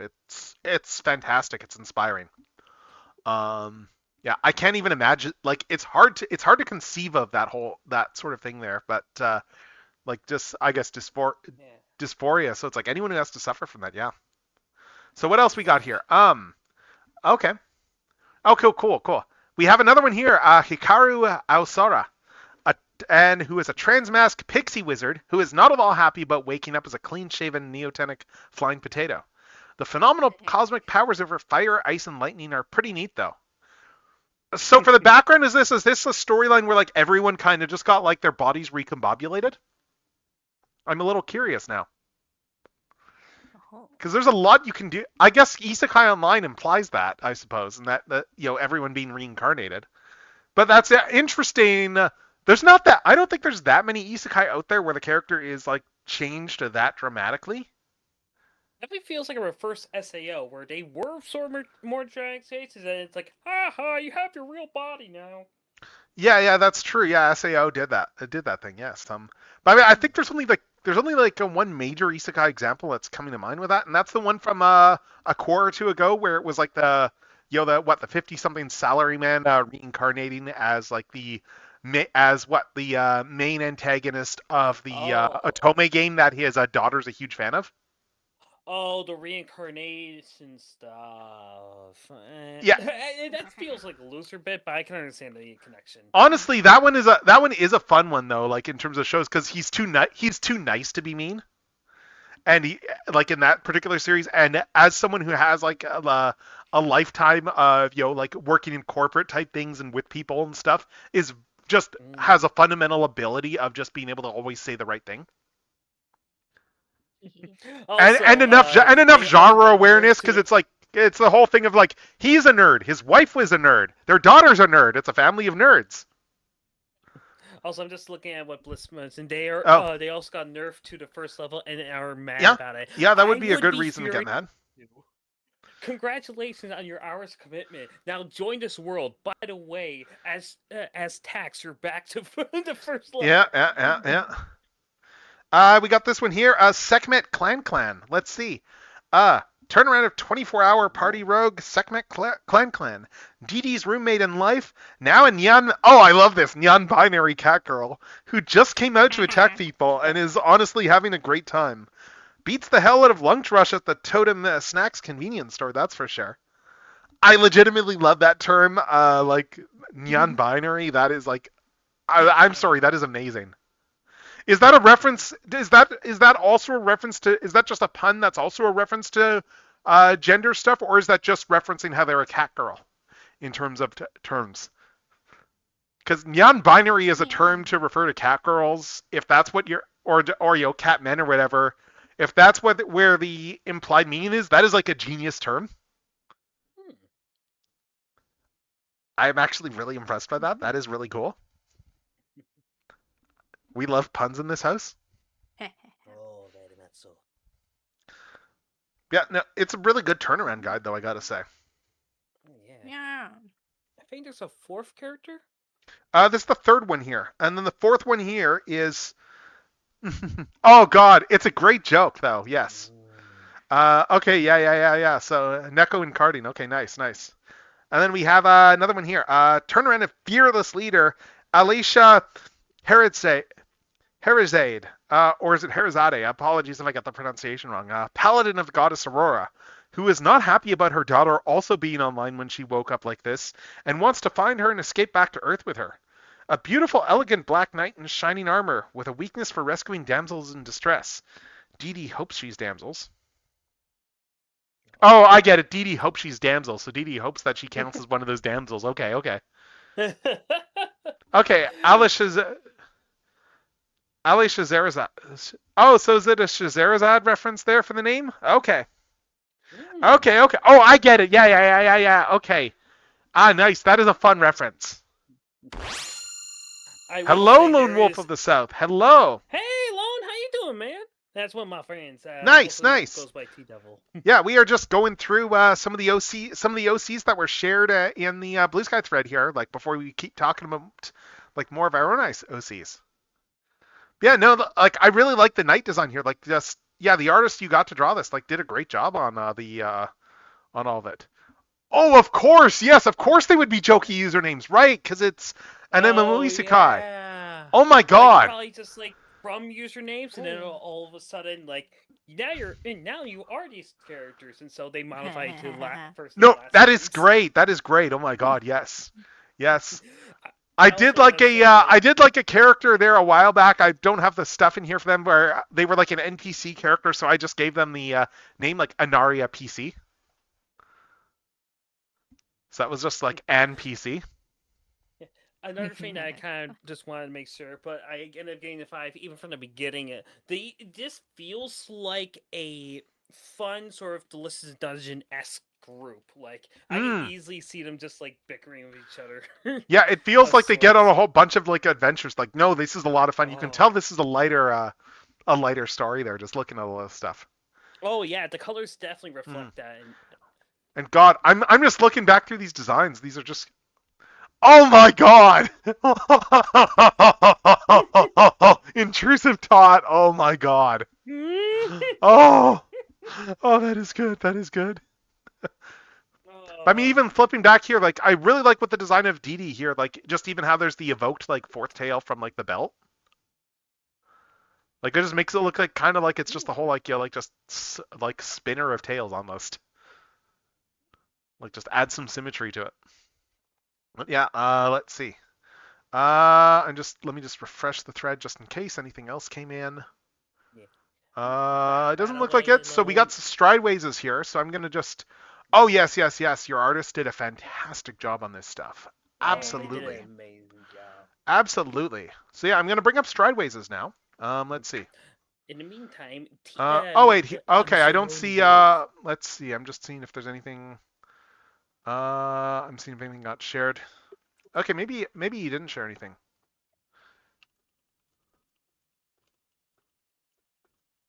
I saw that I still got messages, but I guess he didn't actually share images here. Okay. Yeah. Oh. I had to. Okay. I had to go. All right. I'm sorry. Interesting. I'm just gonna put this up here as I bring my own stuff over, because I've got a bunch of OC stuff to. Yeah, we need to do now. It's time to start yapping about my own characters as soon as I find where I put that thing there. And I'm gonna, unfortunately, of course, because I'm looking at this and just going, of course. When it switched to the presenter view stuff and everything like that, of course, it didn't import my fonts onto Google, because I usually use like my own custom like font based on my own handwriting, so for everything. So I made this thing I think I made this thing like 10-15 years ago, and I use this pretty regularly. So. Oh. But it's like that. It's the same font that I use on all the stuff on here. So. Yeah. Oh. You want to give it any clarity at all, or? Sorry, I just caught up. So at the top there, and I think again in the pinned comment, there is a link on Blue Sky to a thread that Techno is doing, where it basically showcases people's OCs that they are willing to share. Yeah, we've been talking about our own, and then looking back at the thread in between. There's not a huge amount in there, but yeah, if you want to throw some in there, by all means. Oh, please do. He has some amazing characters, and want him to show them off. Yeah. But yeah, anyway, I'm going to start moving on to mine, and the first thing that we're going to be talking about with this is I'm going to be talking about continuity families and stuff. This is one of those things where it's this is what happens when you get people who are nerds for things like Transformers and stuff, talking about referring to canons and stuff like that, because we have all of this stuff just in our casual lexicon because we're just so used to the idea of all these different canons and such. So yeah, I'm gonna just touch on I guess the three major canons that I tend to dabble in terms of various things, because there's three different ones. So let's just see if I can drag this into the. Let's see. There we go. There we go. Now it's letting me do that. Okay, so there. So yeah, so I've just got some quick notes here. I threw a bunch of just random art and stuff. So the first continuity there is one that it was only ever a working title for it, and it kind of just stuck around because it was well, I guess this kind of works. PTK, it had a different meaning originally. It was essentially me making up a title credit back when when a lot of my characters, just based on the origins of stuff. So this entire canon here just began as a case of, writing fiction for my Technoraptor characters there. I was making some basic Flash games in junior high sort of thing there. Just some point and click shooter type stuff. And the entire canon grew out of that. It originally was more sci-fi oriented, and then Lord of the Rings came out. Around when I started high school, and then I started going, let's do a fantasy story with a more high fantasy type sort of thing there with magic and that sort of stuff there, and I started coming up with a cast for that. And then at one point I went, let's cross over these two stories, and then they never uncrossed. Because just quite frankly, the character interactions between some of the characters just were I don't want to separate these things out. So they just became the same canon. But yeah, so you have elements there. You've got Technoraptors and stuff there. You've got, as I said, Cyborg Velociraptors. Their fundamental design hasn't changed a lot in probably trying to think now, probably 25 years or so fundamentally. It's just been minor design tweaks here and there. And then over here we got a wood elf character of mine, Deity. I just did a new sketch of her last year, so that's what that's from there.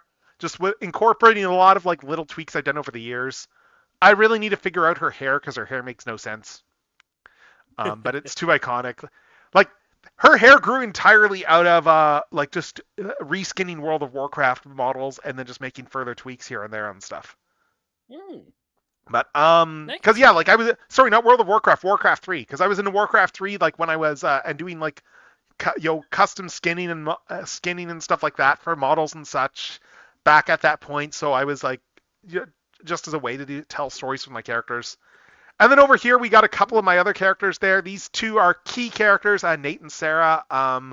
They are key characters in each other's respective stories, and they kind of get entangled romantically as stuff turns on, as stuff goes on and everything like that.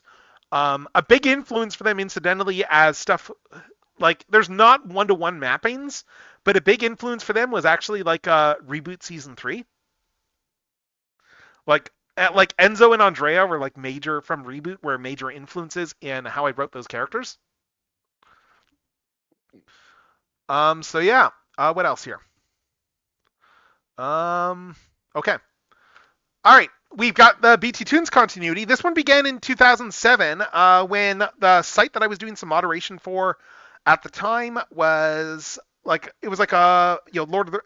It started off as like a Lord of the Rings Battle from Middle Earth fan site, and I made a pitch of, oh hey, what if I did a webcomic for the site and just made everyone in the characters for that?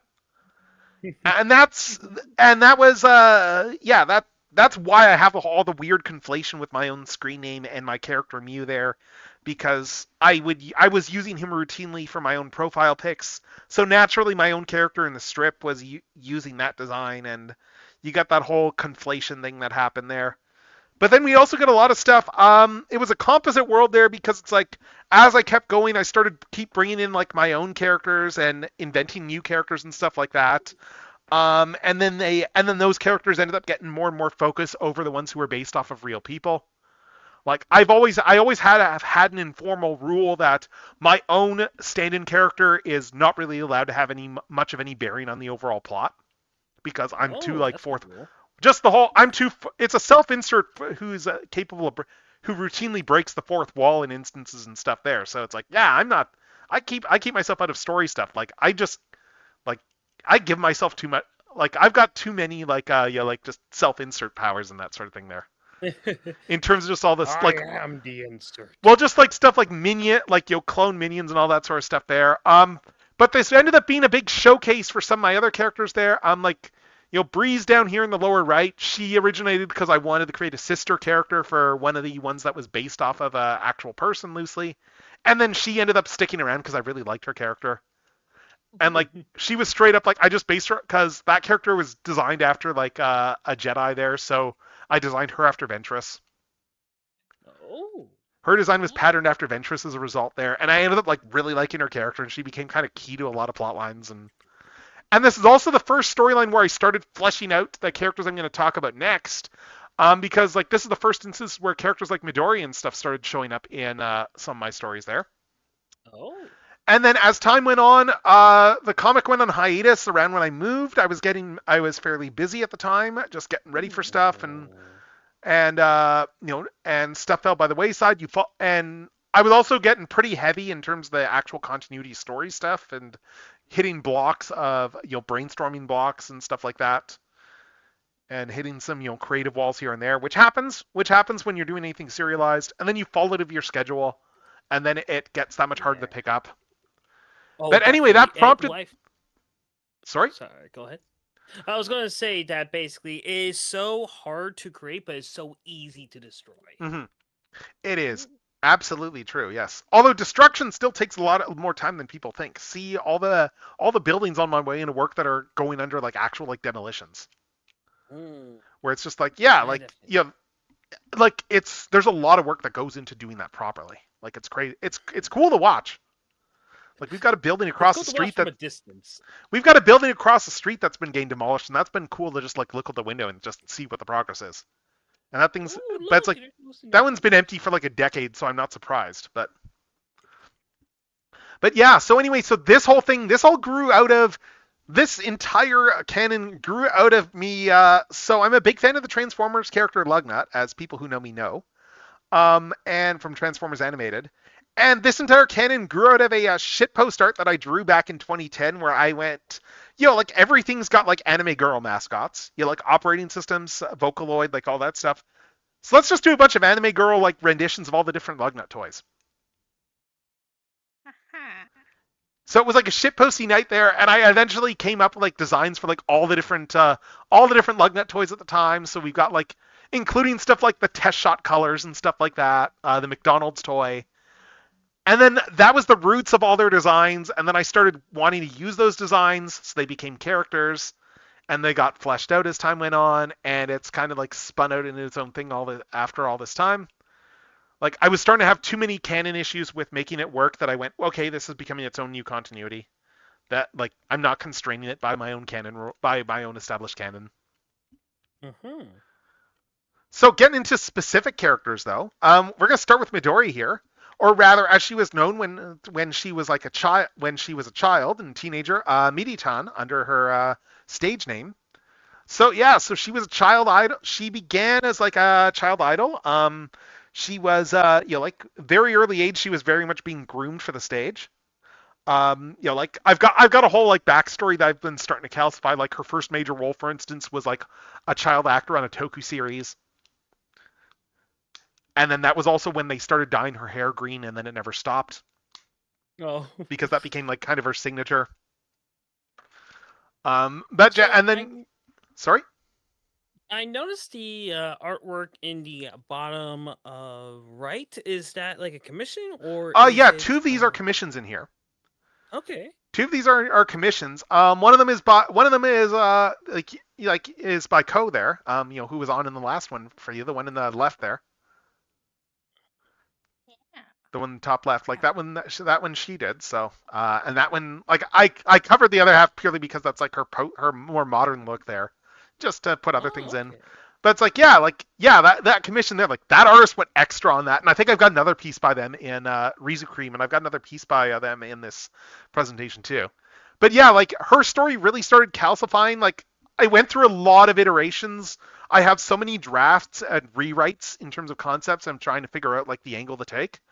And the one that really for backstory in terms of, okay, how do I get her to like the present day stuff with all the disparate ideas? And I think the key bit where it started to calcify was where I went, instead of being a failed idol, what if she's a successful idol? And that's the problem.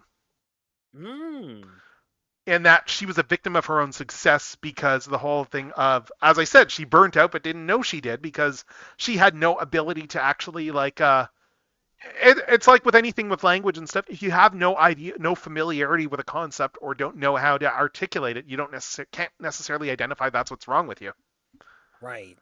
Like if everyone around you, if your whole job is to bring happiness to others, and that's succeeding, and everyone is telling you like, as far as you know, you're successful, you're famous, you're happy, and all that sort of thing, and everyone's telling you that's how you're feeling, then she was starting to think it's like, I guess that's how this is supposed to feel.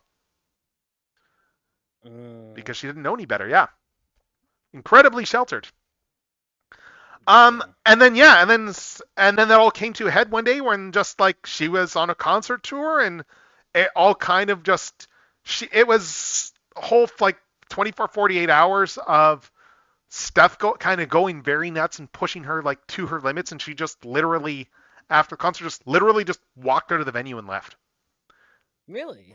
And that was pretty much, and that was the last like any of her like handlers and all that like saw of her, because she literally just left. And then she ended up crashing on a rando's couch. Oh. Like she straight up like the character like that character that I mentioned I don't like there like writing, like it is straight up he was working at the restaurant that she ended up in. He was working at the fast food place. And she ended up crashing on his crashing on his couch essentially there, and then essentially taking up residence there. And then eventually she actually did get around to changing her hair.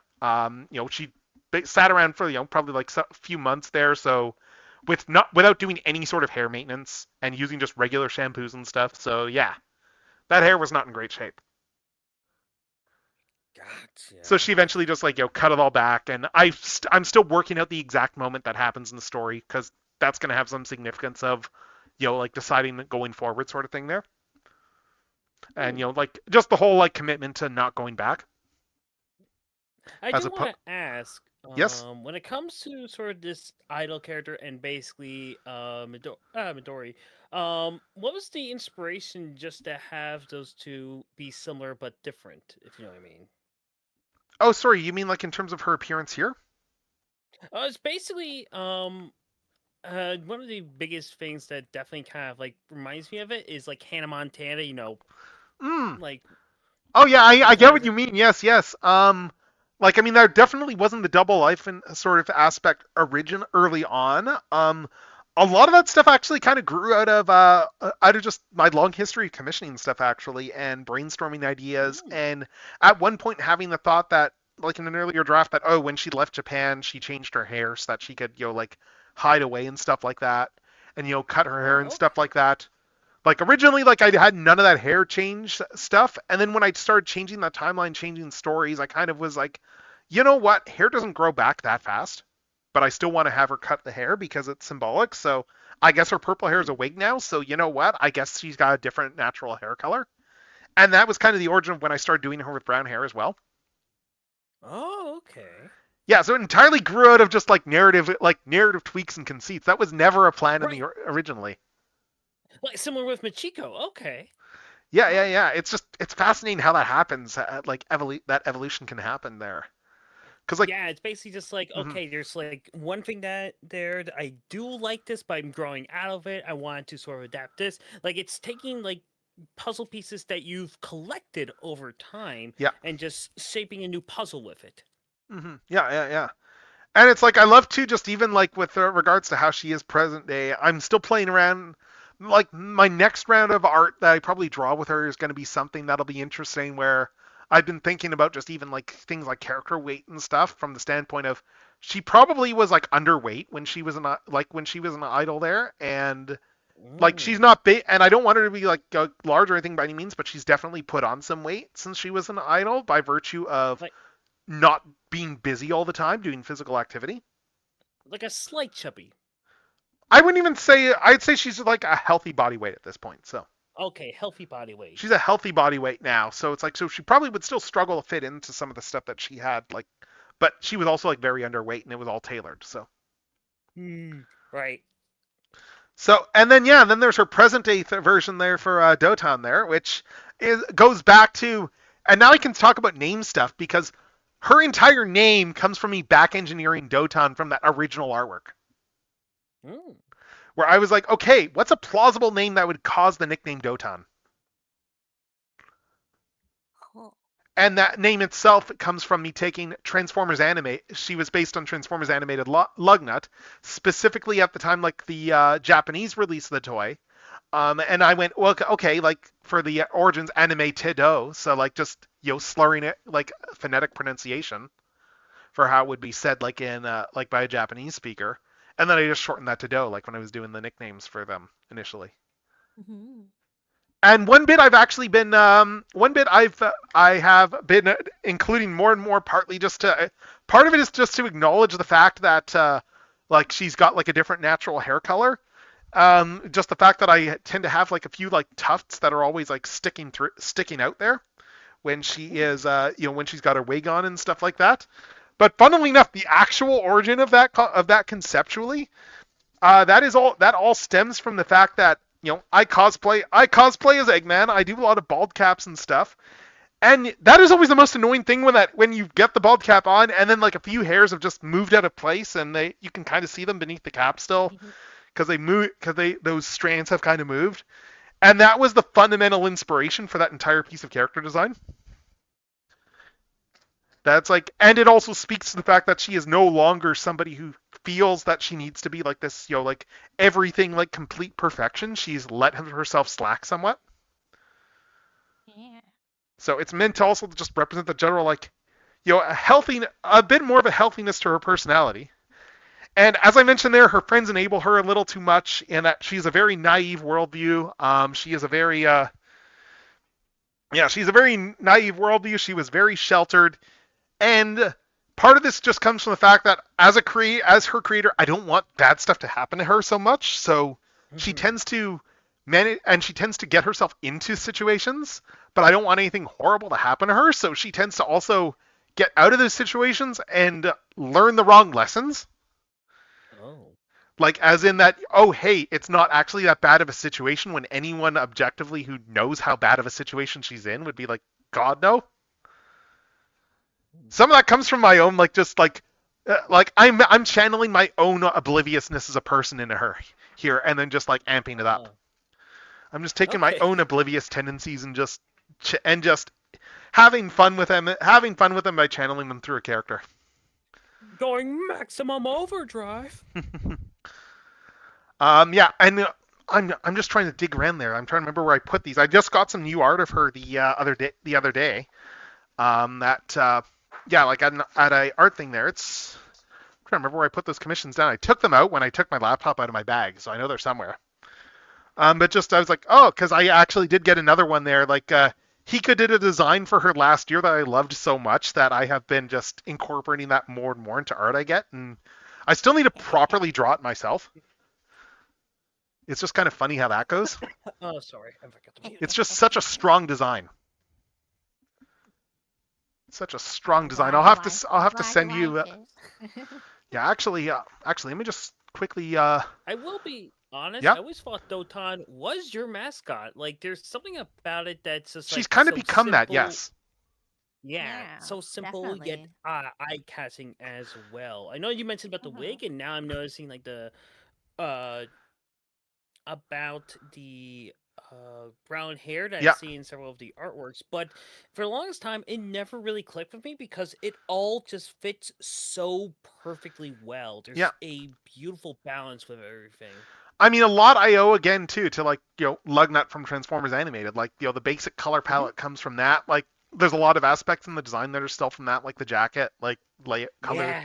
like the layouts on the jacket and the headband and stuff like that. Like that all goes back to that. Like it's not visible in a lot of the art, but she has there's a couple of smaller gems on the sides there because Lugnut has the 5 eyes. Like in the two on the that side. influence is still there, no matter Yes. basically what outfit she ends up taking on. Yeah, even stuff like the bangles are full on references to the caution strips on the forearms, stuff like that. Which is also was on her shirt before putting on the wig. Oh yeah, the caution strips. Yes, because I love that caution strip look. So I have that. I'm full on haven't decided where and just having the no step text because a lot of aircraft and stuff have that sort of thing next to caution strips. That's where that kind of came from. So it's I've still not 100% decided the significance in universe. If they were a band or an idol group or something like that. In my mind, there's an actual significance to that. I'm just gonna switch back really quickly to to just my other view here with the light box because then I can show this art without having to scan it quickly. But just to show this stuff off really fast and go back to the blockies view. So I got a couple of new commissions the other day. Hold up, I'm just moving. I just need to move the artist's card out of the way on this one because I put it in the front. I actually got a couple that are relevant here because we got one here of Midori just in her concert in her idol look there sort of thing. It came out really well. And then this one here I've gotten. Sorry. Oh, sorry. It's just from a convention. Yeah. It was just there's a lot of local markets there, and there's a lot of local artists at these markets. So, and there's some that are definitely regulars for me at this point, where I'll see them all the time and be like, "Hey, how's it going?" And then you'll catch up and get art from them and just stuff like that. And this other one here, I've gotten a lot of art from her over the last couple of years, Nerdy Arty, and I was like, "Yeah, do some birthday art of Midori." So, using this general outfit design. So, yeah. Oh, nice. Yeah, it came out really well. Yeah. I'm really happy with how this turned out. Definitely has a bit of by Sojo code to it. This, yeah. Yep. Oh yeah, this artist she does a lot of great stuff. I know she's really Uma Musume pilled as well too.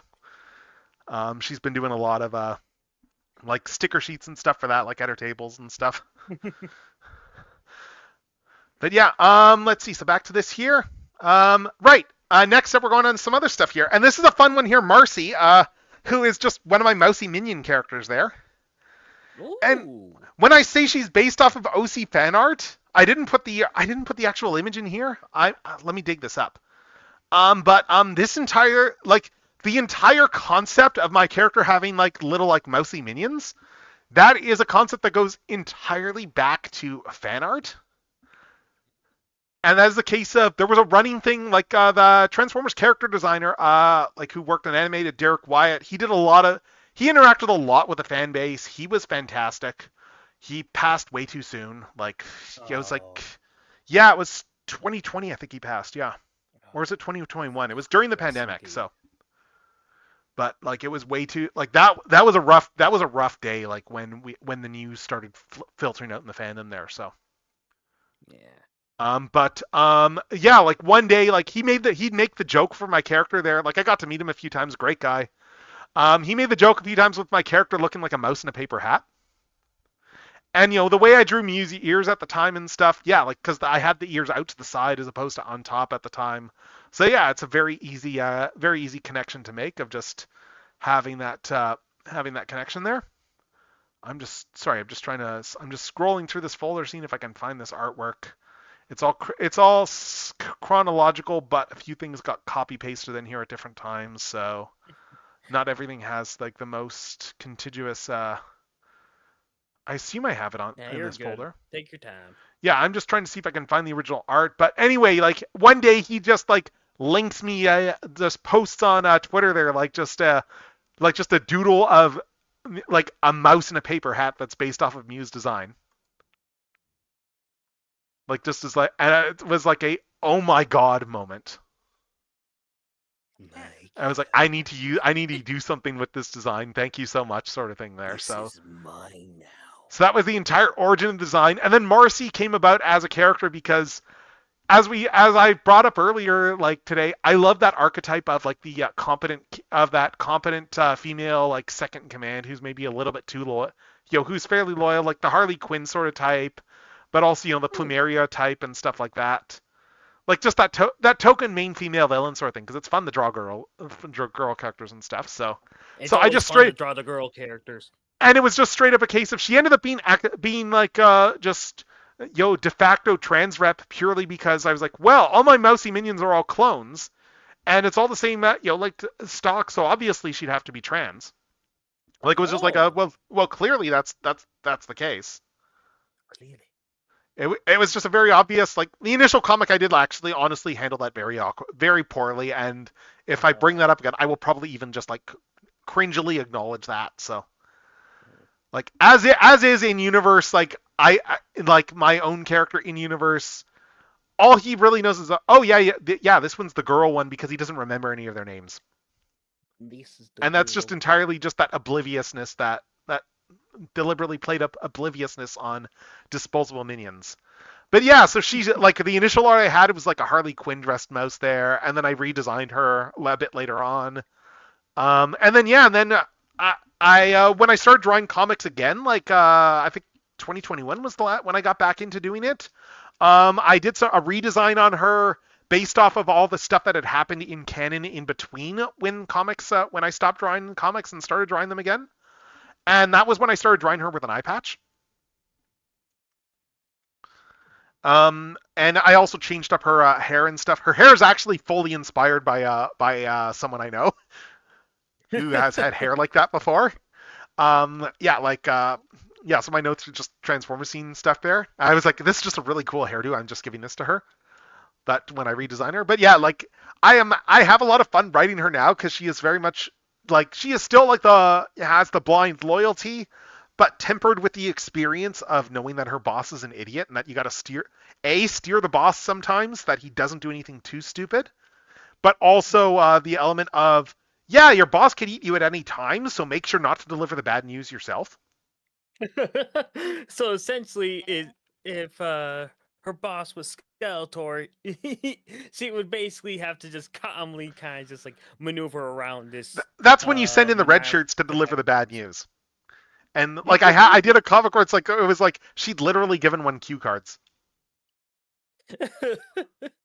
just to point out all the problems with the idea with the oh right, it was when the HasLab I did the comic on like the HasLab Omega Prime bit coming out and being all excited, and I've been using her as that voice of reason in my head that questions the more insane elements, and that I kind of just like, it's the duly noted and ignored voice almost there, but where it's like just the whole thing that's, oh, so this figure that you're excited for, oh, so you're a big fan of the show?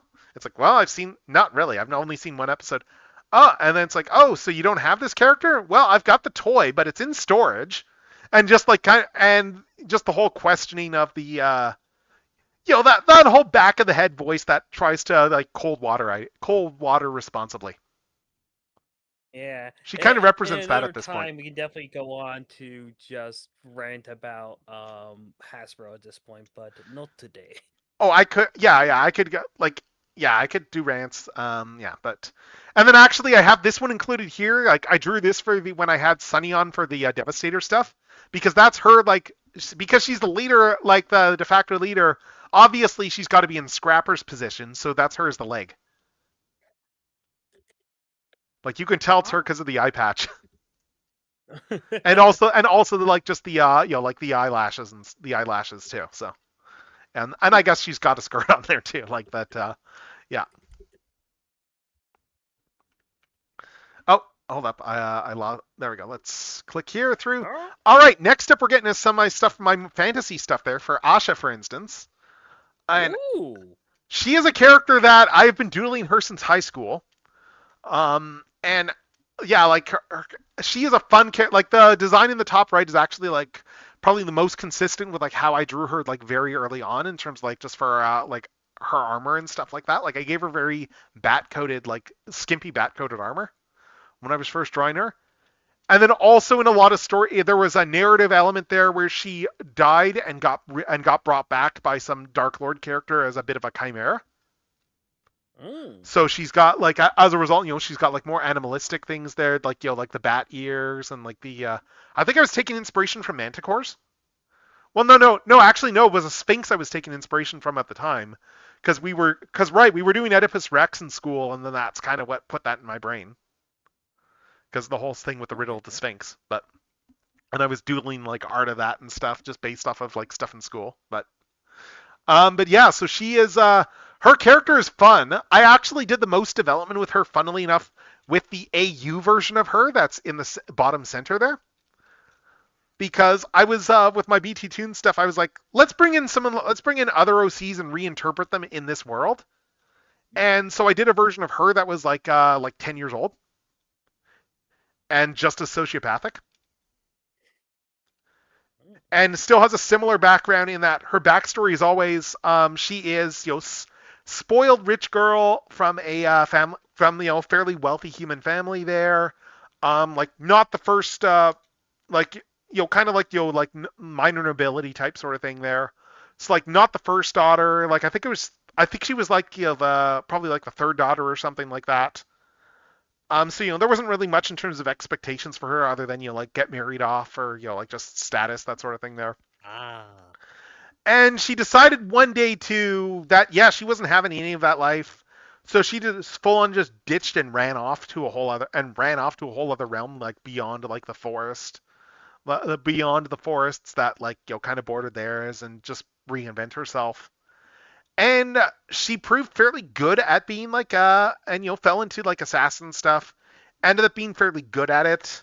She very much has main character syndrome in her head, in that like she can't really conceive of her not being like the main character of reality almost.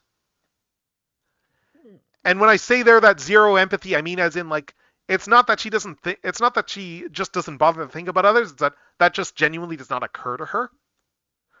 Okay. Like that's why I kind of list her as like sociopathic there, from the standpoint of she just doesn't have that part in the brain that lets her like have empathy for others, which is a really good trait for like a noble family sort of thing. Obviously, like there's probably elements of that run in the family. But yeah, like what has made that interesting is the standpoint of when I have paired her with characters like I didn't realize that her and Deity, the character up there, were in any sort of a relationship until like a few years ago when it kind of clicked that wait, I kind of had the moment where it clicked that wait, they're not just travel companions. Wait a minute. And it's like, and that's why she's sticking around, because she actually really likes this person there, and she gets a bit of a conscience being with Deity purely not because she feels bad about things, but because she doesn't want this character to have a reason to leave her. So it's like, I like having her around. I don't want her to not like me.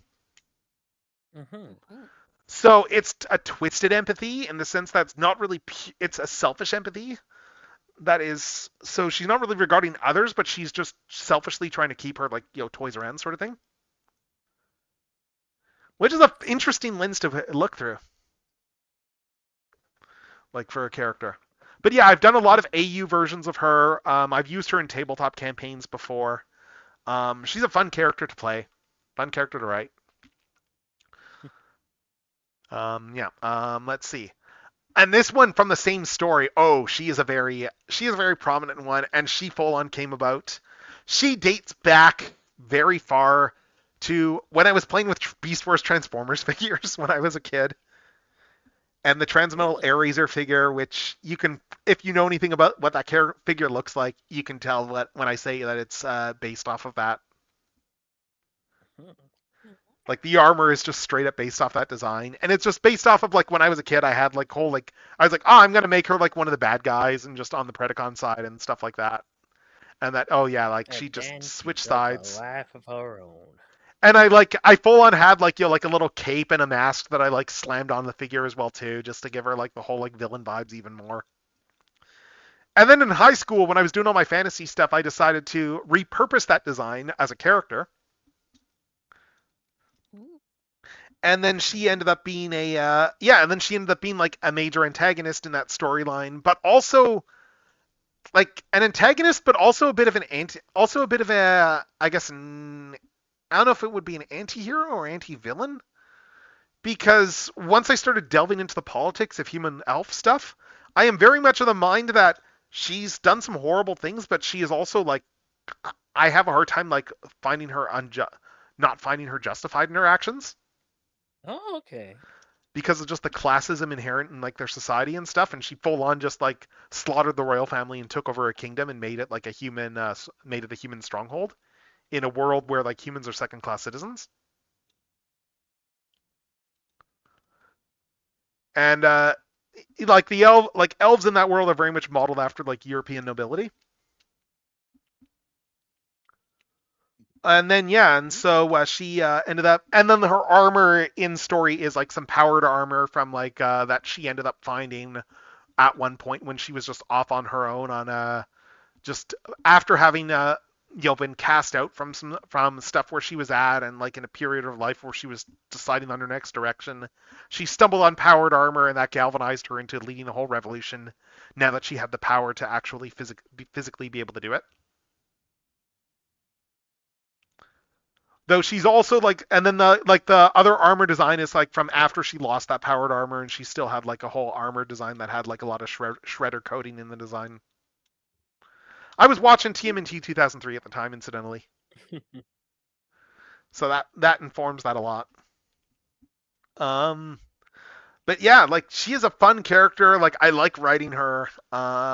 She's one of those characters that will probably just live in my brain like for forever. Like just, yeah, Doctor Doom and Magneto were definitely massive inspirations for her. Just the whole masked villain who is like morally correct but does horrible things. And her mindset changes like as the story goes on, sort of thing. Like there, in my mind, I had the idea of like her, say, having a dream of like just being surrounded, like in the blood and bodies of all these like dead elves and stuff, and that the idea that the dream goes from being a comforting dream to being one that she is actually troubled with later in her life because of her own outlook changing. But just the idea that was actually something that made it easier for her to sleep at one point. Like, I like that notion there of just from a character growth standpoint. Yeah. And then of course you got Shields over here, Midori's adopted sister.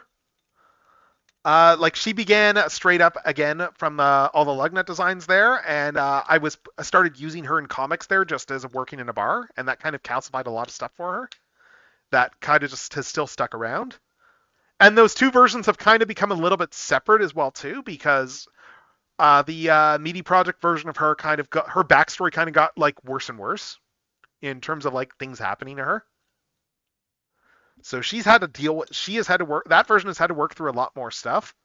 Like that version would never be in a mental state where she would let her hair grow out like in the bottom left. Where she would actually like let her hair grow out because like she just despises her own self-image that much. And that feeds into the hair color and stuff. Gotcha. Like and once also see elements of Lugnut here as well. Yes, no, she is based off the Reveal the Shield Lugnut toy. Okay. Yeah, so she's full on like based off of that. Yeah, going back to the initial, like if I were to go back through the actual slides here, back to this one over here, yeah, like she is the one that's in the like second from the right there, the initial design for her, like from way back in the day. But yeah, like she was one of the first ones I designed there, and yeah, like it's like she's a lot of one of the characters that probably owes a lot to writing her is Phony Bone from the Bone series.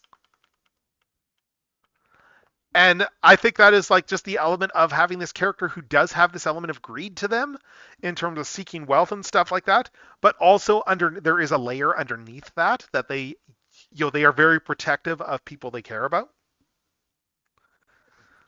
Because that is one of the things I always liked about Phony in the Bone stories there. There's an early chapter in Bone where Phone Bone is... we're going to have ads starting very shortly. I'll try and be quick. But there's a chapter very early on in Bone where Phone Bone is talking about... I think he's talking to Thorn, and he's talking about how it's like Phony wasn't always that bad as he is now, and that a lot of his nature probably comes from the fact that we were all orphans, and he was taking care of us.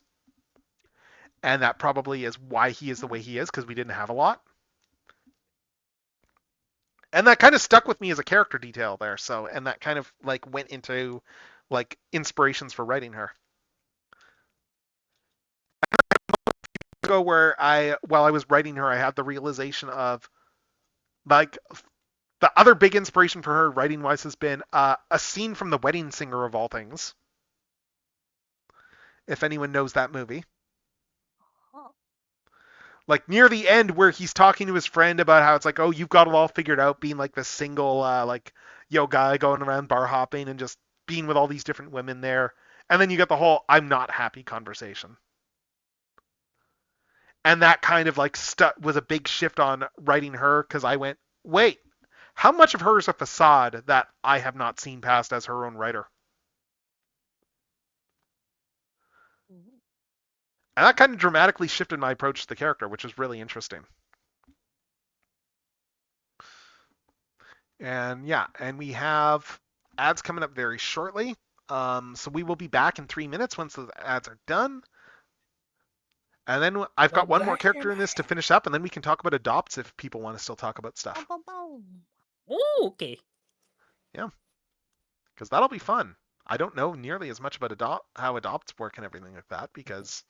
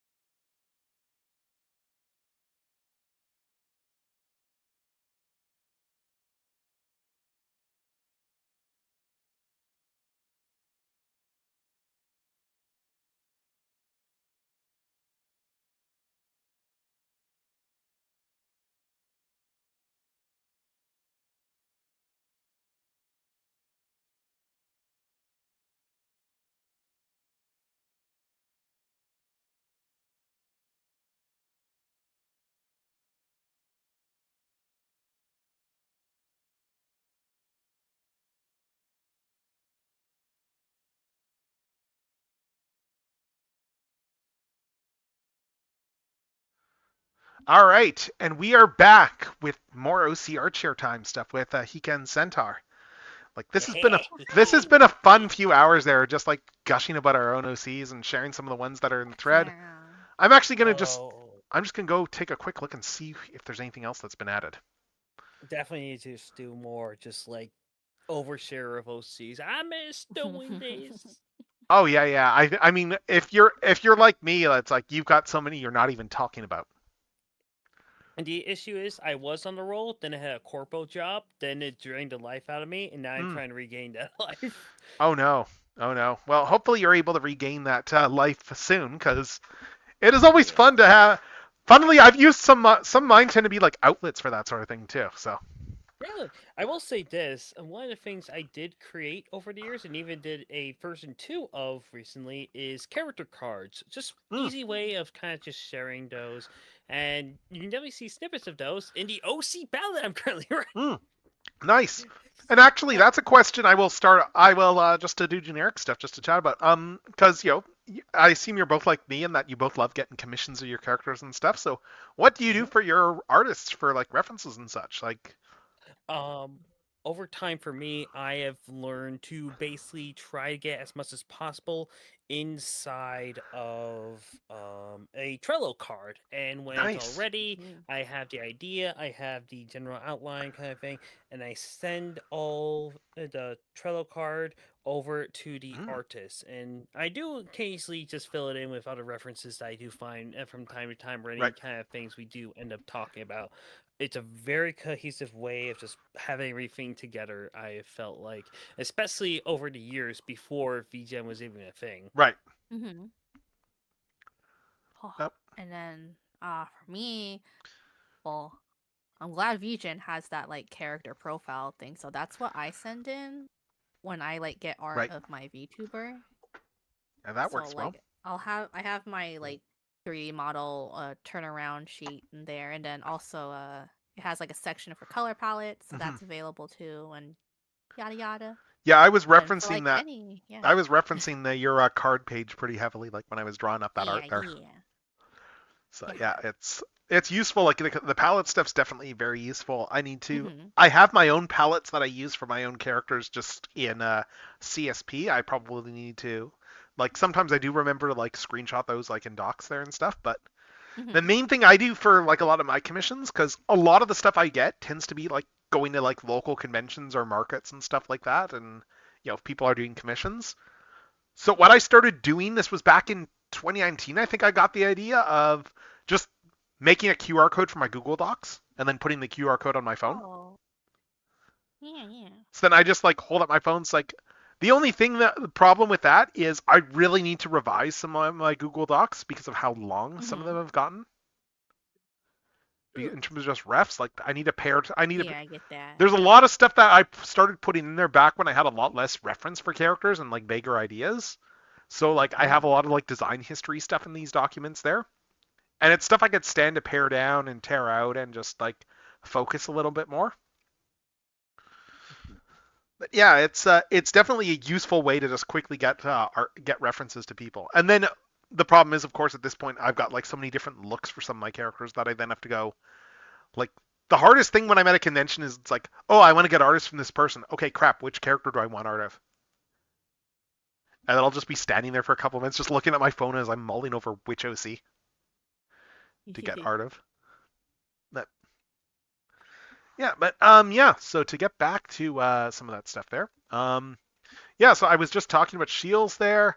To make a couple of more notes on this, so like the bottom right one is meant to represent like her as a teenager there.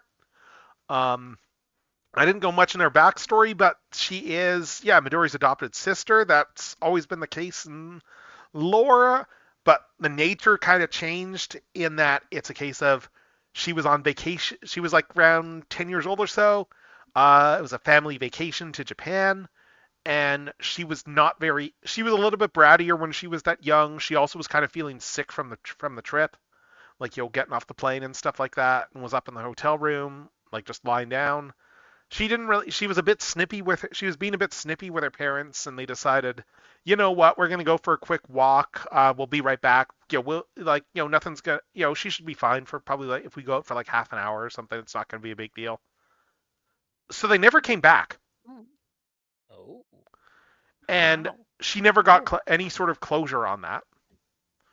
It was just they never came back. She got increasingly like starting to like wonder like if she was the responsible party, if like they deliberately left her there and stuff like that, and kind of just holed up in that hotel room until room service came by around like the end of their stay to just because there was do not disturb thing on the door or whatever there, and that was when she like kind of just freaked out, and she was in a country where she didn't know any of the language. No. Like, and was just alone. And earlier in the story, I did have it like being like in the middle of downtown Tokyo. Now I think it's more outside, like in more outskirts of like in a like smaller town environment. Because she runs into Midori like while they're filming stuff, and then ends up getting taken in, and ends up essentially being the person that where with Midori she was like, I wanted a sister. I've been bugging my parents for a sister there. It's like, if you take her in, it's like I'll never ask for anything ever again. Which she did honor, and that was probably a bad thing. But anyway, so Shields got taken in there and thrown in the deep end right away, and ended up back in the States like as a teenager, and stuff went badly, and she ended up abandoned again through stuff that was like not Midori's fault, but that she still very much blamed her, but that Shields very much blamed herself for, and she ended up kind of just building a bit of a shell around herself, just to mentally speaking, built around the idea that she hit a rock bottom and decided that yes, she was actually like worthless garbage, and then just built everything around that, and then just built up an entire thing around that to hide that fact from other people. So it's like it's not a case. So it's very much like a lot of her projected self-image is about trying to deflect from the idea that people will like she doesn't want people to, in her mind, learn that how awful of a person she actually is, because then they'll leave her. Oh. So she'd rather be seen as like with all these negative tropes than actually be seen for like the garbage that she thinks that she is. And again, she's not that, but it is just her mind, her headspace. And then this is the last one I had in the doc there. I had Melody in here. And that first one that was back before I was drawing my cat characters with noses, and I drew like their ears on the sides of their head. So those were fairly recent revisions. But she kind of began originally like as an idea for a BT Toon storyline that never panned out, because I was planning several years ahead at that point and then never reached that point. And and a lot of her backstory is still she kind of grew out of my exploring the question of with my cat characters of going, wait, why do they wear collars anyway? And then not liking the answers I started thinking about. Just the whole notion of, you got all these cat characters, they wear collars. Is there an actual reason that they wear collars from a legal standpoint, even though they're sentient cats? So, like, she essentially went through she did not have a good childhood. She also had like there's actually a lot of unintentional parallels with Shields' childhood, where she was like, as a young kid, like had a disappearing parent there, and ended up, she ended up being like a conversion therapy metaphor there, because of the idea of what happens if groups that disagree with the notion of sentient animals got their hands on them, sort of thing. So she was brainwashed into just acting as a regular house cat, like while she was still a child. And that's also and that's also why she wears like gloves and boots, because she was declawed. Oh. I remember that fact. Yeah. That is in my notes. It's like that kind of just like mucked her up a bit, and she's only been coming out of her shell in story like the past like 6 months to a year or so. Ah, damn. And is very much, she is also like the one character in that whole story that needs to be in therapy who is in therapy. Yep. Like a few of them need therapy. She's the only one that's actually getting it. Like Midori needs therapy. Shields needs therapy. They don't know they do, but they do. Have you heard this great thing called therapy? That sounds like a curse.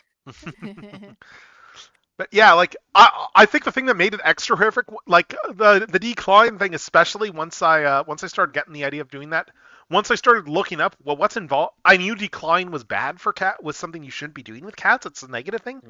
And then I googled it, and then I had the realization, and then I found out that it involves like cutting off like the very tips there for the bone, and then I looked at my thumb and went, oh God. Because yeah, like all my cactus have opposable thumbs. So yeah, so she doesn't. So there's a lot of, and in her backstory, she is the type of person in all the various drafts who, had this stuff not happened to her, she probably would have ended up in something that would have resulted in her having like some sort of dexterous occupation or something like that. Like in the current draft, it's like, yeah, like in my mind in the AU where none of the traumatic stuff happens to her, she ends up going into animation. And just as something where she just doing a lot of drawing and sketching and stuff, which is something she can't do very easily because she can't actually hold a pencil very well, just from a physical standpoint.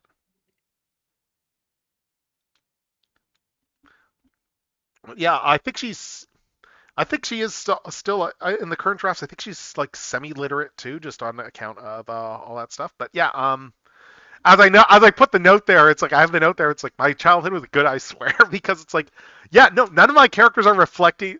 I'm not reflecting any sort of deep-seated trauma in writing my characters. It just happens to happen to them. Like, yeah, my childhood was perfectly fine. It's like I've got no issues with like parents or anything like that. I have good life. Yeah, just to be clear, this is absolutely not reflective on my parents. I love my parents. It's like yeah. But yeah. Not make assumptions based on fictional character. Goodbye. Yeah, that is all the notes I had on my own OCs there. I'll just double check the thread again just to see if anything else showed up. But yeah, there was another topic though I did want to talk about with you all, which I didn't really think about until you started sending me images there, and that is the subject of adopts. Now, my understanding as the layman who has not really partaken in this stuff is that adopts is when you have character designers who will just straight up like make a cool character design, and they don't really have anything that they want to do with it, so they will just put the design up for sale, and then people will buy it and then attach fiction to it. My understanding that I seem is like more or less correct. Basically, I will say from what I've experienced, there are some that do allow commercial rights. They do have commercial rights sometimes attached to them. It depends on sometimes the tier, depends on what they're comfortable with. I do have several of them that even have extending in the VTuber community. Like, yeah, actually, people will like just adopt designs as their VTuber. Yeah.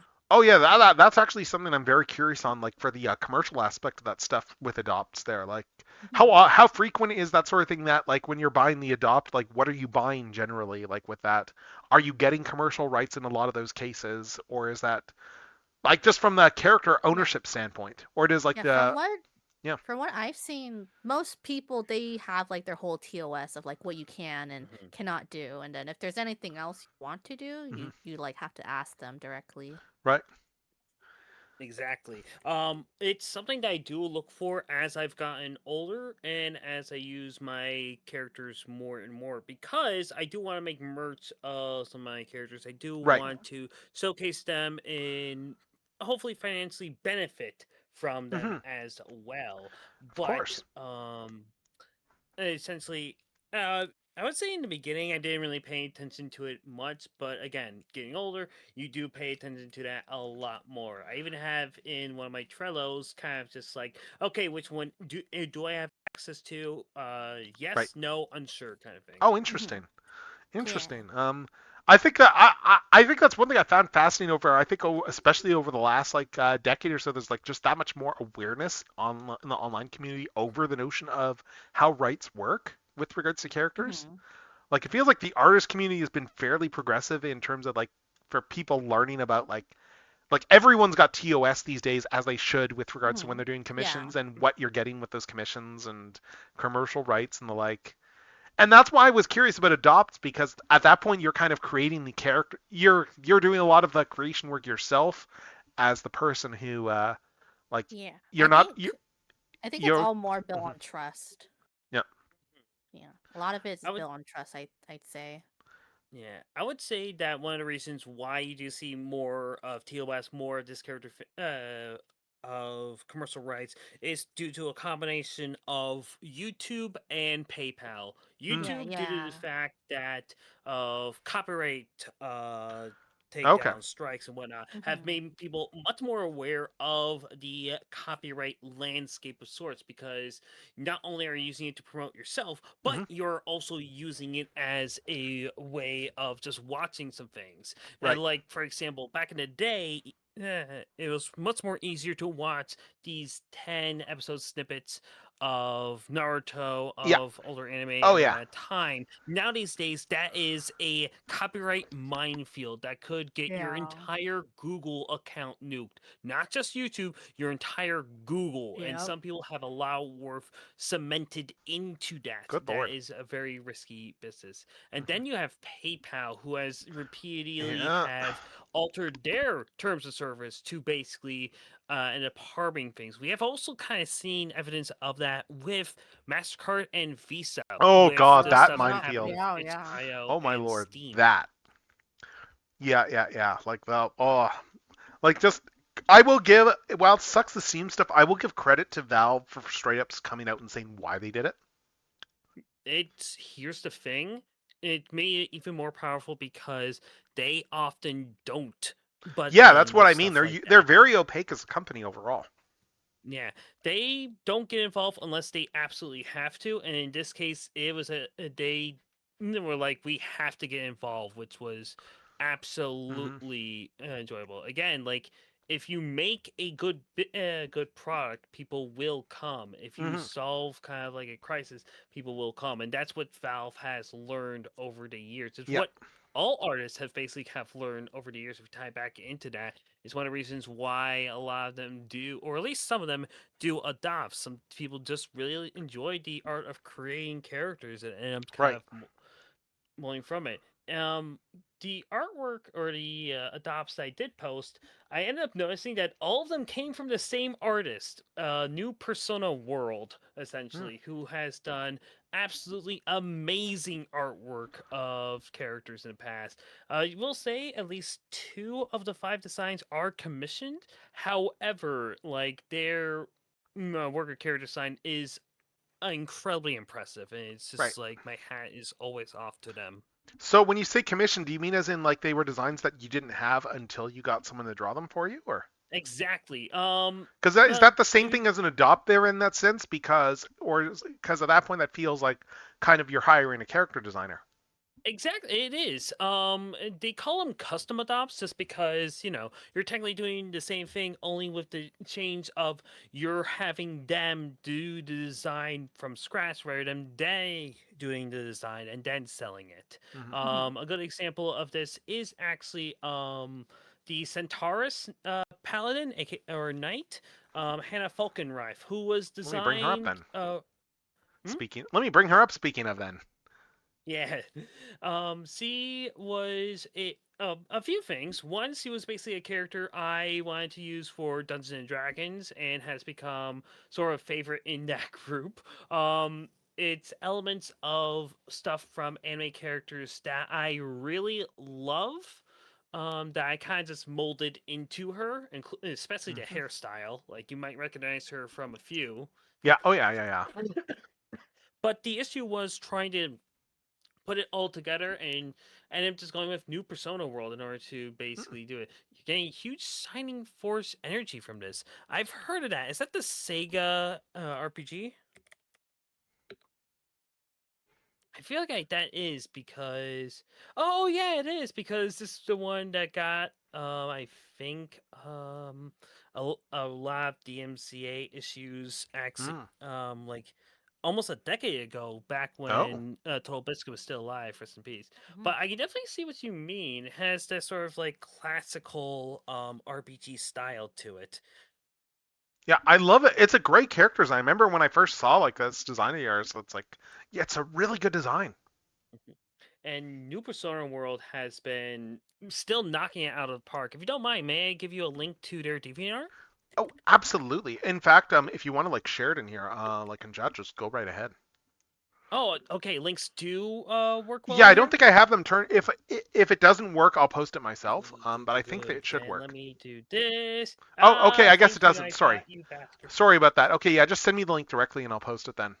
All right, just send it in the little group chat. Yeah. But if you look closely, you can definitely see like their strength is definitely in that fantasy style with a mix of anime. And the adopts I have, I will say, are probably like from a year ago, and their like design and even like shading work has just kept getting better and better and better and better. If you want a good example, I think mine was, I want to say like 100 and something, maybe like close to 200. Yeah, no, it was definitely a while ago. I think they're at 400. Oh yeah, the last one I did, Gina Frostbug, aka the teal-haired woman, with Okay, the I'll put. dragon. Yeah, I'll put that in a sec. That thing looks.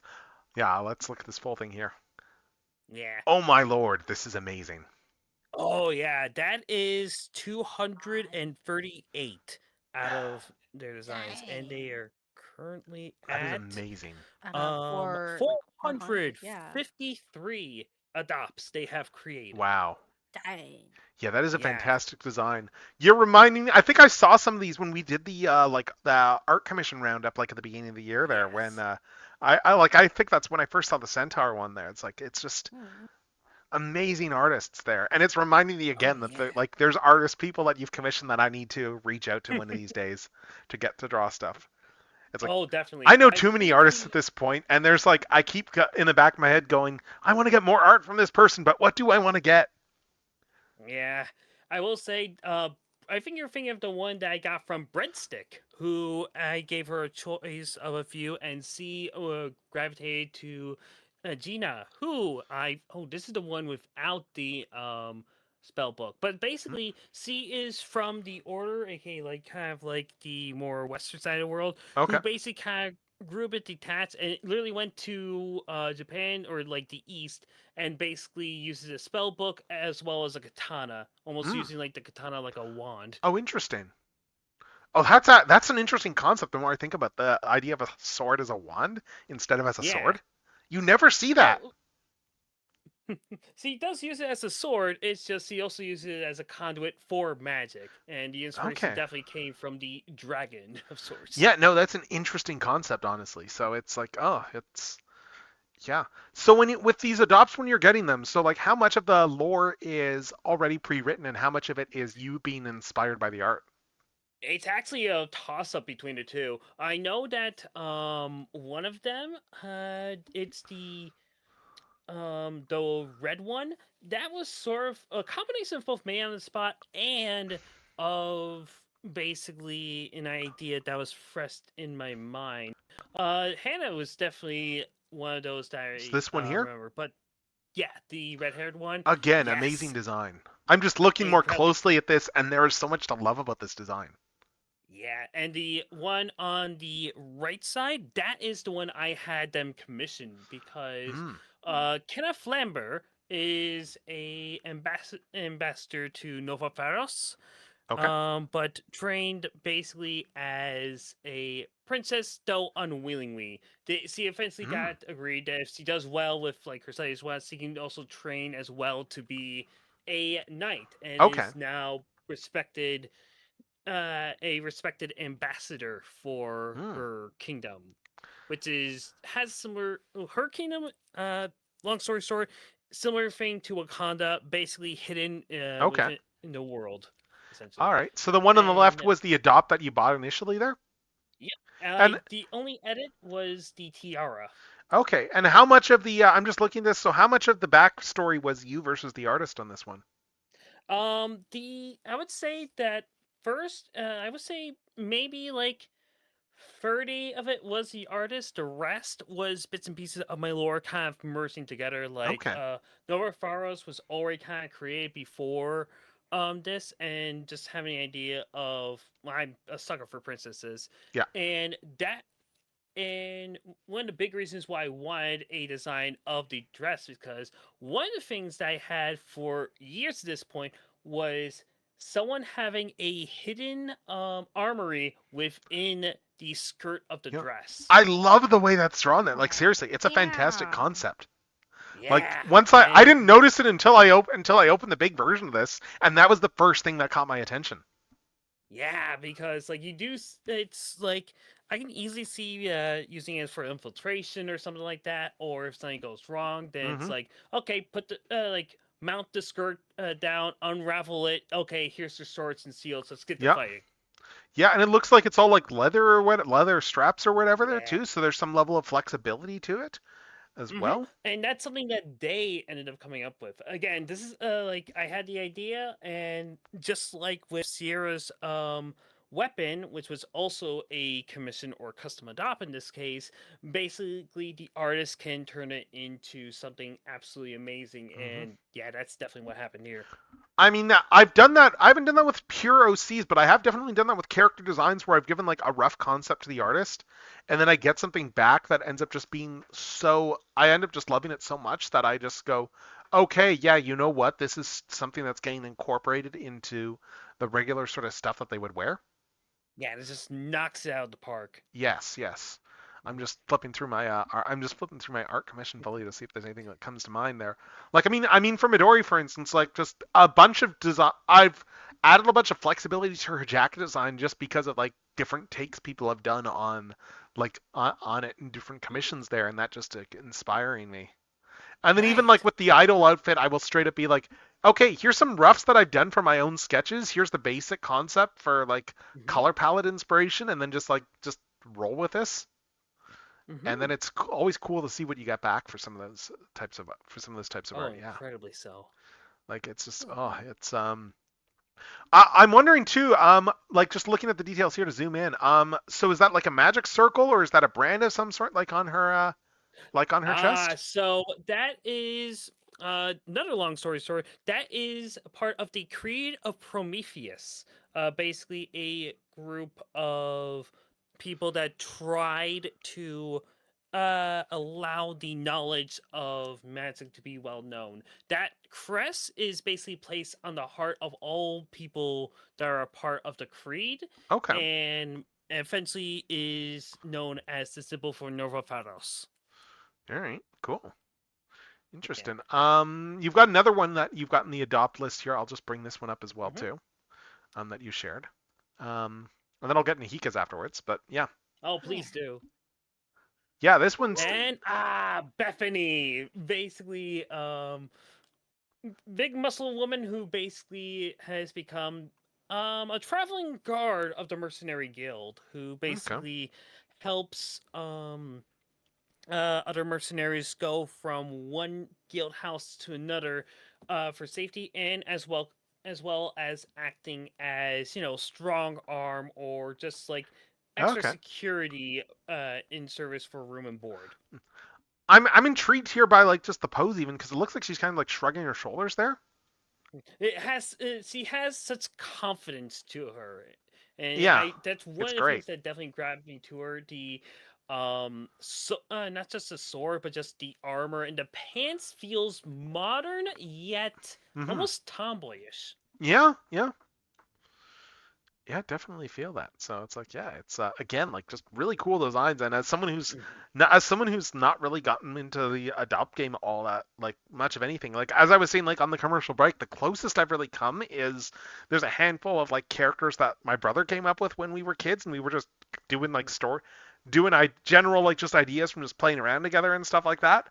Where it's like it's stuff that he's probably like not really thought much about, like that are probably in the back of his head or whatever. That I've like still kind of like been, oh hey, yeah, I've kept that in the back of my head and I've done stuff with that and stuff like that there. So kind of like how it's no different in my mind to like how like I look at like for childhood Transformers figures, it's like there was the ones that were his and there's the ones that were mine, and I mean they're all mine now essentially because it's like I'm the one that they all ended up with me, like the ones that were technically his. So And I bet you even like made your own like little lore for them over time, kind of just like.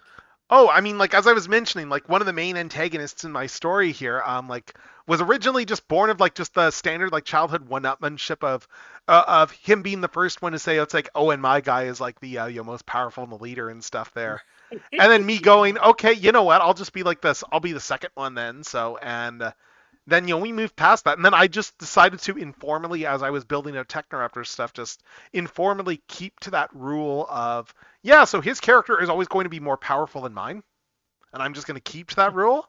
And then as power creep keeps happening and stuff like that, he eventually got like new bodies and became like got more and more power and is now like on a god tier level. Just to post a picture of that character here with the current sketch for like their final form body sort of thing there. Like at this point, their original physical body is like since been destroyed. They're like housed in a fully mechanical cold mechanical shell at this point there. And it's just I just had a lot of fun just sketch it just with the idea of just like this like emotionless face there that's just like a couple of eyes and no real mouth or anything. Like this just came out of a doodle in a notebook in high school at one point.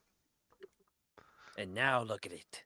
Yeah, it's a fun one. So it's also one of the handful of Technoraptor designs where I actually did the legs anatomically correct. Because like my entire leg design is based off a misinterpretation from like an encyclopedia or whatever when I was in junior high. Oh. That's the entire like the reason I draw their legs the way they are. Me misinterpreting like the digitigrade knees as like the ankles as so they've got backwards knees. That kind of reminds me of one of my characters, Cynthia Cuseo. Her last name is actually based off a bad translation of the word warrior in Korean. The worst part is, it's so bad that when I try to look back for it, it's gone. There is no so the last name is based off a fake word at this point. Oh, that's great. I mean, it's like with Shields, like her, like the last name that she goes by, their Knight, is entirely comes from a bad translation from when we first got the first listings for Transformers animated stuff from Japan there, and they had a whole bunch of really bad translations like in the initial listings that some of the retailers put up, and Lugnut somehow got translated as Ragnites.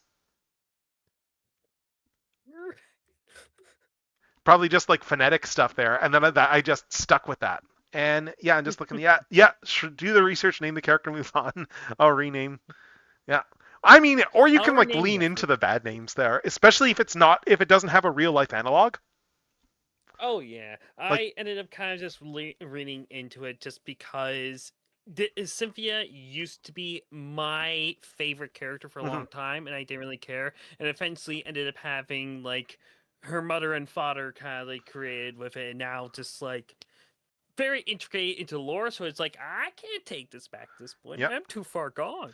Yeah, sometimes you end up in that. I've got a character that I did kind of have to rename at a certain point because originally it was just me making a little like it was making a nod to other stuff that I liked there and names. And then as time went on, it's like, you know what, I should not actually use the actual name of another like existing like prominent character, especially. And this is a case of I had an elf prince character who I was like, what, like Miles is a cool name, so let's just name him like after Tails, like let's name him Miles Prower. This was like a decade or so before I realized that Miles Prower is a pun. Oh yeah. I was like very much like in my late 20s when that finally hit me. Wait, it's Miles Prower. Oh, this doesn't work anymore. No, I'll go with Legolas. Wait. It was just a case of like just the name. I liked the name, the sound of the name, but I did kind of like he still has the same first name, but I've like since changed the last name to be a bit more lore appropriate, like based on the internal lore for the story, like just. And I mean, just like family house name and stuff like that. So I guess I could still keep the name if I wanted to, like as a. I could always keep it as an alias, I guess, but. Because like as just something that he's using like for like when he during his whole period where he is just like kind of just wandering out in the like training out in the wilds and stuff like that, and like for his whole revenge, because he's the last survivor of the elven family that Tyrannocard killed. So, and it's just a case of he was not there. He was not at their residence at that time. He was like off at some other noble's estate, so he was not present. And so he's very much in the I need to take back my family birthright and all that sort of thing, and is driven by that sort of thing there. But so let's get into Hika's adopts then. Let's take a look at all these amazing characters here, and let's bring up this first one here. So tell us a little bit about this really intriguing. Is this a shark girl or fish girl? A dolphin. Yeah. Okay. It's supposed to be a dolphin, I believe. I just saw the design and I was like, it's silver hair, purple eyes. It looks just like Tsukiko. You're gonna see that in the adopts I've gotten. Yeah, I noticed looking at a lot of those. There's a lot of like commonalities between that. Yeah, when I look at adopts, I typically look at ones that I could just already make into my existing. So it's more like finding a different form of my OCs rather than making a whole new OC. So that's what this one is. So I'm thinking this one is. So I actually have, like, when I look at it, I have a few like sea creature adopts. Yeah, I saw one next to it, and I was like, oh, is this meant to be the same? Yeah, they're. Yeah, is it the same character? I guess I just have a bunch of sea creature versions of Tsukiko. I'm just looking. There should be someone who woke up as the same species as DD who's named Mames per Bell or some. Oh God. Oh yeah, you could always do a bad pun name that they then have to live with. Oh my God, like that's giving me, like, you're mentioning this. That's giving me shades of Overlord now. Really? Oh, no, I see it. Well, just an Overlord there when, because of the fact that, like, where he's got, like, all of the various minions there, all of his lieutenants are all characters who are all NPCs who were created by his former guildmates. So they all lean into different things here and there, and, like, the only one he touched in terms of bios was jokingly adding as, like, a shitposty thing, like, right before the servers went offline for Albedo, that she is, like, head over heels for him. And then, immediately regretting that because that was now codified into her character. Oh, please. That's like, that she just lusts after him. So, and that's just her whole. Bow the whale energies.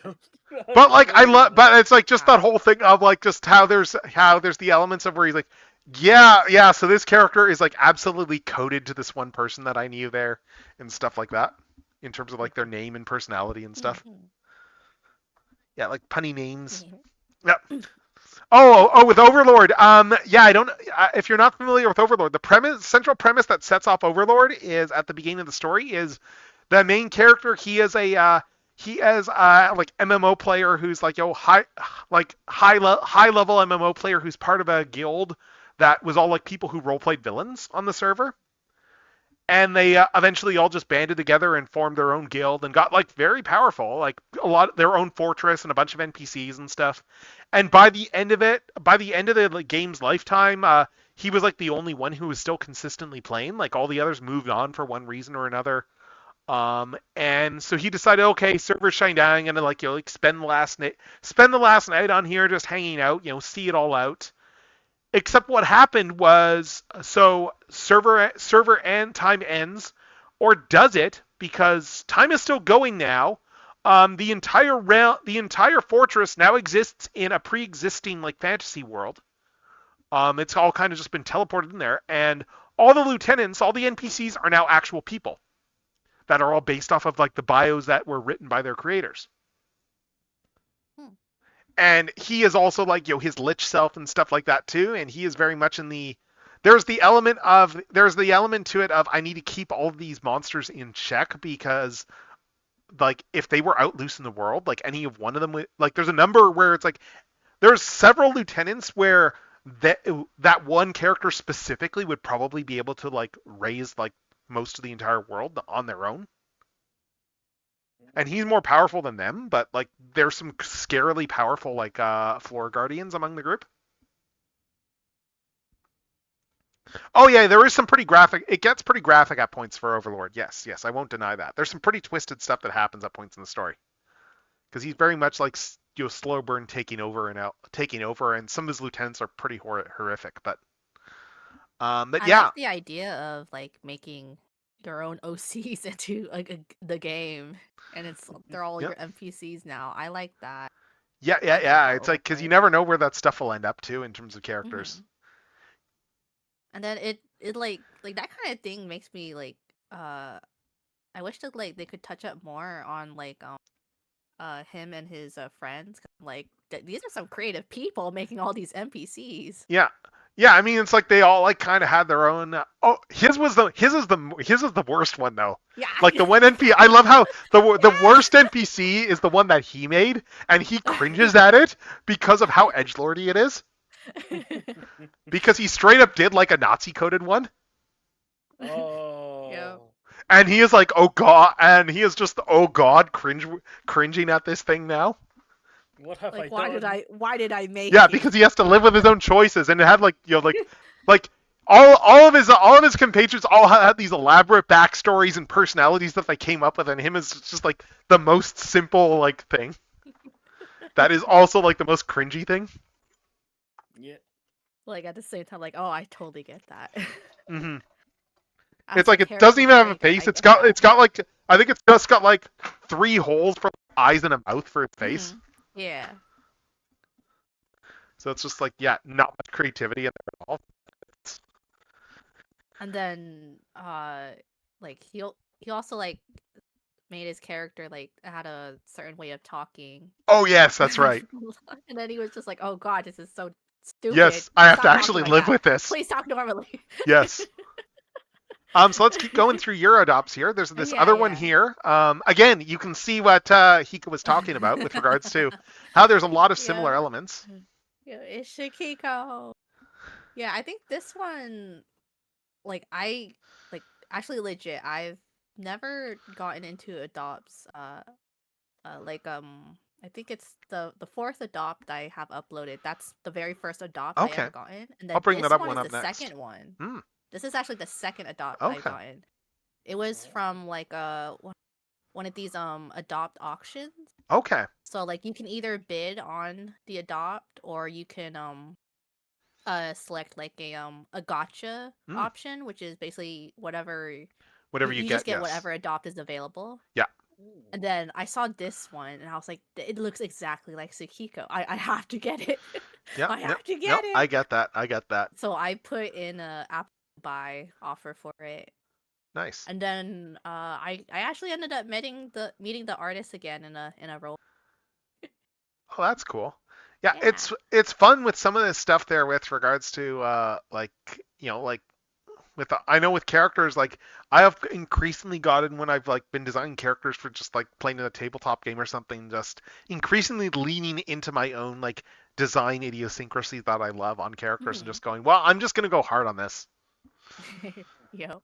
Like just stuff like, for instance, like like the characters with like just small frames and then like massively oversized clothing, like stuff like that.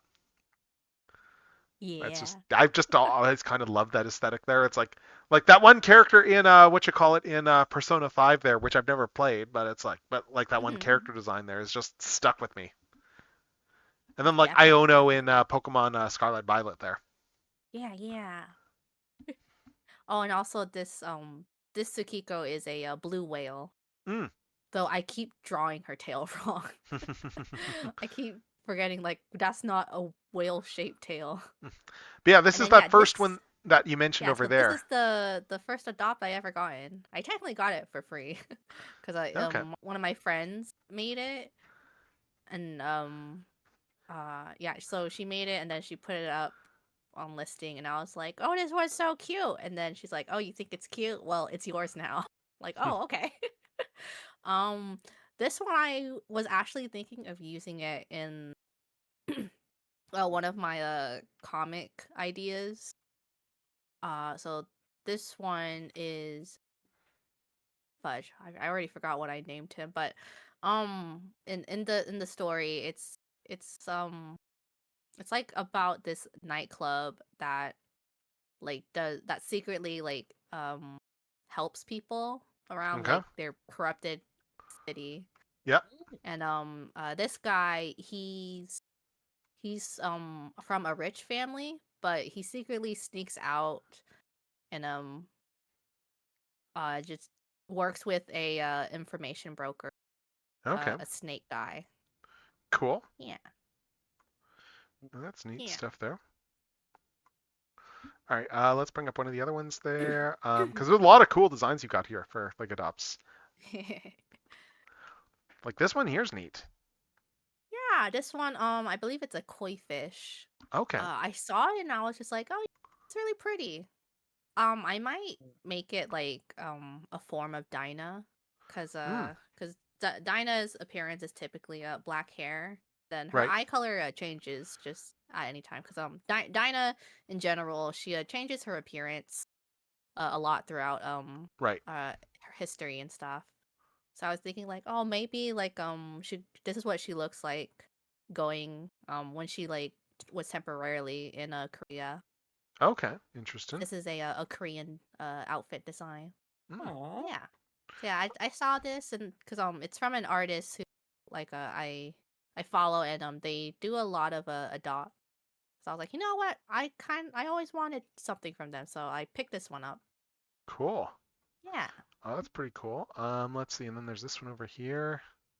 I'm just realizing that like the design there for like my minions are essentially is like an adopt in that context, and that was like just art that I did stuff with. So now I'm like, while this is all going on, like redoubling to look and try and find the picture just through like my old saved phone folders here. Mm-hmm. But yeah, so this other one here, like this is a So this dragon is, girl or no, she's a sheep. I think she's supposed to be a sheep. Yeah. okay. Yeah. Yeah, that makes more sense. I picked her up recently, so this is my latest adopt. I got her mostly because this one was in like a batch of Okay. other adopts with like a similar theme, and my friend, the one who designed the deer adopt, Yep. she bought a bunny character from this batch. And then I went on VGen so I can go look at what other like adopts the person had. Mm-hmm. And then I was like, you know what? I'll buy this one. we'll have a little sibling adopts now. Oh, that's fun. So yeah. Oh, and I just found I'm thinking cute. Yeah. I'm thinking Nice. of turning this into an utsuru because it's white Okay. hair. And Utsuru? utsuru has one of my white haired OC. She's very soft and stuff. Hmm.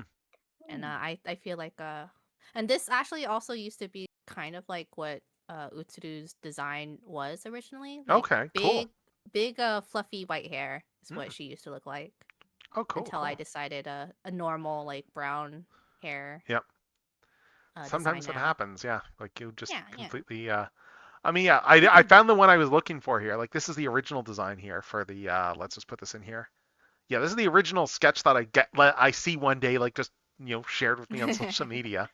That was like, "Oh my god, this is too amazing." So that's like that essentially kind of counts on because I went and like and full on did like just the mousy minion designs like full on based off of that and trying to keep as much the spirit of the original while just injecting my own aspects into it. Like the like the latest concept I have for like them like is like this is like the latest sketch I've done of them here. So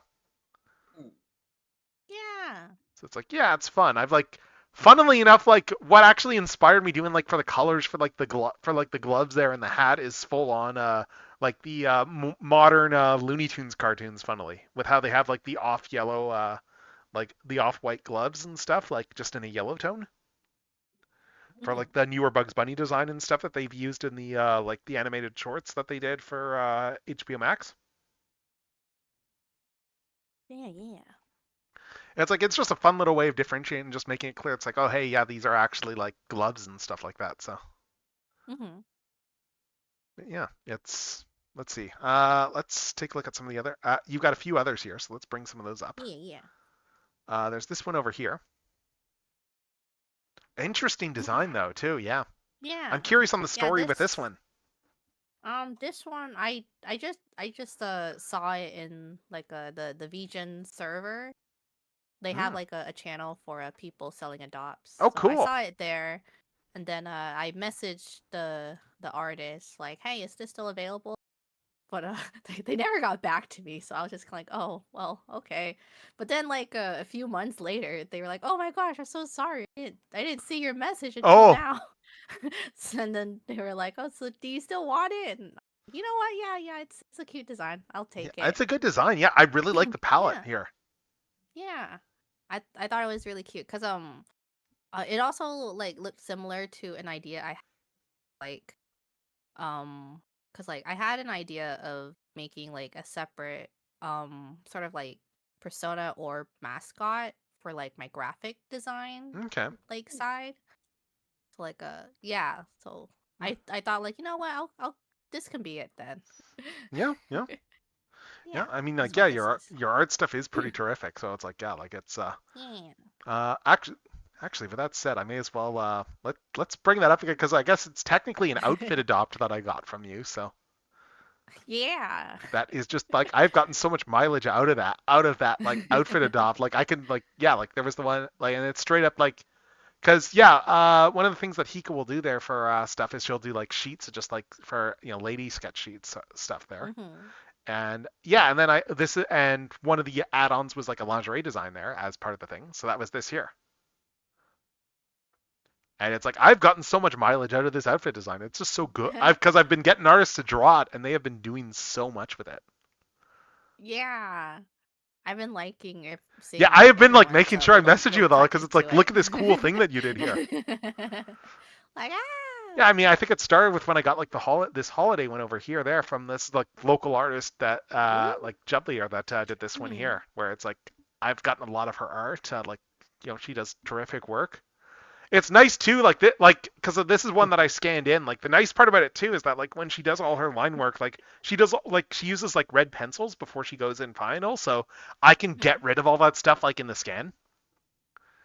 So I can just do like the clean version like I did here, like with all the pencil lines, like just edit it out. So and then yeah, and just send it all on once to do that. There was a couple others I got earlier this year. That's probably the most recent one I got because yeah, I've just been codifying that element of her design because it just looks so good. Like which was this one here, so that I got back, like just fairly recently. Just like mixing it with the jacket, just kind of like kicks it up a notch there in terms of the usability. It's like love the glass. Sorry. Sorry, I just said love the glasses. Oh yeah, that was a fun thing. The glasses there, the way they were drawn, so. That was fun, yes. Yeah, it's neat. Oh, I just realized too, looking at this closely, nice, they made all those into pockets. That's actually kind of cool. It's just like a texture design. That's like, I didn't notice that until now, that it's just on the jacket variant. But yeah, no, I remember it was funny though when I was getting some stuff earlier because I had like a couple of different artists asking me like what the feet looked like. In terms of like for the outfit, and I was like, well, like for like, is there boots or stockings or? And I was like, I honestly don't know, just wing it. And then I got a few different designs that all looked really good. So yeah. But yeah, let's see. I think we've got an ad coming up shortly. Let me double check that. Okay, in a few minutes. We've still got a few minutes. So let's get into the next adopt that you had there. Yep. Which was this one over here. And another one that was like, oh, you know what? It's Sakiko. I believe this one is a fox, white fox. Yeah, interesting. Is that like a bandaged knee there? Or? I think so, yeah. And I guess ankle too, yeah. Interesting. Yeah. So like I might do something with this because like maybe like a yokai Tsukiko. Okay, cool. Yeah. Yeah, looking at this just makes me want to get better with draw. Like I love that oversized sleeve look, even though I like I struggle to draw it. Like it's just very good. Okay. Yeah. And I think the last one we have here for your OC ones is, let's drag this in. And that is this one over here. And oh my god, this one is just this like just seeing this in full size, the artwork is amazing. The line work on this. No. Like I just need to zoom in for a sec. Just this line work. Oh my god. It's so clean. So clean, yes. I saw it. Like I And struggle to get anything like nearly that clean, like with my own work. I One came day. back. I came back to Twitter just to bid on it. I was like, I need it. I Yeah. need it. It's kind of Bid in reminding your- me a little bid bit in too the of Kuka. Sangonomiya Kokomi there from Genshin there. Yeah, definitely. Yeah, that's also why. Cause like I do love Coco. Yeah. Oh yeah, So she's a great character. I Yes. saw this vibe. I believe this is a white seal, and then it has like this like a jellyfish Yes. looking Yes. device. That's also a wind chime. Yeah. I thought that was a really cute. Yeah, that's the other thing that's giving me like the Kokomi vibes there. Just the jellyfish's thing there, as well as like the fishtail element. But oh, it looks really But cool. yep, white hair and then purple eyes. I was like, yeah. Oh I yeah, knew it. yeah. That's you coded for sure. Yes, absolutely. I was even like eyeballing the post, and I saw someone else put in like a soft bid, and then I was like, oh god, I gotta bid over them. Yeah, understandable. I'm just gonna kick us an ad slightly early since it's like 30 seconds to go, so that way we have control over when it starts. So we will be right back after that. I think we're near done, but we'll be back and let's see. All right, so yeah, let's wait for this ad to run and. There.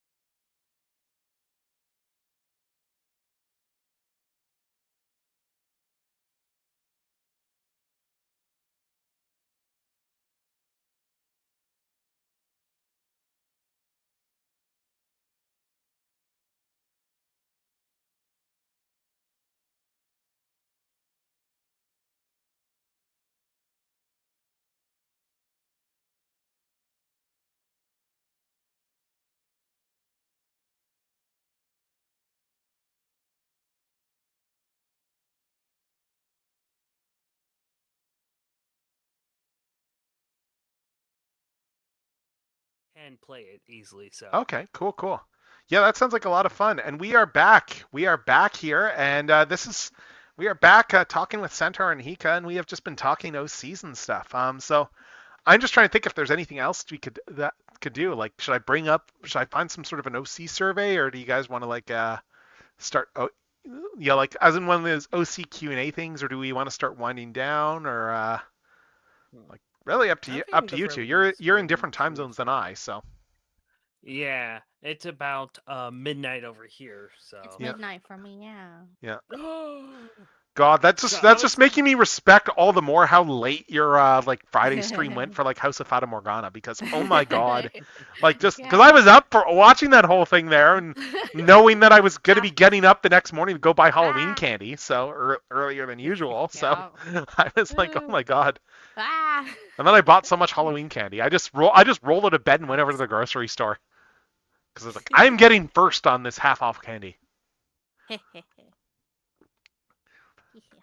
Yeah, so this was like a lot of fun. So now I think we'll probably start winding down. So again, thank you two so much for coming in. This was a lot of really, really good time.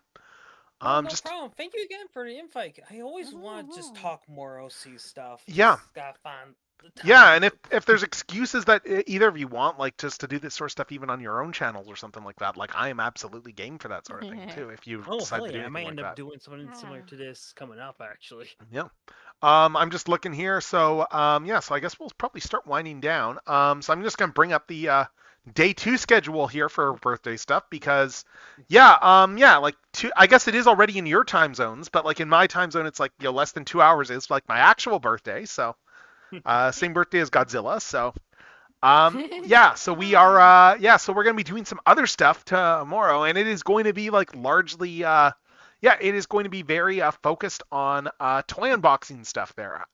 Just because timing was working out on things and stuff. So we're doing with Crystal Cheesecake and what is it? I'm just trying to remember. Like, oh right, I've got it there. Green Bean Supreme.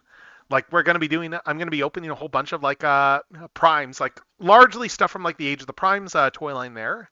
And then a few other things there. Like I've got like that Shimagorath there that they did the figure of from Marvel vs. Capcom, and then like God Masterpiece God Bomber as well, because like you have gods, you need God Bombers, obviously.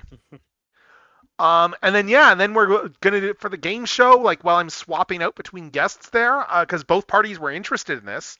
So I'm gonna do some just Wheel of Transformers stuff, we're switching between both groups. And that'll be a lot of fun, just as like just a fun audience thing, because a game like that works best when you have everybody in audio. Just for the sake of everyone being able to like chime in. You can do that over text, but audio it just works a lot better. And I'll just have a friend of mine running the actual game itself there, because I wrote all this stuff so that I can run it all like in the cloud, which is nice. So I can run the whole game off my smartphone at conventions if I need to. Nice. Oh, actually, that's a good thing. Bliss Authority just brought up a great point there. For Shiny OCs, do you have links to any of your stories or comics or links you want to plug or whatever? Yes, I should do some shoutouts for the two of you. I'll have to. There's gonna have to be like the cooldown stuff there, obviously, but because of the stupidity of how you can only shout out every so often, but. Right. So I would link to it here, but I will say that Nightbot is currently on focus mode. Essentially, I do have a website known as centaurworks.art, where I basically have just about everything there, Hold on, from I'm putting that links out. to where I am, all the way to essentially This one here? every single social media I'm on. So that one over there? Yep. And also, one more time, I'm doing my original character ballot for 2025.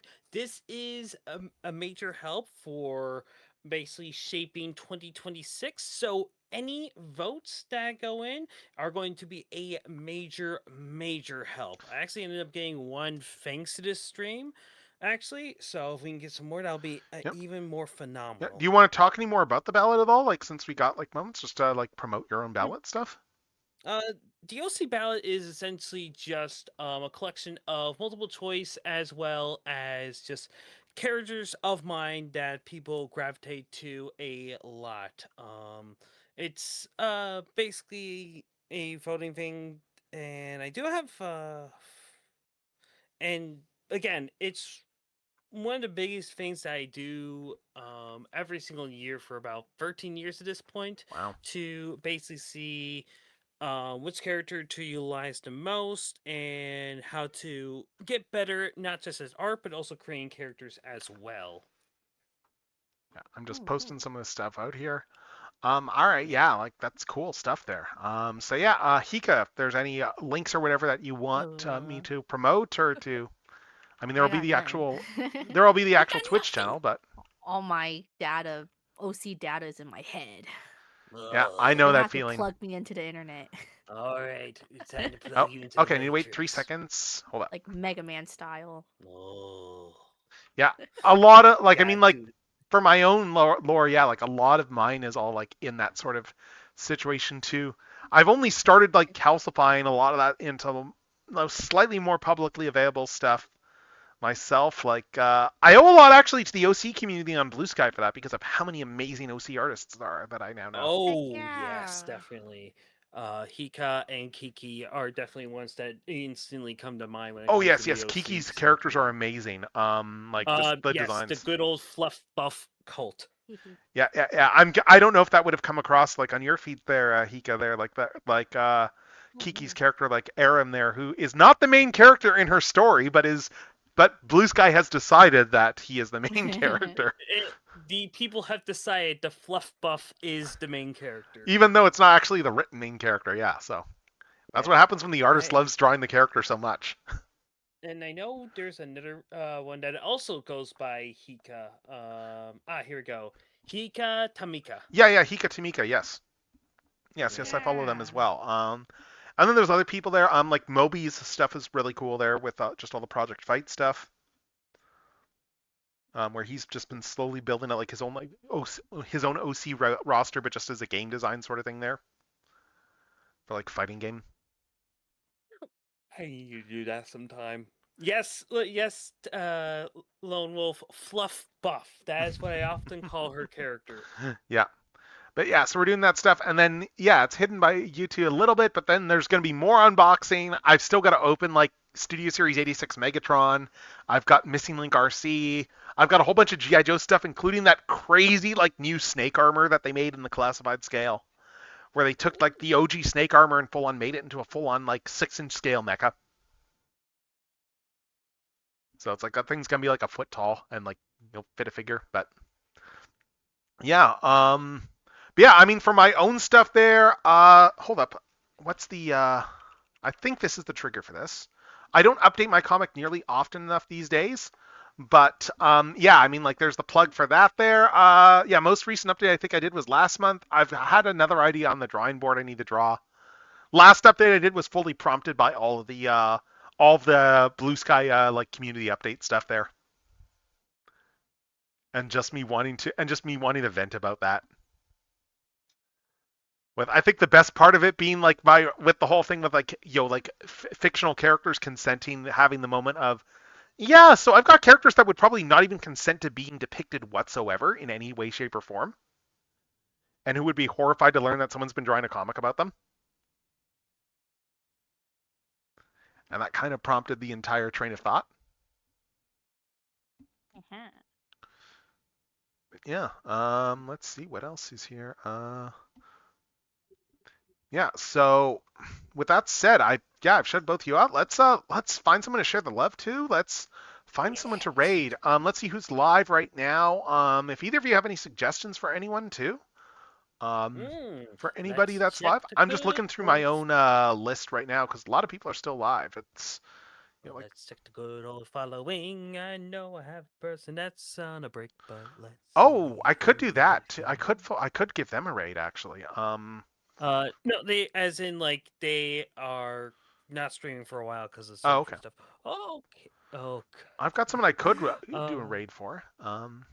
Syndigs is one that often does fun stuff with their chat, but I don't know if we want to raid our chatters into what is being described here as Twitch witch hunt burning chatters. I don't think I want to burn the raiders. Maybe not. I'm gonna raid in. I think I'm gonna raid into like for Green Beam Supreme there actually, who's gonna be on stream tomorrow. They are doing Ocarina of Time right now. Looks like the 3DS version actually. They're streaming that right now. So So let's raid into them because they're going to be on stream tomorrow, so may as well. Why not? That'll be going on. They've only been going a couple of hours, so that's pretty short as far as streams go. Oh, hold up. I didn't mean to open that up right away. That's on my bad. I forgot that I had that browser window selected. I just want to, yeah. I've done worse. I've had my Amazon open in the past. So oh Lord, yeah, Lord. We've all had those types of like mishaps with like browser windows and stuff. Whoopsies. Yeah, where is? Muscle. I'm just trying to find where I put that window again there, where I had the thing open. Yeah, let's just mute these ads. But yeah, again, thank you both so much for coming in. This has been a lot of fun. This has been a fun night, and hopefully we can do something like some other sort of like just like whatever like at some point down the line. So. Oh, I hope so. This has been a lot of fun. Mm-hmm. Yeah. All right. So yeah. So with that said, I guess we're gonna like just move to raid out. So until next time, everyone. This has been Techno signing off. I hopefully will see some of you tomorrow. Have a fantastic rest of your night. And that is going to be streamed. So until next time, this is Techno signing off. Let's raid.